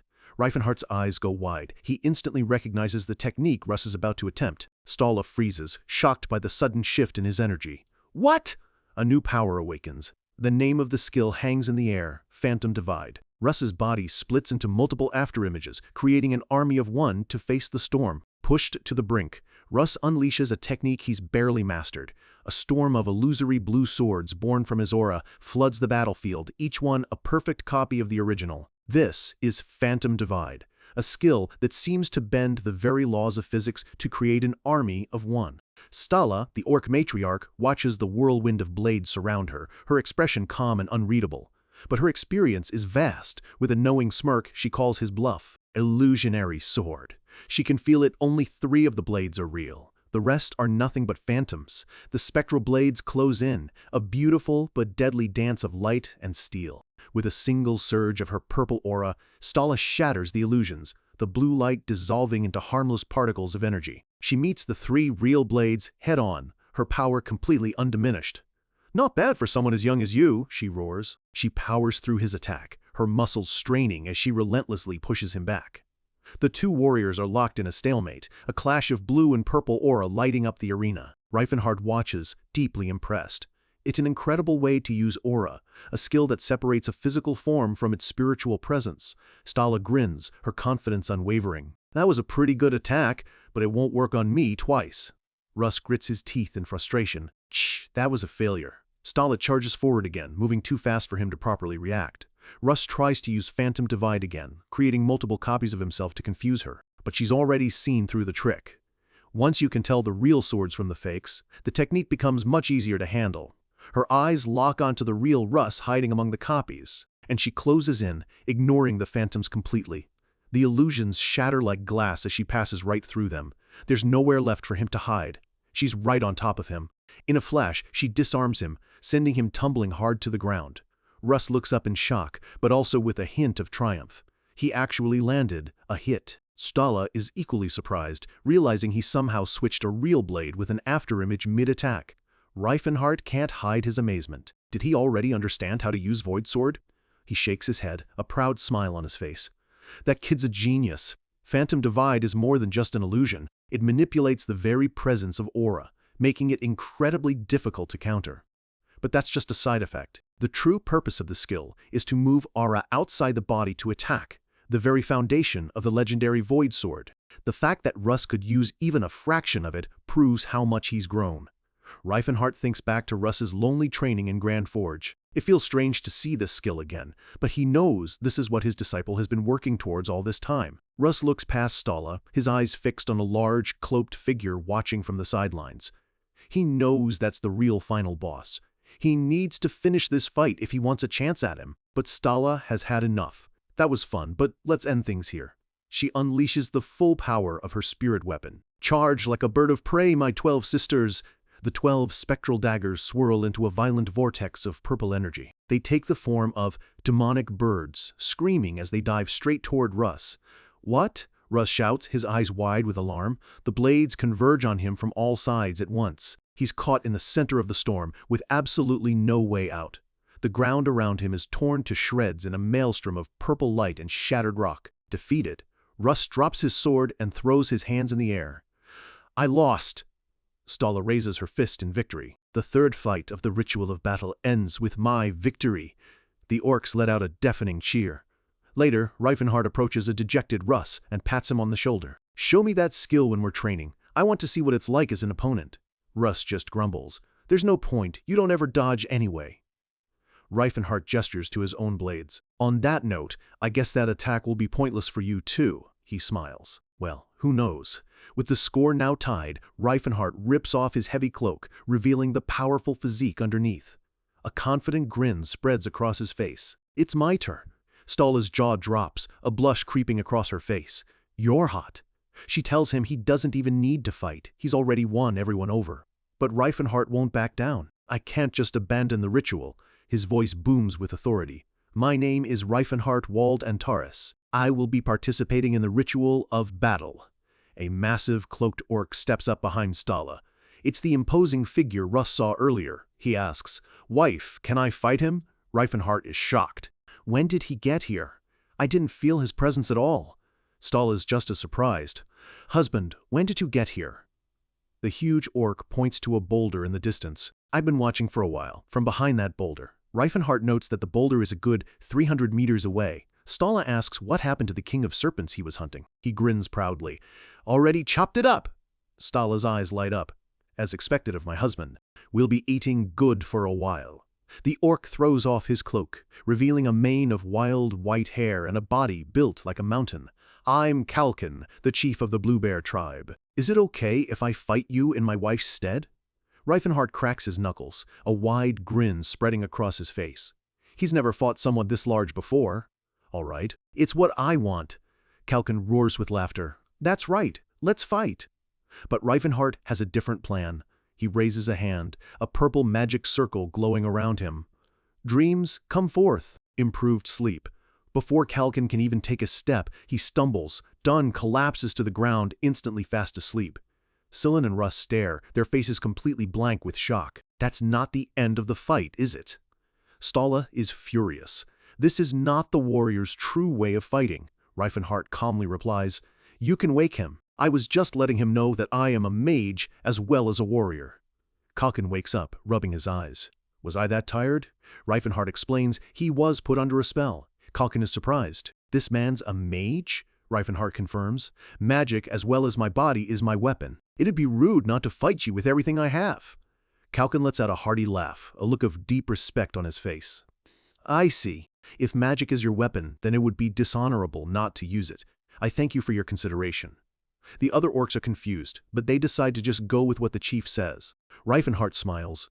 Thanks to this powerful body, he's earned their trust much faster than in his past life. Then, let's resume the ritual of battle. The two titans clash, their auras exploding in a shockwave of green and red energy that shakes the entire wasteland. Later that night, the tribe celebrates their new alliance with a feast. The massive, severed head of the King of Serpents rests nearby. An orc warrior pats its scales. We're set for food for a while. Suddenly, one of the tribe's massive wolves starts barking excitedly, its tail wagging like a happy puppy. The wolf just licks its owner's face, who shoves it away playfully. Just then, a brilliant golden light appears on the horizon, bathing the entire camp in its warm glow. The orcs look up, shielding their eyes from the sudden brightness. What's that light?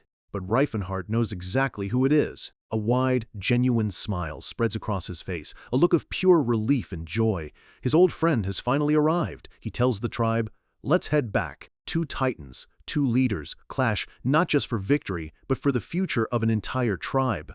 Everything comes down to this one last, explosive exchange. With a thunderous roar, Kalkin, the orc chief, bellows his intent to the heavens. He's pouring every last ounce of his strength into this final move. Reifenhart meets his challenge with a confident grin, roaring back, as you wish. There's no fear in his eyes, only the thrill of battle against a worthy opponent. A blinding golden energy erupts from Reifenhart's fist. He's gathering an immense amount of power, concentrating it all into a single, devastating point. Across from him, Kalkin's eyes widen. He can feel the sheer density of that power. At the same time, a vicious green aura swirls around his own fist. This is a battle of ultimate skills. Reifenhart unleashes his attack, the quadruple-layer Calamity Horn. The golden light intensifies, spiraling around him as he drives his entire body forward, becoming a living projectile of pure force. Kalkin counters with his own signature move, Cliff Dropper. His body glows with a violent green energy as he slams his fists downward, aiming to shatter not just his opponent, but the very ground they stand on. The two attacks collide with an earth-shattering boom. Gold and green energies explode outward, tearing the landscape apart in a single, violent instant. The ground buckles and splits. Chunks of rock are thrown into the air like pebbles as the raw power of their clash reshapes the entire battlefield. For a split second, the two warriors are locked in a struggle of pure will, a single human figure pushing back against the overwhelming force of the giant orc chief. The aftermath is a scene of total devastation. The ground is gone, replaced by a jagged canyon of newly formed rock spires, all glowing with the residual energy from the fight. A haze of golden light and dust hangs in the air, slowly settling over the raw, broken earth. The silence that follows is deafening. The new landscape is sharp and brutal, a testament to the incredible power that was just unleashed. It's a miracle either of them survived a clash of this magnitude. The battlefield itself looks like it's been scarred forever. Back on solid ground, Sillin presses his hands against Reifenhardt's bare back, channeling healing magic into him. Reifenhardt grunts, telling him to go easy. Sillin, looking annoyed, snaps back that it will only take a moment, telling him to just pull through it. Even healing from a fight like this is an ordeal. Stala, the tribe's matriarch, steps forward to act as the judge. With a proud smile, she announces that the fight is a draw, adding that their energies felt as if they were born from the same source, like twins. Tilla asks Sillin why the divine healing seems so painful. He explains it's because Kauken's aura is still lingering inside Reifenhardt's body, clashing with the magic. He elaborates that aura, divine power, and mana are all separate elements. While aura doesn't react as violently as mana and divine power do against each other, they still don't mesh well, causing a painful conflict within the body. Sillin turns to Chief Kauken, offering to treat his injuries as well. But the massive orc just waves it off, saying he's fine and his wounds will heal on their own. Kauken puts a hand on Reifenhardt's shoulder, his expression filled with respect. He acknowledges him as a trustworthy warrior, declaring that from this day forward they are all brothers. The orc chief's voice booms across the clearing. Since they settled their arguments with fighting, it's now time to make up with alcohol. And just like that, the tense atmosphere of battle gives way to celebration. A massive bonfire roars to life, casting a warm glow over the gathering of warriors. Wooden cups are raised high as the orcs let out a cheer, a toast to their new brothers. Sillin, however, looks terrified. He whispers to Tilla that while it's a joyous occasion, he's a little bit scared of the rowdy orcs. Kauken shoves a large cup into Reifenhardt's hands, urging his new brother to drink. Reifenhardt takes a hesitant sip and immediately recoils, grimacing at the strong, unfamiliar taste. But a moment later, his expression changes to one of surprise. He actually likes it. Kauken notices and grins, admitting he was worried a human wouldn't enjoy their drink. Overjoyed, Kauken roars with laughter. He turns to his wife Stala and yells for her to bring a whole barrel. Stala just sighs, muttering that he's always looking for an excuse to drink more. A massive barrel of alcohol is brought out, and the orcs erupt in cheers, hailing Reifenhardt as a champion for being able to handle their potent brew. Meanwhile, a couple of orc women observe the party. They comment on how Serendy and Tilla look fat, which, in orc culture, is a compliment meaning muscular and strong. To them, anyone without visible muscle is considered unhealthy. They then turn their attention to Sillin, who is being force-fed a giant leg of meat. They're shocked that a boy can be so thin, saying he looks like he's on the brink of death. Sillin, with tears in his eyes, insists he's already eaten enough. Amidst the chaos, Russ sits quietly, watching the celebration. He looks thoughtful, wondering if this seen different races coming together in friendship is what Reifenhardt wanted to show him all along. Kauken spots Reifenhardt walking over, calling him the shepherd, who has returned, recognizing that he is the one who brought this unlikely group together. Reifenhardt sits down when a large hand gently rests on his shoulder. A calm voice says, "Goodness, you're the savior." Reifenhardt's eyes widen. He knows that voice. A flicker of shock and profound emotion crosses his face. It can't be. He turns to see a massive warrior with wild, dark hair and a calm but powerful presence leaning against a tree. It's Tathid. Reifenhardt whispers his name. Tathid, one of his 4 heavenly kings, one of his dearest friends from his past life, standing right here in front of him. Tathid smiles, acknowledging that Reifenhardt recognizes him, even in this new form. Kauken is confused, asking if they know each other. Tathid explains that Reifenhardt is his savior, the one who guided him to this very place. Kauken sits down by the fire with them, marveling at the coincidence. It seems fate has brought them all together tonight. The orc chief turns to Reifenhardt, a serious look on his face. He asks him directly, "Brother, what brings you here?" The celebration quiets for a moment. This is the real reason they came. Reifenhart looks at him, his gaze steady and filled with purpose. He states his ambition clearly. I want to provide you a better, more fertile land for you all to live on. He looks over the entire orc settlement, a determined light in his eyes. For that, he says, I need your help. The offer has been made. The foundation for a new alliance and a new nation is about to be laid. An offer that could change the orcs' fate forever hangs in the air, but trust doesn't come easy. Chief Kalkin stares at Reifenhart, his arms crossed, his expression unreadable. So you'll give us land if we go fight? Reifenhart confirms it's that simple. He lays out his plan on a map, pointing to the Gelfane Viscountcy. This isn't just a random piece of land. It's a strategic, fertile home he's promising them. Kalkin turns to the one person whose opinion matters most, Tathid, the orc who grew up among humans. Tathid's voice is full of conviction. He admits not all humans can be trusted, but says Reifenhart is different. He saved his life, and he doesn't believe for a second his savior would lie. Kalkin nods, admitting he knows that. But his concern isn't for Reifenhart's honor, it's for the security of his tribe. This is a massive gamble. He decides they need more wisdom, and suggests they consult the elders. They arrive at a large, imposing structure at the heart of the orc settlement. Inside, the tribe's elders await, ready to decide the fate of their people. A powerful orc with a headband steps forward. He is Grauthar, the father of weapons. His gaze is intense, sizing up the human warrior who has come to make them an offer. Kalkin presents Reifenhart, explaining that this new brother has introduced them to a new destiny. He states plainly that they need wisdom for the sake of the tribe. The weight of the decision now falls on the elders' shoulders. Sometime later, a decision has been made.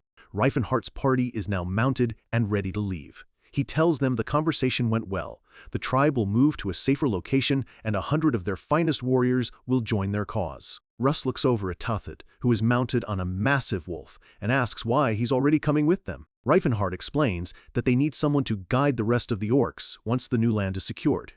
Russ muses aloud about their diverse group elves, dwarves, and now orcs. He jokes, asking if an orc is going to join their main party next.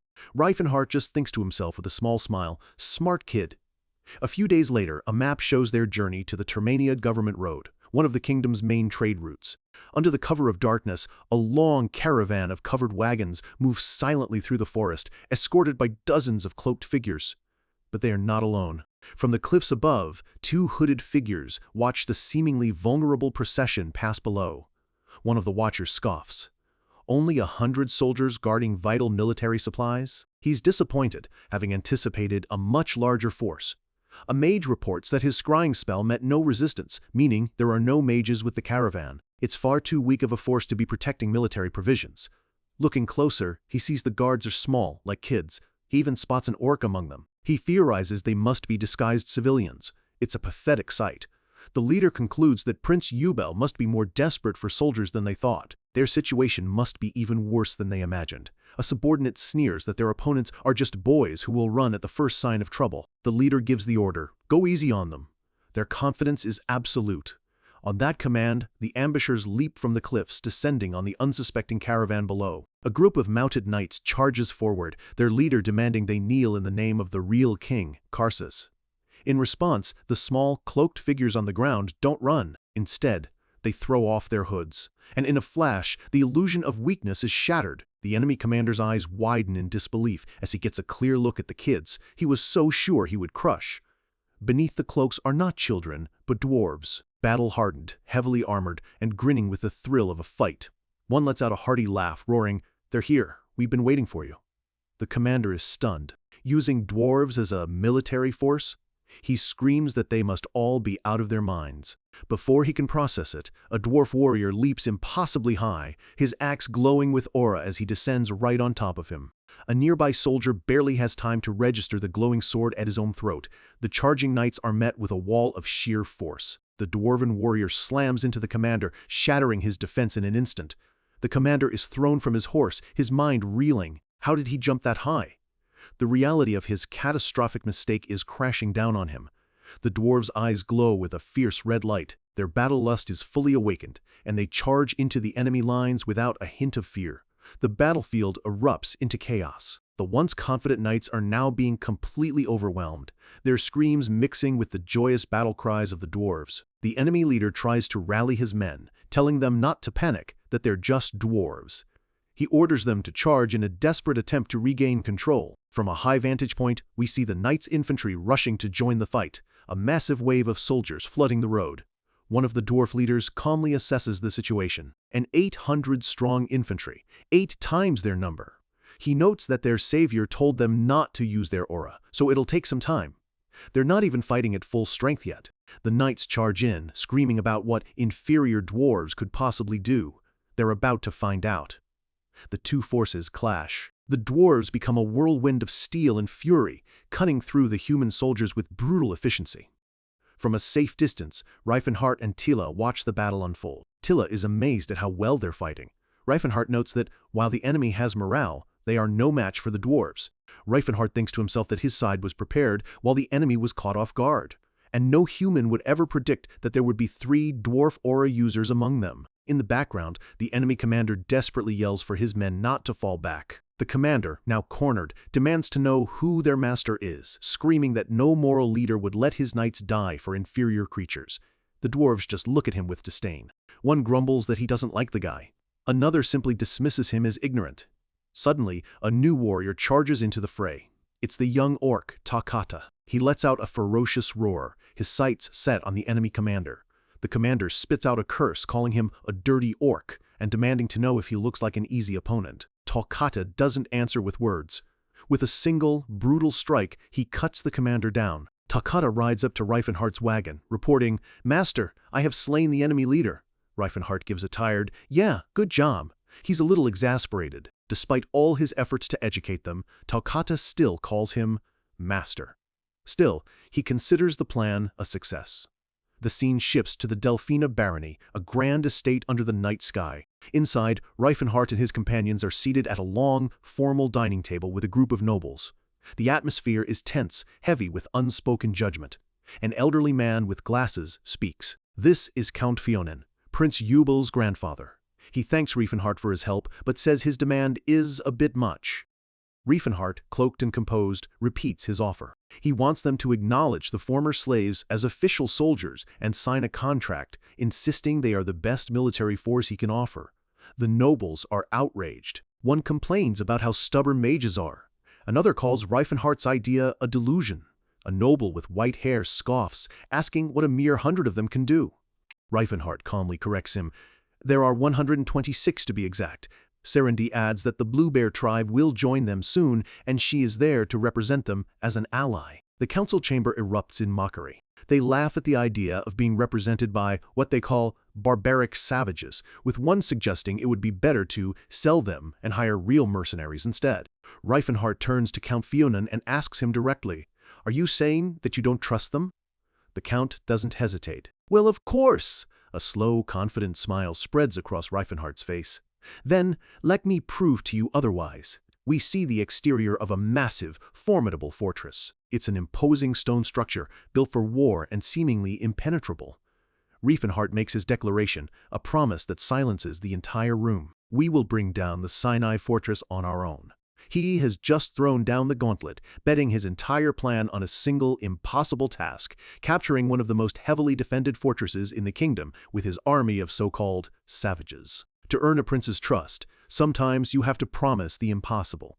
Reifenhart meets the council's doubt, not with anger, but with a calm, unshakable confidence and a challenge. His promise hangs in the air, echoing off the stone walls. "We will bring down the Sinai fortress on our own." He's betting everything on this single battle. Count Fionin, Prince Jubel's grandfather, leans forward, his expression a mask of disbelief. "Did you just say the Sinai fortress?" he repeats slowly. Reifenhart's gaze doesn't waver. He simply answers, "That's right." There is no room for negotiation in his tone. The Count explodes, demanding to know if Reifenhart is serious. He shouts that Sinai is defended by Sir Tesfalt, the kingdom's strongest knight and an aura user. Reifenhart calmly holds up a bandaged hand. He tells them his forces are strong enough. All they ask for is proper treatment and respect, and in return, they will deliver victory to Prince Jubel. A nobleman scoffs, calling him foolish. But before he can continue, a sharp voice cuts him off. "That's enough. It's Prince Jubel." He asks his council why they're so angry. A noble protests that this would be sending their forces to die for no reason. Jubel looks down the long table. He states that what they need right now is an army, not slaves. He confirms with Reifenhart that they'll only be taking a week's worth of food. Yubel smiles. With most of the supplies left behind, a 100-man army won't consume much. He sees no real loss here. An advisor, seeing the logic, agrees. With his decision made, Prince Yubel stands and makes his decree. He officially commands Sir Reifenhart to take on the mission of bringing down the Sinai fortress. Reifenhart bows his head, his face determined. "I shall carry out your decree, Your Highness." The gamble is now official. We cut to a misty forest at the foot of snow-capped mountains. The air is cold and tense with anticipation. Here, nestled in the valley, is the small encampment of Reifenhart's army, a handful of tents against the vast, hostile wilderness. Reifenhart and his core companions discuss the plan. He confirms the meeting went as expected and that Tethete has already left on his own mission. Russ looks worried, doing the math. 200 of them against 3,000 defenders. He knows that to take a fortress, you usually need 3 times the number of defenders, not a fraction of them. Reifenhart reassures him. He isn't saying the kingdom's knights are weak, but they're nothing compared to the elite warriors they've gathered. And more importantly, he reveals their trump card. Excluding himself, they have 6 aura users. This is no ordinary army. Tilla smiles, a hopeful light in her eyes. She says that after this, the image people have of orcs and dwarves is going to change forever. Serendi adds, same for elves. This battle is for more than just a fortress, it's a battle for their dignity. Just then, an elf elder named Relhard approaches. He tells Reifenhart that thanks to him, their homeland was resurrected, and because of that, humans will no longer be able to treat them like weaklings. As he speaks, a flicker of orange flame appears in his palm. The flame erupts, swirling into a vortex of dark, living fire. Before their very eyes, the fire coalesces into a massive, monstrous fire spirit. Tilla is amazed. Relhard explains that with time, all elves will awaken this power. The spirit roars, a being of pure, destructive energy. They now have a weapon that can melt stone walls. A voice cuts through the commotion, asking what all the ruckus is about. It's Prince Yubel, accompanied by his dwarf companion, Finia. He explains that Finia wanted to meet other dwarves. Yubel looks at Reifenhart, his expression serious. He asks if they can really win this. Reifenhart replies with certainty. Of course, though he admits they'll need to prepare thoroughly. Yubel watches Finia happily interacting with the other dwarves, a genuine smile on his face. He turns back to Reifenhart, his voice full of sincerity. He admits he trusts Reifenhart's beliefs more than his own subordinates' advice. He gives him full authority and thanks him for the dwarves and for making Finia smile. Reifenhart meets his gaze, his own expression one of quiet determination. "I won't disappoint you." A few days later, the time for promises is over. At the Sinai fortress, the coming of spring brings with it the chaos of war. Alarms blare from the ramparts. Guards shout that enemies are invading. The commander, Tesfalt von Fernando, arrives on the wall. He looks annoyed, seeing no serious threat. He gazes out at the small army assembled before his fortress. He squints, trying to make sense of the bizarre collection of elves, orcs, and dwarves. He wonders if these can even be called enemies. A subordinate points out Prince Yubel's emblem. Tesfalt scoffs. He can't believe the prince is attacking him with just those. He remarks that Yubel is just wasting money on slave soldiers and suspects it must be some kind of trap. Being cautious, he assembles a large force of knights, believing it will be more than enough to handle any trick. As his mounted knights ride out, Tesfalt gives a cruel order: kill all the dwarves and male elves, but capture the female elves alive. The knight commander relays the order as they charge forward in the name of Prince Karsus. Suddenly, a knight's eye widens in shock. Something is terribly wrong. An explosive force rips through their ranks, sending a knight and his horse flying as if hit by a cannonball. The chaos is immediate and devastating. The charging line is broken before it even reaches the enemy. A dwarf warrior's axe begins to glow with a menacing red aura. "We can use aura now, right?" he asks. Another roars in reply. "The Savior has permitted it. Go wild." A dwarf with a massive beard grins with savage glee. The gloves are off. The enemy knights can only stare in horror as blades of pure energy erupt from the dwarves' weapons. The dwarves charge, their battle cries filling the air. On the fortress wall, the soldiers are in disbelief. Their champion has fallen. They can't understand how their elite knights are being defeated by dwarves. The soldiers scream that they aren't dwarves, they're monsters. Down below, a dwarf laughs, roaring that they finally get to avenge their kind. The battle is a one-sided slaughter. The dwarves are a whirlwind of destruction, reveling in a proper fight after so long. One of the dwarf leaders rallies his comrades to show the humans their true power. Tesfault watches, his arrogant smirk gone, replaced by a grimace of pure shock. Bloody hell, aura users, dwarves! His subordinate trembles, asking what they should do. A mage warned him that, if they are truly aura users, the fortress gate is in danger. Shaken, Tesfault stammers an order. Activate the defense spell, first. A massive, intricate magic circle appears, glowing with brilliant blue energy. The energy expands, forming a shimmering barrier that encases the entire fortress. Watching from a distance, Tilla remarks that they're at a disadvantage, but Reifenhardt is unfazed. It's fine, it's what I expected. On his signal, the elves raise their hands in unison, beginning their own chant as a wave of golden fire flows from them. The fire surges forward, forming a tidal wave of flame spirits, each one a roaring beast of destruction. Tesfault screams, "What the hell is that?" He orders his archers to fire, a desperate and futile command. The arrows are instantly vaporized. The fire spirits continue their advance completely unharmed. A soldier stammers that it looks like a spirit spell, but another screams, "What are you talking about? Elves can't use spirit magic." The wave of fire elementals slams into the fortress's protective barrier. The blue shield cracks and shatters under the overwhelming assault. With the magical defense gone, a dwarven champion roars in triumph. He leaps into the air, his great axe glowing with immense red aura, and brings it down on the main gate. The massive stone and iron gate explodes inward, shattering into a million pieces. The soldiers inside can only stare in absolute terror as a guard screams, "The gates have fallen."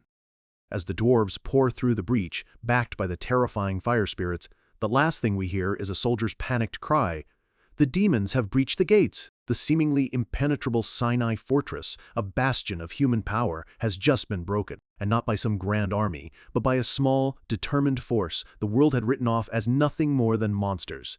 Panic explodes within the fortress walls. The desperate cry rings out from a lone soldier, a single voice for the terror gripping them all. The main gate. It's been breached. As the dwarves and their guardian fire spirits pour through the wreckage, the human soldiers don't see warriors or elves. To their terrified eyes, they see an army of demons emerging from the flames. But the commander, Tesfault von Fernando, refuses to let his fortress fall to a band of misfits. Fueled by pure rage and wounded pride, he rallies his personal guard, determined to crush this unbelievable invasion himself. He points his blade, ordering his knights to handle the grunts while he takes on the leaders himself. With a misplaced sense of superiority, they charge forward, ready to teach these inferior beings a lesson. The lead dwarf, Cardamite, spots the charging commander. Recognizing the powerful aura swirling around him, he calmly warns his comrades to be careful and orders two of them to form a defensive line. A storm of blue energy erupts from Tesfault. He's furious, screaming that these dwarves have forgotten their place. His entire worldview is being shattered by the sight of a dwarf wielding the same power he prides himself on. Cardamite meets the challenge head-on. He leaps into the air, his own axe blazing with a fierce crimson aura, ready to clash with the human commander. The two auras collide in a blinding explosion of red and blue. The impact is so immense it shakes the very stones of the fortress, a testament to the raw power on display. For a split second, Tesfault is frozen in shock. He can't process it. He was supposed to be stronger than this dwarf. The reality of an even match is a blow to his pride. Cardamite is also surprised by the force of the blow. He silently acknowledges his opponent's strength, noting to himself that humans truly do have a talent for rapid growth and mastery. The watching soldiers are stunned into silence. It was one thing to see a dwarf use aura, but to see one match their legendary commander blow for blow? It was simply unthinkable. From a safe distance, Reifenhardt and Sillin watch the duel unfold. Sillin notes with relief that Cardamite is holding his own against Tesfault, and Reifenhardt calmly agrees, confident his dwarven ally won't be defeated. Nearby, an elven elder leans wearily against a wall, a massive fire spirit still raging behind him. He grumbles under his breath about how tiring all these powerful opponents are. Russ shifts uneasily, asking if they should just watch. But Reifenhardt shakes his head. This isn't just a battle for a fortress, it's a battle for respect. He explains that for this to mean anything, the dwarves and elves must win it themselves, proving their strength to a world that sees them as inferior. Russ argues that it's all pointless if they end up losing. Reifenhardt smirks, agreeing with him before glancing towards the cliffs, wondering aloud where their reinforcements could be. As if summoned by his thoughts, Reifenhardt's head snaps to the side. He senses their arrival. Silhouetted against the sky on a nearby cliff, a line of imposing figures appears. The cavalry has arrived. Reifenhart can't help but yell out that they're late. From the clifftop, the massive orc Talcata roars back, a cheerful apology, explaining it took them a while to get past the human patrols. But he bellows that now, all his brothers and sisters are ready for a fight. Reifenhart sighs with mild exasperation. It's a classic orc move, straightforward and completely lacking any sense of urgency. Wasting no more time, he points toward the raging battle below and shouts for them to join the fight immediately. A wide, terrifying grin splits Talcata's face, revealing sharp tusks and the pure, unadulterated joy of battle. His eyes glowing with a feral red light, he turns to his tribe, an army of elite orc warriors, their own eyes glowing an eerie green in the shadows behind him. He lets out a deafening war cry, calling to his warriors of the Blue Soul. The entire tribe charges down the cliffside, their massive wolves snarling as they descend upon the fortress like an avalanche. They are a force of nature, chanting their war song, a promise that their blades will split the heavens and their axes will tear the earth. The great warriors of the Blue Soul have arrived, and they pour into the fortress courtyard, guided by the promise of a glorious battle. Reifenhart and his party shout encouragement, urging them to raise their swords and swing their axes with all their might. The orcs crash into the human lines with devastating force. Their heavy weapons smash through armor and bone with brutal, shocking efficiency. Their war chant echoes through the chaos, a declaration that they will fight until their hearts give out, their spirits protected by the thrill of combat. The already fragile morale of the human soldiers completely shatters. They scream in terror, "What are those things?" begging for help against this new wave of nightmares. A knight desperately tries to rally his men, shouting at them to pull themselves together, reminding them that these are just lowly monsters. But his words are meaningless against the sheer ferocity of the orcs and their wolf companions, who rip through the human formations without a shred of mercy. A faint smile plays on Reifenhart's lips. He knew this would happen. The humans are completely unprepared, their understanding of warfare limited to fighting each other. They have no idea how the other races truly fight.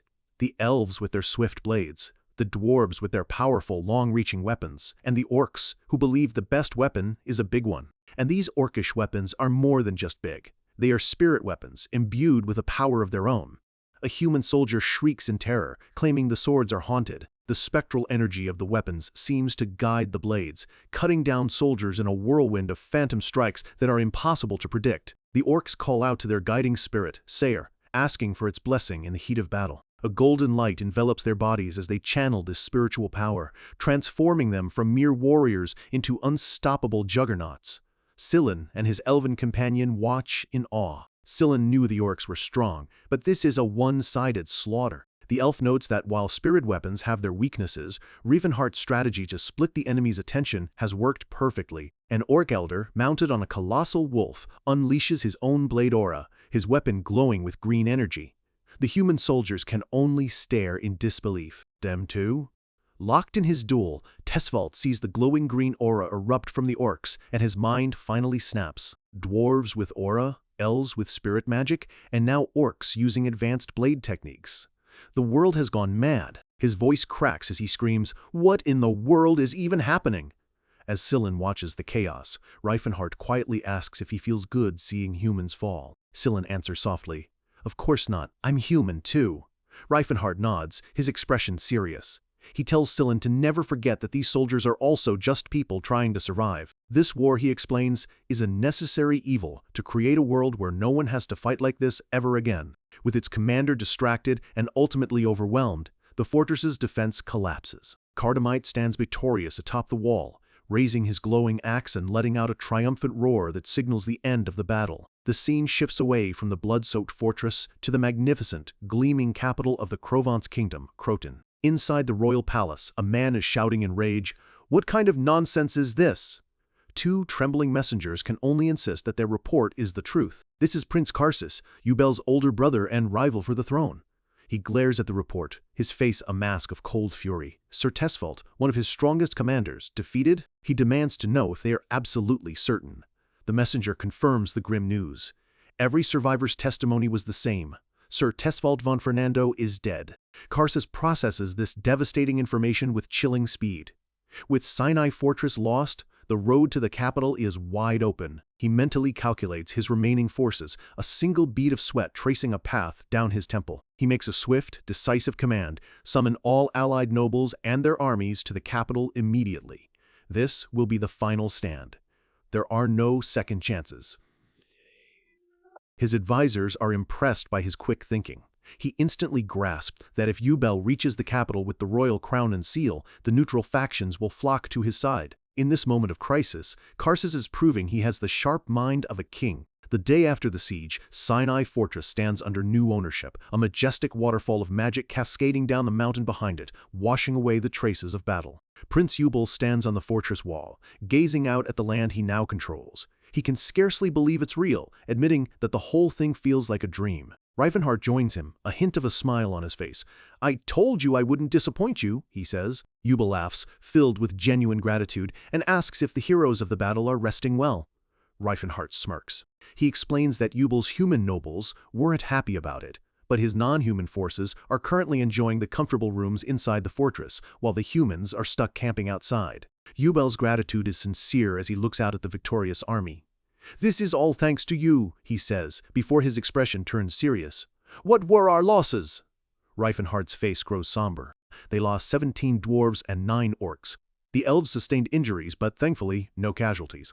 The camera pans over rows of bodies, covered respectfully in white sheets. Yubel notes that while the losses are small compared to the enemies, each one is a heavy blow to their small, tight-knit army. This shows a level of compassion that is rare among royalty. Watching the prince, Reifenhart reflects on his choice. He had been hesitant to back Yubel over the more militarily astute Karsus, but now he feels he made the right decision. There's value in supporting someone you can actually respect as a person. He knows that after this victory, no one in Yubel's camp will dare disrespect his allies again. This battle has earned them fear, if not respect. But the problem is the rest of the world. He flashes back to an encounter with an arrogant nobleman who had offered to buy his amazing slaves after witnessing their power. Reifenhart had snapped back, correcting him that they were allies, not property. The noble had just laughed, condescendingly saying he wouldn't want to sell such valuable assets either. Reifenhart remembers gritting his teeth, fighting the urge to silence the man with his fist. He knows that the physical battle may be over, but the war against prejudice has only just begun. News of Sinai's fall spreads like wildfire, and with it, disbelief. In barracks across the kingdom, soldiers gossip, dismissing the rumors. A dwarf killed Sir Tesfalt? No way, that's impossible. Even the nobles at their lavish parties struggle to comprehend it. They've only ever known orcs as brutish gladiators in a ring. The idea that they could be a disciplined, fearsome army is a shock, but in their minds, they're still just slaves. The scene shifts to a dimly lit tavern late at night. An orc slave hauls firewood inside, only to be barked at by the tavern owner to dump it in the back. He's treated as less than human. 2 patrons watch the exchange and scoff at the rumors of an orc army. "See," one says to the other, "that's a real orc. Pathetic. Who would fight for them?" But another man at the bar mentions a different rumor. One about a saint from the Philinins temple leading an army of dwarves, a story he claims has witnesses. The first man dismisses it again. The temple doesn't use slaves, which just makes the whole story sound even more ridiculous to him. Suddenly, a new voice, smooth, cold, and dangerously curious, cuts through their conversation.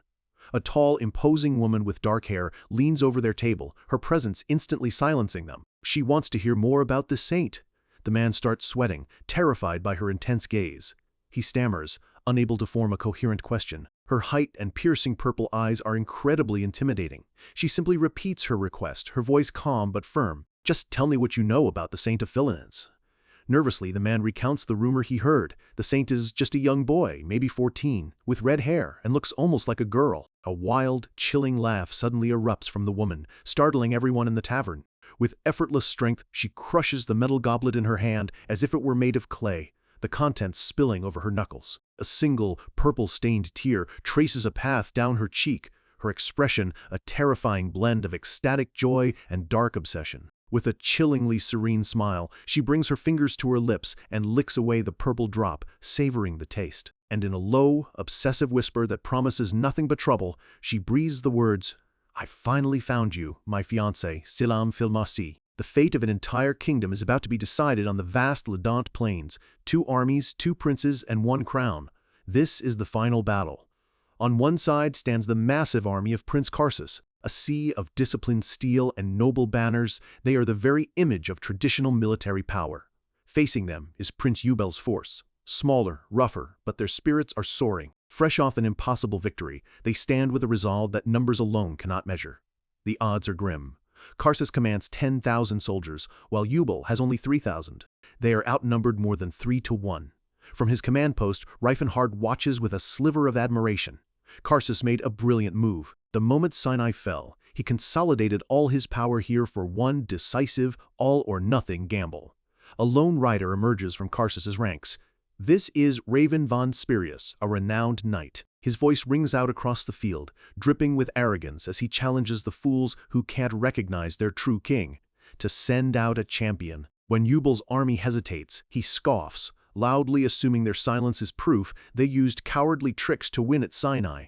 It's a clear attempt to chip away at their morale before the first sword is even drawn. The soldiers in Yubel's army recognize him as the infamous demonic sword of Brozen. One of the dwarves offers to take him on, but another just grins, saying they've already picked their man. As a challenger rides forward to meet him, Spirius looks completely unimpressed, demanding to know who this newcomer is. A brilliant blue aura erupts around the young warrior. It's Russ. He announces his name for all to hear, Cyrus of Teens, fighting for Prince Yubel. With a respectful nod, he adds that it's an honor to face a knight of Spirius's reputation. Spirius is visibly shocked. He can't believe this kid, who doesn't look a day over 20, is powerful enough to wield aura. Russ knows this won't be easy. His expression hardens with focus as he grips his sword and charges forward, ready for the fight of his life. The two knights collide in a shower of sparks. Their swords ring like bells across the plains as brilliant red and blue auras explode at the point of impact. They break away, circling each other like predators, the ground already torn and scarred from the force of their first exchange. Spirius, the veteran, immediately presses the attack, his relentless assault forcing Russ onto the defensive. But Russ doesn't yield. His own blue aura flares as he parries every ferocious blow, refusing to give up a single inch of ground. A roar goes up from Prince Yubel's soldiers. An aura user. We have an aura user too. They might not know this, Cyrus, but that doesn't matter. He's one of them. Prince Karsus watches with a grim expression. He knows that Yubel, having yet another aura user, is a massive blow to his army's confidence. He thinks to himself that Spirius absolutely must win this duel. Spirius grunts, clearly impressed by the boy's skill as he continues his attack. "You're not bad for a young pup." Russ grits his teeth, matching him blow for blow. "You're pretty skilled yourself."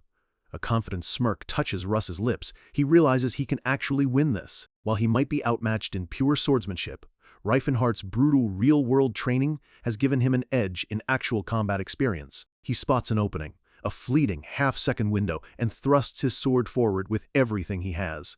Their eyes lock for an instant, a silent exchange of deadly intent and pure focus. Their auras flare one last time in a massive explosion of power, kicking up a cloud of dust that momentarily obscures them from view. Reifenhardt watches with a proud smile. He only sent Russ out to test the waters, but the boy is exceeding all expectations. At this rate, he'll earn the title of Sword Saint in just a few short years. Spirius, feeling himself being pushed back, lets out a defiant roar. "I will not lose to a child." He gathers his power, preparing to unleash his ultimate technique, the gigantic blade. His sword is engulfed in a colossal wave of fiery red energy, growing to an impossible size. He swings it down with overwhelming force, a move designed to shatter any defense and crush his opponent completely. But Russ is ready. His eyes glow with an intense, otherworldly blue light. He unleashes his own signature move, the Phantom Divide.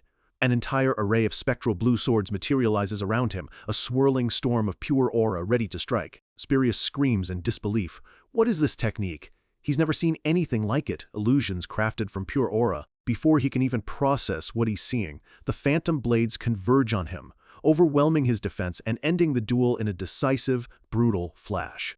His soldiers can only cry out his name in horror as they watch their champion fall. Spirius tumbles from his horse, his life fading. His last thought is one of pure astonishment. How could someone so young command such an incredible power? Russ sits victoriously atop his horse as his army erupts in a deafening cheer. He knows the technique is still flawed and difficult to control, but a win is a win. With his champion defeated and enemy morale soaring, Prince Karsus grits his teeth and gives the only order left to him. "Everyone, charge!" Across the field, Prince Yubel mirrors the command, his own sword raised high. Everyone, attack!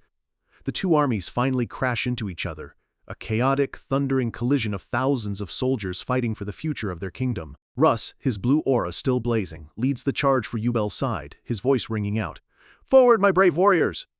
The orcs answer his call, their fearsome war chant echoing once again as they and their massive wolves leap into the heart of the enemy lines. The human soldiers are immediately thrown into chaos, screaming about monsters as they're overwhelmed. A commander desperately tries to rally them, yelling at them to hold formation. But another soldier screams back in pure terror. Those things aren't horses. Just as a massive wolf's jaws clamp down on a knight, ending his resistance. Prince Karsus watches in horror as his front line crumbles. The rumors were true. He frantically asks for a report from his special operations unit, his last hope for a flanking maneuver. A messenger delivers the shocking news. Their special forces were completely unable to break through the enemy's headquarters. Karsus is stunned. There were only 200 defenders back there. He can't believe it. 1,000 of his elite soldiers stopped by a meager 200. How is that possible? The scene cuts to Yubel's base, where the defenders are revealed to be the dwarves. They laugh heartily, joking that while their short legs aren't great for chasing people, they are unmatched when it comes to defending a fixed position. Suddenly, the massive fire elemental Ignasis sweeps over the attacking force, incinerating them in a wave of magical flame. The soldiers scream in terror about the fire monster. The enemy commander orders his mages to launch a counterattack, but they cry out in confusion. Their magic isn't working. Something is actively disrupting the flow of mana in the area.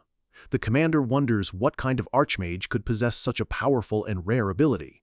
Then, we see him. Hidden from sight, surrounded by a swirl of purple energy, is the real Teslan, now in Riefenhard's original mage body. He smirks to himself, musing that even with his current lack of mana, his raw talent for magic is undeniable. Back on the main battlefield, the high elf Serendi leaps through the air, her own spirit magic wreaking havoc. The enemy soldiers can only scream about an elf witch as she cuts through their ranks.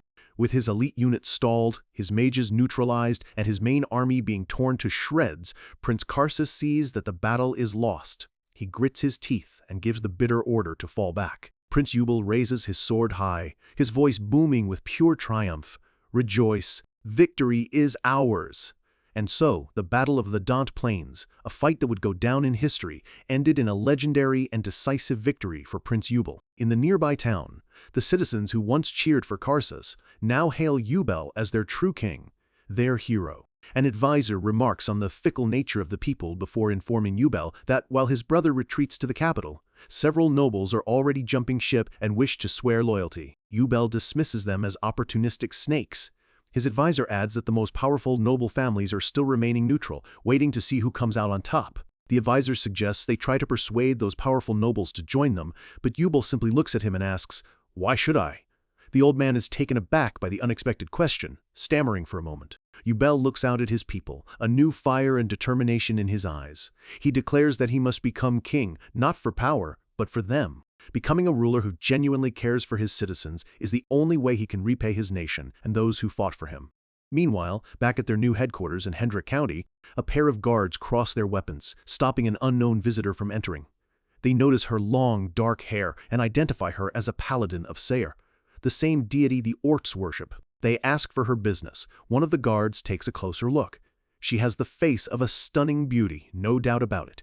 But her frame is unusually large for a woman, and then he feels it. A terrifying, suffocating purple aura radiating from her, her shadow looming over him like some kind of monster.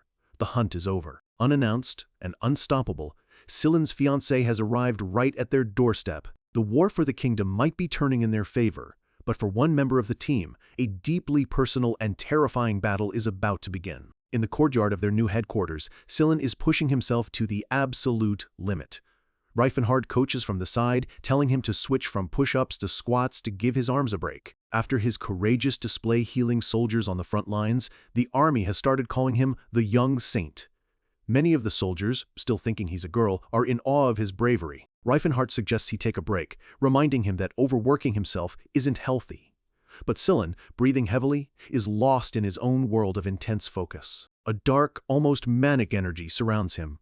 With a wild look in his eyes, he declares that he has to get muscular, and he has to do it as fast as possible. Sillin spots Serenity nearby and asks what she's up to. Reifenhardt guesses she's trying to make friends, as she's currently apologizing profusely to a very large, very angry-looking water spirit named Selena. When Serenity walks over, Reifenhardt points out that the spirit is clearly still mad at her. She just scoffs, claiming it'll all be forgotten in a couple of days because spirits have the memory of a goldfish. Reifenhardt is taken aback. He starts to wonder if this sharp-tongued elf is her true self, and if the polite, respectful general he knew in his past life was all just an act. Just then, a guard approaches, telling Reifenhardt that a woman has arrived to see him. Reifenhardt is confused. "See me?" The guard clarifies that she was asking for the young saint, but given her imposing stature, he figured she must be connected to Reifenhardt. Standing beside them, Sillin remains completely oblivious to the personal nightmare that has just found him. They make their way to an elegant reception room, where their mysterious guest is waiting. She's a tall, powerfully built woman in paladin armor, her presence alone commanding the entire room. She introduces herself with a polite smile. "It's a pleasure to meet you, Sir Reifen. I am Christine, a paladin and a sword of the Godsayer." Reifenhardt is momentarily confused, wondering if the original Teslan had a younger sister he never knew about. He asks what brings her to their headquarters, and she explains she's actually looking for a priest named Sillin Phil Marsis. It clicks for Reifenhardt. The guard must have seen how tall she was and just assumed she was here for him. He asks why she's looking for Sillin, but before she can answer, Sillin peeks his head around the door, innocently asking who's here for him. Christine's entire face lights up with a massive, almost blinding smile of pure joy. "Ah, Sillin!" The color instantly drains from Sillin's face. His eyes go wide with a look of pure, unadulterated terror as he screams her name. "Christine!" Her expression melts into one of obsessive adoration. "My love," she coos, "how long are you going to run from your destiny?" Sillin shrieks back, "I am not your love, and it is not destiny." Reifenhardt, completely lost, jumps between them, demanding to know what their relationship is. Christine looks down at him, her intense expression softening into something that could almost be called gentle, and then a smug, possessive smile spreads across her face. She strikes a proud pose, her voice ringing with absolute certainty. "We have been granted permission to marry in the name of our great God." A short time later, Reifenhardt and Sillin are alone. They've retreated to a private room, the heavy, suffocating atmosphere a stark contrast to the luxurious decor. Sillin is frantically throwing his belongings into a suitcase, muttering that he has to run away, now. Reifenhardt tries to calm him down, telling him he's asked Christine to wait for them. Reifenhardt is still trying to wrap his head around it. "So what's going on? You're really engaged?" Sillin just screams back, "Don't be ridiculous!" He then launches into the whole story. Her name is Christine Sil Estana, from a famous noble family.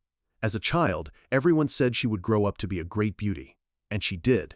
The only problem was, she just kept growing to an almost unnatural height and build. Then, a divine oracle was delivered, declaring her a daughter of God, and a sword fated to give birth to a great warrior, destined to be with a man described only as the Man of the Sun.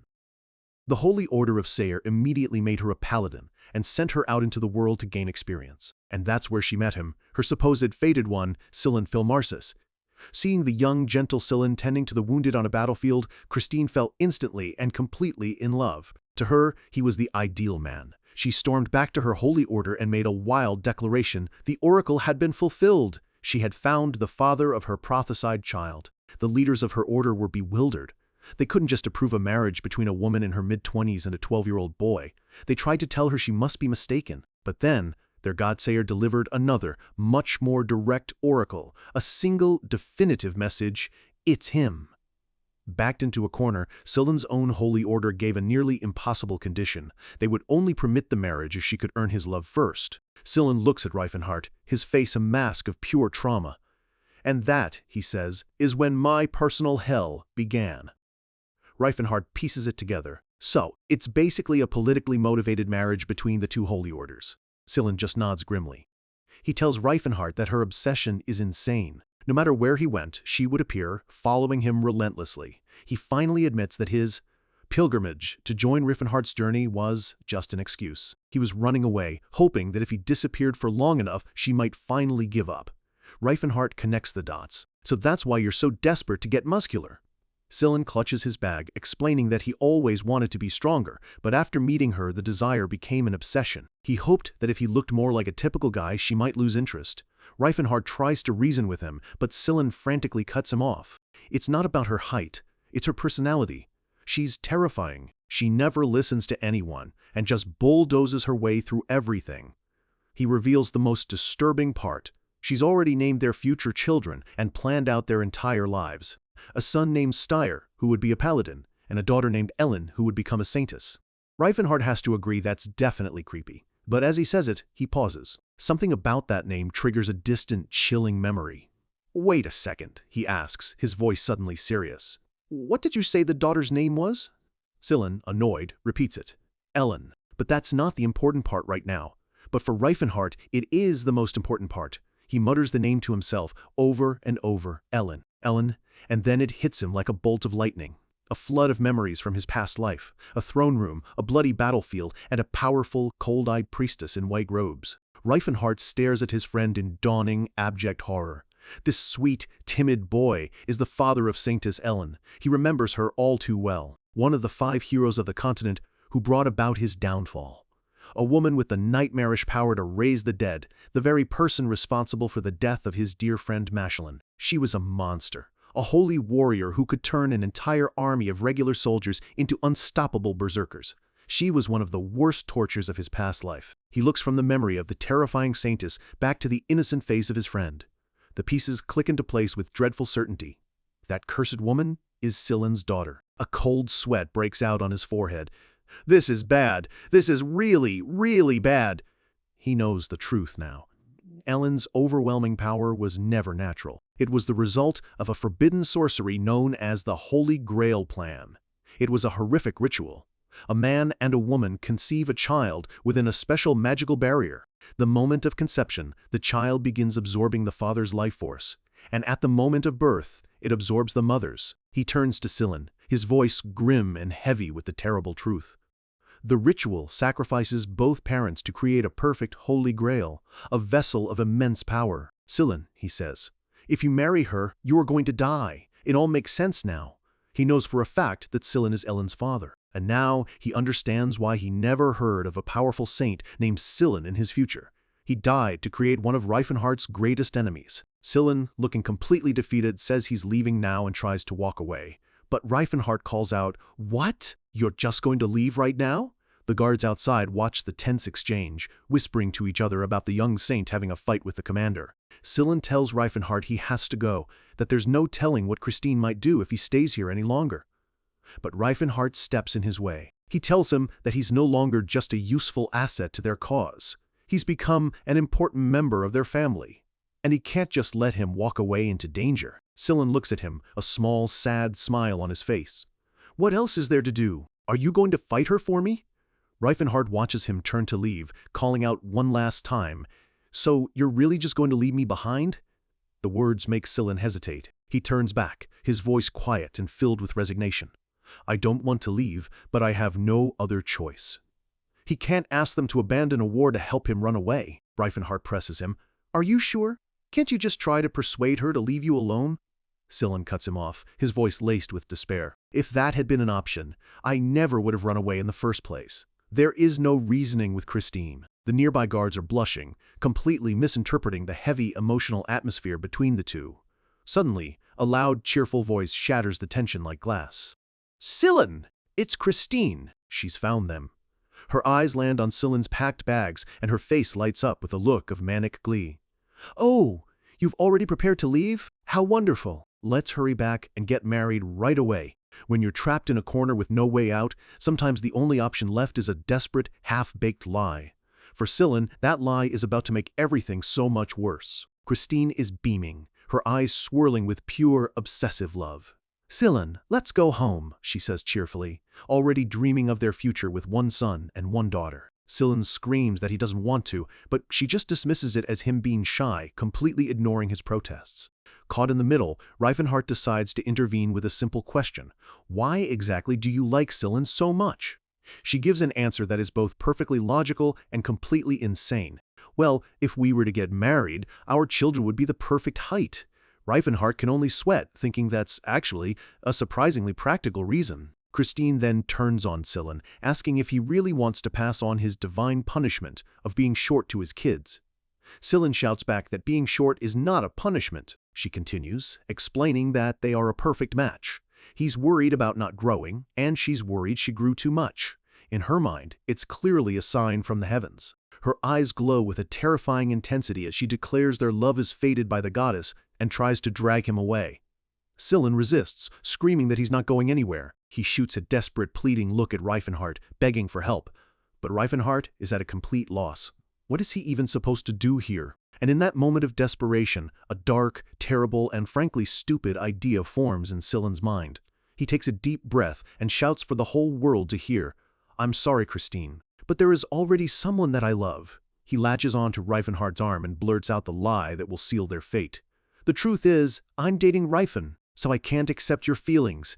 Christine just stares, her face a completely unreadable blank slate. Reifenhart's expression is one of pure, deadpan disbelief, as if his soul has just left his body. The nearby guards are completely floored, their mouths hanging wide open in shock. Scylla, sweating bullets, desperately tries to salve a lie, explaining that he and Reifenhart are connected by the sacred red thread of filaments. And, in a way, he's not entirely lying. He remembers the Crossroads of Destiny spell he cast, which was meant to lead him to his fated partner. The spell did in fact lead him straight to Reifenhart. Of course, it wasn't supposed to work quite like this. The guards are completely buying it. One whispers to the other, "No wonder. They do look good together." His friend is just confused, muttering that he thought they were in the middle of a breakup. Meanwhile, Reifenhart is having a silent, frantic conversation with Scylla through his eyes, asking him why on earth he had to pick him. Scylla just desperately gestures with his eyes towards a random maid, as if to say, "What was I supposed to do?" Forced to play along, Reifenhart awkwardly pats Scylla on the head, saying through gritted teeth, "My dear, I didn't want to reveal our love in such a dramatic way." Christine's face darkens. "I see," she says, her voice dangerously calm. "So that's how it is." Scylla peeks over at her, a flicker of hope in his eyes. Is it possible? Is she actually going to give up? A horrifying, predatory grin spreads across Christine's face. "Yes," she hisses, her eyes glowing with a renewed, fanatical light. True love must always overcome trials. In the name of that true love. She points her finger directly at Reifenhart, her face a mask of manic determination. "I, Christine, Paladin of Sayre, hereby request a duel!" The guards gasp, now completely invested in this bizarre love triangle drama. Serenity just watches from the sidelines, her expression a perfect mix of confusion and pity for the absolute mess Reifenhart has been dragged into. Christine draws her massive, intimidating sword. Reifenhart can only stare, dumbfounded. "What in the world? A duel? Between you and me?" She declares that if his love for Scylla is real, he will accept the challenge. He tries to argue, pointing out the absurdity of a powerful mage fighting a knight. Scylla, however, is now fully committed to the role, cheering from the sidelines. "Reifen, I believe in you. Show her the true power of our love." Reifenhart shoots him a death glare that could curdle milk. "You want me to fight her?" he mouths silently. Scylla just pleads back with his eyes, insisting this is the only way to save him. Serenity, watching their silent, intense exchange, asks aloud, "Wait, you two can talk with just your eyes? Are you guys actually dating?" Reifenhart whips his head towards her, his eyes screaming, "No, Cirrus, don't you fall for it too!" Christine doesn't give him a choice. As a paladin, she graciously offers him the first move and tells him to prepare himself. Reifenhart sighs, completely resigning himself to the absurdity of the situation. "Fine, I guess I have no other choice." He decides to end this farce as quickly as possible. Since she gave him the first move, he'll just use a spell to put her to sleep. He begins chanting as purple lightning crackles to life around his hands. Christine watches, a little surprised. He's a more advanced mage than I expected. Reifenhart unleashes the spell, Lightning Storm. A massive vortex of purple energy descends directly on top of her. He thinks to himself that since he can't actually hurt her, he's lowered the power of the spell. It should be just enough to knock her unconscious. But Christine remains completely unfazed. She raises her own sword, praying aloud, "Sayre, bring your divine light unto this sword." A blinding golden energy envelops her blade. A guard shouts in shock, "Another aura user!" But his friend quickly corrects him, "No, that's something else entirely. It's the divine sword, a sacred power granted only to the most elite paladins of Sayre." Reifenhart is shocked. He knows that only 1 in 10 paladins can ever hope to master this ability. She's far stronger than he anticipated. He quickly casts a series of defensive spells on himself. He follows up with a rapid-fire offensive spell, arrow bullet, launching a barrage of magical projectiles at her. The purple blasts of energy streak towards their target, but she just stands her ground, the divine energy around her blade deflecting every single shot with ease. She scoffs, asking if he really thinks a simple attack like that could ever fell a paladin of Sayre. Sillin starts to panic, shouting, "Rifen, why are you only using magic?" Reifenhart snaps back, asking what else a mage is supposed to use. Sillin just screams that his entire life is on the line. Reifenhart decides to get serious. It's time for some high-tier magic. He unleashes a complex series of combination spells: Darkness Veil, Grease, and Frozen Shadow. The spells weave together, creating a massive field of slick, treacherous ice and blinding magical darkness around Christine. She's momentarily caught off guard, her feet frozen to the ground, her vision obscured. Reifenhart calculates it should take her at least 30 seconds to break free. He begins gathering his mana, ready to cast the final spell that will end this ridiculous duel. But Christine just grits her teeth. "You leave me no choice," she says. "I will have to use the true power bestowed upon me by my god." Her eyes glow with an intense light, and with a guttural roar she channels her divine strength. A brilliant pillar of light erupts from her body, shattering the darkness. Reifenhart can only watch in stunned silence as his complex magic is torn apart. She shatters the thick magical ice encasing her feet with nothing but pure, raw, physical force. Sillin is horrified. "Christine, were you an aura user this whole time?" She just laughs, saying she's never had the talent for aura, but her god granted her more than enough physical strength to match one. But Reifenhart sees something else. Something familiar in the way she moves, the way she breathes. He calls out to her, "You, where did you learn that breathing technique?" She explains that when she was a little girl, a kind old man taught it to her, saying it would help her grow up healthy and strong. She says she now believes that her god, Sayre, must have guided that man to her. But Reifenhart knows the horrifying truth. He stares at her, sweat beading on his forehead as he screams internally, "That old man was my martial arts master." The duel is no longer just about protecting a friend. It's about confronting his master's bizarre legacy. Reifenhart thinks to himself, what in the world has that old man done? He realizes the breathing technique was designed to make Christine a giant and wonders if his master secretly wanted her to be single forever. Unfazed, Christine just looks down at him, her voice steady. "Is there a problem?" Reifenhart sweats, figuring his master just has a bigger is better philosophy that went a little too far. He forces a strained laugh. No problem at all, everything's fine." But Christine's skeptical look says she doesn't believe a word of it. Without another word, she lunges. "Then let's resume." Her eyes glow with a golden light as her sword whistles through the air. She unleashes a furious barrage of attacks, a signature move she calls Wings of Flying Blades. A storm of purple energy erupts from her sword, aimed directly at Reifenhart. He meets her assault head-on, his own blade glowing with a golden light. Sparks fly as their immense power collides in a brilliant flash, shaking the courtyard. As they clash, Reifenhart's mind is racing. He understands now. Her breathing technique is an exclusive style from his own school, designed specifically to promote physical growth. Judging by her size, she must have been practicing it for at least a decade. He's been hiding his own connection to their master. But the fact that she can use this technique at all proves she's immensely talented. He knows this power isn't for just anyone. If it were, their school would be rich. As Christine presses her attack, she screams in frustration, her face twisted with rage. "Why aren't you losing?" Reifenhart calmly parries another strike. "Who fights with the intention of losing?" he asks. She glares, accusing him of being just another silver-tongued mage who used his words to seduce her innocent Sillin. Reifenhart is just bewildered, thinking he's barely said anything. Driven by a twisted sense of romantic fury, Christine screams, "I'll show you the power of true love." Reifenhart is completely thrown, shouting back, "What is the power of love?" She just calls him a poor, unenlightened man. She channels all her remaining energy into one final, massive attack. A blinding purple light gathers between her hands, ready to explode. The blast rips through the courtyard, a devastating wave of force that shatters the ground beneath them. But when the dust settles, Reifenhart is the one left standing. Christine is on her hands and knees, defeated. He looks down at her and asks plainly, "I win. Will you give up on Sillin now?" Her body trembles as she looks up, her expression a painful mix of heartbreak and resolve. Through gritted teeth, she replies, "Yes, I will back off. For now." She stumbles over to Sillin, tears welling in her eyes. "Sillin," she cries, "I couldn't rescue you from that villain because I'm not strong enough." Just imagining how he might treat your fragile body. Mortified, Scylla just yells at her to be quiet. Putting on a show for her, Scylla immediately clings to Reifenhardt's arm. He whispers, "We share a pure love of the mind and heart, right?"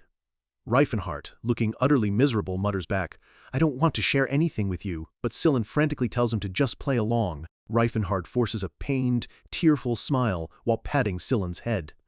"Why, yes, our fragile little Scylla," he chokes out. Scylla, meanwhile, hisses at him to smile instead of cry, all while wearing a forced, creepy grin of his own. The soldiers in the background just watch, completely lost. As Christine finally departs, she gives them a dramatic salute, shouting, "I will return to save you one day, Scylla." Once she's gone, Scylla turns to an exhausted Reifenhardt and asks how he plans to deal with the fallout from their little performance. Reifenhardt just sighs, hoping it will all blow over eventually. The next day, it did not blow over. A high-ranking officer listens to a full report of the incident, his face a perfect deadpan as he says, "I see, so that's what happened." The rumors have spread like wildfire. The entire base is buzzing with gossip about the commander and the young saint, with many people commenting that while it's unexpected, they actually make a good couple. And surprisingly, the rumors are having a positive effect. One human officer remarks that it makes the kingdom's heroes seem more approachable, and even a dwarven leader says he always noticed a certain chemistry between them. This bizarre acceptance is trickling down through the ranks. A young human soldier asks an orc warrior if men can love each other in his culture. He explains the concept of joy boys in human armies, and the orc is completely baffled. The human soldier points to Scylla. "Someone like the saint," he clarifies. And with that, the orc finally gets it. The two warriors from different worlds share a laugh, finding an unexpected moment of common ground. Serendy watches this exchange with a warm, content smile. It seems Reifenhardt's ridiculous lie has accidentally brought his army closer together, one step nearer to his dream of a world where all races are comrades. But the man at the center of it all is currently hiding from the world. Serendy and Scylla stand outside his door as Serendy calls out, "Are you going to stay in there all day?" Inside, Reifenhardt is buried under his blankets in shame. He shoots up, pointing an accusing finger at Scylla. "This is all your fault," he yells. Scylla just sighs, telling him that blame isn't going to fix anything now. Serendy chimes in, pointing out the rumors only spread because Scylla is so pretty. She thought the whole reason he was training so hard was because he hated looking feminine. And in that moment, something clicks in Reifenhardt's mind. His eyes flash with a brilliant idea. He looks over at Scylla, who is having the exact same realization. Their eyes meet, and they both shout in unison, "That's it!" Reifenhardt grabs Scylla, a fiery new determination burning in his eyes. "All right, hardcore training starts today," he declares. "I will make a man out of you. I'll forge you a body of steel." Scylla looks absolutely thrilled, yelling back, "That's exactly what I've always wanted, Reifen." As the two of them celebrate their new plan, Serendy and a nearby orc warrior watch on. The orc sighs that they sure are close, and Serendy can only agree, feeling that the rumors are about to get a whole lot worse.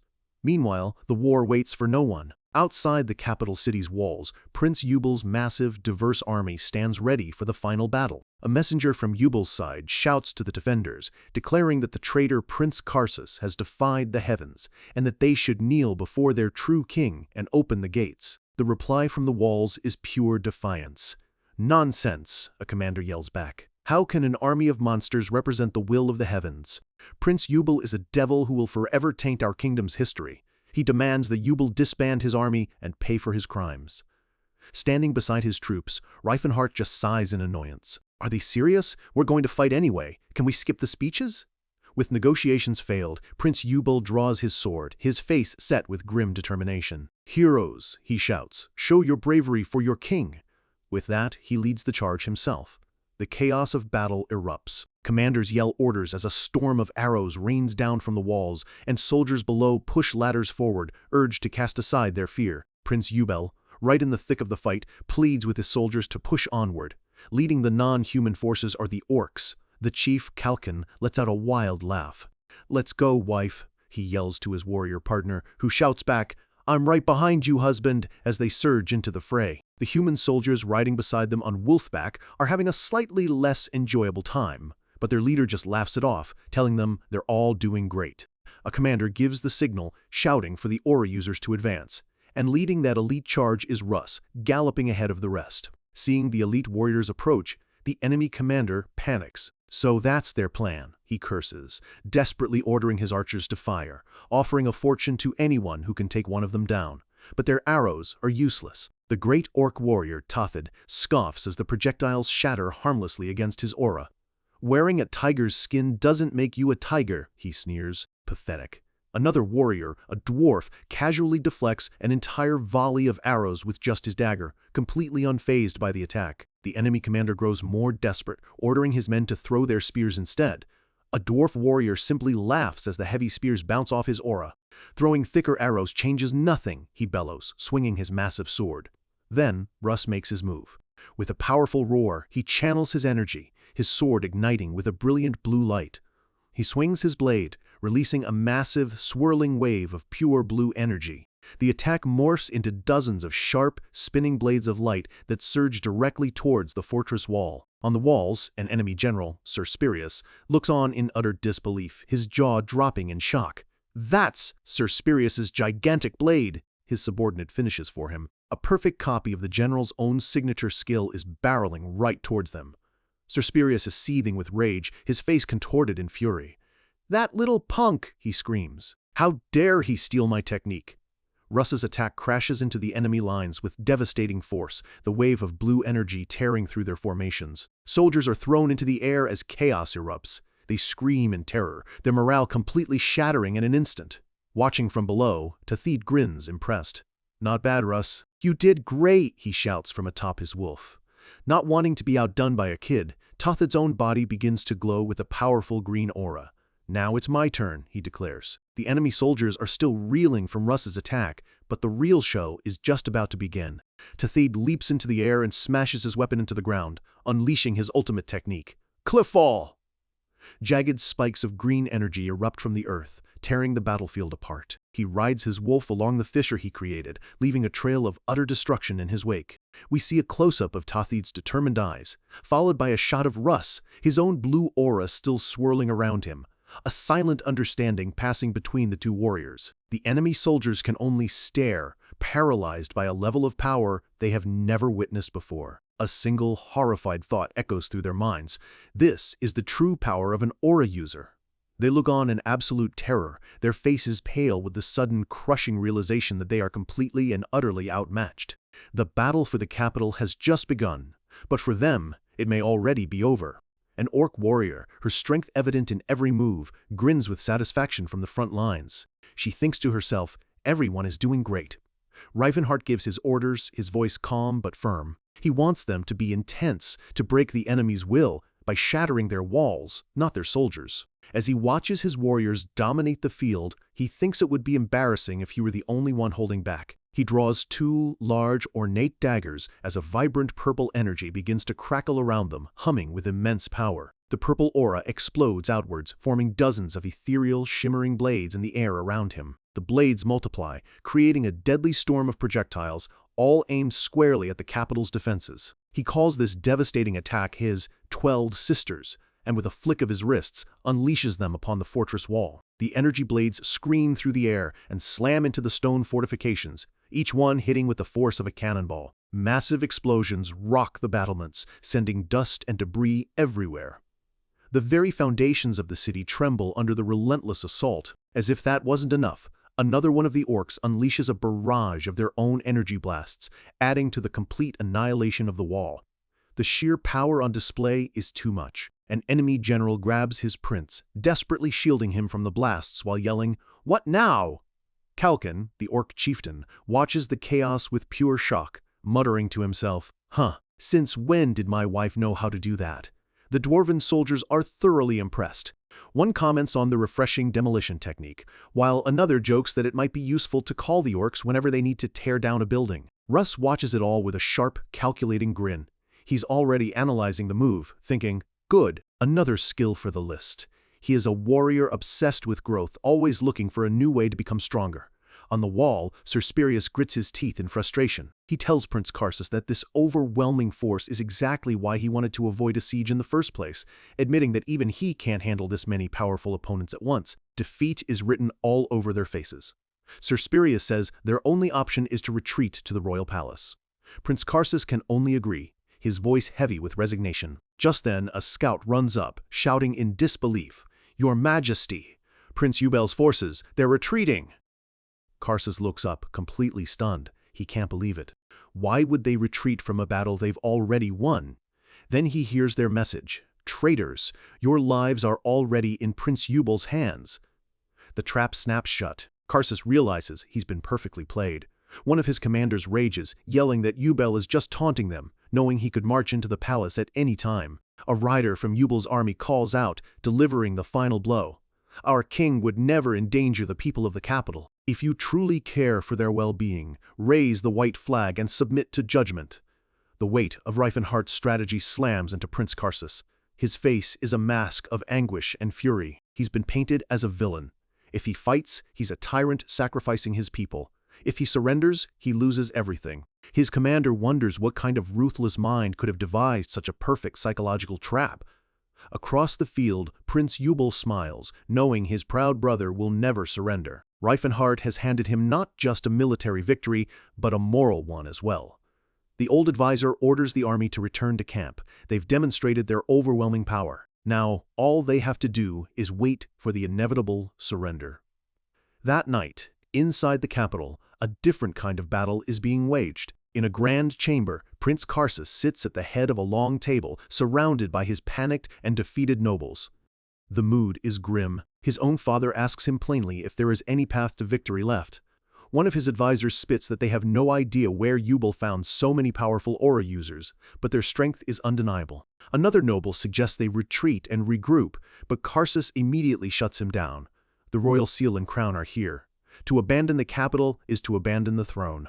If they lose the sacred hall, Yubel can hold his coronation, and the war will be officially over. Someone suggests asking neighboring kingdoms for aid, but that idea is just as quickly dismissed. Inviting foreign armies onto their soil would destroy the kingdom, even if they won. The man argues back, shouting that if they don't, Prince Karsus's downfall is certain. The faces around the table are filled with despair. They see no way out. Karsus glares at them, his eyes cold. He knows the truth. They aren't worried about him, they're worried about themselves. He can't believe that even his own family is siding with these cowards, ready to sacrifice the kingdom for their own survival. One of the more ruthless nobles snarls that they should have just assassinated Yubel from the start. Karsus snaps back that they already tried that and failed. Duke Fernando turns to Sir Spurius, asking if he, as an aura user, could succeed. But Spurius refuses. He is a knight of honor and will not stoop to assassinating a member of the royal family. The other nobles just sneer, clearly unimpressed with his code of conduct.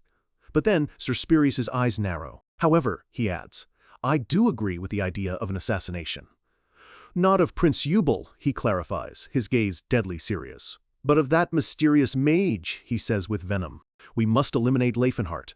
Meanwhile, far away, Reifenhardt enjoys a moment of peace, completely unaware that he has just become target number one. Prince Yubel's army has set up camp on the capital's outskirts, a perfect strategic location.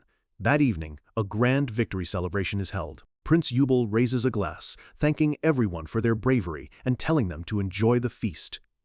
A chorus of cheers erupts. "For the true king," Reifenhardt explains to Yubel that formal events like this are necessary. They must praise the neutral nobles precisely because they did nothing, making them feel included and important. He continues, explaining that giving them credit eases their jealousy towards the non-human forces. The wise leader, he says, sees the bigger picture and understands that even passive support is a contribution to victory. His words have their intended effect. The nobles overhear and are deeply flattered, remarking that Sir Reifenhardt truly understands the art of war and politics. Prince Yubel watches with deep admiration, realizing he has much to learn from Reifenhardt's keen political mind. The old advisor approaches Reifenhardt, chuckling that he is skilled at handling people. Reifenhardt just smiles humbly. Sillin is also doing his part, acting as a bridge between cultures. He introduces the boisterous orc chieftain, Kalkin, to a timid human noble, who is shocked when the orc replies in perfect common tongue. Kalkin proudly shows off the necklace of communication that Reifenhardt gave him, laughing about how wonderful it is to be able to talk so easily. The now relaxed Viscount compliments the orcs on their bravery, and Kalkin booms with laughter. He claps the Viscount on the back, explaining that orcs honor warriors and disdain cowards. Another orc warrior joins them, playfully flirting with the flustered noble. Not all the orcs are so happy, though. One grumbles about the human's condescending talk, but his friend tells him to calm down and just have a drink. Reifenhart steps in, quietly advising his non-human allies to be patient. This is all part of the long, difficult road to liberating all oppressed races. He watches the mingling groups with a thoughtful expression. It's a good start. They may not fully understand each other yet, but they are beginning to acknowledge one another. He reflects on his past, admitting he failed because he tried to do everything alone. This time, he will trust in his comrades. Sillin continues his good work, introducing a renowned dwarven warrior to some human nobles who just laughs and encourages them all to drink. The elves, Reifenhart notes, are doing fine on their own. As a race that naturally seeks harmony, they fit in with ease. Russ, on the other hand, is not doing so well. When a noble asks how he became so skilled, his blunt answer is, "I trained." When pressed for details, he just says, "I swung my sword," completely shutting down the conversation. Two nobles whisper from afar that Knight Russ seems to be in a bad mood, concluding that true warriors must not enjoy parties. Reifenhart observes his disciples' social awkwardness. He's heard that many aura users are single-minded like this, but he wonders about the reason for Russ's extreme reservation. Below him, a young boy stares up at the silent swordsman with wide, star-struck eyes. Reifenhart takes a moment for himself, walking through the quiet halls. He knows the real war. The political one begins after the military victory. His thoughts turn to his companions. He wonders where Serendi has gone. His head snaps to the side, a flicker of movement, a subtle shift in the air. Something is wrong. At the end of the hall stands a figure, shrouded in a dark cloak, their hand resting on the hilt of a sword. Reifenhart's senses are on high alert. He hadn't felt their approach at all. I couldn't sense their presence, he thinks, his mind racing. That means they're either a ghost, or the figure's face is revealed in the shadows, their eyes cold and filled with grim purpose. Reifenhart realizes the horrifying truth. It's an aura user with perfect control over their presence. The assassin speaks, his voice low and devoid of emotion. "Forgive me, mage. This is for the future of the kingdom." In the quiet, opulent halls of the Viscount's estate, the celebration has been shattered. A figure, cloaked in darkness, stands ready, their sword gleaming, a silent promise of the violence to come. From Reifenhart's perspective, the world blurs and slows. Every instinct he has screams that lethal danger is right on top of him. His face is grim, his mind racing to process the impossible. I didn't feel his presence at all, he thinks. That means he's either a ghost or an aura user who has perfected the art of erasing his presence. The assassin's face is revealed, his eyes cold with a somber sense of duty. "Forgive me, mage," he says. "This is for the future of the kingdom." As the figure lunges, his hood falls back, revealing a familiar face. Reifenhart shouts in disbelief. "Spurius?" The general he just faced on the battlefield has become an assassin in the dead of night. There's no time to think. Reifenhart raises his arm just in time to block the deadly sword strike, the sharp clang of steel echoing through the hall. Spurius's blade is stopped cold, not by a weapon, but by the solid muscle of Reifenhart's forearm. Spurius is shocked. He recognizes the technique as iron skin magic, but he's in awe of Reifenhart's incredible reaction speed. Reifenhart doesn't give him a moment to recover. He unleashes a flurry of powerful punches, forcing the seasoned general onto the defensive. Spurius parries the blows, sparks flying from the impacts. He can't believe the raw strength behind them, thinking that no simple magic should be this powerful. Reifenhart scoffs. That's because it's not magic. He pulls back his fist, now crackling with purple energy, and unleashes a flame bullet. The blast of magic erupts from his hand, colliding with Spurius's sword in a chaotic explosion of energy. Spurius is pushed back, but remains unharmed. His expression turns deadly serious. He figures that anyone who commands such powerful allies can't be an ordinary mage, and decides to go all out. Reifenhart curses himself. He should have known they would target him. Frustrated with his new body's lack of strategic foresight, he quickly weighs his options, wondering if he should just run. But Spurius gives him no choice. He charges forward, his sword blazing with a crimson aura, ready to strike a killing blow. Out of options, Reifenhart meets the attack head-on, a look of pure determination on his face. "I have no choice!" He ducks under the sword swing and drives his fist, now glowing with a white light, directly into Spurius's stomach. The move catches Spurius completely off guard. He instantly recognizes the technique. "That combat skill? You're a combat mage?" Reifenhart presses his advantage, hoping that as long as he doesn't use his aura, he can maintain the lie. He taunts Spurius, reminding him that there are 6 other aura users in the mansion who will come running at any moment. But Spurius isn't intimidated. His sword ignites with a fierce, burning aura as he asks grimly, "Do you really think you'll be alive by then?" Reifenhart gets into a fighting stance, the reality of his situation sinking in. He's desperately trying to hold back, but he doesn't know how long he can last without his full power. Spirius raises his glowing sword high, declaring, "I'll end you with this one attack." Reifenhart braces himself, crossing his arms to block the blow as a vortex of red energy gathers around him. But as the attack descends, Spirius's eyes widen. He recognizes the defensive stance Reifenhart is using. The attack lands with immense force. Blood flies from Reifenhart's arm, but he holds his ground. Spirius is stunned by his opponent's sheer physical toughness, while Reifenhart realizes he can't block a blade aura without his own defensive technique. Spirius is bewildered. Is this incredible physique also the result of magic? He shakes off the thought and presses his attack, shouting that it's useless. He unleashes a flurry of powerful slashes, his blade leaving trails of burning light as he drives Reifenhart back across the hall. The sheer force of the assault tears up the marble floor, overwhelming Reifenhart's defense. He's knocked off his feet, his body battered by the relentless attack. He skids across the floor, barely managing to stay upright. He twists his body using the momentum to swing around, and in a desperate counterattack, he lands a solid punch right to Spirius's face. Sparks fly from the impact, and Spirius stumbles back, momentarily dazed by the blow. Reifenhart follows up, his fist glowing with a burning orange light as he clashes with Spirius's sword once more. Spirius's eyes go wide with complete shock as he sees the light surrounding Reifenhart's body. That's aura. Reifenhart stands before him, his torn robes revealing a powerful physique now bathed in a brilliant golden light. He sighs, a small, frustrated smile on his face. Things never go the way I want them to, do they? Spirius is frozen. He realizes he's made the same mistake twice, underestimating his opponent by assuming they couldn't use aura. He stares at the unique golden light, an aura he recognizes from legend. That golden aura? Your Gerard's successor? He can't believe it. The successor to the Martial King is a mage? The pieces finally click into place and he asks the unbelievable question, "Then you're the Martial King Reifenhart?" Reifenhart just smirks. "Life is full of surprises." Spirius lets out a manic laugh. "I actually felt guilty about assassinating a mage," he says, as his sword erupts in a massive column of fire. "But I suppose I can let go of that guilt now?"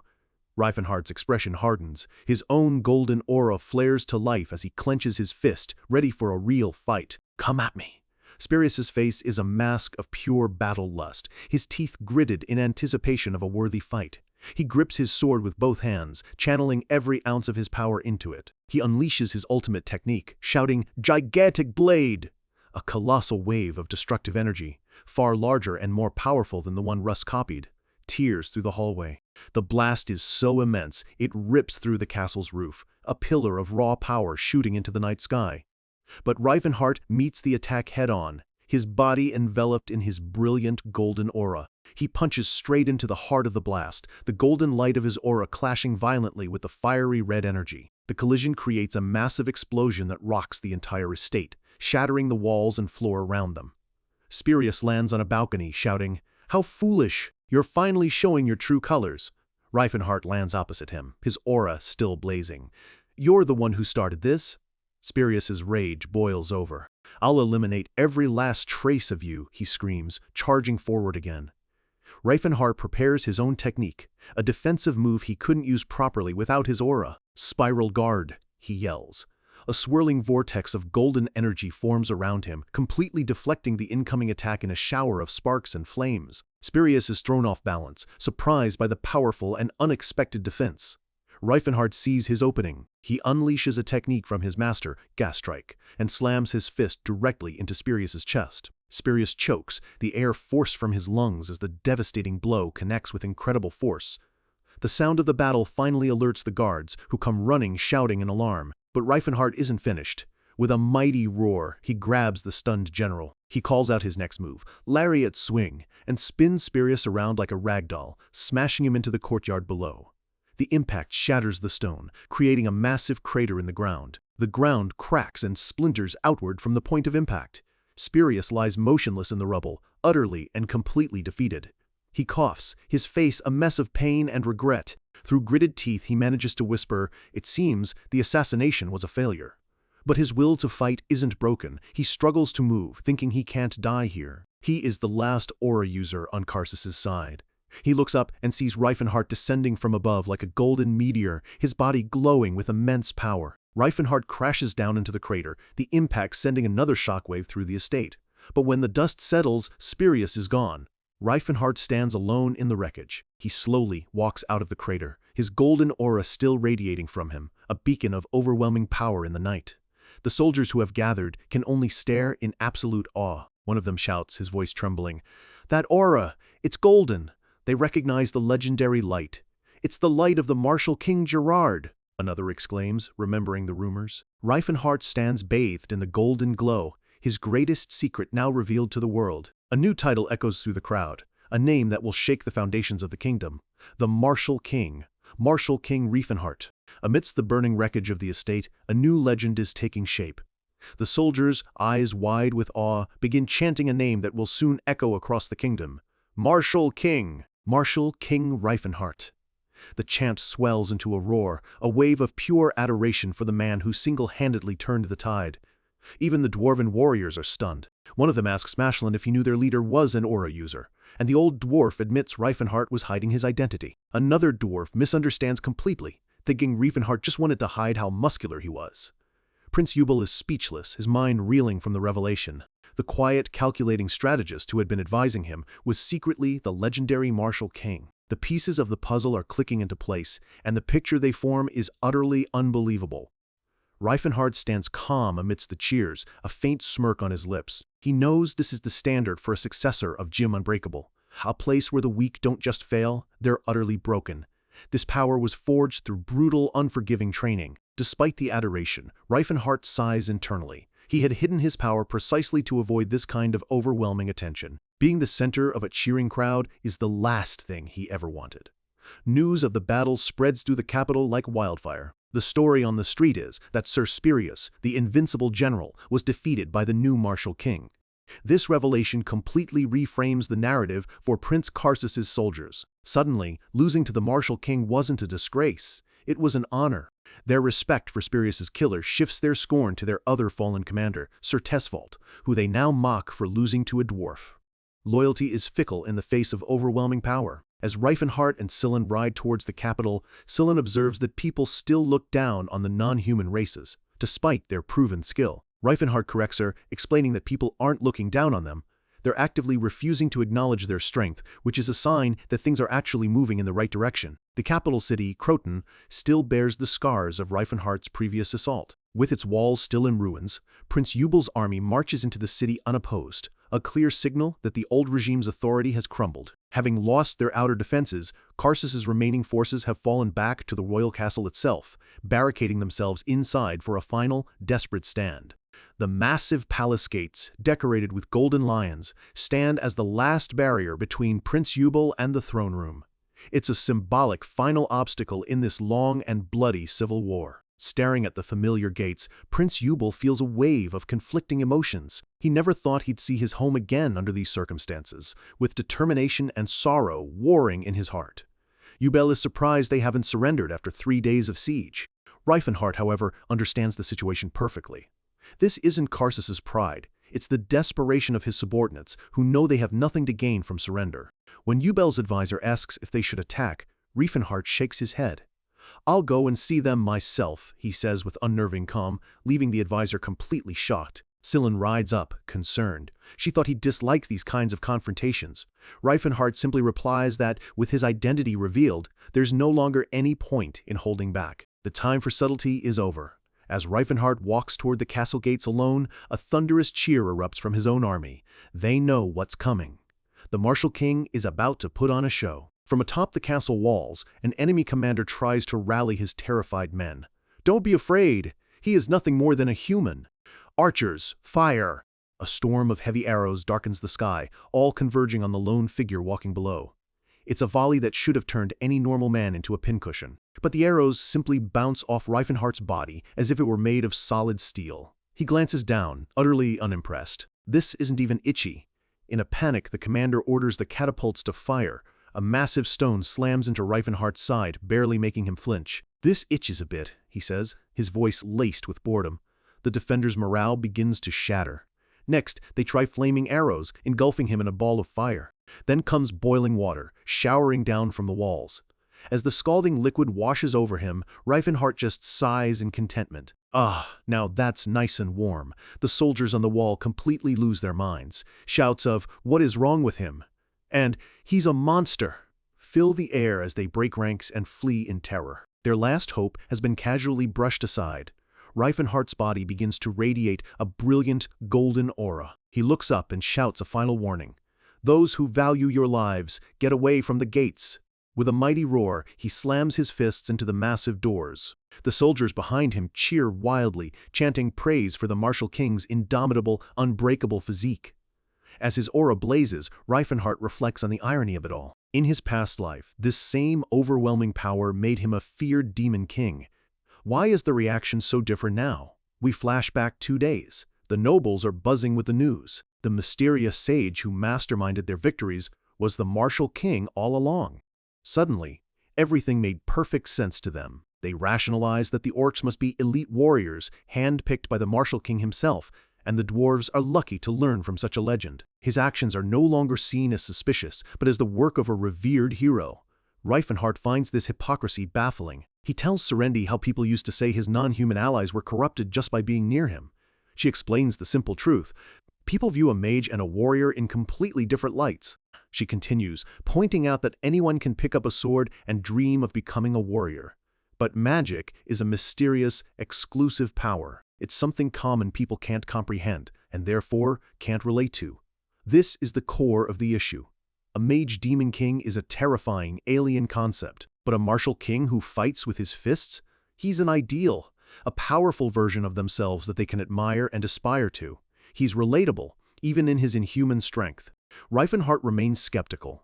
He questions if deflecting attacks with his bare skin is truly more realistic to people than magic. Then he asks if this new title means he can finally go all out in a fight without being feared. Serendi gives him a warm, confident smile. "Yes," she says, her voice full of conviction, as the martial king Reifenhart. Her words are not just an answer, they are a blessing, giving him permission to finally be himself. Her words resonate with him. Mana is a power for the chosen few, but everyone is born with 2 fists and the potential for strength. Aura is a power that is universally admired, and with these fists, he unleashes a devastating technique, shouting, "Quadruple layer calamity horn." A massive blast of golden energy erupts from his hands, completely obliterating the castle gates. He realizes that this power, under this new title, will earn him admiration, not fear. He turns to his army and gives the order, "Everyone, charge! Follow the martial king and take down the traitors!" And deafening roar is his answer. Inside the castle, Karsus's most loyal knights prepare for their final, hopeless stand, raising their swords to die with honor for their prince. But their courage is no match for the tide of history. Yubel's army crashes through their lines, and their final thoughts are prayers for the cause they believed in. Leading the charge, Reifenhart shouts at the remaining defenders, telling them the victor is already decided. He urges them to stop their meaningless resistance and save their own lives. Finally, he reaches the throne room. The grand chamber is eerily silent, bathed in the soft light streaming through its massive windows. And there, standing alone before the throne, is Prince Karsus, clad in full armor, waiting for the end. He has chosen his fate. Prince Yubel and his honor guard arrive moments later. Looking at his older brother, Yubel's voice is heavy with finality. "It's all over, Karsus." Karsus turns, a bitter and exhausted smile on his face. "It's been too long, Yubel. The rivalry between them has finally reached its conclusion." Watching Karsus, Reifenhart sees a painful reflection of his own past. He wonders if he wore that same defeated expression when he faced his end as the Demon King. For a moment, he feels a flicker of empathy for his enemy. Yubel asks where their father and the other nobles are. Karsus calmly explains they've fled to ensure the family bloodline doesn't end with him. Yubel's advisor scoffs, calling them traitors who have no place left in the kingdom. Karsus reveals they've escaped to a neighboring principality. They will live, but without their former power. For him, knowing the family line will continue is enough. The advisor notes the similarity to another fallen royal family, highlighting the cyclical nature of power and defeat. Yubel looks at his brother, his expression softening. He asks the most important question, "Why didn't you go with them, Karsus?" Karsus turns the question back with a wry smile. "Why do you think, Prince Yubel?" He knows his brother is smart enough to understand, and Yubel does. He realizes his brother's final act is one of sacrifice. By staying, Karsus prevents a prolonged war fought by a puppet king in exile. He chose to die with honor rather than live as a tool for others. A wave of solemn respect washes over Yubel. His enemy is thinking of the people, even in defeat. Raising his sword, he declares that he will grant his brother the honorable end he desires. Karsus's pride returns in a final surge. He smirks, noting that his brother is more considerate than the rumors suggest. He raises his own sword and asks, "Who will slay me?" Yubel steps forward without hesitation. As a fellow royal, he proclaims it is his duty, and his alone, to deliver the final blow. His advisor tries to protest, knowing Yubel is no match for Karsus in a duel, but Yubel stops him. This isn't about winning a fight, it's about proving he has the courage to be a true king. He glances back at Reifenhart with a confident smile, acknowledging the immense power he has backing him up. "Please, intervene when necessary," he requests, entrusting his life to the martial king. Karsus grins, a wild energy in his eyes for one last fight. He taunts his brother, "Come at me, you powerless man!" The two princes charge, their blades poised to decide the fate of an entire kingdom. Their swords clash in a brilliant shower of sparks. In this single, final moment, a civil war between brothers, rivals, and kings will finally come to an end. In the grand throne room, the fate of the kingdom hangs on a single duel. Prince Yubel and Prince Karsus charge, their blades a silver blur as they rush to meet their destiny. Steel screams against steel. The brothers are locked in a brutal stalemate, their faces just inches apart, twisted in a grimace of pure effort and shared history. Sparks erupt from their clashing swords. This isn't just a fight for a crown, it's the culmination of a lifetime of bitterness and rivalry. Karsus, with his superior training, forces Yubel back. He sneers, mocking his brother for spending his youth with a dwarf instead of training like a proper knight. Yubel struggles against the onslaught, admitting through gritted teeth that he never really had a reason to fight this hard before. This moment reveals a hidden strength he never knew he needed. With a powerful shove, Karsus breaks the lock, slamming his shield into Yubel and sending him stumbling across the floor. Watching from the side, Refen and the royal advisor are stunned. The advisor can't believe his eyes, wondering where the gentle Prince Yubel found such power. Even Yubel is surprised by his brother's raw force. Karsus taunts him, calling him shameful for hiding behind his shield like a coward. Yubel endures a relentless barrage of attacks, his shield the only thing between him and defeat. But a faint smile touches Yubel's lips. He realizes his strength is real, not just something people praised because he was a prince. It's a strength born from his childhood, from his time spent playing with his dwarf friend Finia. A flashback shows a young Finia pushing him through grueling leg workouts. To keep up with a dwarf, he never skipped a single squat, building a foundation of power that he's only now unleashing. Reifen observes with a knowing look. It clicks for him, of course, if your childhood friend is a powerhouse dwarf. Intense physical training isn't a choice, it's a necessity. Karsus roars, frustrated by Yubel's resilience. He scoffs that a little bit of confidence won't be nearly enough to save him. He doubles his assault, screaming that Yubel's strength is laughable compared to that of a true knight, driving him back step by painful step. But here, we see the fatal flaw in Yubel's stance. His techniques were taught by Finia, a dwarf. They're built for a low center of gravity, leaving a taller human like him dangerously off balance. Knowing he's outmatched and his time is running out, Yubel makes a desperate plea without taking his eyes off his brother. "Help me!" From the sidelines, Reifen's reply is calm and immediate. "Okay."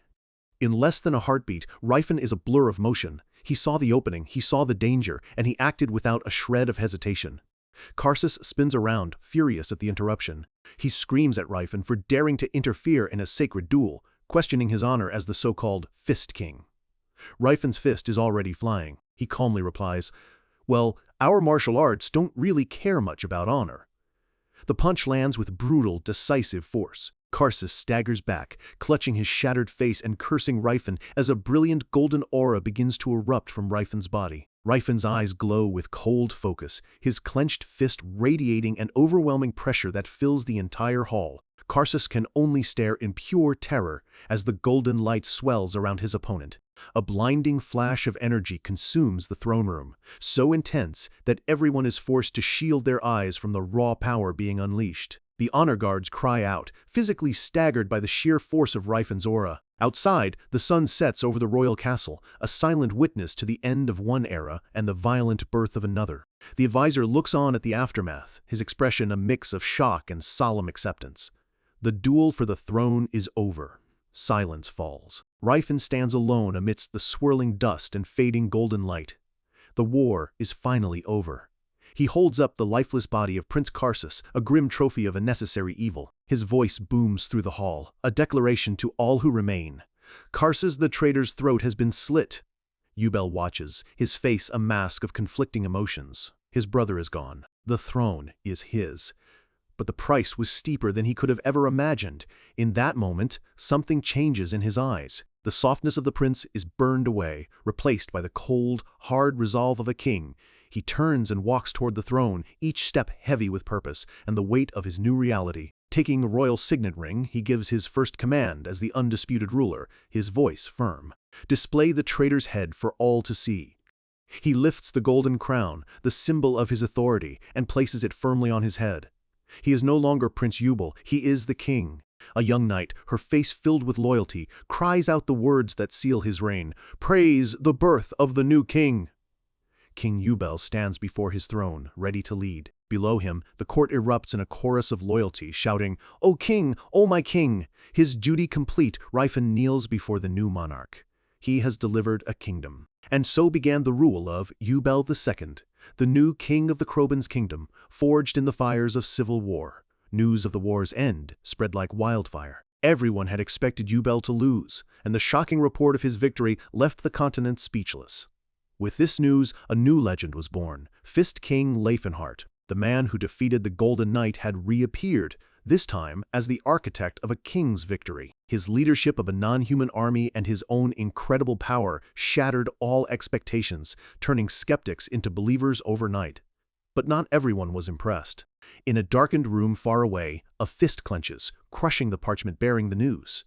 The report has reached the real Teslan. He's seething, his voice a low growl of disbelief and rage. Demon King Leifenhart, to think he's regained that much power already. He curses the loss of Karsus, who he saw as a wise and dependable ally in his own grand design. His eyes narrow with pure hatred. He realizes Riefenhart is playing a long game, systematically eliminating any potential threats before they can even organize against him. Suddenly, the door to his chamber is thrown open. Eustace Teens, the Golden Knight, storms in, his face flushed with fury. He's ranting about his younger brother Russ, not only being alive, but having defeated one of Karsus's top generals. Eustace spits that Russ is a traitor for siding with Leifenhart, declaring that a man with any honor would have returned to beg forgiveness. He blames it on his brother's wretched bloodline. Teslan listens with a cold, calculating expression. He internally scoffs at the hypocrisy of Eustace calling anyone a traitor, but recognizes his value. As long as Eustace hates Leifenhart, he is a useful, predictable pawn. Teslan turns to his two followers. He asks Stefan if he's adjusting to the cursed berserker armor, while an impatient Eustace declares that they must face Leifenhart immediately. A dark energy swirls in Teslan's eyes, and a sinister smile spreads across his face. He looks at his pawns and announces, "The time for action has come." Eustace feels a chill, sensing the dark intent behind the words. He asks nervously if they are finally setting out. Teslan's smile widens, his eyes burning with a promise of absolute vengeance. "Yes," he says, his voice a low, vicious promise, "to kill Leifenhart."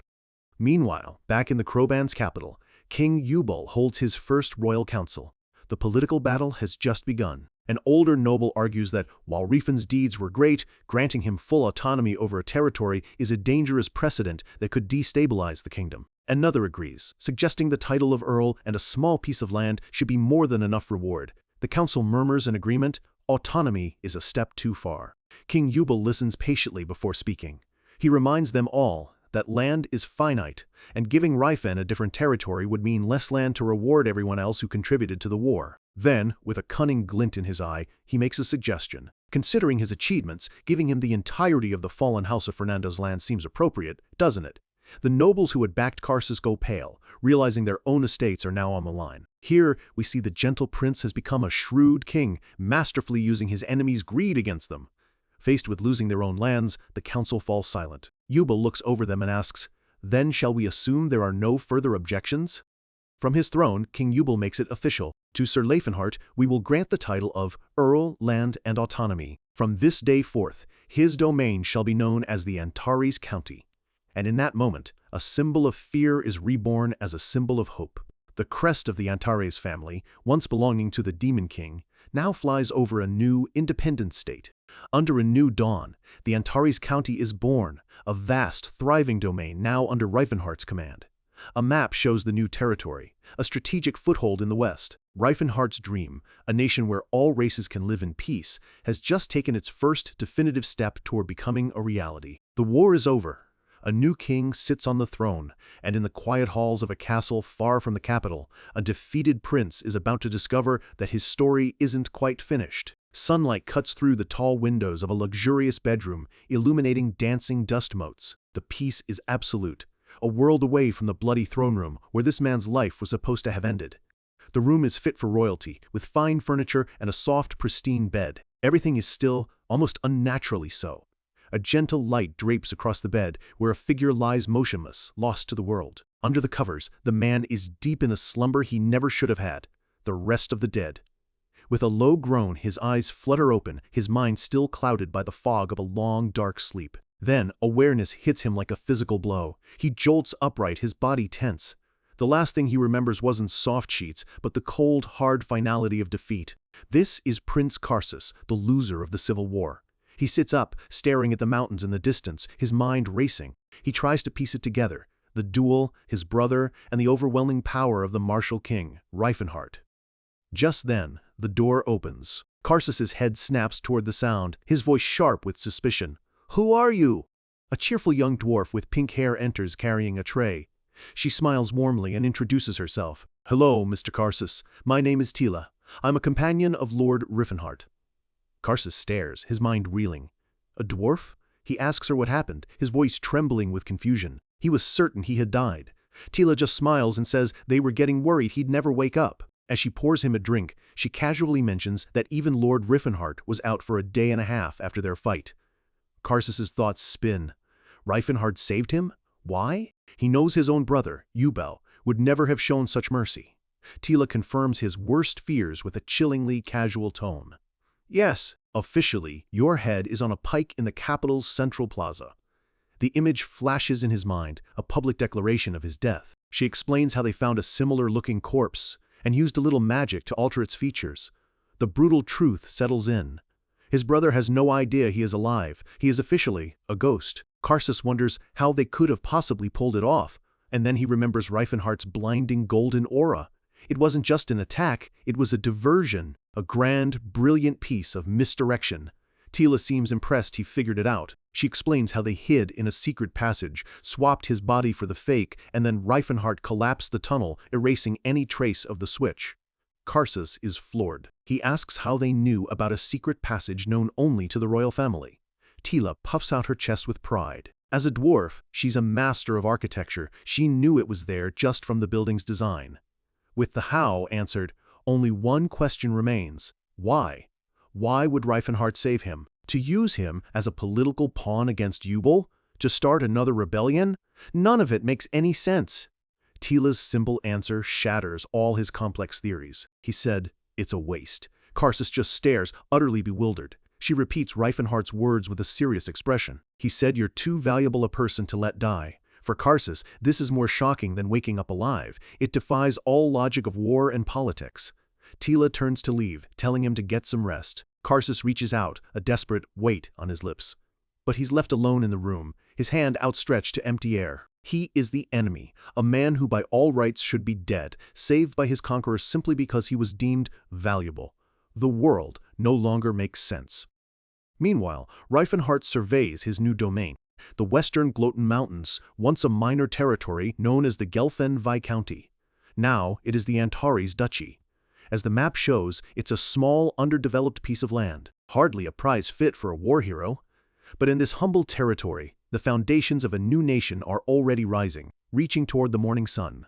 This is where Reifenhardt's dream begins. Inside the main hall, King Ubel greets Reifenhardt with a genuine smile, calling him brother, and congratulating him as the ruler of his own nation. Reifenhardt turns to his disciple, Russ, with a playful grin, joking that Russ could have had this royal treatment for himself if he'd wanted it. But Reifenhardt waves off the grand titles. He admits it feels a little embarrassing to call his small plot of land a full-fledged nation. Russ, ever practical, asks why he didn't demand more territory. After his victory, no one would have dared refuse him a few extra baronies. Reifenhardt's expression sharpens, revealing the mind of a master strategist. He explains that taking more land would have meant sacrificing autonomy. What he needed wasn't size, but absolute freedom to rule as he sees fit. A wicked grin spreads across his face. Besides, he adds, they can always acquire more land later. After all, there's always territorial war. An aide interrupts to announce that the dwarves have gathered. With a look of determination, Reifenhardt tells Russ it's time to begin. In the audience chamber, dozens of dwarves stand with heads bowed in respect. As Reifenhardt enters, they greet him in unison, their voices echoing with reverence. Reifenhardt takes his seat and addresses the dwarves who were once slaves to the previous lord. His first act as their ruler is a proclamation. They are free. They can leave if they wish, or they can choose to stay. However, he makes one thing clear. The mines they worked in now belong to him, but he's not looking for more slaves. Instead, he offers them a deal. He will lease the mining rights to them because he believes true freedom is built on one's own efforts. He lays out the terms. They will manage the mines and forges, and in return they will pay him taxes. He even offers them a path to full ownership on a 360-month installment plan. In exchange, he asks only for the exclusive right to purchase all the weapons and armor they produce. The lead dwarf, overcome with emotion, bows deeply, calling Reifenhardt a savior. Reifenhardt looks out the window, lost in thought. He knows this humble duchy is nothing compared to the empire he once built, but he remembers that his first empire started from something far, far worse. This is a very good start. The scene shifts to a grand meeting room where the air is thick with anticipation. Gathered around a table are the leaders of the non-human races who fought for him. Proud dwarves with magnificent braided beards, powerful orcs, their massive frames filling the ornate chairs, and stoic elves, their expressions calm and watchful. They have all come to hear their leader's vision for the future. Reifenhardt stands before them, his face set with purpose. He announces his plan to distribute the land, to give each of them a true home. He points to a vast, mountainous region on the map. This, he declares, will be the new territory of the Blue Bear Orc tribe. An elf leader points out that the land he's chosen isn't technically part of the Antares duchy. Reifenhardt calmly replies that it isn't part of the Krobin's kingdom either. He explains his brilliant legal maneuver. The mountains are unclaimed. By having the orcs settle there, the territory will legally and automatically become an extension of his duchy. The orc warrior Tothid raises a concern. Those mountains are already inhabited by scattered human tribes. If they move in, it will provoke a war. Reifenhardt explains the crucial difference. As scattered tribes, they were vulnerable, but now they are citizens of Antares. If the mountain tribes attack, it won't be a skirmish, it will be a border invasion. He looks at each of them, his voice resonating with power. The name of the duchy will protect you. This is the promise of a nation, a shield against the world. The orcs' faces light up with understanding. Their warriors can finally fight without fear for their families back home. The elves then point to another region, which Reifenhardt designates as their new home. He tells them this is just the beginning. His plan is to gather not just their tribe, but all elves from across the continent, creating one safe haven for their entire race. An elf looks saddened at the thought of leaving their sacred world tree. Reifenhardt reassures him with a confident smile. Oh, we will plant one here too. The elf is skeptical, but Reifenhardt is firm. He knows it can be done. The real problem isn't where you plant it, but what you plant. He reveals a secret from his past life.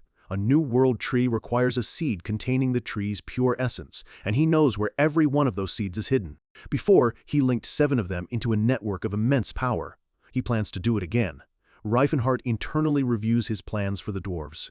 They care more for what lies beneath the earth than on its surface, so their focus will be on mining and crafting, funding the growth of the entire duchy. An elf points out a logistical issue. The duchy is far from the dwarven capital, with hostile human lands in between, making travel nearly impossible. Reifenhardt's confident smile returns. He explains that this is precisely why he chose this land. He points to a spot on the map, revealing his trump card, the Dungeon Chloe. The elf's eyes widen in recognition. He asks if it contains a spatial portal. Reifenhardt confirms it. All they have to do is conquer the dungeon and activate the gateway. A simple task for the legendary warriors in this room. A dwarf leader slams his fist on the table, his voice booming with excitement. "Leave that to us, savior! We'll have it cleared out in no time." With the main territories assigned, an elf points to one last empty space on the map between their lands and asks who it's for. Reifenhard looks into the distance, a mysterious glint in his eyes. He tells them, "That land is for those we haven't met yet, but will soon encounter." The scene shifts far away, to the brutal, snow-swept peaks of the northeastern Gloten Mountains, where an endless blizzard rages. A pointed ear and flowing dark hair are just visible through the curtain of falling snow. A mysterious woman walks through the storm, a lone silhouette against the vast, frozen landscape, completely unfazed by the punishing cold. And in another corner of the world, a different power begins to stir. It is Reifenhardt's original body, now inhabited by the soul of the real Teslan. He stands beneath a mystical tree, bathed in its light as glowing butterflies flutter around him. He is gathering his own forces, the woman in the snow and the vengeful soul in the mage's body. One, a potential ally, Reifenhardt foresees; the other, a sworn enemy plotting his destruction. As Reifenhardt lays the first stones of his new kingdom, the pieces for the next great conflict are already moving into place. A storm is gathering just beyond the horizon, and war is once again inevitable. A month has passed since the war.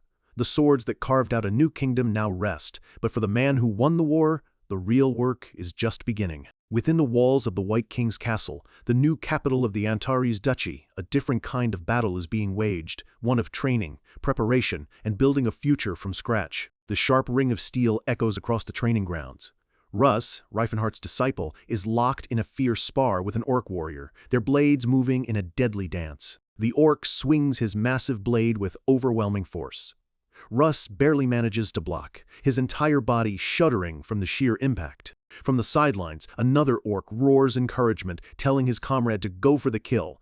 Through gritted teeth, Russ holds his ground. He knows this is a necessary trial. Before a swordsman can truly master aura, they must first perfect the fundamentals, and there is no greater test than this. Later, a winded Russ questions the great orc warrior Tathid. He points out that if Tathid throws his spear weapon, he's left defenseless.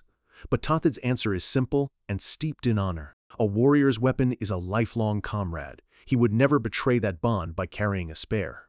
Russ, looking a bit confused, points out that another orc, Jaukato, uses two swords. Tathid explains with perfect orc logic that Jaukato simply has two lifelong comrades.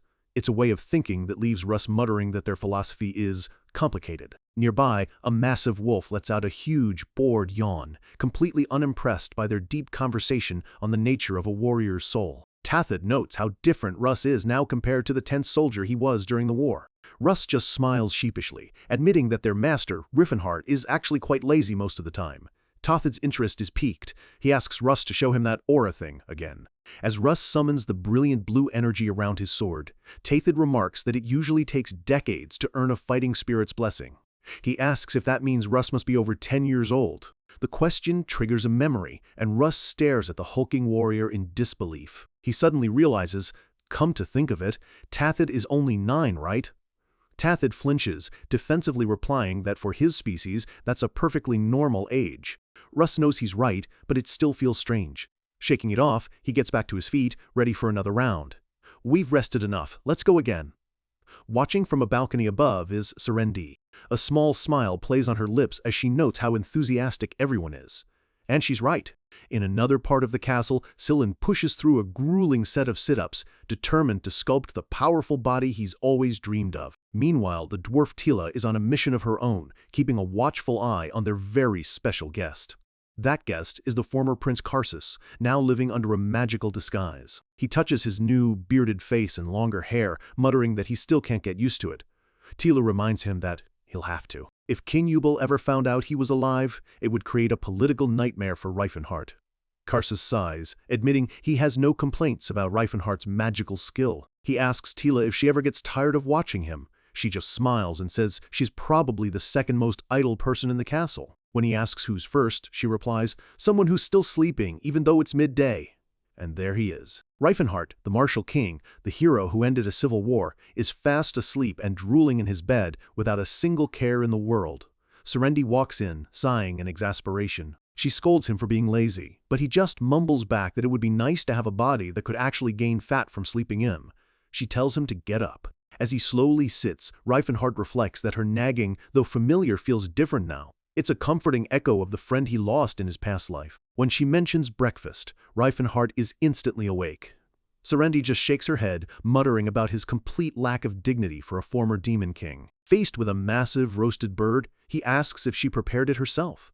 She fires back that unlike him, everyone else is actually busy working. As he eats, Reifenhart decides he's been idle long enough. With the duchy stable, it's time to make their next move. Serendi asks, move to where?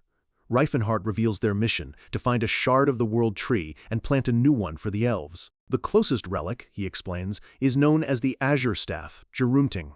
Serendi's eyes widen. Gerunting? You mean like the Demon Palace Nihilin? He confirms it's a similar artifact from the ancient Elven kingdom, one that still holds the pure essence of the world tree. A flicker of sadness crosses her face as she remembers Nihilin.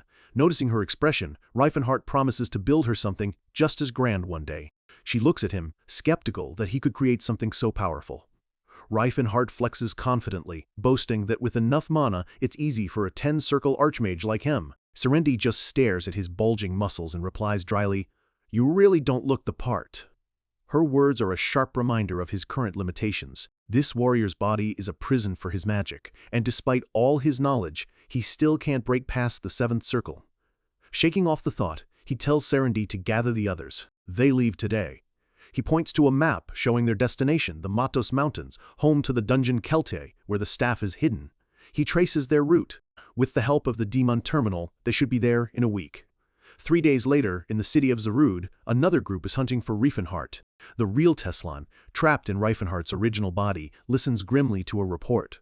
What? He's not here? His companion confirms it. A merchant told her Reifenhart left his castle 3 days ago. They missed him by a hair. Eustace Tenez slams his mug on the tavern table, furious. Damn it, I thought I'd finally get my hands on that bastard Reifenhart. A burly man at the bar overhears and gives him a stern look, warning him to watch his mouth. Another patron scoffs, asking if he's really afraid of the famous King of Fists. The man explains it isn't about fear. Reifenhart is a hero who ended the war. His non-human followers are disciplined and have brought peace, shattering the old prejudices against them. He adds that many young people now admire Reifenhart, and he was just giving a friendly warning. Eustace seethes, enraged that his enemy's heroic reputation is growing so quickly. Suddenly, a quiet voice cuts through the noise. A woman emerges from the shadows. Are you looking for him? It's the paladin Christine, towering over Teslan's companion. She introduces herself and declares that she, too, has a score to settle with the King of Fists. Eustace stares, shocked by her imposing size. Christine looks directly at Teslan and makes her offer. I know where he's headed. I'll tell you. Teslan eyes her coolly, immediately understanding her game. And in return, I assume? A chilling, obsessive smile spreads across her face. Yes, let me come with you. I have a reason why I absolutely must kill him. Teslan sees no reason to refuse. An enemy of his enemy is a useful tool. After all, everyone here shares the same dark purpose. 8 days later, Reifenhart's party has already reached the heart of the dungeon Kelt. Inside, a massive beast roars, chained in the center of the chamber. Russ and Tathid are locked in battle with it, and Russ spots an opening, yelling for Tathid to attack from the left. The beast unleashes a wave of destructive purple energy, the roar deafening. Russ calmly dodges the blast. He thinks to himself, I knew it. The attack's range and timing are exactly as Reifenhart predicted. The strategy is flawless. Watching from a safe distance, Serendi remarks how well they're doing. Reifenhart, meanwhile, is casually looting a nearby relic, asking her to stash it in their bag. Serendi snaps at him to stop looting while their friends are fighting for their lives. Just then, Reifenhart senses a shift in the monster's energy and shouts a warning. Russ, Tathid, get ready. Phase 2 is starting. The chains holding the beast begin to shatter as it powers up to its second, more dangerous form. Russ is ecstatic, yelling over the chaos. Amazing! As expected, your intel is never wrong, brother. But he can't help but wonder. Reifenhart claimed this information came from his master, a dungeon expert. But the accuracy is just too perfect, too precise. As he prepares for the next attack, a question burns in his mind. Just who are you, really? He focuses his energy, ready to execute the next step of the plan. All right, let's cut off the mana flow. At the back, Reifenhart's body begins to glow with a swirling purple aura. This isn't the golden light of martial arts, it's the raw, untamed power of magic. He chants the name of the spell, Life Force Destroyer. The purple energy slams into the beast, which howls in agony as its connection to the dungeon's power is severed. Reifenhart roars, "Its regeneration is gone!" Russ, Tathid, "Finish it now!"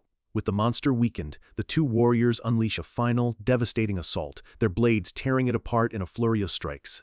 The beast lets out one last, defiant roar. Reifenhart watches coldly as it explodes in a flash of light. Just die already. He looks down at its fading remains with contempt, scoffing at a being that tormented others for centuries, yet cried foul at its own demise. Serendi rushes to his side, holding a gnarled wooden staff that pulses with a gentle azure light. "Lord Reifenhart, is this it?" Reifenhart gives her a confident nod and a warm smile. She clutches the staff to her chest, her face filled with awe and a hope she thought she'd lost forever.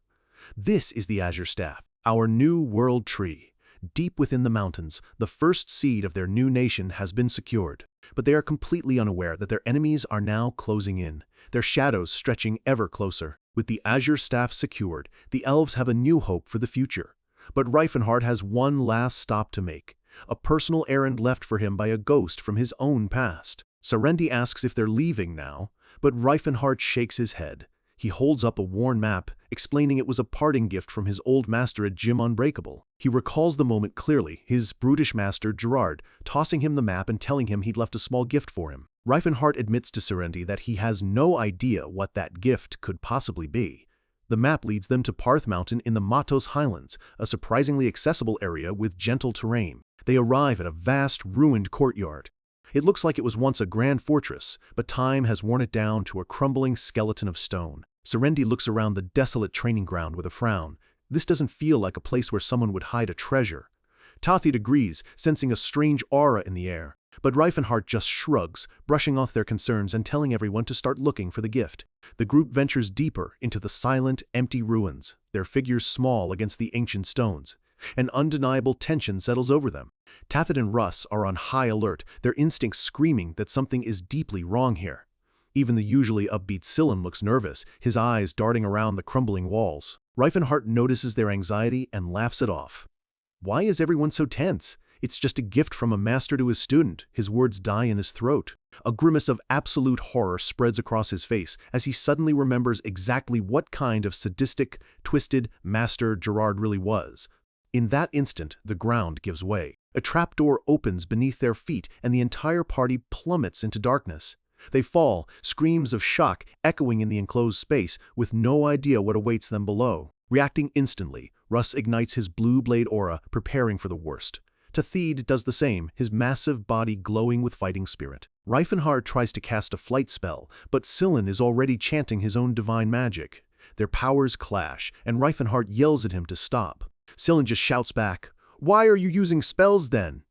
Their conflicting auras create chaos. Tathid yells at Reifenhart to stop pretending he's a mage, but Reifenhart just screams back, "I've always been a mage." Serendi, caught in the middle, just tells them all to shut up. Somehow, through the chaos, they manage to break their fall, landing on Tathid's massive sword just before they hit the ground. As they land, Tathid looks up and sees that the hole they fell through has vanished. A spatial distortion. They're trapped. Serendi nervously gets Reifenhart's attention, pointing toward an inscription on the wall. Carved into the stone is a message, written in an ancient tongue. It reads, "My beloved disciple, I leave this for you as a token of my congratulations. I hope you like this gift." They look around the empty chamber. It's just a storage room. Reifenhart mutters, "What gift?" They press onward, heading down a flight of stairs toward a faint, ominous light. Reifenhart spots another inscription, this one written with a manic energy. "Go forth, my disciple. I know you'll love this." A profound sense of dread washes over him. What the heck? They emerge into a massive arena-like chamber. The air is cold and heavy with a palpable sense of malice. Russ looks around, his hand on his sword. He can feel it. They're not alone. His eyes widen as he finally sees them. A swirling cloud of dust and dark energy begins to coalesce in the center of the arena. Scylan points, his voice trembling with fear. What in the world are those things? From the darkness, pairs of glowing yellow eyes begin to open, burning with an ancient, unending rage. Reifenhart's blood runs cold as he recognizes them. His master's gift was never a treasure. It was a curse. The ghostly figures solidify, a horde of muscular warriors, each radiating a golden aura of immense power. These are the vengeful spirits of Gerard's former disciples, crying out for the new successor to inherit their grudge. These are Riefenhardt's seniors. Riefenhardt's face twists in pure rage. That damned old geezer! What kind of sick gift is this? Before they can react, one of the spirits charges, its body blazing with golden energy. Russ's expression hardens. He readies his stance, preparing to face the ghostly onslaught. His blue blade aura erupts around him as he braces for impact. Riefenhardt roars, activating his own technique, Spiral Guard enveloping himself in a vortex of protective energy. Russ stares in shock. The power radiating from these spirits is immense. Riefenhardt unleashes a devastating counterattack, a massive blast of chi that tears through the arena. The shockwave rips the ground apart, forcing Russ to defend himself from his own master's attack. Serendy draws her sword, its blade glowing with an ethereal light as she prepares to join the fight. She leaps into the fray, her energy slashes cutting through the ghostly figures. The spirits scream for Riefenhardt's death, blaming the brutal training of Jim Unbreakable for their fate. Russ asks in horror just how many disciples Gerard beat to death. Riefenhardt grits his teeth and says he heard the number was in the double digits. "You mean over 100 of them died?" Serendy shouts in disbelief while fending off an attack. Riefenhardt looks away, sweating. Perhaps Serendy can't believe it. They're trapped in a room with 100 vengeful spirits, all of them masters of their craft. Seeing no other option, Sillin unleashes his holy magic, calling on his god to purify the corrupted souls. But instead of destroying them, the holy light seems to soothe them. They moan with a strange, blissful look on their faces, cursing Jim. Unbreakable while basking in the divine energy. The room is filled with a bizarre, vaguely uncomfortable holy light. Tatid pats a drained Sillin on the back, telling him his magic was amazing. Sillin can only offer a weak thanks. Riefenhardt wipes sweat from his brow, sighing that the whole ordeal has left a bad taste in his mouth. Russ looks at the remaining spirits, then at his friends, and asks if they should consider destroying Jim Unbreakable for the good of mankind. Riefenhardt's eyes blaze with golden light. "I'm seriously considering it right now, too." He unleashes another massive wave of aura, blasting it across the chamber. But the spirits, having come from the same school, instinctively raise their own spiral guards to defend. Riefenhardt yells in frustration, "Why is that skill so overpowered?" He realizes these spirits died with a deep resentment for the very master they trusted with their lives. Just as the chaos subsides, Tathid senses another presence. Russ feels it too. This isn't a ghost, it's real. Riefenhardt's eyes narrow. Don't tell me he made zombies too. The main gate of the arena begins to creak open. Eustace Tennis's voice echoes from beyond, complaining about the lack of treasure. The gate swings open, revealing the figures who have been hunting them all this time. Russ's eyes widen in disbelief. Standing there is his older brother, Eustace, a cruel smirk on his face. "Russ! I knew you'd be here." A hot-headed young man beside him snarls, "We finally found you, Riefenhardt!" Then, a third voice, filled with a terrifyingly cheerful obsession, rings out. It's Christine. "Sillin, I've come to save you!" Sillin screams in terror, hiding behind Riefenhardt. "Christine, what are you doing with these people?" But it's the fourth person who makes Riefenhardt's blood run cold. Philena, his best friend from his past life. What is she doing here, with them? He remembers her so clearly, growing up together in the Mage Tower. Her presence here means only one thing. Before he can process it, Eustace calls out a name that sends a shiver down his spine. Teslan. A figure steps out from the shadows. Long, dark hair. A frail, familiar body. It's Riefenhardt's original face, but the soul inside is his greatest enemy. He speaks, his voice dripping with venom.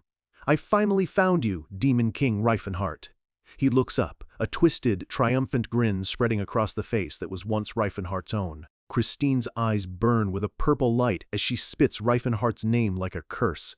Riefenhardt grits his teeth, his expression a mask of pure fury. The eyes of the two sworn enemies lock across the arena. One, the soul of a legendary hero trapped in a mage's frail body. The other, the soul of a great mage trapped in that hero's powerful form. Riefenhardt stares at the man wearing his old face, his voice low and dangerous. "Who are you?" The battle he's been running from, the confrontation he always knew was coming, has finally begun. The man in the mage's body, the real Teslan, repeats the question, his voice a low, accusatory growl. Then he explodes, not with a villainous monologue, but with pure, unadulterated rage over bodybuilding. He points at Reifenhardt's muscular form and screams about how his body, once at its physical peak, has shrunken. "You took someone else's body and you couldn't even take care of it. What did you do to my body?" This is just a title card for the chapter. Reifenhardt, on the other hand, is looking at his old body with utter shock. He remembers being shorter than Serendy, but now the body has grown. His first thought isn't anger, but genuine admiration. That's impressive. He wonders aloud if his old body always had that much potential. Teslan scoffs, yelling about how much effort it took him to forge that once pathetic frame into something strong. Reifenhardt fires back, grabbing Teslan by the collar. He roars that Teslan's brain was the pathetic thing, that a monkey could memorize spells faster than him. It's not just a fight for their lives, but a bizarre argument over legacies. Physical perfection versus intellectual supremacy. Watching from the sidelines, Serendy and Sillin are completely lost. Serendy just asks, Are they old friends? Teslan pushes him away, regaining his composure. Finally, we meet again, Demon King Reifenhardt. Behind him, Filena can only think that trying to act cool now is a lost cause. Teslan declares that he will end Reifenhardt here and now to restore justice. Sillin asks if Reifenhardt knows him, but Reifenhardt just shouts that he's the enemy and he'll explain later. Teslan seems amused, noting that this trap was a moving tribute from their shared master. Reifenhardt retorts, "You call this moving? You really are the true successor of Jim Unbreakable." He thinks to himself how glad he is that he didn't end up like that. Teslan dramatically proclaims that fate has brought them here. Reifenhardt just scoffs, muttering that the ignorant fool has gotten good at talking at least. The name Reifenhardt is a bitter poison on Teslan's tongue, and Reifenhardt meets his gaze, his own voice tight with hatred as he says the name. Teslan. The two men take their stances, ready to fight for the bodies they inhabit and the identities they claim. Reifenhardt charges first, yelling that the body is no longer Teslan's, telling him to let go of his obsession. Teslan sneers, a dark aura flaring around him. "You're afraid of destroying your own body, aren't you?" He vows to eliminate the threat of the Demon King, even if it means destroying his stolen form. Their eyes lock, one pair burning with the golden light of a martial artist, the other with the cold purple glow of a mage. They clash in the center of the arena, a warrior's fist against a mage's blade. The impact creates a massive explosion of energy, the shockwave tearing through the chamber. As the two main combatants lock in their personal war, the rest of the battlefield erupts into chaos. Tathid moves to help, but the hot-headed Stevan intercepts him, roaring at him not to interfere. Eustace Tennis, clad in his golden armor, confronts his younger brother. He declares he will wipe away their family's disgrace. Russ retorts coldly, "From where I'm standing, you're the disgrace." Russ looks at his brother with pure disappointment, his blue aura beginning to glow. He asks what happened to the proud knight he once admired. "Silence!" Eustace roars, charging forward with his golden aura flaring. He vows to show his brother the true power of the Tennis family. Russ meets his charge, ready to prove which of them truly deserves to carry their family's name. Across the arena, Christine lets out an unhinged scream, her eyes wide with obsession. "Sillin! This time, I'll save you!" Serendy steps in front of Sillin, her blade glowing. She tells him to provide support, her own wind spirit swirling to life. Meanwhile, Filena, Reifenhardt's old friend, makes her move, her priority to support her own party. Knowing that orcs are vulnerable to magic, she targets the mighty Tathid first. She leaps into the air, chanting a powerful spell and summoning a spear of pure dark energy. But Sillin is ready. He calls upon his god, raising a shield of holy light to intercept the attack. The two spells collide in a blinding flash, darkness against light, demonic power against divine protection. Filena stares in shock. The divine power pushing back is immense. This is no ordinary cleric. Sillin grits his teeth, pouring all his faith into the shield. He thinks to himself that even if they're in different fields, he's a high-level cleric, and he won't be beaten. Back in the main duel, Reifenhardt fires a volley of light force bullets. Teslan easily deflects them, taunting him for using such a simple attack. As Reifenhardt dodges, Teslan mocks him, saying, "The unbreakable style has no room for evasion." Reifenhardt admits it's embarrassing, but his old body is just too fragile to take a direct hit. The weakness of his former self is a constant, grating frustration. Teslan, now possessing a brilliant magical mind, begins to double-cast complex spells with ease. Reifenhardt scoffs. "Just double-casting? At your age, I could cast 4 at once." He easily disrupts the magic circles. Teslan is shocked. He wonders why his own spiral guard feels so slow and clumsy compared to Reifenhardt's. They devolve into yelling again, Teslan accusing Reifenhart of wasting a good brain, and Reifenhart yelling back that Teslan ruined a good body. The absurdity of their fight is lost on everyone else. Reifenhart unleashes his own magic, boasting that a spell of this level doesn't even require aura, just precise calculation. Teslan struggles, shocked that the brain he's using is capable of such complex magic. He realizes the Demon King is terrifying even without his original intellect. The spell erupts in a wave of disruptive energy. Reifenhart is equally surprised. My body can go this far? The irony is stark. Teslan, a brilliant mind in a weak body. Reifenhart, an indomitable body with a duller mind. Each man holds the key to the other's true potential. Reifenhart knows he's at a disadvantage. His martial artist's senses are dulled by his body's limitations. He has to end this quickly. Teslan grits his teeth, feeling the strain of commanding a body not built for this kind of combat. He channels his power not into his fists, but into his sword. Reifenhart's eyes widen. He sees an opening. But it's a trap. Teslan grins maniacally. Got you. He unleashes a piercing beam of light from his blade. The attack is too fast, too precise. Reifenhart has no time to react. The beam strikes home with a deafening boom. A spray of blood fills the air. It spatters across the cold stone floor. Reifenhart staggers back, a gaping, bleeding wound torn across his chest and shoulder. He looks down at the injury in disbelief.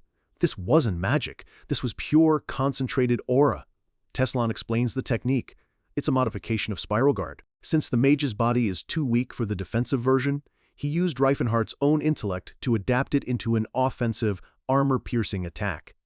Reifenhart is stunned. His original body should never have had the talent to manifest aura at all. He never realized its potential. Teslan smiles, a smug, cruel look on his face. He points out the ultimate irony.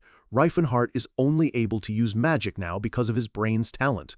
A brilliant light shines from Teslan's sword. Don't forget who your enemy is, Demon King.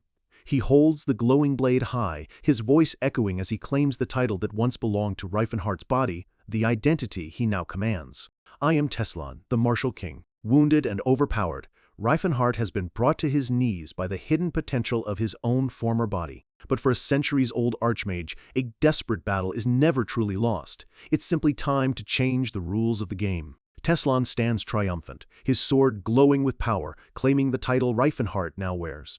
I am the Martial King Teslan. A cruel smile twists his lips. He taunts Reifenhart, asking if he really thought he couldn't master the same power. Reifenhart clutches his bleeding wound, his breath ragged. He admits to himself that Teslan was always one of the strongest, but he never expected this. He never knew his old body was capable of such power. Teslan laments that the other strongest warrior, Sword St. Cyrus, now known as Russ, is on Reifenhart's side. He continues his bitter monologue, noting that Reifenhart seems to have made quite a few friends in this new life. Reifenhart just mutters that Russ is a bit shy. He looks up, a faint smirk on his face despite the pain. Anyway, we're not close enough to be chatting like this. Teslan smirks back, acknowledging that their shared past makes things complicated. After all, they're both from the same doomed future. But his expression turns venomous. But we are definitely not friends. His aura explodes as he roars that he is trained for one purpose and one purpose only, to eradicate the Demon King Reifenhart. Reifenhart grits his teeth, his own aura flaring. He admits it's impressive, but asks, "Did you think that would be enough? You can't defeat me with brute force alone." Teslan concedes the point. That's right. When it comes to magic, I am no match for you. He lunges forward, his eyes blazing. But aura isn't everything in a fight. I'll prove it to you now. He slams his fists into the ground, sending a shockwave of raw power through the arena. On the other side of the battlefield, Eustace calls upon the power of his named sword, Eldrin. But Russ is unimpressed. He easily sidesteps the flashy attack. I've seen that trick more than enough times. Eustace screams in frustration, calling Russ a creature without honor. Russ shoots back. You talk about honor after stabbing your own brother in the back? The betrayal has severed their bond completely. His blue aura surges as he charges. I don't acknowledge a dirty knight like you as my brother, Eustace. Elsewhere, Serenity calls upon her spirit companion, Selena, summoning a massive water dragon that coils around her protectively. Christine is stunned by the sudden appearance of such a powerful spirit. She stares in disbelief. How can a mere slave be this skilled? Are you after my Sillin too? Serenity just looks at her, completely baffled. Christine seems to take her silence as confirmation, blushing as she muses to herself about how popular her little Sillin is. Across the way, Teslan summons his own comrade, a powerful fire spirit named Ignisis, which erupts from his body in a column of flame. Reifenhardt's eyes widen. He recognizes the spirit and the chant, a relic from a life he thought was long gone. Philena watches the chaos, her expression focused and unreadable as the battle rages. She interrupts Silen's spellcasting, telling him he won't be able to interfere. She knows that for this fight to end, one side must claim victory. Her eyes narrow as she prepares her own spell, locking onto her target. But her spell isn't an attack. It's a shower of magical rose petals that falls over Reifenhardt and Teslan, who are now locked in a bizarre, intimate wrestling hold on the ground. Philena covers her face, blushing and mortified, wondering what on earth they are doing. Teslan, trapped, is furious. He knew Reifenhardt wouldn't know ground wrestling, their master forbade it. Reifenhardt, grunting from the pain of his wound, can only think, is this what wrestling is? He remembers his master's words. A true man fights standing, and would rather take a punch than roll around on the floor like an insect. Trapped and unable to move, Reifenhardt can't land a single blow. Then, another piece of his master's twisted advice hits him. Do anything to crush an opponent if they get too close. An idea sparks, and he roars, "Spiral Guard!" Teslan's eyes widen in panic. Don't you think I saw that coming? It's too late. Reifenhardt's golden aura explodes outward, engulfing them both in a point-blank blast. The vortex of power sends Teslan flying, finally separating them. Reifenhardt staggers to his feet, panting. He's shocked. Their auras are clashing, a technique he's never seen before. Teslan yells that of course he hasn't, this is something that can't be taught. He taunts Reifenhardt, saying his aura control is childishly simple, easily countered by blocking his energy pathways. The two are now locked in a stalemate, a pure battle of wills, their auras pushing against each other with neither gaining ground. Reifenhardt begins to panic. Sweat pours down his face. The brute force methods of this body are failing him. His mind is racing. And then, an insight. A mage's solution. His eyes snap open. He drops his guard, letting Teslan's aura slam into him and send him crashing to the floor. As he lies there, he realizes his fundamental mistake. It was wrong for a mage to pretend to be a martial artist. It was time to fight smart. He clenches his fist, and a wave of purple magic erupts from him. Grease. Teslan is shocked. A spell that reduces friction? That shouldn't work on human bodies. Reifenhardt pushes himself up, a pained but triumphant look on his face. Just like with Silen, this body's unique nature means it doesn't register as human. With Teslan's footing now completely unstable, Reifenhardt slides in behind him. He expertly applies a jujitsu hold, a technique he learned for fun in his past life, never imagining he'd actually use it. As he's being choked out, Teslan desperately tries to cast the same spell. Grease! But Reifenhardt is one step ahead. He unleashes a counterspell, Magic Breaker, shattering Teslan's magic before it can form. Teslan is furious, yelling that it's annoying Reifenhardt can use magic too, accusing him of betraying their master's teachings. Reifenhardt sneers back. I'm not his disciple. Trapped, Teslan declares, this humiliation is a worthy sacrifice for the sake of peace. Reifenhardt deadpans. It's not very convincing when you have my arm between your legs. Teslan sputters, insisting it's a very advanced technique. Philena, watching from the side, is blushing and horrified. Goodness, what are those two doing? Even Serendy and Christine pause their duel to stare, both looking deeply uncomfortable. Serendy admits, this is a bit hard to watch. Utterly humiliated, Teslan can only mutter a curse under his breath. Reifenhardt uses the moment of distraction to land a solid punch. With the two main fighters locked in their bizarre stalemate, the fate of the battle now rests on their companions. Russ glances around, knowing he's on his own. His gaze falls on the duel between Stevan and Tathid. The two martial artists are clashing with unbelievable force, their red auras a blur of destructive motion. Stevan is a whirlwind of relentless, powerful attacks. And for the first time, the legendary Great Orc warrior Tathid is being pushed back, struggling to defend against the furious onslaught. Russ stares in disbelief. Tathid is losing? The true threat wasn't just Teslan. He has trained disciples who can challenge legends.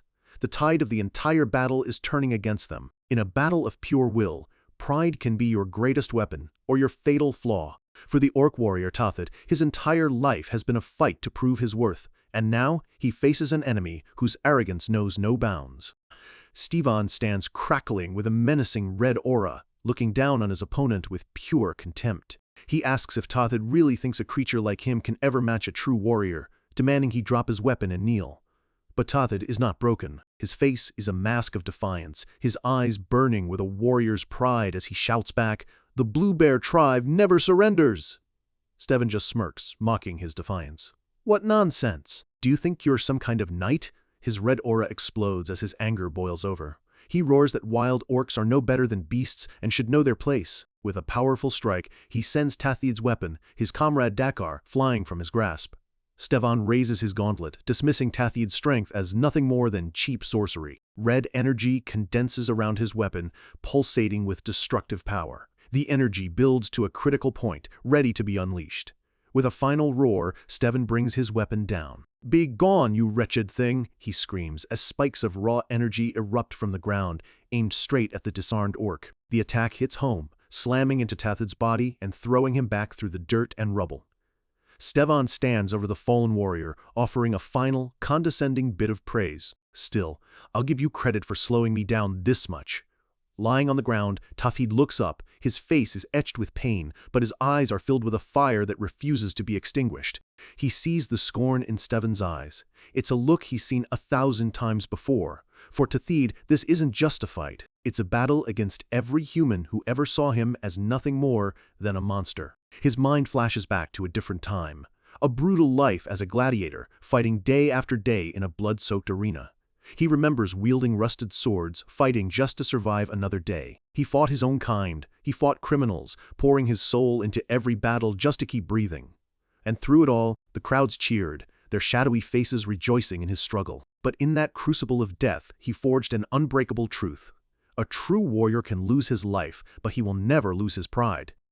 His eyes flare with a brilliant turquoise light. He declares that his weapon is his soul's comrade, and his pride is that of a gladiator who clawed his way up from the very bottom. He remembers the one who saved him from that life, the vow he made to repay that debt, even if it cost him everything.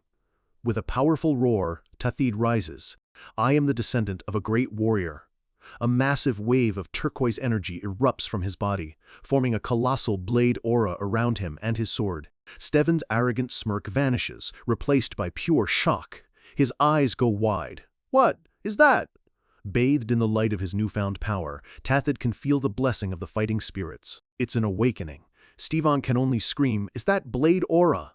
He refuses to believe it, yelling that a mere orc could never awaken such a power. To him, it's an insult, a mockery of his own strength. But Tathid ignores him. He raises his glowing blade and yells for his comrade, "Let's go, Dakar!" Steven's face twists with rage, unable to accept this reality. Across from him, Tathid's expression is one of pure determination. The time for words is over. The two warriors charge, their auras colliding with the force of an explosion as turquoise and red light battle for dominance. Steven is immediately thrown off balance, struggling against a power that defies his entire worldview. Tathid presses forward, his turquoise aura overwhelming Steven's red energy in a shower of sparks. Steven screams in pure frustration, his pride completely shattered. How dare this mere orc? He stumbles back, still screaming that it's impossible, that it can't be real aura. Tathid roars back at him. "Even after seeing it, you refuse to acknowledge it? You bring shame upon all warriors." A massive surge of turquoise energy envelops Tathid as he prepares his final attack. He blocks an incoming strike, the power in his blade building to an explosive peak. Steven's eyes widen in terror as he realizes he is completely outmatched. A gut-wrenching scream tears from his throat as Tathid's power overwhelms him. With glowing eyes, Tathid swings his blade in a massive upward arc. This ends now. The turquoise aura flares, solidifying around the blade for one final, decisive strike. His eyes burn with the light of his ancestors, channeling a lifetime of struggle into this single moment. The blade connects, slicing through Steven's guard and his armor in a brilliant flash of light. Steven chokes out a cry of pain, blood flying from his mouth. He collapses to his knees, utterly defeated. Tathid stands tall over his fallen opponent, his brilliant aura slowly fading. The orc has won. Nearby, another battle has paused. Russ Taines has been watching, a small, confident smile on his lips. He thinks to himself that Tathid has finally awakened his true power. His brother Eustace looks on in utter disbelief, shouting, "How can an orc use aura?" Russ turns to face him, his own blue aura glowing calmly. He answers simply, "Because he has the skill to do so. Isn't that the truth of it?" Eustace flies into a rage at his brother's calm logic, screaming, "Nonsense!" as he swings his massive golden sword. Russ meets the attack head-on, effortlessly blocking the furious blow. The impact sends a shockwave of golden energy blasting through the area. The two brothers are locked in a struggle, gold against blue, arrogant pride against quiet conviction. Russ realizes he can't deal a fatal blow. Eustace's legendary armor is too strong. It hasn't shown a single crack. But then, an idea, a flicker of understanding. This is the difference between them. Eustace relies on the power he was given. Russ creates his own. Eustace presses his attack, screaming, "Die!" as he unleashes a flurry of golden slashes. Russ dodges and weaves, his mind racing as he perfects his new strategy. He raises his sword, its blade glowing with a serene, powerful light. He sends out a wave of blue energy to counter his brother's attack. Eustace is caught in the blast, defending himself with his golden aura. He grins, confident that his legendary armor is unbreakable. But Russ has a chilling smile of his own. He thinks, "Of course it won't shatter, but I can still pierce it." His plan goes into motion. He focuses his blue aura not on his sword, but on his own hand. He brings his fingers together, concentrating all of his immense power into a single, tiny point. A spark of light appears at his fingertips, a pinpoint of incredible destructive energy. With blinding speed, he thrusts his hand forward. The concentrated aura strikes the supposedly unbreakable armor. A massive explosion of blue energy erupts from the point of impact, piercing through the legendary plate like it was paper. Eustace lets out a horrifying scream of pain and shock as his ultimate defense is breached, his own aura shattering around him. Russ pulls his hand back, his face calm and thoughtful. He reflects that there's always something to learn from the techniques of others. He's not just winning this fight, he's evolving beyond it. The battle for the Golden Knight is over. Eustace lets out a raw scream as Russ's blade aura punches clean through his supposedly unbreakable armor, a testament to a younger brother finally surpassing his shadow. Watching from the sidelines, Philena can only cry out his name in horror, seeing one of their strongest fighters fall so decisively. He hangs suspended for a moment, a puppet with its strings cut, before collapsing in a heap of shattered metal and pride. And just like that, another of Teslan's pillars falls. The dust settles to reveal Tathid, the great orc warrior, standing victorious over a defeated Stevan. While Serendi and Christine are still locked in their duel, the momentum of the entire fight has completely shifted in our heroes' favor.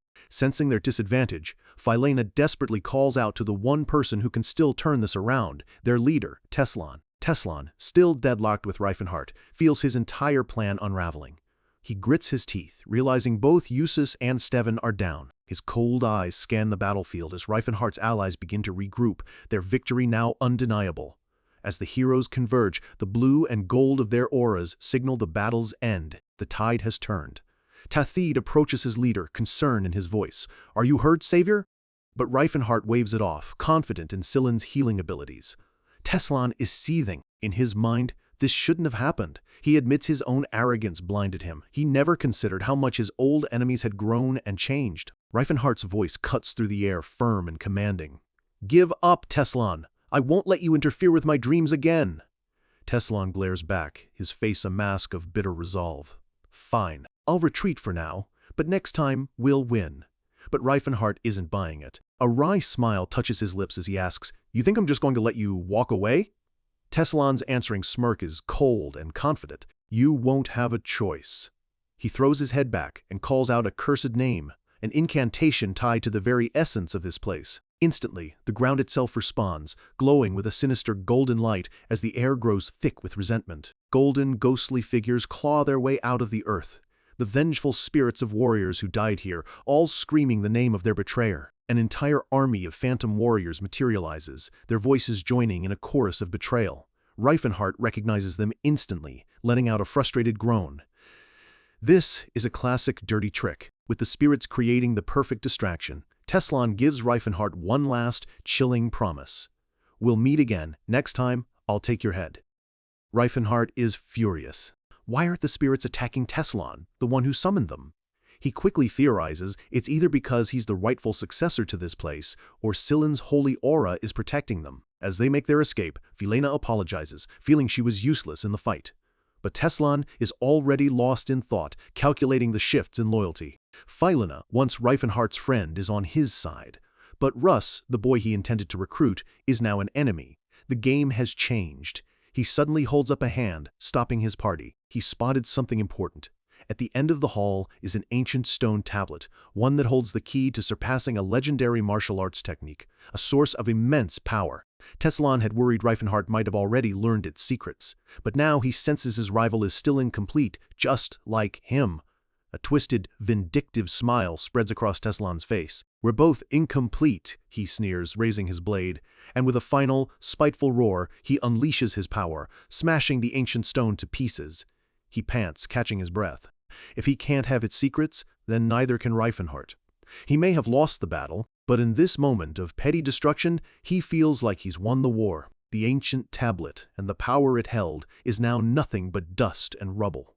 Back in the main chamber, the army of spirits closes in on Reifenhart's party. The vengeful souls swarm forward, their cries echoing with centuries of pain and betrayal. But Scylla steps forward, channeling all of his divine power into a single, heartfelt prayer for their salvation. A wave of pure, cleansing light washes over the vengeful souls, its gentle warmth a stark contrast to their burning rage. Their pained cries soften as their resentment finally dissolves into peace, their long torment at an end.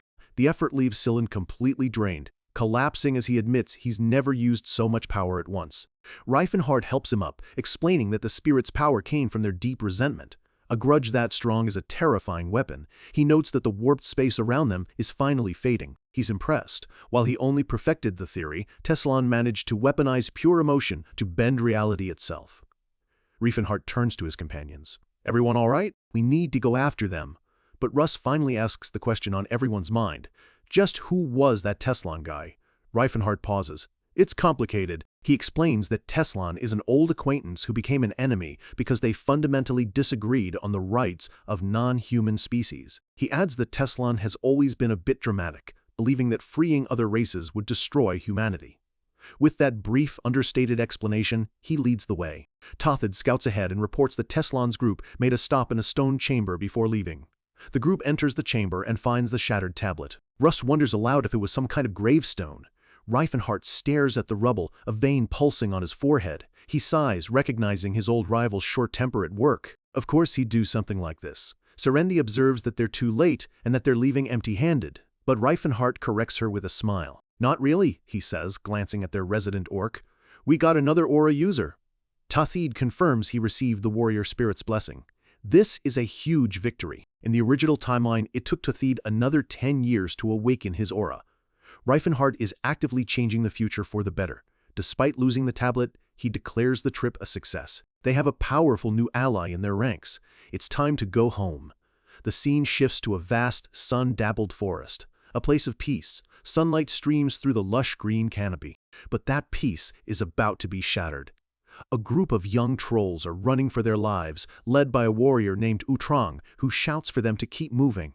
They're being hunted. Their regenerative powers are still developing, and they know that if they're captured by humans, they'll be killed and their parts sold for potions. Elsewhere, a band of human mercenaries tracks them. Their leader, Captain Landon, spots their trail and orders his men to surround them. Landon sees them not as people, but as walking bags of gold. A single bottle of healing potion made from troll's blood is worth a fortune, and he plans to collect. Hiding behind a tree, an adult troll clutches two small children, blaming himself for leading them into this trap. He feels helpless, cornered with no way out. But Utrang steps in front of them, his voice firm and resolute. "Hide here." He's making himself the target, drawing the hunters away from the children, a noble and likely fatal sacrifice. He channels his power, red energy flowing as he chants an incantation. A thick, disorienting mist spreads through the forest, confusing the mercenaries. Captain Landon scoffs, ordering his men not to panic. To him, it's just simple troll sorcery. But one of his men sees something moving in the fog, his face twisting in terror. Utrang bursts from the mist like a phantom, his body covered in glowing red markings, and slams into a mercenary with brutal force.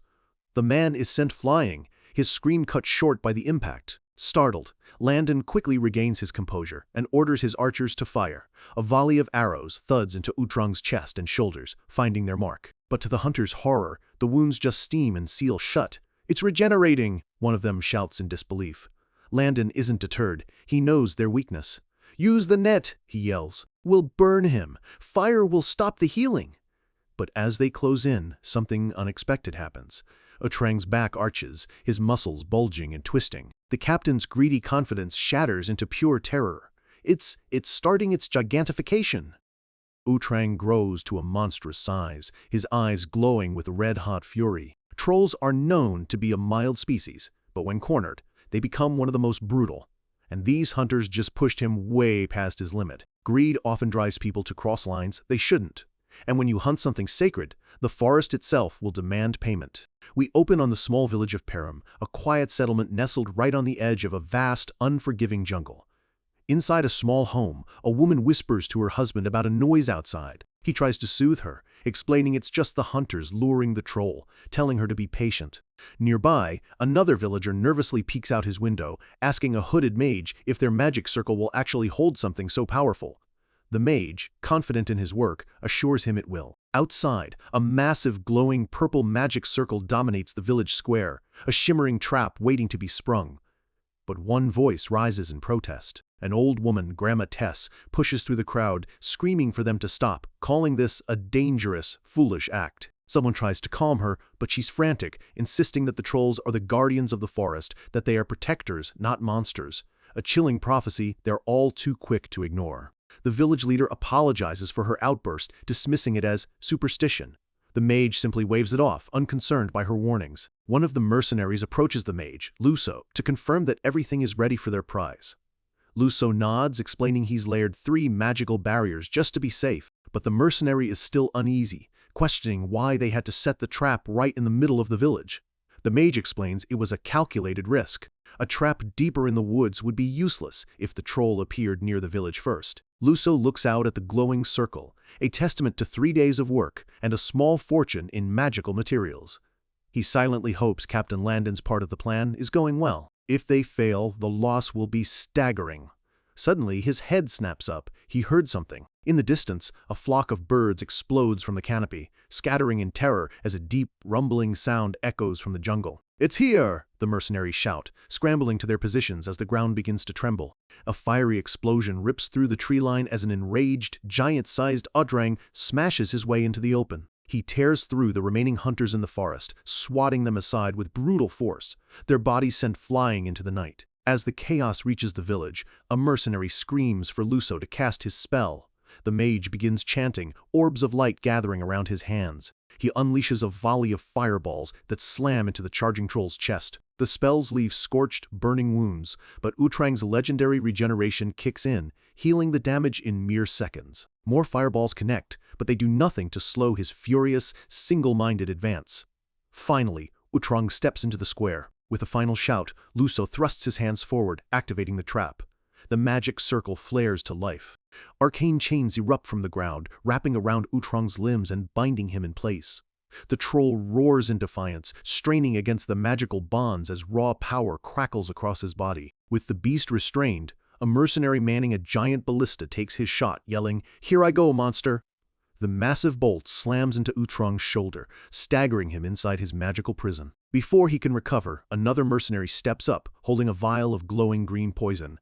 "Good, this is the last one," he grins. He unleashes the spell, and a thick cloud of potent poison gas envelops the struggling troll's head. Utrang chokes, his immense strength finally failing him as the toxin enters his system. He collapses, falling unconscious within the magic circle. The mercenaries erupt in cheers, their risky plan a stunning success. Utrang lies broken and defeated, a guardian brought low by human greed. His giant form begins to shrink, the gigantification spell finally fading as he reverts to his normal size. The mercenaries waste no time, tying up the unconscious troll and loading him onto a large wagon. The villagers emerge, celebrating that the monster is gone and they can finally live in peace. But Grandma Tess pushes through the joyful crowd, her face a mask of pure terror. "This is wrong," she insists. "Trolls are the guardians of the forest." Her voice rises to a desperate scream. The forest is angry. Its wrath will descend upon us all. Her eyes are wide with a terrifying certainty, convinced that they have all just signed their own death warrants. Captain Landon simply scoffs, dismissing her as a senile old woman. A fatal mistake. The scene shifts to the dark and imposing Gatera Mountains deep within the kingdom. The mercenaries' caravan makes its way through a remote mountain pass, their path lit only by the full moon. They're in high spirits, already calculating their reward. A live troll will fetch a fortune from the Alchemist Guild, and their troubles will be over. Suddenly, one of the men stops dead in his tracks. "I think I heard something strange," he mutters, scanning the darkness. An eerie silence falls over the pass, broken only by a faint rhythmic sound. Thump, thump. The sound grows louder, echoing through the desolate mountains. Thump, thump, thump, thump. The entire caravan halts, their cheerful mood vanishing as a cold unease sets in. "What is that?" one asks. Another listens closely. "Is that the sound of drums?" The drumming quickens, becoming an intense, primal heartbeat in the dead of night. Then, a blood-curdling scream shatters the silence. Panic erupts as the mercenaries spin around, weapons drawn. Their confidence is gone, replaced by the raw, primal fear of being hunted. Their eyes dart wildly into the oppressive darkness, searching for an enemy they cannot see.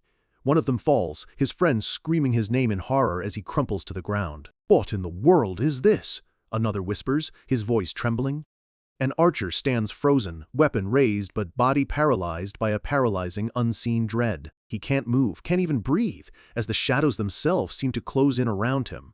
Dark, wispy tendrils of energy begin to seep from the trees, like living darkness. The shadows coalesce into a monstrous form right behind the terrified archer. "It's a demon!" the others scream in horror. "A demon has appeared!" A different captain tries to rally the men, yelling for them to stay alert. But it's useless. The shadowy entity moves with impossible speed, tearing through their ranks in the blink of an eye.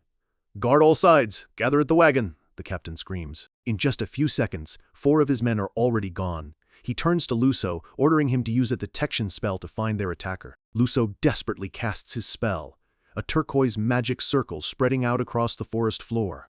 But as the spell expands, it hits an invisible wall, a power that pushes back with overwhelming force. Luso screams in agony, clutching his head as his own magic violently backfires. "My spell, it broke," he gasps, his hands trembling. The captain can only stare in disbelief. The old woman's prophecy rings in his ears. The forest's wrath will descend upon us. The terror he dismissed just hours ago is now very, very real. Landon snaps him out of it, yelling at Luso to get a grip and find the enemy. A cold, powerful voice echoes through the pass, speaking not to their ears but directly into their minds. "My kin have done no harm to you," the voice continues, dripping with cold fury. "Yet you have harmed them out of greed." The mercenaries look around wildly, their faces pale with terror. One of them, a devout knight, defiantly raises his sword. "How dare any wicked monster harm a human?" He never finishes his sentence. The dark tendrils surge from the ground, enveloping him completely. His face contorts in a silent scream as the life is crushed out of him. And then another man sees a mark left on the dead knight's armor and shrieks in absolute horror. The ivory tusk. It's that demonic troll. The name alone sends a wave of pure, undiluted terror through the remaining men. This isn't just a monster, it's a legend, a nightmare. A figure steps out from the shadows. A massive, dark blue troll with long, braided hair holding 2 shamanistic drums. But his most terrifying feature is the pair of enormous, curved ivory tusks framing his grim, powerful face. Landon's blood runs cold. He thought the stories were just myths, the demon who wiped out entire guilds, who could even kill aura users. It was all true. His face drains of all color, consumed by the horrifying realization of what and who they have angered. The ivory tusk's eyes glow with a menacing green light, his teeth bared in a silent snarl. He is the forest's judgment made manifest. In that moment, every mercenary there knows they are already dead. His gaze falls upon the cart, upon the bound and broken form of his kin. Landon looks up, his eyes meeting the troll's, his life flashing before his eyes. In an instant, the ivory tusk is before him, a massive tusk pressed against his throat. The troll's voice is a low, guttural growl. Has greed surpassed reason? Truly, you are human. A final choked scream echoes through the pass, and then silence. A vortex of dark energy consumes the last of them, leaving nothing behind. The forest's debt has been paid in full. The map shows their final resting place, a remote mountain pass where greed met its grim and brutal end, far from any hope of rescue. A battle may be won in a day, but building a nation takes time, trust, and a mountain of paperwork. A week after their clash with Teslan, Reifenhard and his party returned to the Antares Principality through a magic portal. In the weeks that followed, their new nation began to flourish, all under the banner of a new crest, a symbol of unity between all races. The orcs of the Blue Bear tribe founded a new village in the mountains. While conflict with the native tribes was a risk, the flags of Antares served as a powerful deterrent, a promise of protection as they built their new homes. In the elven forest, the sacred world tree sapling was planted without issue. A small group of elves chose to stay behind, becoming the tree's devoted guardians. And for the dwarves, life had never been better. With a steady supply of food, their warriors no longer needed to hunt dangerous monsters. They built a new town near the mines, their legendary craftsmanship ensuring construction moved at a remarkable pace. 20 days later, the Antares royal castle stands as the proud heart of this burgeoning new nation. Reifenhart looks out over his domain from a castle window. Things are progressing smoothly, but one major problem still weighs heavily on his mind. He clenches his jaw, wrestling with the one question that could make or break his entire dream. What should they do about the humans? Outside, a massive crowd of human warriors has gathered. They erupt in cheers as Riffenhart, flanked by Russ and Tothid, steps out to address them. One loudmouth mercenary named Gardwin steps forward, boasting about his reputation and eagerly pledging his loyalty. He claims that with a spear in hand, he has no equal, promising Reifenhart he won't be disappointed. Another brags about taking down wolves with his bare hands, the courtyard filled with the sound of empty boasts. Reifenhart watches with a weary expression. He knows there are some skilled fighters here, but they're mixed in with fools who have no idea how big the world really is. He reflects on the irony. In his past life, as the Demon King, no one would serve him. Now, as a celebrated hero, they're flocking to his banner. He raises his voice, thanking them for coming. He makes them a simple promise: prove your skills and you will be handsomely rewarded. The crowd roars in approval. But privately, a wicked grin spreads across Reifenhart's face. His real plan is to let his champions rough them up a bit, weeding out the weak and keeping only the ones who can actually fight. The trials begin. A warrior named Petra steps forward, honored to face the now famous Sir Russ. Reifenhart observes the trials with Asriel, the commander of his knights. The turnout is impressive, but he knows the real challenge isn't finding skilled fighters.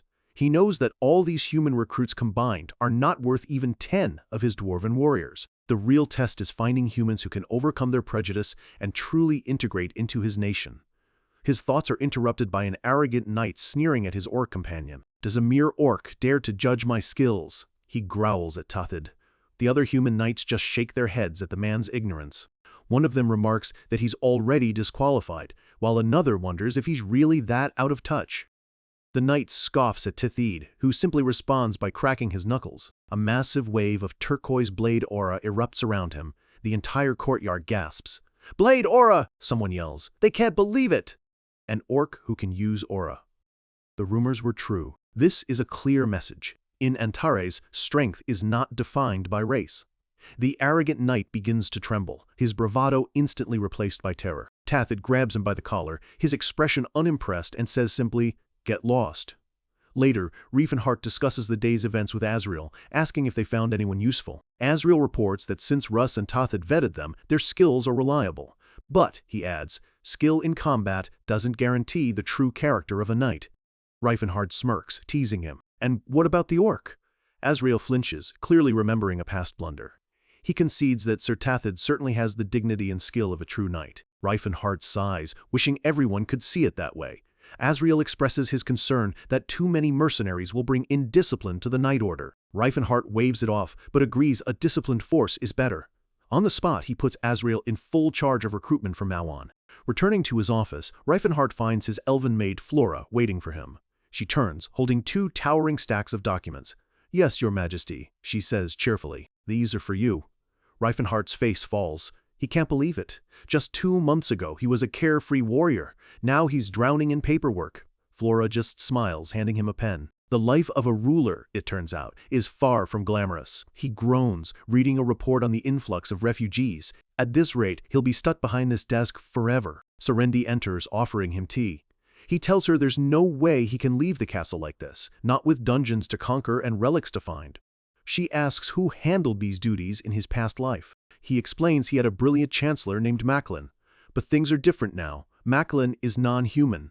Appointing him as a deputy would cause an uproar among the human population. Serendi understands. They desperately need a trustworthy human in a position of power. Reifenhart sighs, wishing he could just hand it all off and get back to adventuring. They brainstorm the qualifications, a skilled administrator who can also fight. Osriel comes to mind, but Reifenhart knows he isn't suited for a role this big. But then, a sly smile spreads across Reifenhart's face. Actually, he says, there is one very capable person here, he adds with a dark chuckle. So capable, it would be a waste to kill him. The scene shifts to another part of the castle, where a tall, imposing man walks down a sunlit corridor, accompanied by a small, pink-haired dwarf girl. A pair of knights watch them pass, whispering about the mysterious man who wanders the castle with no official duties, yet carries himself like a nobleman. Even their commander doesn't know who he is. The man is Karsus, the former knight commander of a rival kingdom and currently Reifenhart's prisoner. The young dwarf girl, Tilla, asks him if he misses swinging a sword. Karsus quietly says it was just a passing thought. Tilla playfully insists, then catches herself, realizing it might not be wise to offer a weapon to a prisoner. Karsus looks down, a melancholic expression on his face. He thinks to himself that the man known as Karsus is gone. Now he is just a nameless man, and, in a way, it's liberating. Tilla looks up at him with curious eyes. "What are you thinking about?" He gazes out a window, replying that he was just wondering if King Yubel was truly an exceptional ruler. He explains it's because the king was able to see their true selves. Tilla asks what he means by that. He turns to her, a gentle look in his eyes. "Beautiful, wise, and full of wit," he says, adding, "The woman before my eyes certainly embodies those qualities." Tilla recoils, making a face. "Whoa, that was so cheesy," she says, asking if all knights are so formal with their compliments. Karsus stands there awkwardly, his hands clasped behind his back, his attempt at flirting falling flat. He unclaps his hands, a new resolve in his eyes. He's going to try again. He gently takes her hand. "You are also wise and witty," he says softly. His gaze softens. "But I'm not sure about beautiful." He pauses, then adds, "because that word isn't enough." His awkward sincerity is surprisingly charming. Tilla, trying to break the tension, suggests he'd look good with a beard. Karsus immediately agrees, promising to start growing one tomorrow. He holds her hand a bit tighter, his expression turning serious. He reminds her of her people's unique ability to hear the truth in words. He tells her that, because of her gift, she should know if his words are sincere. He looks her directly in the eyes, his voice filled with a raw vulnerability. "If I said that I think I've fallen in love with you, could you tell if it's true?"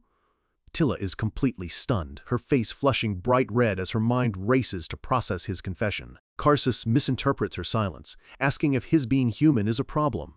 Tilla quickly denies it, stammering that his race doesn't matter at all. He presses gently. "Then, there's no problem if I love you?" Tilla is so flustered she can barely form a sentence. He then seems to remember their situation. "Wait, you're supposed to be my guard, right? I am still your prisoner." Tilla just lets out a nervous, overwhelmed laugh, her heart pounding. Karsus smiles, taking her hand as they continue their walk. He thinks to himself that he has no right to judge anyone. After all, he too has fallen for someone he never expected. And in that moment, Reifenhart has found his solution, a human leader whose heart already belongs to another race. To build a new world, you sometimes have to trust your old enemies, betting that a shared dream is stronger than a history of hate. Reifenhart approaches Karsus with a friendly smile, asking how he's been. Karsus stands tall, his demeanor relaxed. He replies that, thanks to the White King, he's doing quite well, joking that he might just be the most comfortable prisoner in the world. Reifenhart gets straight to the point. "That's good to hear. But don't you think it's time to stop being a prisoner?" Karsus quips back about his free meals, but admits that seeing the state of the castle, he did feel a little guilty just relaxing. Reifenhart is pleased. "I like that you understand so quickly," he says, his expression turning serious. "Will you help me?" Karsus smiles. He reveals that Tilla has already told him everything about Reifenhart's dream. He admits that, at first, he thought the man was completely insane. Reifenhart just laughs, saying he's heard that plenty of times before, so it doesn't bother him in the slightest. But Karsus's perspective has shifted. He says that after spending time here and watching the different races, he realized his own view of the world was far too narrow. They may not be human, he admits, but they are undeniably people. He continues, his voice filled with a newfound conviction. He believes a civilization that treats people like beasts is doomed to fail, and he doesn't understand why such a simple truth has been ignored for so long. He walks towards the throne, his decision clear. "If this is the dawn of a new era," he declares, "I want to be a part of it." He looks Reifenhart in the eye, his voice firm. "So please, give me any task. I'm confident I can do it well." Reifenhart knew he would come around. This is the moment he's been waiting for. That's good to hear, he says. Reifenhart produces a small, ornate box containing the official seal of his office. He offers it to Karsus. You said you'd do anything, then be my deputy. Karsus is stunned. He argues that this is a symbol of immense power, not something to be handed to a former enemy. He challenges Reifenhart, asking what would happen if he had ulterior motives. Reifenhart explains that the seal only grants authority over the humans in the duchy. He then stares Karsus down, his gaze unwavering. Let me ask you, he says, his voice low, what exactly could you do if you did? Karsus thinks for a moment, then a wry smile crosses his face as he realizes the truth. Not much. He knows Reifenhart has him completely boxed in, but he still pushes, testing him. But what if I train the humans into a real force and then turn on you? Reifenhart's response is simple, brilliant, and aimed directly at his heart. Then Tilla will cry. Karsus is left speechless. It's a perfect checkmate. Reifenhart has won his loyalty, not with threats, but by understanding what truly matters to him now. A genuine smile finally breaks through his hardened exterior. I will do my best, Karsus says, accepting the seal in his new role. As a final thought, Reifenhart tells him he should probably change his name. Reifenhart suggests shortening his name to Sauce. Karsus gives him a deadpan look and replies, That sounds like a disease. Just call me Karl. Karl makes one last request, the title of Chancellor, which is better suited for administration. Reifenhart easily agrees. The title doesn't matter, the job is the same. And with that, Chancellor Karl got to work immediately. He was more than just competent, he was a natural. Reifenhart muses that even with his own experience as an emperor, his administrative skills were clumsy compared to Karl's effortless precision. First, Karl reorganized the castle staff, assessing their skills and assigning them to the right positions. Work efficiency skyrocketed by 30% overnight. Next, he restructured the entire military, which Reifenhart admits he had organized carelessly. Karl separated the elite knights from the regular soldiers, creating a proper training system. He understood that a single, unified force was far stronger than scattered groups. Finally, he tackled the refugee crisis, using his exceptional ability to evaluate people. He put skilled individuals in important roles and sent farmers to the fields, proactively building the nation's foundation from the ground up. Now, free from paperwork, Reifenhart watches Tilla with a smile. She giggles. Our Karl is quite capable, isn't he? Reifenhart tells her to hold on to him tightly, calling her the secret weapon of their kingdom. With his time freed up, Reifenhart has finally begun teaching magic to Serendy.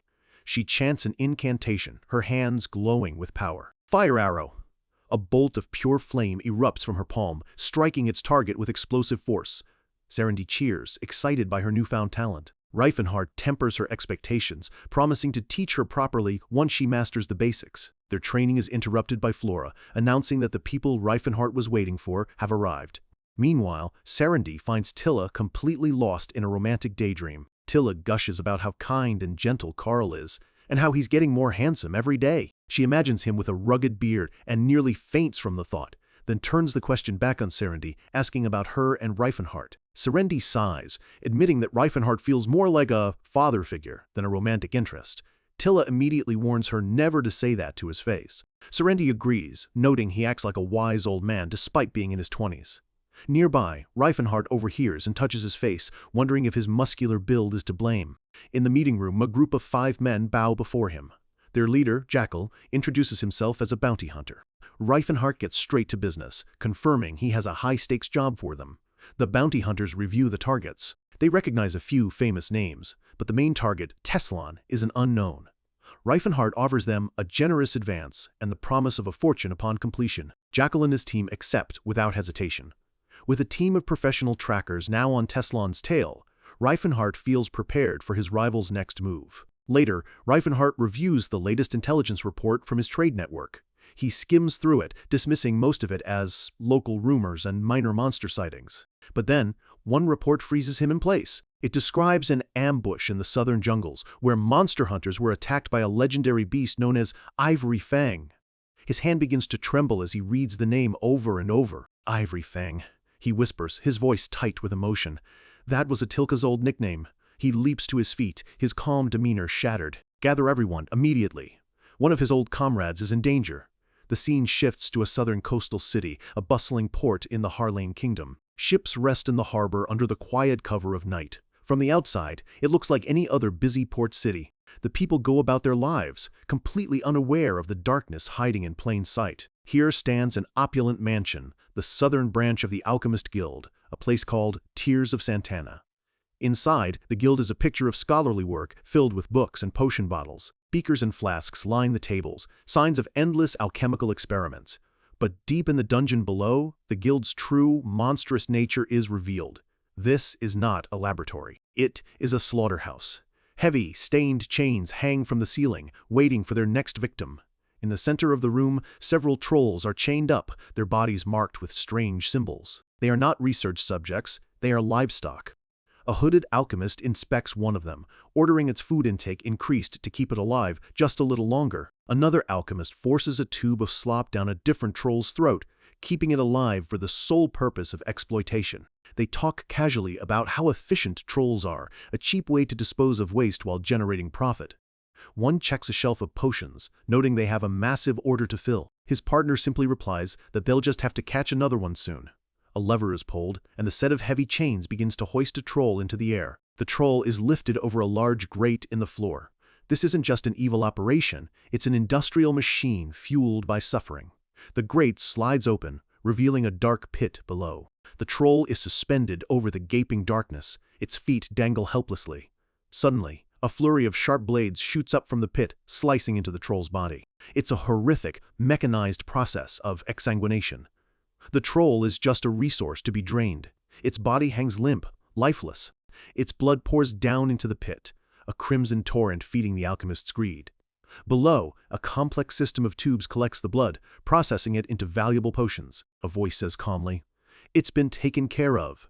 Another alchemist, not even looking up from his ledger, replies with a simple, "Yeah," completely desensitized to the horror happening just feet away. A map reveals the guild's location, right next to a major trade route. Their evil isn't hidden in some remote corner of the world, it's thriving right under the nose of civilization. In the shadows of a grand city, a monstrous business is booming, built on the blood of a captured people. But a legendary ghost from the past is coming to collect the debt. Deep beneath the city, in a grim stone dungeon, the air is thick with despair. A forgotten skeleton in a cage serves as a chilling reminder of the fate that awaits all who enter here. Two hooded figures walk the halls. One complains about their work, wishing they could just breed the trolls instead of hunting them. In a nearby cell, two trolls sit in silent defeat. The men continue their conversation, noting that for some reason, captured females always miscarry. The secret to their survival remains hidden. Peeking into another cell, one of the men changes the subject, asking his partner if he's heard the latest rumor. He's talking about Landon's mercenary group. The rumor is they captured a fresh prize, and even the branch director was excited about the new supply. But the first man cuts him off, his voice laced with fear. That's not what he's worried about. He's worried about the legend, the one they call Ivory Fang. The name hangs heavy in the air. High above the city, a lone silhouette watches, a silent predator waiting for the perfect moment to strike. His fear is justified. Every time Ivory Fang appears, the nearby guild branches suffer devastating losses. He reveals that even Director Diffel is so worried, he's hired some very important guests for protection. But his companion is skeptical, doubting anyone in the city could stand up to such a monster. But it's true. The director managed to hire a powerful aura user for this very job, and at this very moment, that guest is enjoying a lavish feast, completely unaware of the bloody business happening just floors below. Director Diffel, the man in charge of this whole operation, raises his glass in a toast to his renowned guests. Across from him sits Kapper von Sihan, a massive beast-like man who radiates power. He dismisses the flattery, playing the humble guest. Next to him is Marooned, a seventh circle mage, who smirks, adding that the director certainly knows how to recognize talent. And finally, a priest named Blay offers a calm reassurance, saying their god will surely watch over them. Director Diffel lets out a relieved sigh, putting his faith and his life in the hands of these hired guns. Meanwhile, high on the city walls, two guards pass the quiet night. One of them lets out a huge yawn, bored by the peaceful evening. He asks his older partner if he ever dreamed of just sailing away from it all. The older guard admits he did once, but a sailor's life is one of pure hardship. He explains that for all the good pay, less than half of them ever make it back home alive. The young guard just smirks, confident he'd be one of the survivors. The veteran shakes his head. It's always the confident ones who go first. A long, stable life is what truly matters. But as they talk, the young guard notices something strange. A thick, unnatural fog is rolling in from the sea. In seconds, the entire city is blanketed in a silent, eerie mist. This wasn't in the forecast. The guards look around, their boredom replaced by a growing unease. "What is going on?" one mutters. Then, a faint, rhythmic sound cuts through the silence. The older guard strains to listen. "Drums!" A low, haunting chant begins to echo through the mist, the sound growing louder, sending a chill down their spines. The chant continues, a ghostly poem carried on the wind. And from the deepest part of the fog, two menacing red eyes flare to life. The guards look up in shock, trying to find the source of the ominous presence they feel closing in around them. Before they can react, the fog itself seems to solidify, knocking them off their feet with a powerful gust. A towering, shadowed figure emerges from the mist. His voice is calm, but carries an undeniable threat. He tells them he won't harm the innocent, asking only that they turn a blind eye for a moment. He is the source of the chant, the master of this unnatural fog, his presence filling the air as he glides through the city streets. He is the fog, the creeping darkness. He comes like the wind and vanishes without a trace. The city is now shrouded in his power, the lanterns barely piercing the oppressive gloom. The fog swirls and thickens, an extension of his will, a silent declaration of war. But someone is watching. From a window overlooking the city, a man with spiky, reddish-brown hair looks out. It's Reifenhart. He's not scared. He's been waiting for this. A confident smirk spreads across his face as he thinks to himself, after 3 dull days in this city, has it finally begun? Outside, the fog churns, signaling the start of the assault. The ominous mist descends upon the Alchemist Guild, and all hell is about to break loose. A guard inside screams as the shadowy fog seeps through the cracks. A phantom invader. Suddenly, a figure lands in the main hall with a thunderous impact, his cloak billowing around him like a storm. He moves with impossible speed, a blur of motion surrounded by a violent, swirling energy. The guards finally realize who they're facing. "It's here. Ivory Fang!" one of them screams, yelling about the 1,000 gold coin bounty on his head. The commotion reaches the dining hall. Kapir looks up, annoyed. Did some thieves break in? Director Diffel rises, his face pale with sweat. He apologizes for the disturbance, and Kapir demands to know what's happening. Diffel lies, claiming a troll they were raising escaped. He knows he can't let his guests find out the truth, that a living legend has just declared war on them. He downplays the situation, but Kapir isn't buying it. He calmly asks if they can lend a hand. Diffel stammers, pretending to be hesitant, feigning concern over asking such a thing from his esteemed guests. But Kapir's face breaks into a wide, predatory grin. This is exactly what he was hoping for. "We should at least earn our keep," he says. Marooned, the mage, gives a sinister, knowing smirk. They were never just guests. Blay, the priest, adjusts his glasses, his expression unreadable. The hired guns are ready to go to work. Down in the hall, the battle is a one-sided slaughter. Atilka moves like a phantom, effortlessly weaving through the guards' attacks. The soldiers scream in terror, cursing him as a monster as they face this unstoppable force of nature. A volley of spears rains down, only to shatter against his cloak as if hitting solid steel. He twists through their ranks, a blur of motion, completely untouched by their desperate strikes. With simple, almost lazy blows, he sends soldiers flying, their armor crumpling under the sheer force. The remaining guards can only stare in horror, calling him a cruel beast, a monster beyond their comprehension. Atilka finally stops, his glowing red eyes fixed on them. "How amusing!" his voice rumbles. "You dare speak of cruelty? You, who earn your wages from the blood and suffering of my people?" He raises a small drum. "Then you must also be prepared to pay the price for your blood-stained wealth." He taps the drum, and a strange power washes over the guards. "The burden of your sins weighs heavy." They freeze, their own bodies betraying them as their weapons begin to tremble and fall. Panic sets in as swords clatter to the floor. "What is this sorcery?" they scream. "How are we supposed to fight a monster like this?" With his enemies disarmed and helpless, Atilka prepares to deliver his judgment. This isn't a battle, it's an execution. He makes a simple gesture, a snap of his fingers. And in an instant, a guard crumples to the floor, his life extinguished without a single touch. Another simple flick of his wrist. And another soldier falls, the victim of a brutal, silent execution. He continues with another snap, his movements calm and deliberate. It's a quiet, terrifying massacre, a display of absolute power. In seconds, the hall is silent, littered with the bodies of the fallen. Atilka stands in the middle of it all, untouched. Just then, Kapir and his team arrive, taking in the carnage.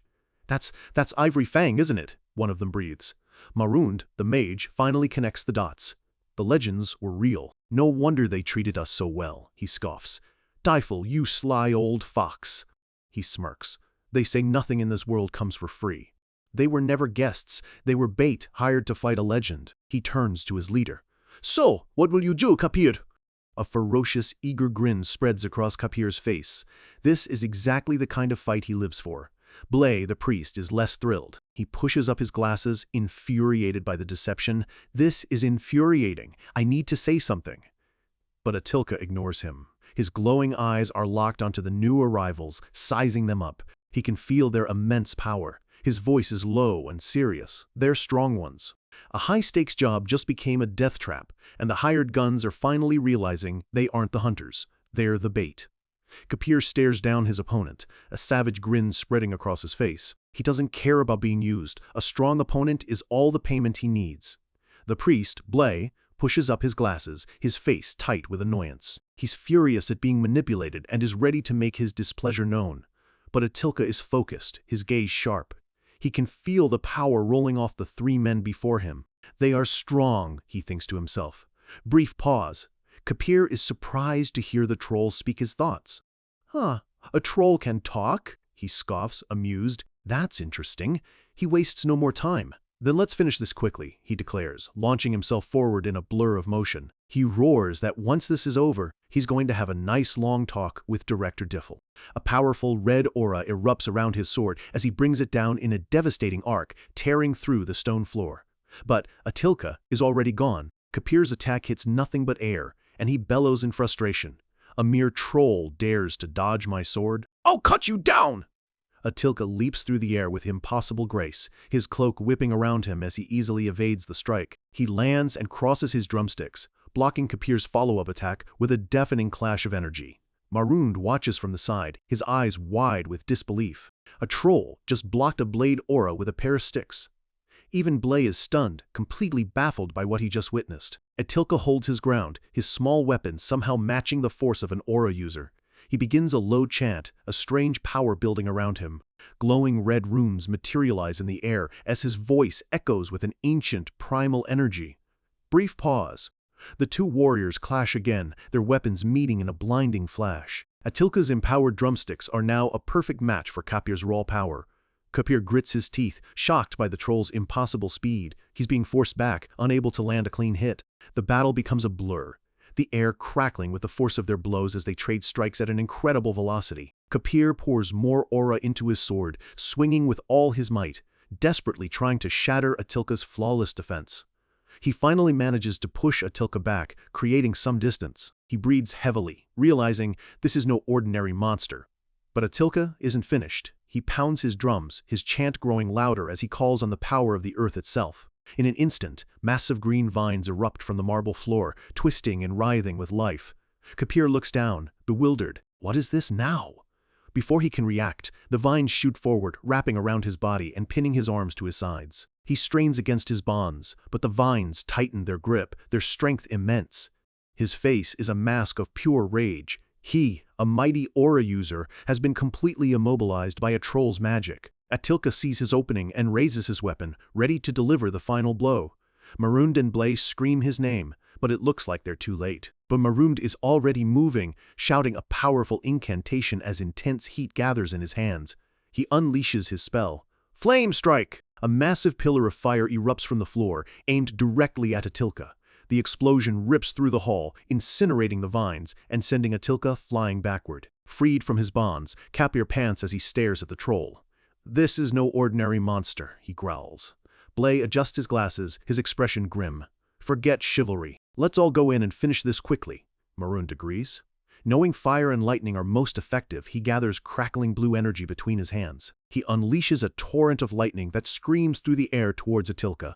But as the spell gets close, it suddenly fizzles out, completely absorbed by the strange mist surrounding the troll. Marund stares in shock. What is this sorcery? My magic is completely blocked. At the same time, Blay channels holy power into Kapir, but the warrior screams in agony, yelling for him to stop. Blay is baffled. Holy power shouldn't cause pain unless it collides with another aura. It makes no sense. Marund quickly changes tactics, shouting, "Disarm magic, iron steel!" A wave of purple energy washes over Atilka, locking onto his weapons. The spell takes hold, and Atilka's hands are forced open against his will. His drumsticks clatter to the ground. He's been disarmed.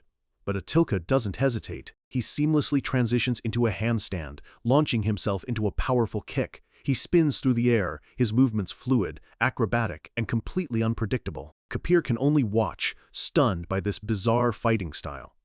"This doesn't make any sense," he yells.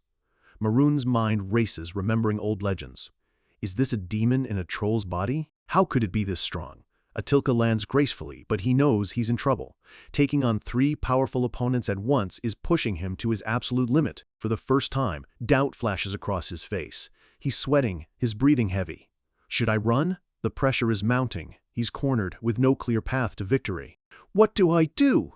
Suddenly, a voice from the shadows yells out a spell, and a brilliant beam of multicolored light streaks through the hall. The mercenaries look up in shock as the powerful magic flies past them.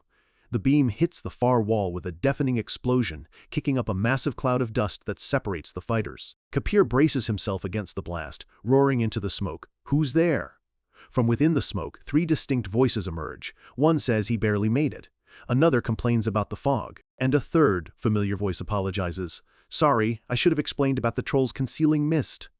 Atilka stares into the cloud of dust, his expression a mix of shock and confusion. "Who are you?" he whispers. As the smoke clears, 3 figures emerge. An orc, an elf, and a man in a wide-brimmed wizard's hat.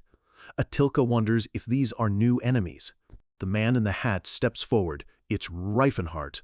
He speaks in the ancient troll tongue. "At last, we meet, wise son of nature." Atilka is stunned. "Who are you? How do you know my name?" Kapir is equally shocked, demanding to know how this stranger can speak their language. Reifenhart maintains his calm demeanor. "I am one who knows the truth about trolls," he says. "I came here to help you." Atilka can only stare, completely bewildered by this impossible turn of events. Kapir has had enough. "Who are you?" he roars at Reifenhart's back. "If you have any honor, reveal yourself." Reifenhart turns, his expression now cold and unwavering. "All I desire is the liberation of trolls," he states. "I heard you were only temporary help. Would you step aside?" Kapir's face contorts with rage. "I don't know what you're scheming. That troll is a monster that slaughtered dozens of humans." Reifenhart glances back at Tathi the orc and Serendi the elf.